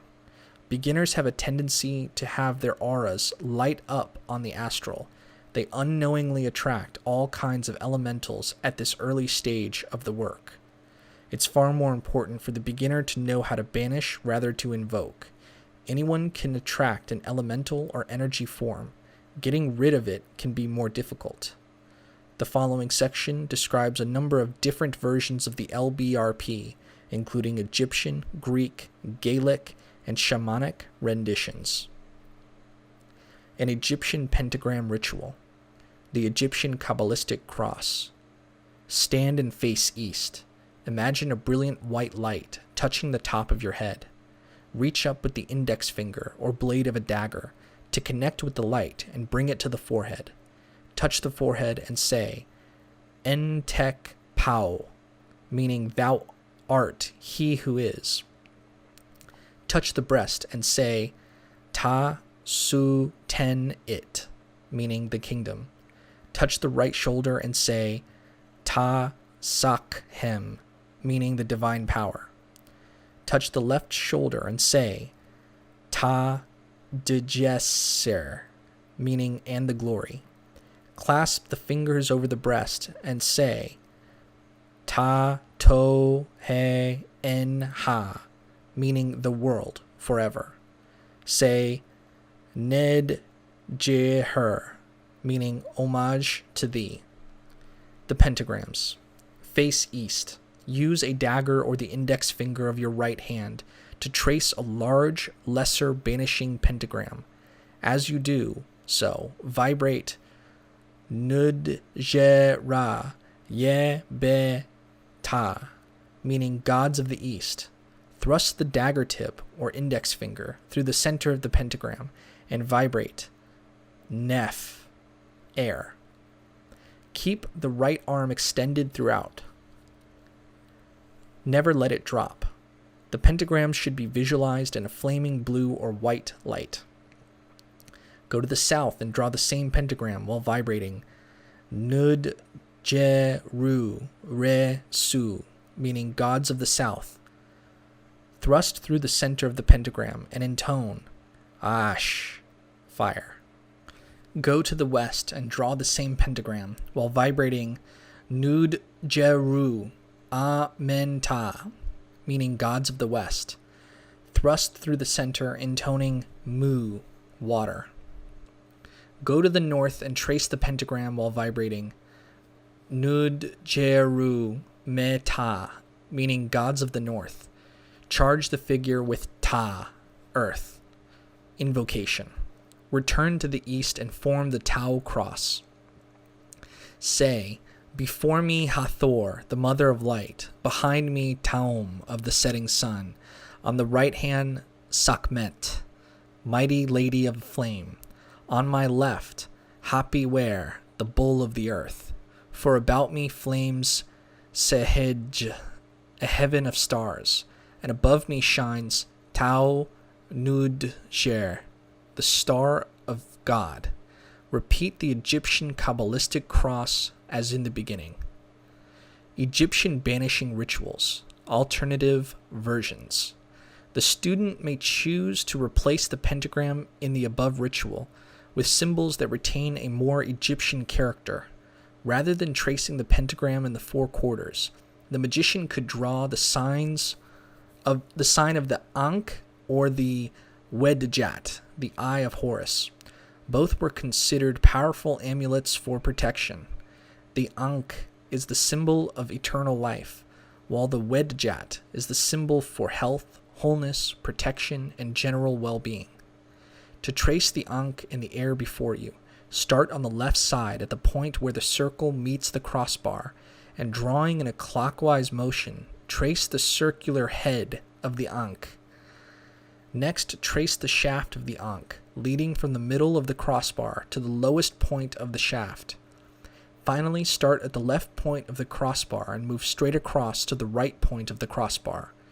To trace the Eye of Horus in the air before you, start at the left point of the eyebrow line and trace clockwise.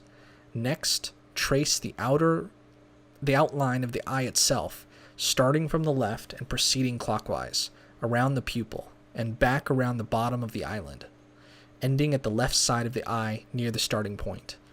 Then trace the lowermost line of the figure, starting from the right hand point and tracing toward the left. A Greek banishing pentagram ritual. The Greek Qabalistic cross, Stauros Qabalistikos.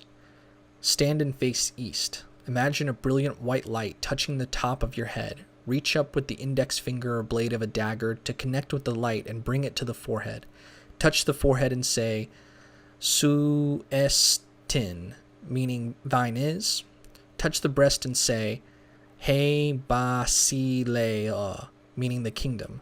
Touch the right shoulder and say, Kai he din ha mis, meaning and the power. Touch the left shoulder and say, Ki he doxa, meaning and the glory. Clasp the fingers over the breast and say, Ace tus ionas ton on, meaning to the aeon of aeons. Say, Amen. The pentagrams. Face east. Use dagger or the index finger of the right hand to trace a large, lesser banishing pentagram.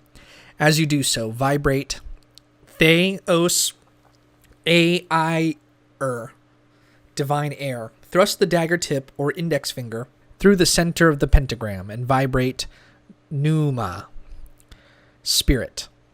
Go to the south and draw the same pentagram while vibrating Theon Pier, divine fire. Thrust through the center of the pentagram and intone Psyche, soul. Go to the west and draw the same pentagram while vibrating Theon Hydor, divine water. Thrust through the center of the pentagram and intone Nous, mind. Go to the north and draw the same pentagram while vibrating Theage, divine earth. Thrust through the center, intoning Soma, body. Return to the east and stand in the position of the Tau cross. Say, before me, Aiolos, guardian of the winds. Behind me, Tethys, queen of the seas. On the right hand, Hestea, lady of the flame. On my left hand, Demeter, the great mother of earth. For about me flames Stephanos Asteron, a crown of stars. And above me shines the Trigona, the two triangles. A, E, O, U, A, the seven vowels of the Greek alphabet, said by some to be the true name of God. Closing. Repeat the Greek Qabalistic cross. Alternative Greek version, a Christian banishing ritual. The pentagram was used by Pythagoras and his followers as a sacred symbol. Thus it fits well into a Greek framework, such as that outlined in the ritual above. However, Christian magicians can easily employ a version that expresses their particular faith and also takes advantage of a Greek foundation. The cross, a sacred symbol of protection, can be readily substituted for the pentagram, as in the following ritual. To trace the cross in the air before you, begin at the shaft of the cross, starting at the top and drawing downward. Then start at the left point of the crossbar and move straight across to the right point of the crossbar. The Stauros Qabalistikos. Perform the Greek Qabalistic cross as given in the preceding ritual. The flaming crosses. Face east. Use dagger or the index finger of the right hand to trace a large cross. Thrust the dagger tip or index finger through the center of the cross and intone Pater Haimon Ho En Tohes Oran Ho Is. Our Father in heaven who in the heaven. Go to the south and draw the cross again. Thrust through the center of the figure and vibrate. Ho krios mataso. The Lord is with thee. Go out to the west and draw the cross. Charge the figure with Udes er che tai pros ton patera e me di mo. No one cometh unto the Father but by me. Go to the north and draw the cross. Charge the figure with tu fos en te scoti a phi ne. The light shineth in darkness. Invocation. Return to the east and stand in the position of the Tau cross. Say, before me, Raphael, behind me, Gabriel, on my right, Michael, on my left, Uriel. For about me flames he storos tu kleos, the cross of glory, and above me shines he cha ri ti tu theos, the grace of God. Closing. Repeat the Greek Qabalistic cross. A Gaelic banishing pentagram ritual. The Gaelic Qabalistic cross. Stand and face east. Imagine a brilliant white light touching the top of your head. Reach up with the index finger or blade of a dagger to connect with the light and bring it to the forehead. Touch the forehead and say, Vuuk a Jruur, meaning from you, Creator. Touch the breast and say, Na ri uk, meaning the kingdom. Touch the right shoulder and say, Na niarst, meaning the power. Touch the left shoulder and say, Sana miha, meaning and the honor. Clasp the fingers over the breast and say, Atalov gu shior, meaning the world everlasting. Say, Falcha, meaning hail. The pentagrams. Face east. Use dagger or index finger of the right hand to trace a large, lesser banishing pentagram. As you do so, vibrate. Gua anyar, meaning east wind. Thrust the dagger tip or index finger through the center of the pentagram and vibrate ar, meaning air. Keep the right arm extended throughout. Never let it drop. The pentagrams should be visualized in a flaming blue or white light. Go to the south and draw the same pentagram while vibrating. Gu a jays, meaning south wind. Thrust through the center of the pentagram and intone che na, meaning fire. Go to the west and draw the same pentagram while vibrating. Gu a nair, meaning west wind. Thrust through the center, intoning ushka, meaning water. Go to the north and trace the pentagram while vibrating. Gua atua, meaning north wind. Charge the figure with talov, meaning earth. Invocation. Return to the east and stand in the position of the Tau cross. Say, before me, Dawn, Queen of the heavens. Behind me, Lear, King of the sea. On my right hand, Brigid, Lady of the ever-burning fire. On my left hand, Cernunnos, Lord of the forest.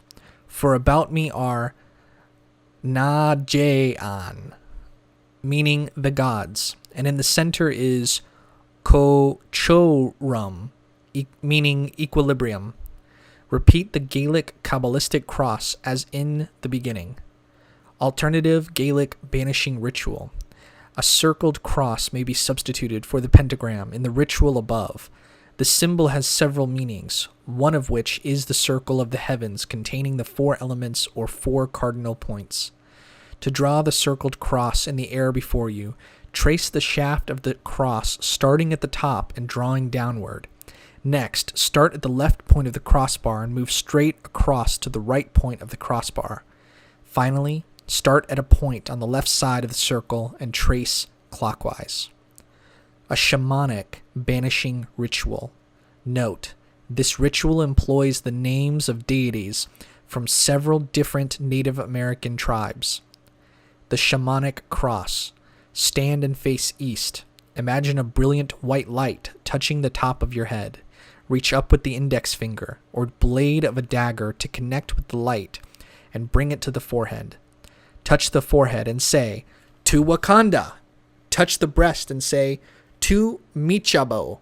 Touch the right shoulder and say, "To Ayoshsheha." Touch the left shoulder and say, "To Huope." Clasp the fingers over the breast and say, "And to all the ancestors, I give thanks." The pentagrams. Face east. Use dagger or the index finger of the right hand to trace a large, lesser banishing pentagram. As you do so, vibrate Waboon. Go to the south and draw the same pentagram while vibrating Manitou. Go to the west and draw the same pentagram while vibrating Kaboon. Go to the north and trace the pentagram while vibrating Inua. Invocation. Return to the east and stand in the position of the Tau cross. Say, "Before me, Sila of the air. Behind me, Aululanerk, ruler of the waves. On my right hand, Abab Inili of the flames. On my left hand, Nokomis, the grandmother. For about me are the four winds, and upon me shines Utea." Repeat the shamanic cross as in the beginning. Chapter 10. The Middle Pillar Exercise. An abbreviated form of the Middle Pillar Exercise can be found in a manuscript that was given to initiates of the Stella Matutina who had attained to the portal grade. Long before this exercise became well known to many people, Regardie insisted that the Middle Pillar Exercise was a valuable and potent technique for self-growth. It may well be the finest method created for such a purpose. The basic introductory formula of the middle pillar can be easily adapted into a variety of exercises, with varying levels of complexity and spiritual development. This simple yet potent exercise is the foundation of a diverse number of magical techniques, and it can be layered with a virtually endless number of correspondences, leading to ever more complex ceremonies. A number of such rites are given in this chapter. There are also Greek, Egyptian, Gaelic, and shamanic renditions, as well as several exercises for healing. Additional middle pillar style rituals can be found in This Holy Invisible Companionship by Adam P. Forrest, and in our book, Experiencing the Qabalah. The exercise of the middle pillar, establishing the pillar. This exercise can be performed either standing, sitting, or lying down. After a few minutes of relaxation, imagine a sphere of white light just above your head. Vibrate the name Eheya, meaning I am. Keep vibrating this word until it is the only thought in your conscious mind. Then imagine a shaft of light descending from your Kether center to your Daath center at the nape of the neck. Form a sphere of light at the Daath center. Vibrate the name Yod He Ye He Elohim, meaning the Lord God. Intone the name until it is the only thing in your conscious mind. Bring a shaft of light down from the Daath center to the Tiphareth center around your heart. Form a sphere of light there. Vibrate the name Yod He Vav He Eloah the Daath, meaning Lord God of Knowledge, several times until it fills your consciousness. See the shaft of light descending from Tiphareth into the Yesod center in the genital region. Imagine a sphere of light formed there. Intone the name Shaddai El Chai, meaning Almighty Living God, several times as before. Visualize the shaft of light descending from Yesod into your Malkuth center at the feet and ankles. Vibrate the name Adonai Aharetz, meaning Lord of Earth, a number of times as before. Imagine the middle pillar complete, then circulate the light you have brought down through the middle pillar around the outside of your body to strengthen your aura. Perform each circulation a number of times. Circulation 1, side to side. Use the cycles of rhythmic breathing. Bring the light down one side of the body and up the other, from Kether to Malkuth and back to Kether. Exhale and visualize the light descending the left side of the body. Inhale and imagine the light ascending the right side of the body back to Kether. Circulation 2, front to back. After performing this for a short space of time, imagine the ribbon of light descending from Kether down the front of your body to Malkuth and raising up your back, returning again to Kether. Circulation 3, the shower of light. Still employing rhythmic breathing, visualize the sphere of Malkuth, then see the shaft of light rising up the middle pillar in the center of your body. When it reaches Kether, imagine a shower of light cascading down the outside of your body as it descends to Malkuth again. Circulate the light in this manner for some time. Circulation 4, the ascending spiral. Then see the light rise again in a ribbon that spirals around the outside of your body from Malkuth to Kether. Closing. Finally, focus some of the energy back into your Tiphareth center, the seat of equilibrium and balance. You may decide to end the exercise with the Qabalistic cross to indicate that you have called down the light of your Kether and balanced it in your own aura. Then let your imagination dwell on the aura and see it oval and clear, pulsating with the glow from Tiphareth. This simple exercise of middle pillar is the basis for many complex formulas of magic. If you are called to see anyone who is ill, depressed, or who has a depressing effect on you, you should perform this exercise beforehand. You may also imagine that your aura is hardened at the edge, so that a person is unable to penetrate it and deplete you of vitality. When you have practiced the exercise of the middle pillar for some time, and you can visualize the spheres easily, you can establish the other Sephiroth within your aura by vibrating the deity names. The exercise of the middle pillar can be done as an alternative to the Pentagram ritual as a preparation for meditation. The Middle Pillar Ritual by Israel Regardie. Copyright 1996 by Darcy Kuntz. Part 1. Spirit. 1. Relax soul, mind, and body. 2. Perform the lesser banishing ritual of the pentagram. 3. Formulate a flaming sphere of white brilliance above the head. Concentrate on this sphere. 4. Vibrate the divine names, Eheye and Agalah. 5. Continue to concentrate on the white brilliance, and when you feel it is aroused, say, I am the resurrection and the life. He that believeth on me, though he were dead, yet shall he live, and whatsoever liveth and believeth on me, the same shall have everlasting life. I am the first and I am the last. I am he that liveth and was dead. And behold, I am alive for evermore, and hold the keys of hell and of death. For I know that my Redeemer liveth, and he shall stand at the latter day upon the earth. I am the way, the truth, and the life. No man cometh unto the Father but me. I am the purified. I have passed through the gates of darkness unto light. I have fought upon the earth for good. I have finished my work. I have entered into the invisible. I am the sun in his rising. I have passed through the hour of cloud and of night. I am Amon of the concealed one, the opener of the day. I am Osiris, Onophiris, the justified one. I am Lord of life, triumphant over death. There is no part of me that is not of the gods. I am the preparer of the pathway, the rescuer unto the light. Out of the darkness let the light rise. I am the reconciler with the ineffable. I am the dweller of the invisible. Let the white brilliance of the Spirit descend. Visualize the brilliance descending into the body.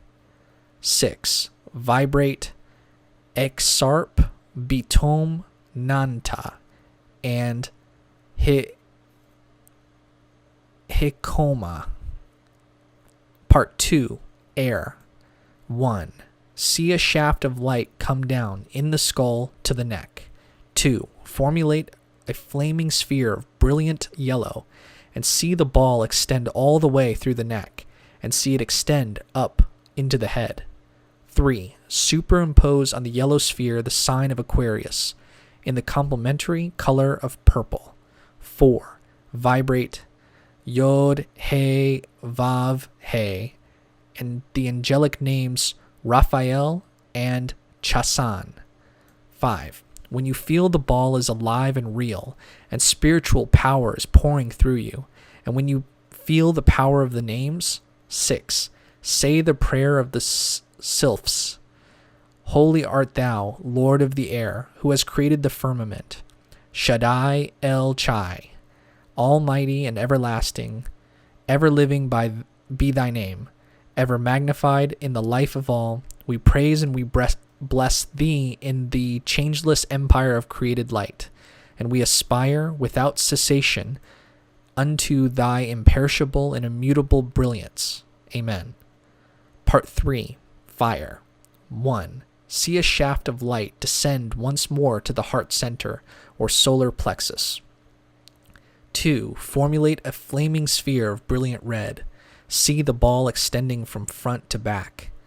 3. Superimpose on the red sphere the sign of Leo in the complementary color of emerald green. 4. Vibrate Elohim and the angelic names Mikael and Aral. 5. When you feel the ball is alive and real, and the spiritual power is pouring through you, and when you feel the power of the names. 6. Say the prayer of the salamanders. Holy art thou, Lord of the fire, wherein thou hast shown forth the throne of thy glory. Yod He Vav He Zaboath. Leader of armies is thy holy name. O thou flashing fire, thou illuminatest all things. With thy insupportable refulgence, whence flow the ceaseless streams of splendor, which nourisheth thine infinite spirit. Help us, thy children, whom thou hast loved, since the birth of the ages of time. Amen. Part 4, Water. 1. See a shaft of light descend once more to the region of the hips, the generative region. 2. See a flaming sphere of brilliant ultramarine blue. 3. Superimpose on the blue sphere the sign of Scorpio in the complementary color of orange. 4. Vibrate El and the angelic names Gabriel and Talahad. 5. When you feel the ball is alive and real, and spiritual power is pouring through you, and when you feel the power of the names. 6. Say the prayer of the Undines. Holy art thou, Lord of the mighty waters, whereon thy spirit moved in the beginning. Elohim Zaboath. Glory be unto thee, Ruach Elohim, whose spirit covered over the great waters of creation. O depth, O inscrutable depth, which exaltest unto the height. Lead thou us into the true life, through liberty, through love, so that one day we may be found worthy to know thee, to unite with thy spirit in the silence, for the attainment of thy understanding. Amen. Part 5, Earth. 1. See a shaft of light descend once more to the feet from about the ankles. 2. Formulate a flaming sphere of brilliant indigo. 3. Superimpose on the indigo sphere the sign of Taurus in the complementary color of pale yellow. 4. Vibrate Adonai and the angelic names Ariel and Forlak. 5. When you feel the ball is alive and real, and spiritual power is pouring through you, and when you feel the power of the names. 6. Say the prayer of the gnomes. Holy art thou, Lord of the earth, which thou hast made for thy footstool. Adonai ha-aretz, Adonai Melech. Unto thee be the kingdom, the power, and the glory. Malkuth, Gabura, Gadula, Amen. The rose of Sharon and the lily of the valley. O thou who hidest beneath the earth, in the valley of gems, the marvelous seed of the stars. Live, reign, and be thou the eternal dispenser of thy treasures, whereof thou hast made us the wardens. Amen. Part 6. Circumambulation. 1. Circumambulate the light. See all the power in the feet center. See it rush up like water, powerfully pushed up as in a fountain. 2. As it rushes up, it takes all the power from each of the spheres on its ascent. So imagine as it goes from ball to ball, it takes all the power out of each sphere in turn until it gets to the white light. So this power will be a combination of all the colors, but see the sense of power rather than the color. The power remains a white power. 3. Make sure the power is circulating away from the centers, and the result will be that you have formed around you an aura by the power issuing up the shaft. 4. In the circulation of the fountain, the power goes up the centers. Then with the exhalation down the left side and the inhalation up the right side, exhale down the front of the body, inhale up the back of the body. This will cause the aura to be in a subtle state of great activity, the light pouring through and making it a great and dynamic power. 5. Close with the Osiris god form. Keep that as long as you like. 6. Perform the lesser banishing ritual of the pentagram. Regardie's notes on the revised middle pillar ritual. Part 1. Spirit. The top center is above the head. Its color is white, and its divine name will be E, Hei, and Agla. You will vibrate these names in the usual way and concentrate on the white light. After a few minutes, when you feel the white light has been aroused and you feel it vibrating, then recite the invocation, and in the last sentence, which says, "Let the white brilliance of the Spirit descend," you will vibrate the 4 Enochian names, Exarp, Bitom, Nanta, and Hekoma. These names should equilibrate the white light. Part 2. Air. Then see the shaft come down in the skull in the usual way into the neck, and in the neck you form another ball that extends all the way through the throat and neck. And this time you will see it colored yellow, which is the color of air. See in this ball the cherubic sign of Aquarius. Then you say the prayer of the sylphs. You visualize the light in yellow. Superimposed on that sphere, in its absolute complement of purple, you see the 2 lines of the symbol of Aquarius. You are to see these lines inside the yellow and purple color, and you vibrate Yod He Vav He. Follow it with the archangel, Raphael, and the angel, Chasan. When you feel the ball is alive and real, and you can feel spiritual power pouring through it, then say the prayer of the sylphs. Part 3. Fire. See your shaft descend once more to the solar plexus, or just above the end of the sternum, the little breastbone. See the ball extending from front to back, a big ball of red fire, a brilliant flaming red. See the shaft in white and the balls in different colors. The color of this center is red. This is the sphere of fire. I want you to see inside the center of this ball the symbol of Leo in emerald green and vibrate the name Elohim, then your archangel, Mikael, or Michael, and the angelic name Aral. Vibrate the names, and when you feel their power, start on the prayer of the salamanders. Part 4. Water. The shaft descends once more to the region of the hips, the generative region, and there you will see another ball formed. This time it will be a very lovely ultramarine blue. When you have this sphere formed in blue, visualize inside the sphere the symbol of Scorpio in orange. This is the sphere of water.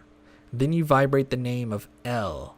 Then vibrate your archangelic name, Gabriel, and your angelic name, Talihad. Then the prayer of the Undines, Undines. Part 5. Earth. Then your shaft goes down again to the feet, and forms again in the feet another ball. The usual color of the element of earth is black, but since it is difficult to get a complement color of black, I am going to give you indigo. Superimposed on this will be the symbol of Taurus, in a very light yellow, the complement of indigo. The divine name is Adonai, which you vibrate. Then vibrate the archangelic name, Auriel, and the angelic name, Forlak. That will be followed by the prayer of the gnomes. Part 6. Circumambulation. Here you have 5 balls on the central sphere. When you get down to the feet, stop and see the shaft with the 5 balls all glowing. Then start what I call the formula of circumambulation. But the first method is to be the fountain. See all the power in the feet center, and then see it rush up from the feet center like the water in a fountain. As this power rushes up, see it take away all the power from all the other spheres on its ascent to the top.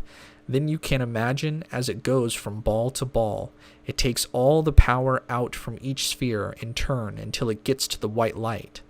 Then visualize it drawing up the power of the different centers, so it will be a combination of all the colors from indigo up. See the sense of power rather than the literal sense of color. See it. You circulate power from the different balls until it is a fountain. Make sure the power is circulating away from the centers. The result will be that you will have formed around you an aura by the circulation of power issuing up through the shaft. Then follow the other 2 methods. The circulation down the left side and up the right, and the circulation from the head down the front of the body, under the feet and up the back. Use the inhalation and exhalation. The aura will be in a state of great activity. The light is pouring through and making it a great power. In order to close, assume the god form of Osiris and keep that as long as you feel like. I want you to make the banishing ritual a habit. Begin and end every ritual with it. This middle pillar ritual can be done either sitting or lying flat. The Tree of Life exercise. The rite of 3 pillars. This exercise can be performed either standing, sitting, or lying down. After a few minutes of relaxation, imagine a sphere of white light just above your head. Vibrate the name Iheye. Keep vibrating this word until it is the only thought in your conscious mind. Maintain a strong visualization of the white sphere. Then imagine a shaft of white light descending from your Kether center to your Chakma center at the left temple of your forehead. Visualize a sphere of white light there.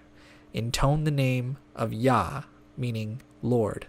Keep vibrating the name until it is the complete focus of your attention.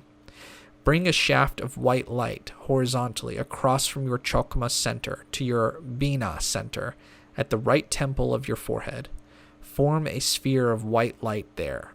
Vibrate the name Yod He Vav He Elohim a number of times until it occupies all of your mind.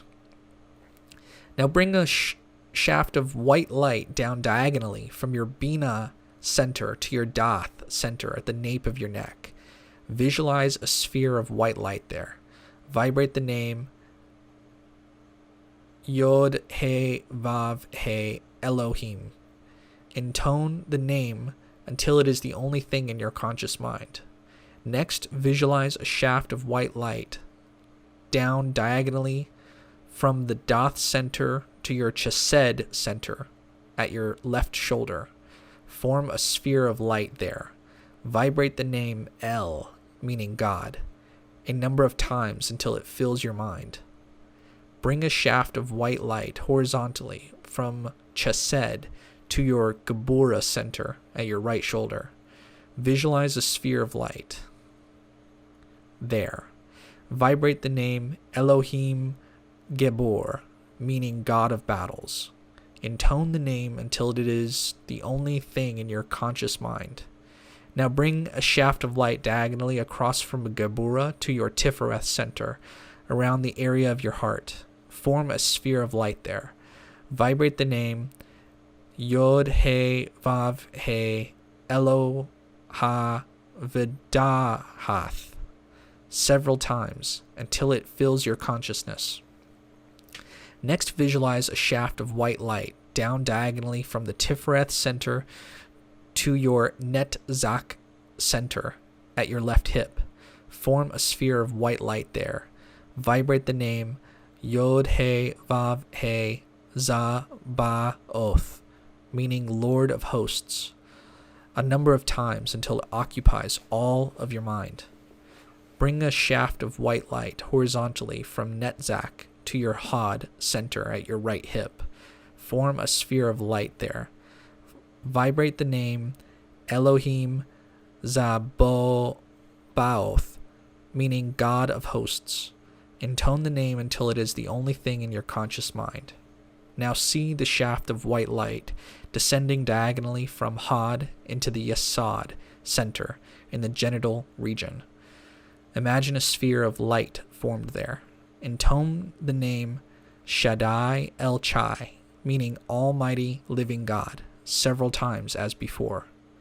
Next, visualize the shaft of light descending straight down from Yesod into your Malkuth center at the feet and ankles. Imagine a sphere of light formed there. Vibrate the name Adonai Haaretz, meaning Lord of Earth, a number of times as before. Imagine the tree complete, then circulate the light you have brought down throughout all the spheres of the tree. Move the energy around your aura using the 4 circulations of light described earlier. Finally, focus some of the energy back into your Tiphareth center, the seat of equilibrium and balance. The Rite of 5 Pillars. The following exercise is a very simplified method for exploring the idea of a 3-dimensional tree of life. Using this method, a total of 5 pillars are formed within the student's sphere of sensation. The 2 outer pillars of mercy and severity are duplicated, while the middle pillar remains the pivotal balance. The image of the tree of life is reflected onto the human body, so that the practitioner faces the archetypal image of the tree, which is in turn reflected behind him. Many more complex variations of the 5-pillar exercise are possible. This exercise is best performed either standing or sitting. After a few minutes of relaxation, vibrate the divine names of the middle pillar Sephiroth 1 time each, establishing the central column within your sphere of sensation. Then use the 4 circulations of light mentioned earlier to visualize and strengthen your aura, which extends several feet out from your physical body, a sphere of oval-shaped light. Once you have visualized the sphere of sensation, establish the 4 outer pillars which curve around the outer edges of your aura as follows. Return to your topmost center, Kether. Imagine a sphere of white light just above your head. Vibrate the name Ihie. Keep vibrating this word until it is the only thought in your conscious mind. Imagine a ball of white light several feet in front of and to the right of your head. When this is fixed in your mind's eye, visualize a corresponding ball of white light several feet behind and to the left of your head. Intone the name of Yah. Keep vibrating the name until both Chokmah spheres are glowing intensely with light. Now imagine a ball of white light several feet in front of and to the left of your head. When this image is fixed in your mind, visualize a corresponding ball of white light several feet behind and to the right of your forehead. Intone the name of Yehovah Elohim. Keep vibrating the name until both Binah spheres are radiating with light. Next, imagine a sphere of white light at your Daath center in the nape of your neck. Vibrate the name Yahweh Elohim. Intone the name until it is the only thing in your conscious mind. Visualize a ball of white light several feet in front of and to the right of your right shoulder. When this image is firm in your mind, visualize a corresponding ball of white light several feet behind and to the left of your left shoulder. Intone the name of El. Keep vibrating the name until both Chesed spheres glow brightly with light. Next, imagine a ball of white light several feet in front of and to the left of your left shoulder. When this image is fixed in your mind, visualize a corresponding ball of white light several feet behind and to the right of your right shoulder. Intone the name of Elohim Gibor. Keep vibrating the name until both Geburah spheres are radiating with light. Now imagine a sphere of white light at your Tiphareth center around the area of your heart. Vibrate the name Yehovah Eloha Daath. Intone the name until it is the only thing in your conscious mind.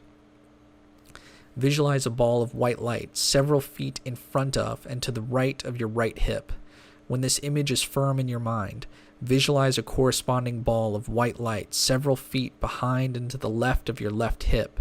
Intone the name of Yehovah Zaboath. Keep vibrating the name until both Netzach spheres glow brightly with light. Next, imagine a ball of white light several feet in front of and to the left of your left hip. When this image is fixed in your mind, visualize a corresponding ball of white light several feet behind and to the right of your right hip. Intone the name of Elohim Zaboath. Keep vibrating the name until both Hod spheres are radiating with light. Next, imagine a sphere of white light at your Yesod center in the genital region. Intone the name Shaddai El Chai several times as before. Visualize a sphere of light at your Malkuth center at the feet and ankles. Vibrate the name Adonai Ha-Aretz a number of times as before. Imagine the 5 pillars have now been fully established in your aura. Then circulate the light you have brought down throughout all the spheres of the tree. Circulate the light and energy using the same breathing/visualization techniques of the standard middle pillar exercise. Finally, focus some of the energy back into your Tiphareth center, the sphere of harmony and equipoise. An Egyptian middle pillar exercise. Imagine a sphere of white light just above your head at your Kether point. Vibrate Nudjer Ao, meaning the great God self-produced. Keep vibrating until it is the only thought in your conscious mind. Then imagine a shaft of light descending from your Kether center to your Daath center at the nape of the neck. Form a sphere of light at the Daath center. Vibrate Neb-Eri Ket, meaning the Lord Creator. Intone the name until it is the only thing in your conscious mind. Bring a shaft of light down from the Daath center to the Tiphareth center around your heart. Form a sphere of light there. Vibrate Sia, meaning God of knowledge and wisdom. Intone the name several times until it fills your consciousness. See the shaft of light descending from Tiphareth into the Yesod center in the genital region. Imagine a sphere of light formed there. Intone the phrase Neb-Ankh, meaning the Lord of Life. Do this several times. Visualize the shaft of light descending from Yesod into your Malkuth center at the feet and ankles. Vibrate the phrase Nudjer Ta, meaning God of Earth. Intone a number of times as before. Imagine the middle pillar complete. Move the energy around your aura using the 4 circulations of light described earlier. Using the cycles of breathing, bring the light down one side of the body and up the other, from Kether to Malkuth and back again. After performing this for a short period of time, imagine the ribbon of light descending down the front of your body and rising up your back. Still employing rhythmic breathing, visualize the shaft of light rising up the middle pillar in the center of your body. When it reaches Kether, imagine a shower of light surrounding the outside of your body as it descends to Malkuth again. Circulate the light in this manner for some time. Then see the light rise again in a ribbon that spirals around the outside of your body. Finally, focus some of the energy back into your Tiphareth center. The Egyptian rite of 3 pillars. After a few minutes of relaxation, imagine a sphere of white light just above your head. Vibrate the phrase, Nud Jer Ao, meaning the great God, self-produced. Keep vibrating this word until it is the only thought in your conscious mind. Maintain a strong visualization of the white sphere. Then imagine a shaft of light descending from your Kether center to your Chokmah center at the left temple of your forehead. Visualize a sphere of white light there.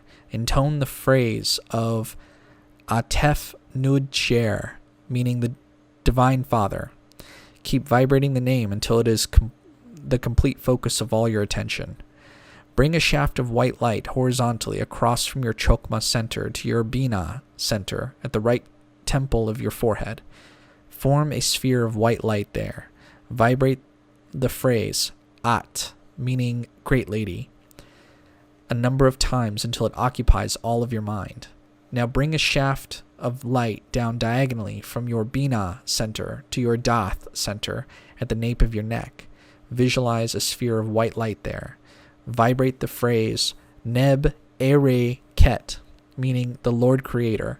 Intone the name until it is the only thing in your conscious mind. Next, visualize a shaft of white light down diagonally from the Daath center to your Chesed center at your left shoulder. Form a sphere of light there. Vibrate the phrase On No Fur, meaning the good being, a number of times until it occupies all of your mind.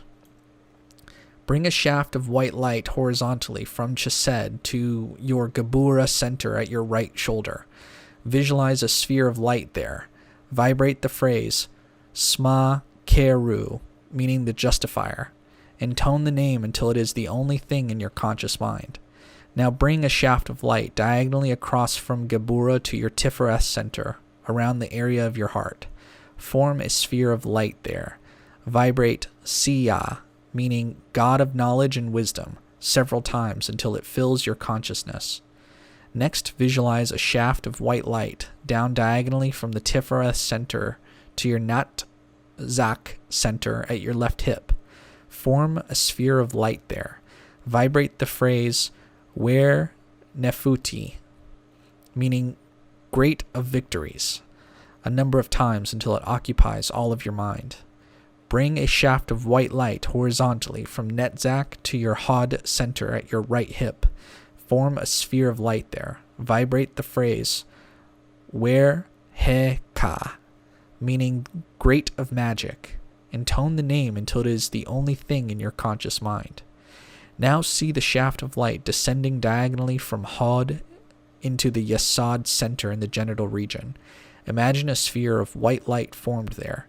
Intone the phrase Neb Ankh, meaning Lord of Life, several times, as before. Next, visualize the shaft of light descending straight down from Yesod into your Malkuth center at the feet and ankles. Imagine a sphere of white light formed there. Vibrate the phrase Nud Jer Ru Ta, meaning God of Earth, a number of times as before. Imagine the tree complete. Then circulate the light you have brought down throughout all the spheres of the tree. Circulate the energy using the same breathing/visualization techniques of the standard middle pillar exercise. Finally, focus some of the energy back into your Tiphareth center. A Greek middle pillar exercise. Imagine a sphere of white light just above your head at your Kether point. Vibrate. Ego Emi. Keep vibrating it until it is the only thought in your conscious mind. Then imagine a shaft of light descending from your Kether center to your Daath center at the nape of the neck. Form a sphere of light at the Daath center. Vibrate Sophia, meaning wisdom. Intone the name until it is the only thing in your conscious mind. Bring a shaft of light down from the Daath center to the Tiphareth center around your heart. Form a sphere of light there. Vibrate the word gnosis, meaning knowledge. Intone the name several times until it fills your consciousness. See the shaft of light descending from Tiphareth into the Yesod center in the genital region. Imagine a sphere of light formed there. Intone the word Zae, meaning life. Do this several times. Visualize the shaft of light descending from Yesod into your Malkuth center at the feet and ankles. Vibrate the word Naos, meaning temple. Intone a number of times as before. Imagine the middle pillar complete. Move the energy around your aura using the 4 circulations of light described earlier. Using the cycles of breathing, bring the light down one side of the body and up the other, from Kether to Malkuth and back again. After performing this for a short period of time, imagine the ribbon of light descending down the front of your body and rising up your back.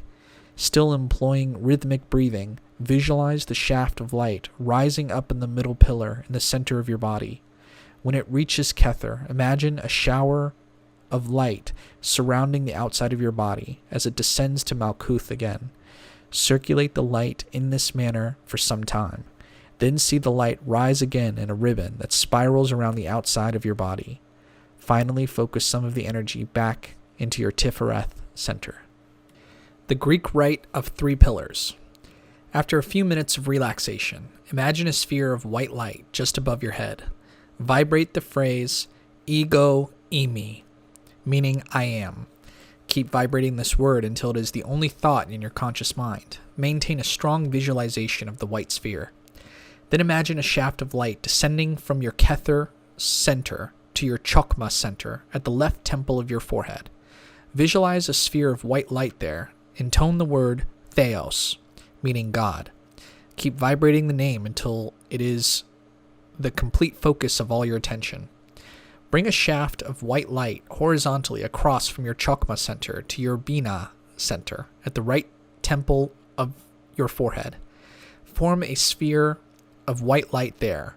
Vibrate the word Theia, meaning goddess, a number of times until it occupies all of your mind. Now bring a shaft of white light down diagonally from your Bina center to your Daath center at the nape of your neck. Visualize a sphere of white light there. Vibrate the word Sophia, meaning wisdom. Intone the name until it is the only thing in your conscious mind. Next, visualize a shaft of white light down diagonally from the Daath center to your Chesed center at your left shoulder. Form a sphere of light there. Vibrate the name Agathos, meaning the good, a number of times until it fills your mind. Bring a shaft of white light horizontally from Chesed to your Gebura center at your right shoulder. Visualize a sphere of light there. Vibrate the word crisis, meaning judgment. Intone the name until it is the only thing in your conscious mind. Now bring a shaft of light diagonally across from Gebura to your Tiphareth center around the area of your heart. Form a sphere of light there. Vibrate gnosis, meaning knowledge, several times until it fills your consciousness. Next, visualize a shaft of white light down diagonally from the Tiphareth center to your Netzach center at your left hip. Form a sphere of light there. Vibrate the word daimon, meaning spirit, a number of times until it occupies all of your mind. Bring a shaft of white light horizontally from Netzach to your Hod center at your right hip. Form a sphere of light there. Vibrate the word nous, meaning mind. Intone the name until it is the only thing in your conscious mind. Now see the shaft of light descended diagonally from Hod into the Yesod center in the genital region. Imagine a sphere of white light formed there. Intone the word Zaweh, meaning life, several times as before. Next, visualize the shaft of light descending straight down from Yesod into your Malkuth center at the feet and ankles. Imagine a sphere of white light formed there. Vibrate the word Naos, meaning temple, a number of times as before. Imagine the tree complete. Then circulate the light you have brought down throughout all the spheres of the tree. Circulate the energy using the same breathing/visualization techniques of the standard middle pillar exercise. Finally, focus some of the energy back into your Tiphareth center. A Gaelic middle pillar exercise. Imagine a sphere of white light just above your head at your Kether point. Vibrate Croon, meaning crown. Keep vibrating until it is the only thought in your conscious mind. Then imagine a shaft of light descending from your Kether center to your Daath center at the nape of the neck. Form a sphere of light at the Daath center. Vibrate Fias, meaning knowledge. Intone the name until it is the only thing in your conscious mind. Bring a shaft of light down from the Daath center to the Tiphareth center around your heart. Form a sphere of light there. Vibrate Grinyas, meaning beauty. Intone the name several times until it fills your consciousness. See the shaft of light descending from Tiphareth into the Yesod center in the genital region. Imagine a sphere of light formed there. Intone the name Bu Nungcha, meaning foundation. Do this several times. Visualize the shaft of light descending from Yesod into your Malkuth center at the feet and ankles. Vibrate the name Re-Chk, meaning kingdom. Intone a number of times as before. Imagine the middle pillar complete. Move the energy around your aura using the 4 circulations of light described earlier. Using the cycles of breathing, bring the light down one side of the body and up the other, from Kether to Malkuth and back again. After performing this for a short period of time, imagine the ribbon of light descending down the front of your body and rising up your back. Still employing rhythmic breathing, visualize the shaft of light rising up the middle pillar in the center of your body. When it reaches Kether, imagine a shower of light surrounding the outside of your body as it descends to Malkuth again. Circulate the light in this manner for some time. Then see the light rise again in a ribbon that spirals round the outside of your body. Finally, focus some of the energy back into your Tiphareth center. The Gaelic rite of 3 pillars. After a few minutes of relaxation, imagine a sphere of white light just above your head. Vibrate the name Croon, meaning crown. Keep vibrating this word until it is the only thought in your conscious mind. Maintain a strong visualization of the white sphere. Then imagine a shaft of white light descending from your Kether center to your Chakma center at the left temple of your forehead. Visualize a sphere of white light there. Intone the name Gliocas, Gliocas, meaning wisdom. Keep vibrating the name until it is the complete focus of all your attention. Bring a shaft of light horizontally across from your Chakma center to your Bina center at the right temple of your forehead. Form a sphere of white light there. Vibrate the name Ciall, Ciall, meaning understanding, a number of times until it occupies all of your mind. Now bring a shaft of white light down diagonally from your Bina center to your Daath center at the nape of your neck. Visualize a sphere of white light there. Vibrate the name Fios, Fios, meaning knowledge. Intone the name until it is the only thing in your conscious mind. Next, visualize a shaft of white light down diagonally from the Daath center to your Yesod center, your left shoulder. Form a sphere of light there. Vibrate the name Yochd, Iochd, meaning mercy, a number of times until it fills your mind. Bring a shaft of white light horizontally from Yesod to your Qabalistic center at your right shoulder. Visualize a sphere of light there. Vibrate the name Neart, Neart, meaning power. Intone the name until it is the only thing in your conscious mind. Now bring a shaft of light diagonally across from Qabalistic to your Tiphareth center around the area of your heart. Form a sphere of light there. Vibrate the name Grinyas, Grinneas, meaning beauty, several times until it fills your consciousness. Next, visualize a shaft of light down diagonally from the Tiphareth center to your Netzach center at your left hip. Form a sphere of white light there. Vibrate the name Buaidh, Buaidh, meaning victory, a number of times until it occupies all of your mind. Bring a shaft of white light horizontally from Netzach to your Had center at your right hip. Form a sphere of light there. Vibrate the name Moraluk, Moralachd, meaning majesty. Intone the name until it is the only thing in your mind. Now see a shaft of light descending diagonally from Had into the Yesod center in the genital region. Imagine a sphere of white light formed there. Intone the name Bunait, Bunait, meaning foundation, several times as before. Next, visualize the shaft of light descending straight down from a Yesod into your Malkuth center at the feet and ankles. Imagine a sphere of white light formed there. Vibrate the name Rioghachd, Rioghachd, meaning kingdom, a number of times as before. Imagine the tree complete. Then circulate the light you have brought down throughout all the spheres of the tree.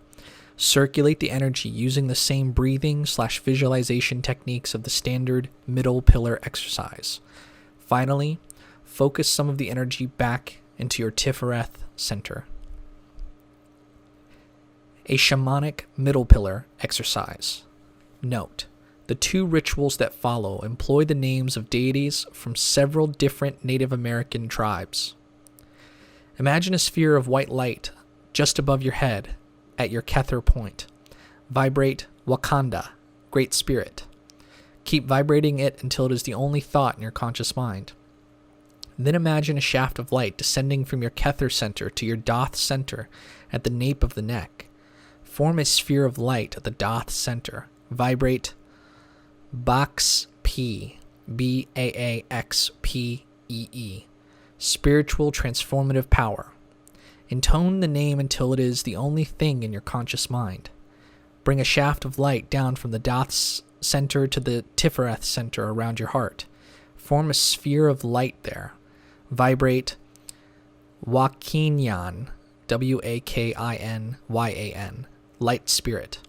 Intone the name several times until it fills your consciousness.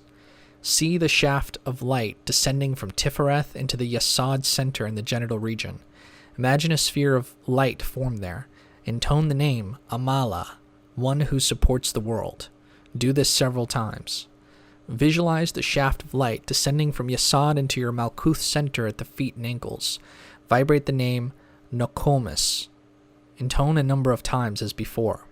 Imagine the middle pillar complete. Move the energy around your aura using the 4 circulations of light described earlier. Using the cycles of breathing, bring the light down one side of the body and up the other, from Kether to Malkuth and back again. After performing this for a short period of time, imagine the ribbon of light descending down the front of your body and rising up your back.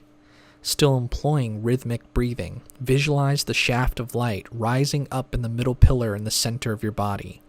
When it reaches Kether, imagine a shower of light surrounding the outside of your body as it descends to Malkuth again. Circulate the light in this manner for some time. Then see the light rise again in a ribbon that spirals around the outside of your body. Finally, focus some of the energy back into your Tiphareth center. The shamanic rite of 3 pillars. After a few minutes of relaxation, imagine a sphere of white light just above your head. Vibrate the name Wakanda, Great Spirit. Keep vibrating this word until it is the only thought in your conscious mind. Maintain a strong visualization of the white sphere. Then imagine a shaft of white light descending from your Kether center to your Chokmah center at the left temple of your forehead. Visualize a sphere of white light there. Intone the name Skan, Creator God. Keep vibrating the name until it is the complete focus of all your attention. Bring a shaft of light horizontally across from your Chokmah center to your Binah center at the right temple of your forehead. Form a sphere of light, white light there. Vibrate the name Ataensic, Ataentsic, a number of times until it occupies all of your mind. Now bring a shaft of white light down diagonally from your Bina center to your Daath center at the nape of your neck. Visualize a sphere of white light there. Vibrate the name Baaxpee, Baaxpee. Spiritual transformative power. Intone the name until it is the only thing in your conscious mind.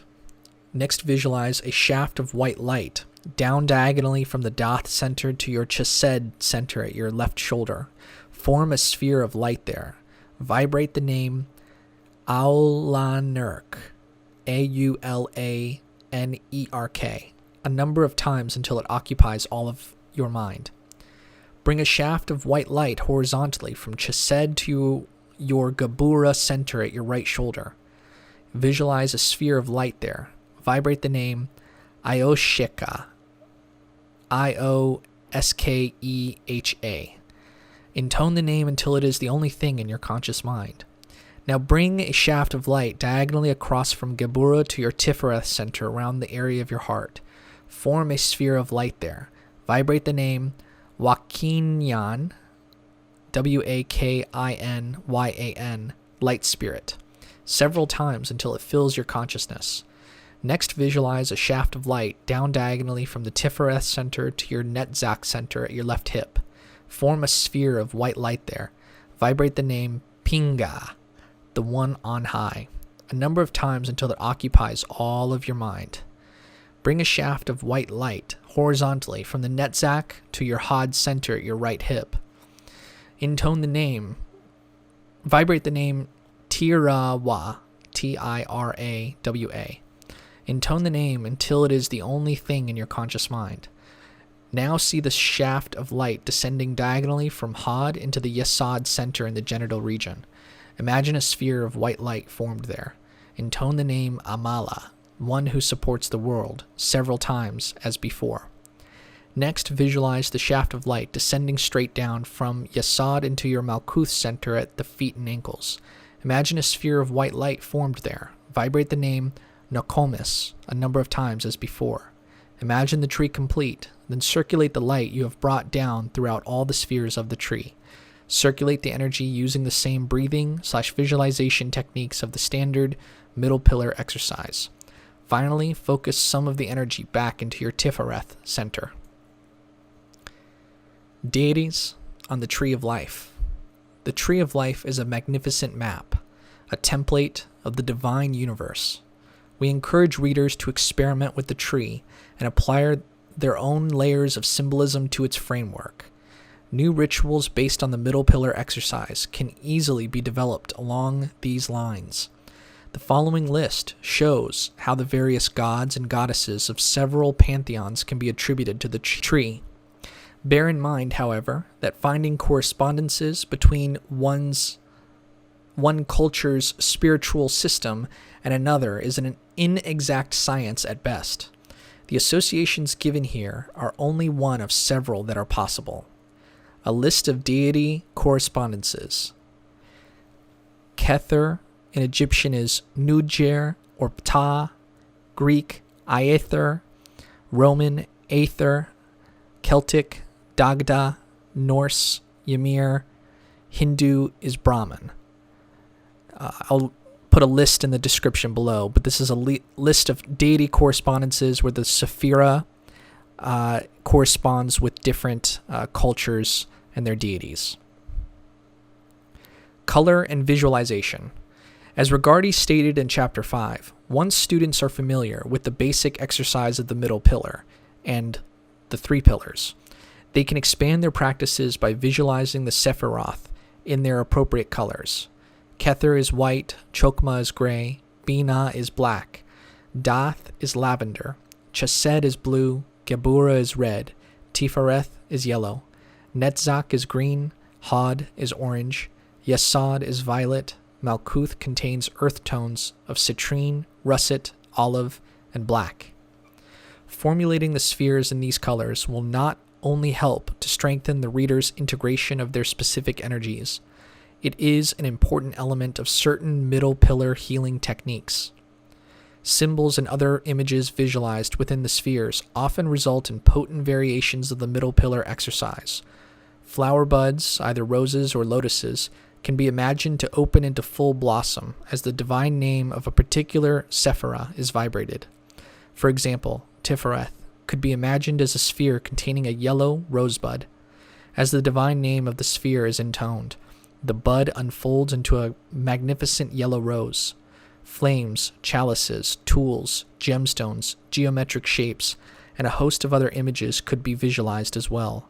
The only limit on the number and variety of this exercise is the boundary of one's imagination.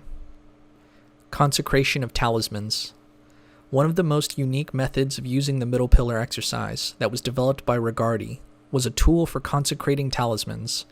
This method requires that the magician first activate the spheres within his or her body. Then, employing mental focus and rhythmic breathing, the magician can charge the talisman by transferring the invoked energy into the talisman.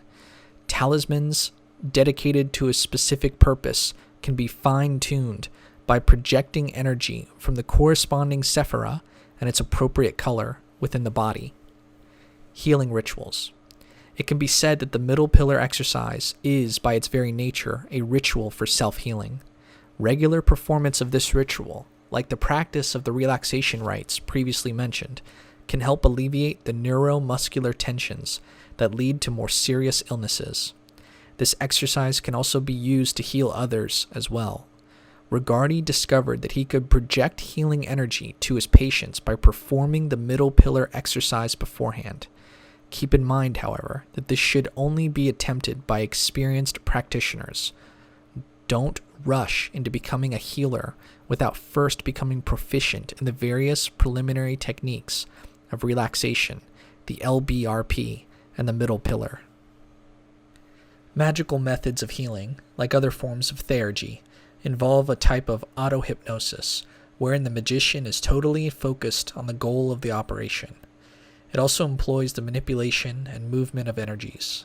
Usually the healer extends energy to the recipient, where it works to remove psychic blockages, energy imbalances, or physical injuries/illnesses. The healer must be able to manipulate the subtle bodies of two people, his or her own and that of the recipient. Therefore, it is crucial that the practitioner be psychically sound and balanced.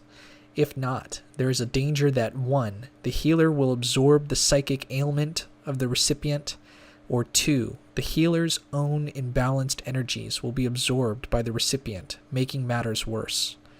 In the Golden Dawn, magicians were warned, it is better at first to keep your aura to yourself rather than try to flow out towards others.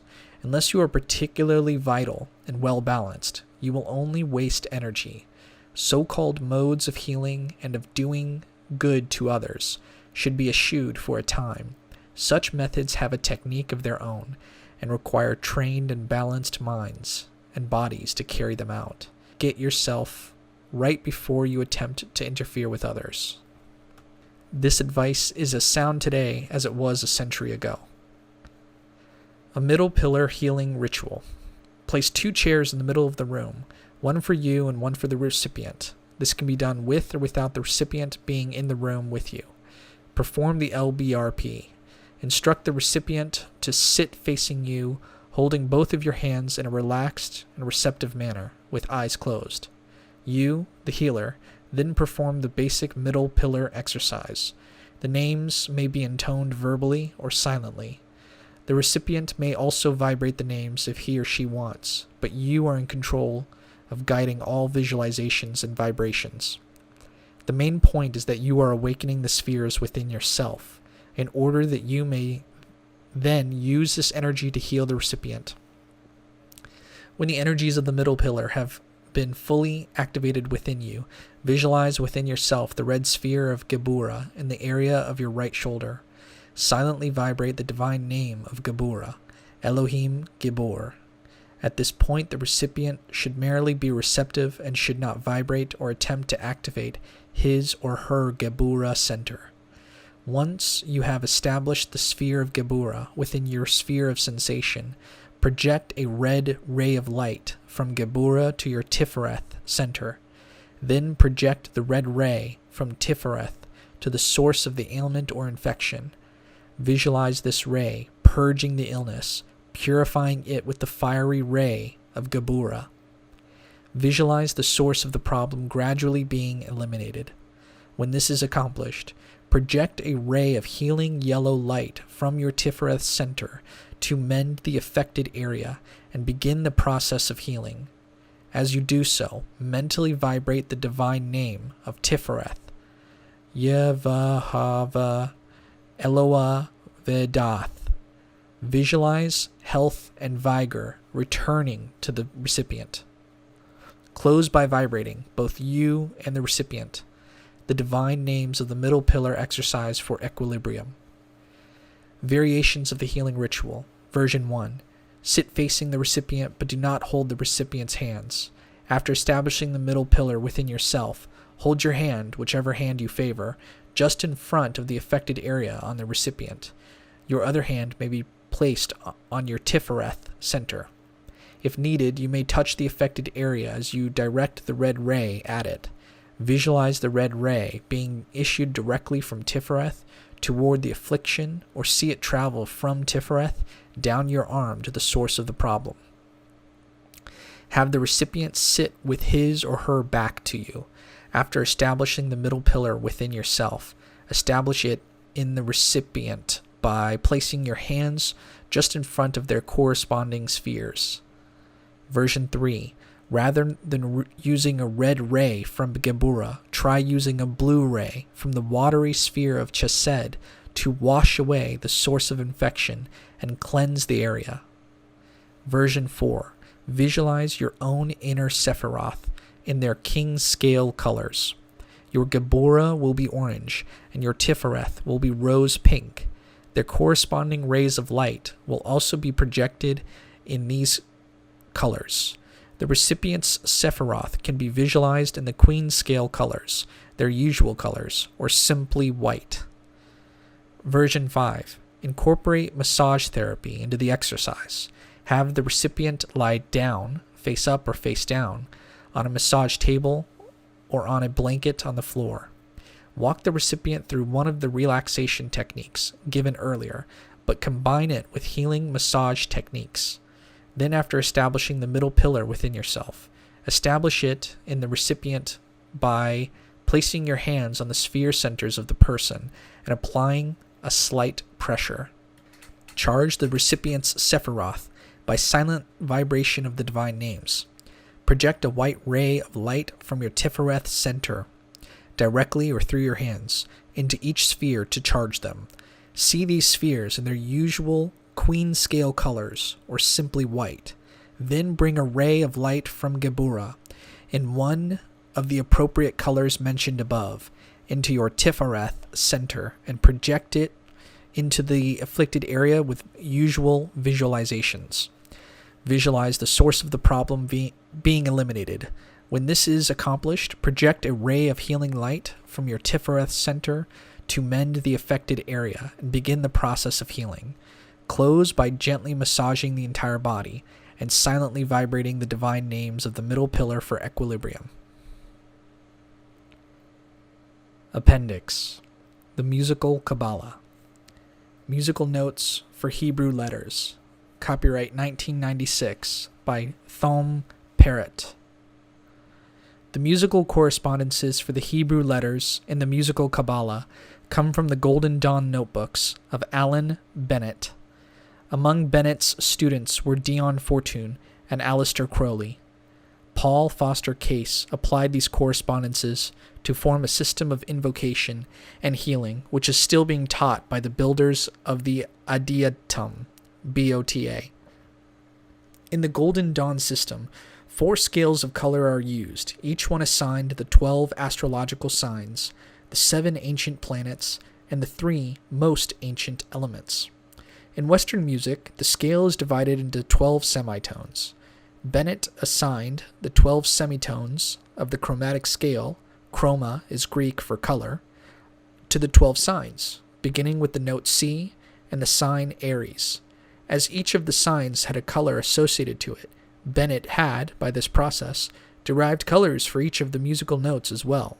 Since all the colors allotted to the planets and elements were included in the 12 colors of the rainbow associated with the signs, they were assigned notes based on color in the king scale of the Golden Dawn. Thus, color red, note C, sign Aries, planet Mars, element fire. And moving down the list, red orange, C sharp, Taurus. Orange, D, Gemini, Sun. Yellow orange, D sharp, Cancer. Yellow, E, Leo, Mercury, Air.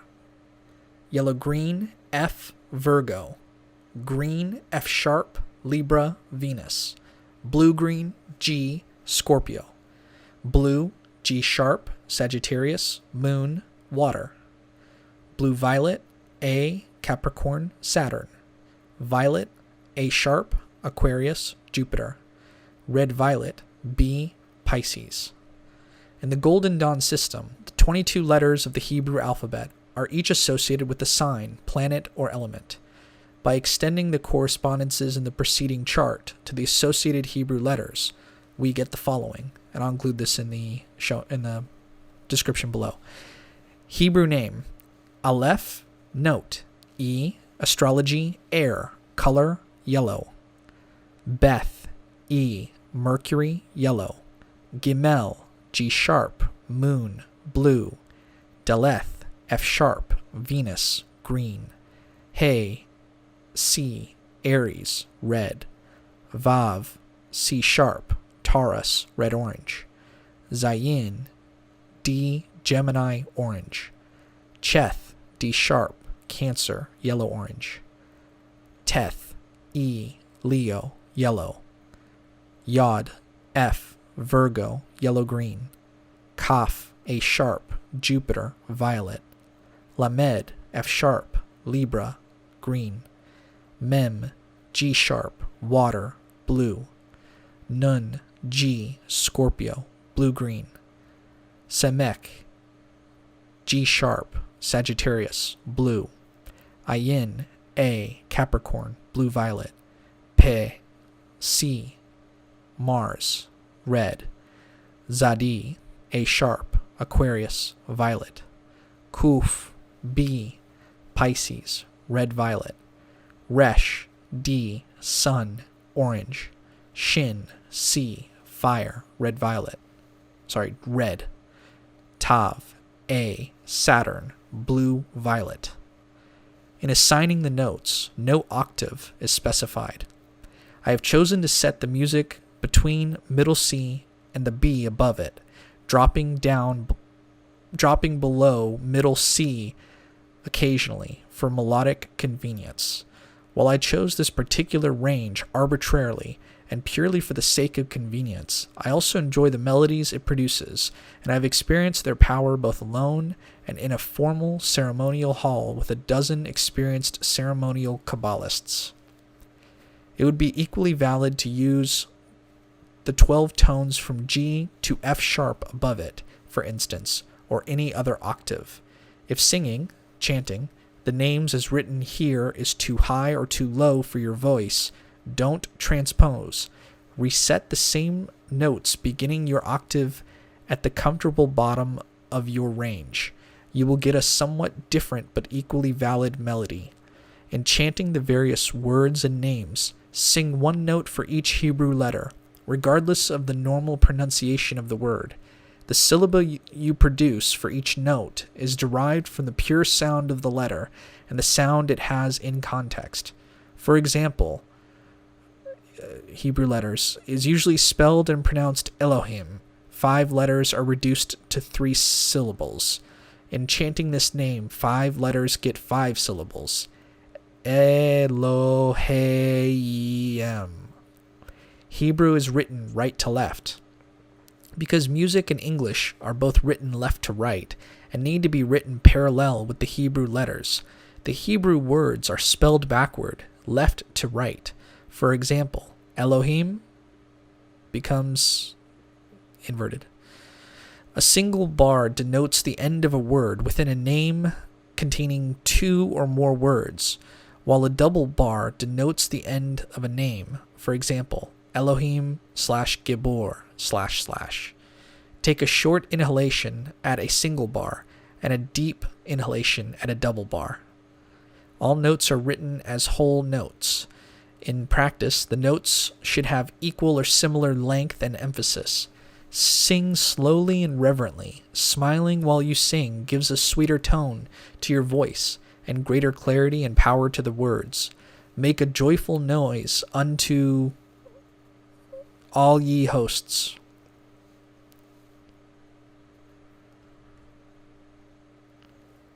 Glossary.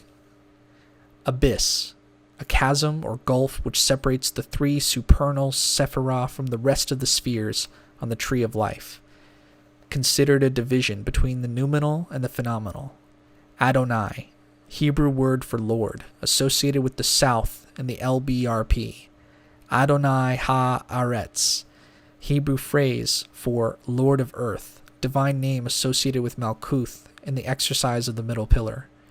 Adonai Melech, Hebrew phrase for Lord and King, associated with Earth and Malkuth.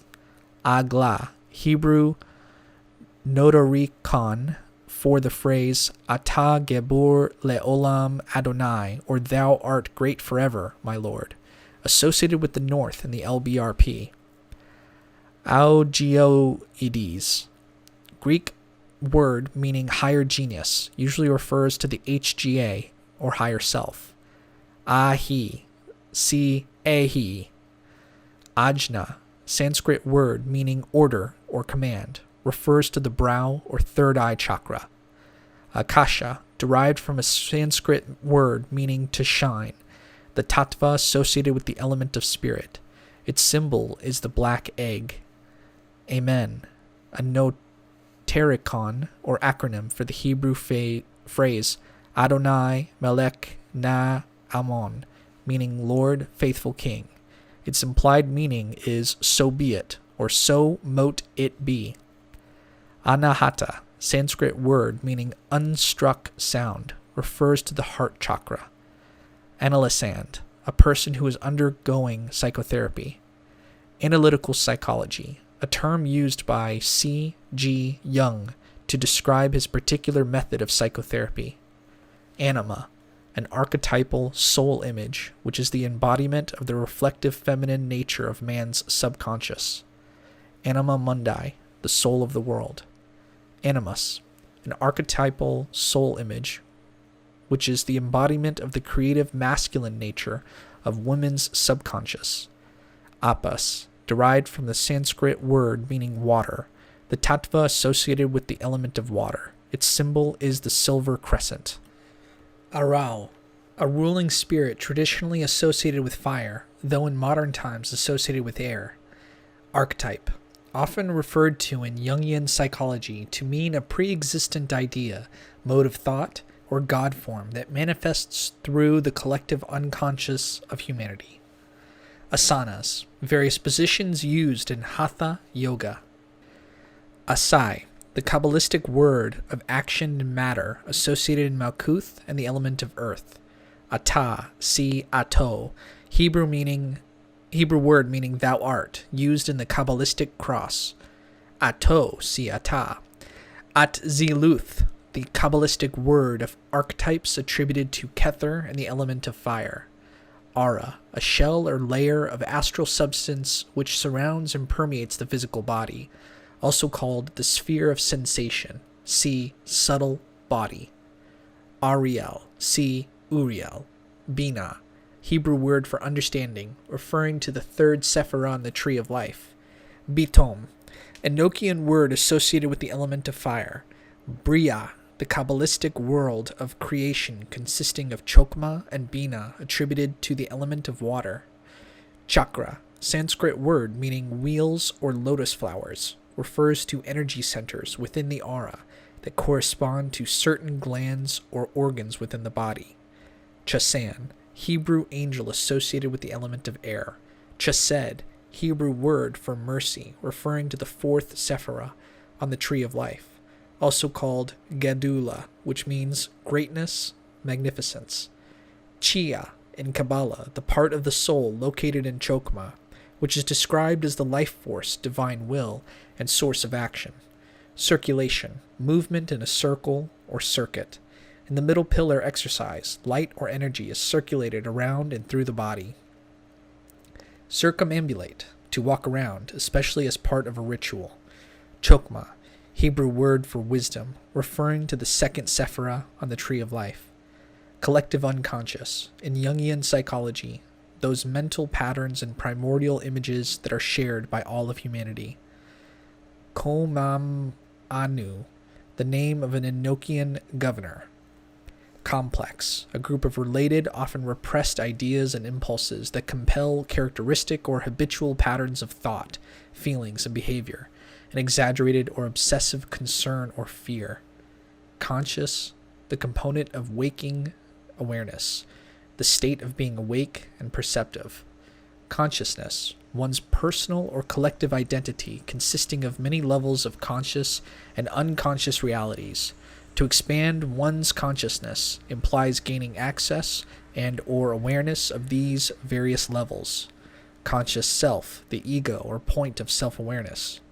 Daath, Hebrew word for knowledge, the so-called invisible sephirah on the tree of life. Daath is not really a sephirah, but rather a conjunction of the energies of Chokmah and Bina. It can be likened to a passageway across the abyss. Divine self, our true, pure, transcendent self, which contains a spark of divinity. Dharana, Sanskrit word meaning holding, refers to the yogic discipline of concentration on an object or symbol. Ego, the portion of the psyche which is conscious, most directly governs thought and behavior, and is most concerned with outer reality, also called the conscious self. Ehyeh, Hebrew word meaning I am, divine name associated with Kether and employed in the exercise of the middle pillar. El, or Al, Hebrew word meaning God, divine name associated with Chesed. Elarx Arpeh, name of an Enochian governor. Elohim, Hebrew word meaning gods.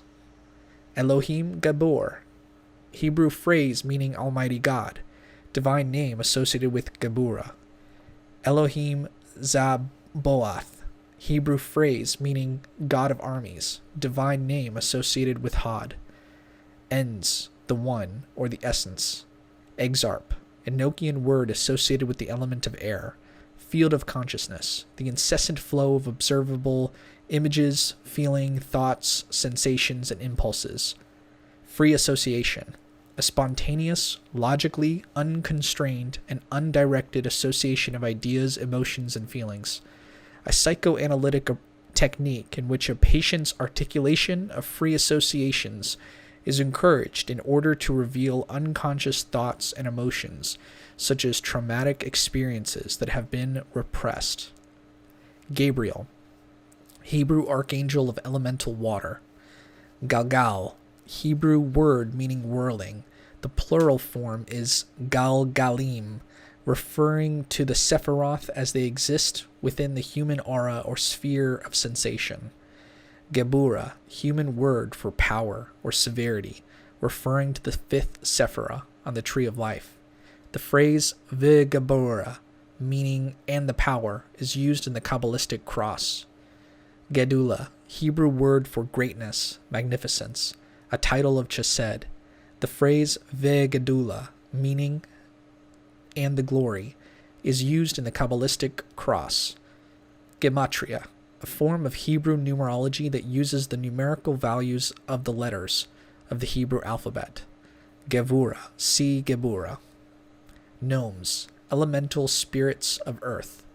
Great work, a term borrowed from alchemy's magnus opus, refers to the path of human spiritual evolution, growth, and illumination. Geupth, the lowest part of the soul, centered in Malkuth, a low level of subconscious intelligence which is closely tied to the physical body. Hikoma, Enochian word associated with the element of water. Heilsvig, a German word which means sacred way. It was a term used by Jung to describe a method for psychological healing and individuation. Hermetic, of or relating to Hermes Trismegistus, or the works ascribed to him, having to do with the occult sciences, especially alchemy, astrology, and magic deriving from Western sources, Hebrew, Egyptian, and Greek. HGA, Holy Guardian Angel, see Higher Self.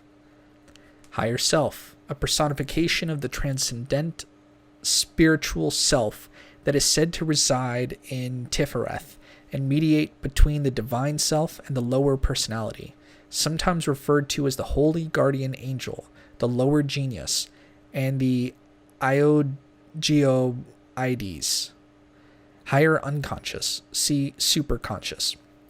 Hod, Hebrew word for splendor, referring to the 8th sephirah on the Tree of Life. Hypnosis, a sleep-like state, usually induced by another person, in which the subject may experience forgotten or suppressed memories, hallucinations, and heightened suggestibility. Id, according to Freud, an unconscious division of the psyche which functions as the origin of instinctual impulses and demands for instant gratification of primal needs. See Nefesh. Ida, a primary nadi which starts at left nostril, goes to the crown of the head, crosses back and forth through the chakras, and terminates at the base of the spine on the left side. Individuation, the process by which a person becomes self-realized or differentiated as a separate indivisible unity or whole which contains all aspects of the self. Jagrata, the fourth and lowest world of consciousness according to Hindu tradition, the physical world. Kether, Hebrew word for crown, referring to the first sephirah on the Tree of Life. Kundalini, Sanskrit word meaning serpent power, a fiery transformative power that resides in the base chakra. The yogic practice known as raising the Kundalini to connect with all the chakras is said to unleash a great amount of energy. LBRP, Lesser Banishing Ritual of the Pentagram. Le'olam Amen, Hebrew phrase meaning roughly the world forever unto the ages, see Amen. Libido, according to Freud, it is the sexual urge, but according to Jung, it is the total of all psychic energy and vitality, and its expression is through instinct, desire, and function. Logos, a Greek word meaning word. To the Gnostics, this was the term for deity manifest in the universe, the creative principle and underlying law of the universe. Lower unconscious, an unconscious part of the psyche which contains fundamental drives, primitive urges, and complexes. See Id Nefesh. Magic, the art of causing change to occur in one's environment and one's consciousness. Willpower, imagination, intention, and the use of symbols and correspondences play a major role in this art. See Theurgy. Mana, power, great power, a Polynesian term for the magical force in nature, comparable to prana or chi. Mana, personality, a term Jung used to describe an archetypal figure of a person's psyche. Manipura, Sanskrit word meaning diamond or city of precious stone, refers to the solar plexus chakra. Malkuth, Hebrew word for kingdom referring to the 10th sephirah on the Tree of Life. Metaphysics, the branch of philosophy that examines the nature of reality, including the relationship between mind and matter, substance and attribute, fact and value. Speculation upon questions that are unanswerable to scientific observation, analysis, or experiment. Mikael, or Michael, Hebrew archangel of elemental fire. Middle unconscious, an inner region similar and accessible to that of waking consciousness, the unconscious blueprint of the conscious mind. Monad, from Greek monos, meaning alone, single soul, one indivisible, sometimes used to describe Kether. Muladhara, Sanskrit word meaning basic. In Hindu mysticism, it refers to the root chakra. Nadis, singular, nadi, Sanskrit word meaning motion. In Hindu mysticism, it refers to a series of minute conduits which carry the vital life force known as prana. Nanta, a Nokian word associated with the element of earth. Nefesh, in Qabalah, the part of the soul located in Yesod, which is described as the lower self or lower unconscious, contains primal instincts, fundamental drives, and animal vitality. See id. Neshama, in Qabalah, the highest part of the soul. The greater neshama encompasses Kether, Chokma, and Bina, to which are attributed the Yechida, Chia, and Neshama proper. The highest aspirations of the soul, see superconscious. The Neshama proper, or intuitive soul, is found in Binah. Netzach, Hebrew word for victory, referring to the seventh sephirah on the tree of life. Neurosis, any of various mental or emotional disorders arising from no apparent organic lesion or change and involving symptoms such as insecurity, anxiety, depression, and irrational fears. Not as detrimental as psychosis, a person with a particular neurosis can otherwise function normally. Notarikon, a Qabalistic method for obtaining the hidden meanings of Hebrew words by viewing them as acronyms of phrases or vice versa. Oedipus complex, an unconscious sexual desire in a child, especially a boy, for the parent of the opposite sex, that is usually combined with hostility to the parent of the same sex. This complex, if unresolved, may result in neurosis and an inability to form normal sexual relationships in adulthood. Orgone, according to Reich, a vital life force which permeates all living things. Pentagram, a geometric figure based upon the pentacle, which has 5 lines and 5 points. Figures based on the pentacle include the pentagram and the pentagon. The pentagram, or 5-pointed star, is also called the figure of the microcosm, the pentalpha, and the wizard's foot. Pentagrammaton, a Greek word which means 5-lettered name, refers to the Hebrew name of Yeshua. Pentalpha, another name for the pentagram. Persona, a mask of the personality created by the conscious mind and presented to others as the real self. Forlach, angel associated with elemental earth. Pingala, a primary nadi which starts at the right nostril, goes to the crown of the head, crosses back and forth through the chakras, and terminates at the base of the spine on the right side. Prana, in yoga, the vital life force which courses through the nadis of the human body. Pranayama, Sanskrit word for the breath way, yogic techniques for breath control and vital energy manipulation. Prithivi, the tattva associated with the element of earth. Its symbol is the yellow square. Projecting sign, also called the attacking sign, and the sign of Horus, one of the neophyte signs of the Golden Dawn. Protecting sign, also called the sign of silence, and the sign of Harpocrates, one of the neophyte signs of the Golden Dawn. Psyche, the Greek word for soul, the mind functioning as the center of thought, emotion, and behavior, and consciously or unconsciously adjusting or mediating the body's responses to the social and physical environment. Psychiatry, the branch of medicine that deals with the diagnosis, treatment, and prevention of mental and emotional disorders. Psychoanalysis, a term coined by Freud to describe his method of psychotherapy.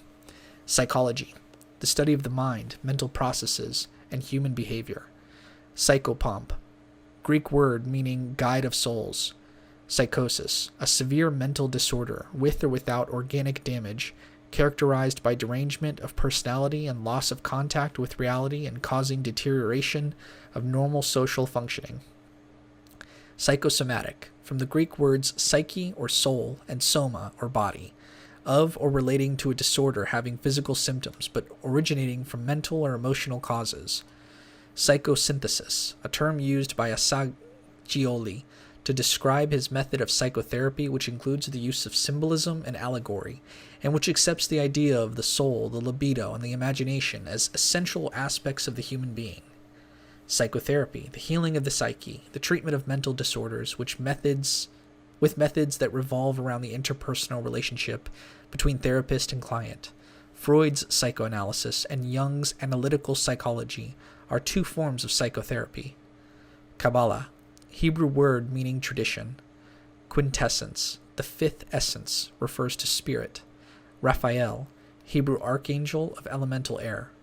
Repression, the unconscious exclusion of painful impulses, desires, or fears from the conscious mind. Ruach, Hebrew word for breath, air, and spirit, the middle part of the Qabalistic soul, representing the mind and reasoning powers. Ruach Elohim, Hebrew for spirit of God. Sahasrara, Sanskrit word for thousand-petaled lotus. In yoga, it refers to the crown chakra. Some authorities do not consider it to be an actual chakra, although most modern practitioners do. Salamanders, elemental spirits of fire. Samasati, a form of Buddhist meditation that examines and cultivates the memory. Self-realization, complete development of or fulfillment of one's own spiritual and psychological potential.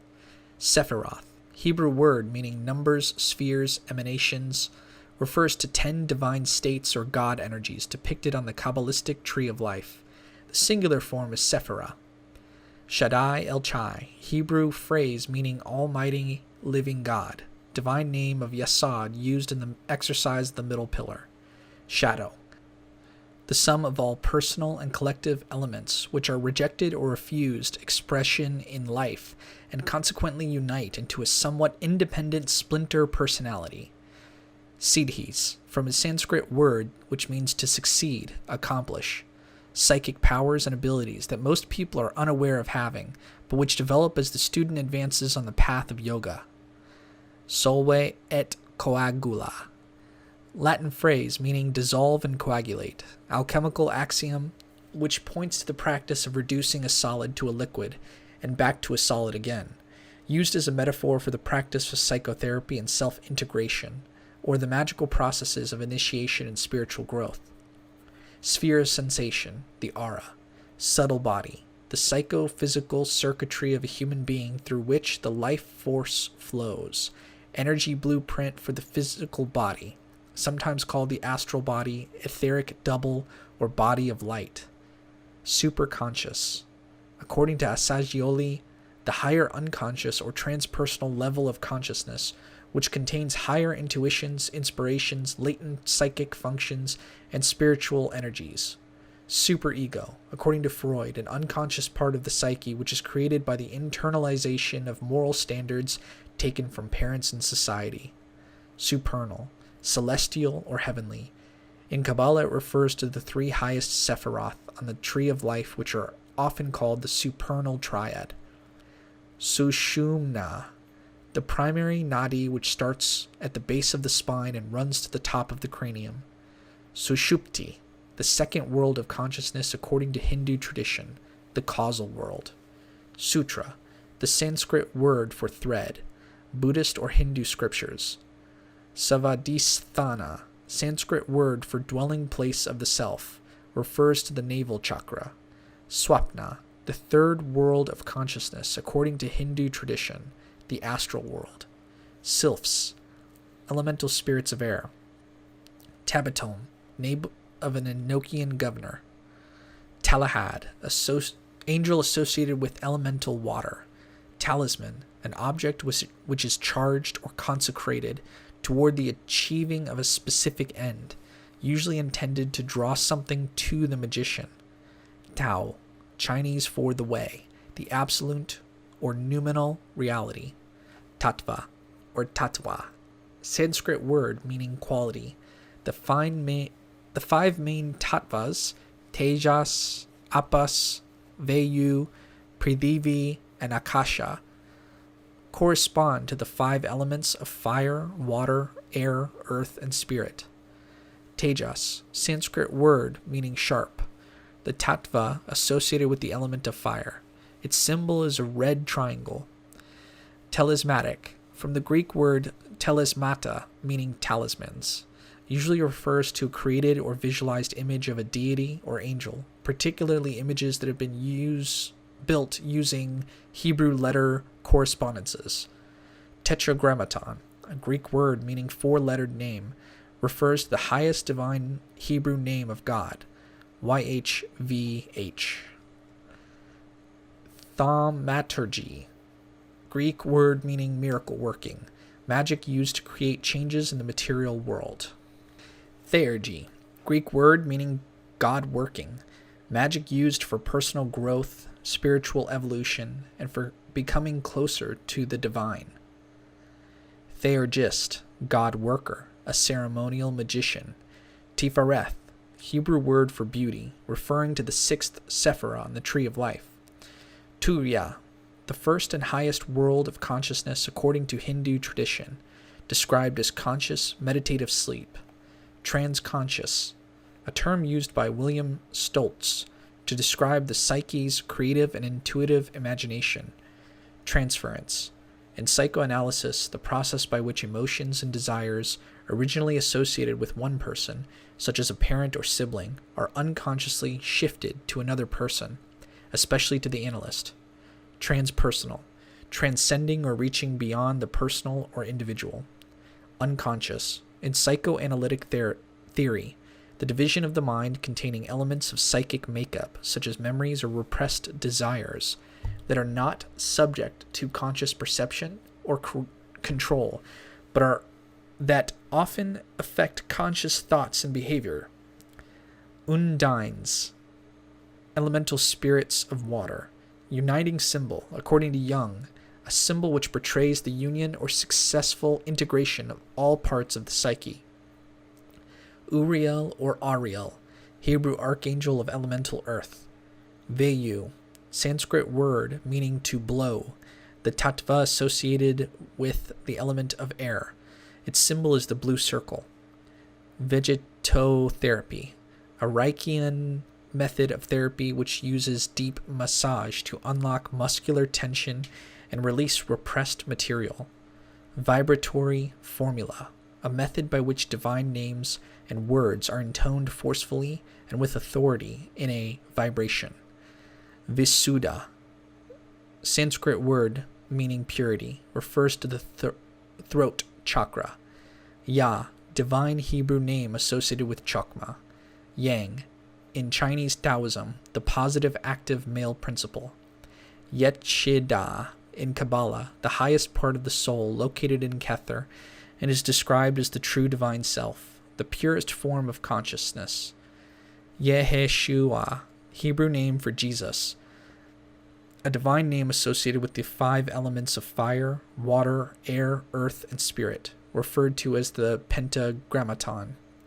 Yesod, Hebrew word for foundation, referring to the ninth sephirah on the tree of life. Yetzirah, the Qabalistic world of formation consisting of Chesed, Geburah, Tiphareth, Netzach, Had, and Yesod, attributed to the element of air. YHVH, four letters which stand for the highest Hebrew name for God, which is considered unknown and unpronounceable, often referred to as the Tetragrammaton. YHVH Elohim, divine Hebrew name of Binah, meaning the Lord God, associated with Daath in the exercise of the middle pillar. YHVH Eloah Ve'Daath, divine Hebrew name of Tiphareth, meaning Lord God of knowledge, used in the exercise of the middle pillar. YHVH Zaboath, divine Hebrew name of Netzach, meaning Lord of armies. Yin, in Chinese Taoism, the negative, passive, female principle. Yoga, Sanskrit word meaning union, the Eastern science of physical, mental, and spiritual integration. We've reached the conclusion, the end of the book, The Middle Pillar, the third edition, by Israel Regardie. This has been narrated by me, Michael Kuhlman. It's been great. Let me know if you've listened to the entire thing all the way through. And I'd love to hear what impact it had on you. So hopefully we can keep the discussion alive. Thank you very much for listening.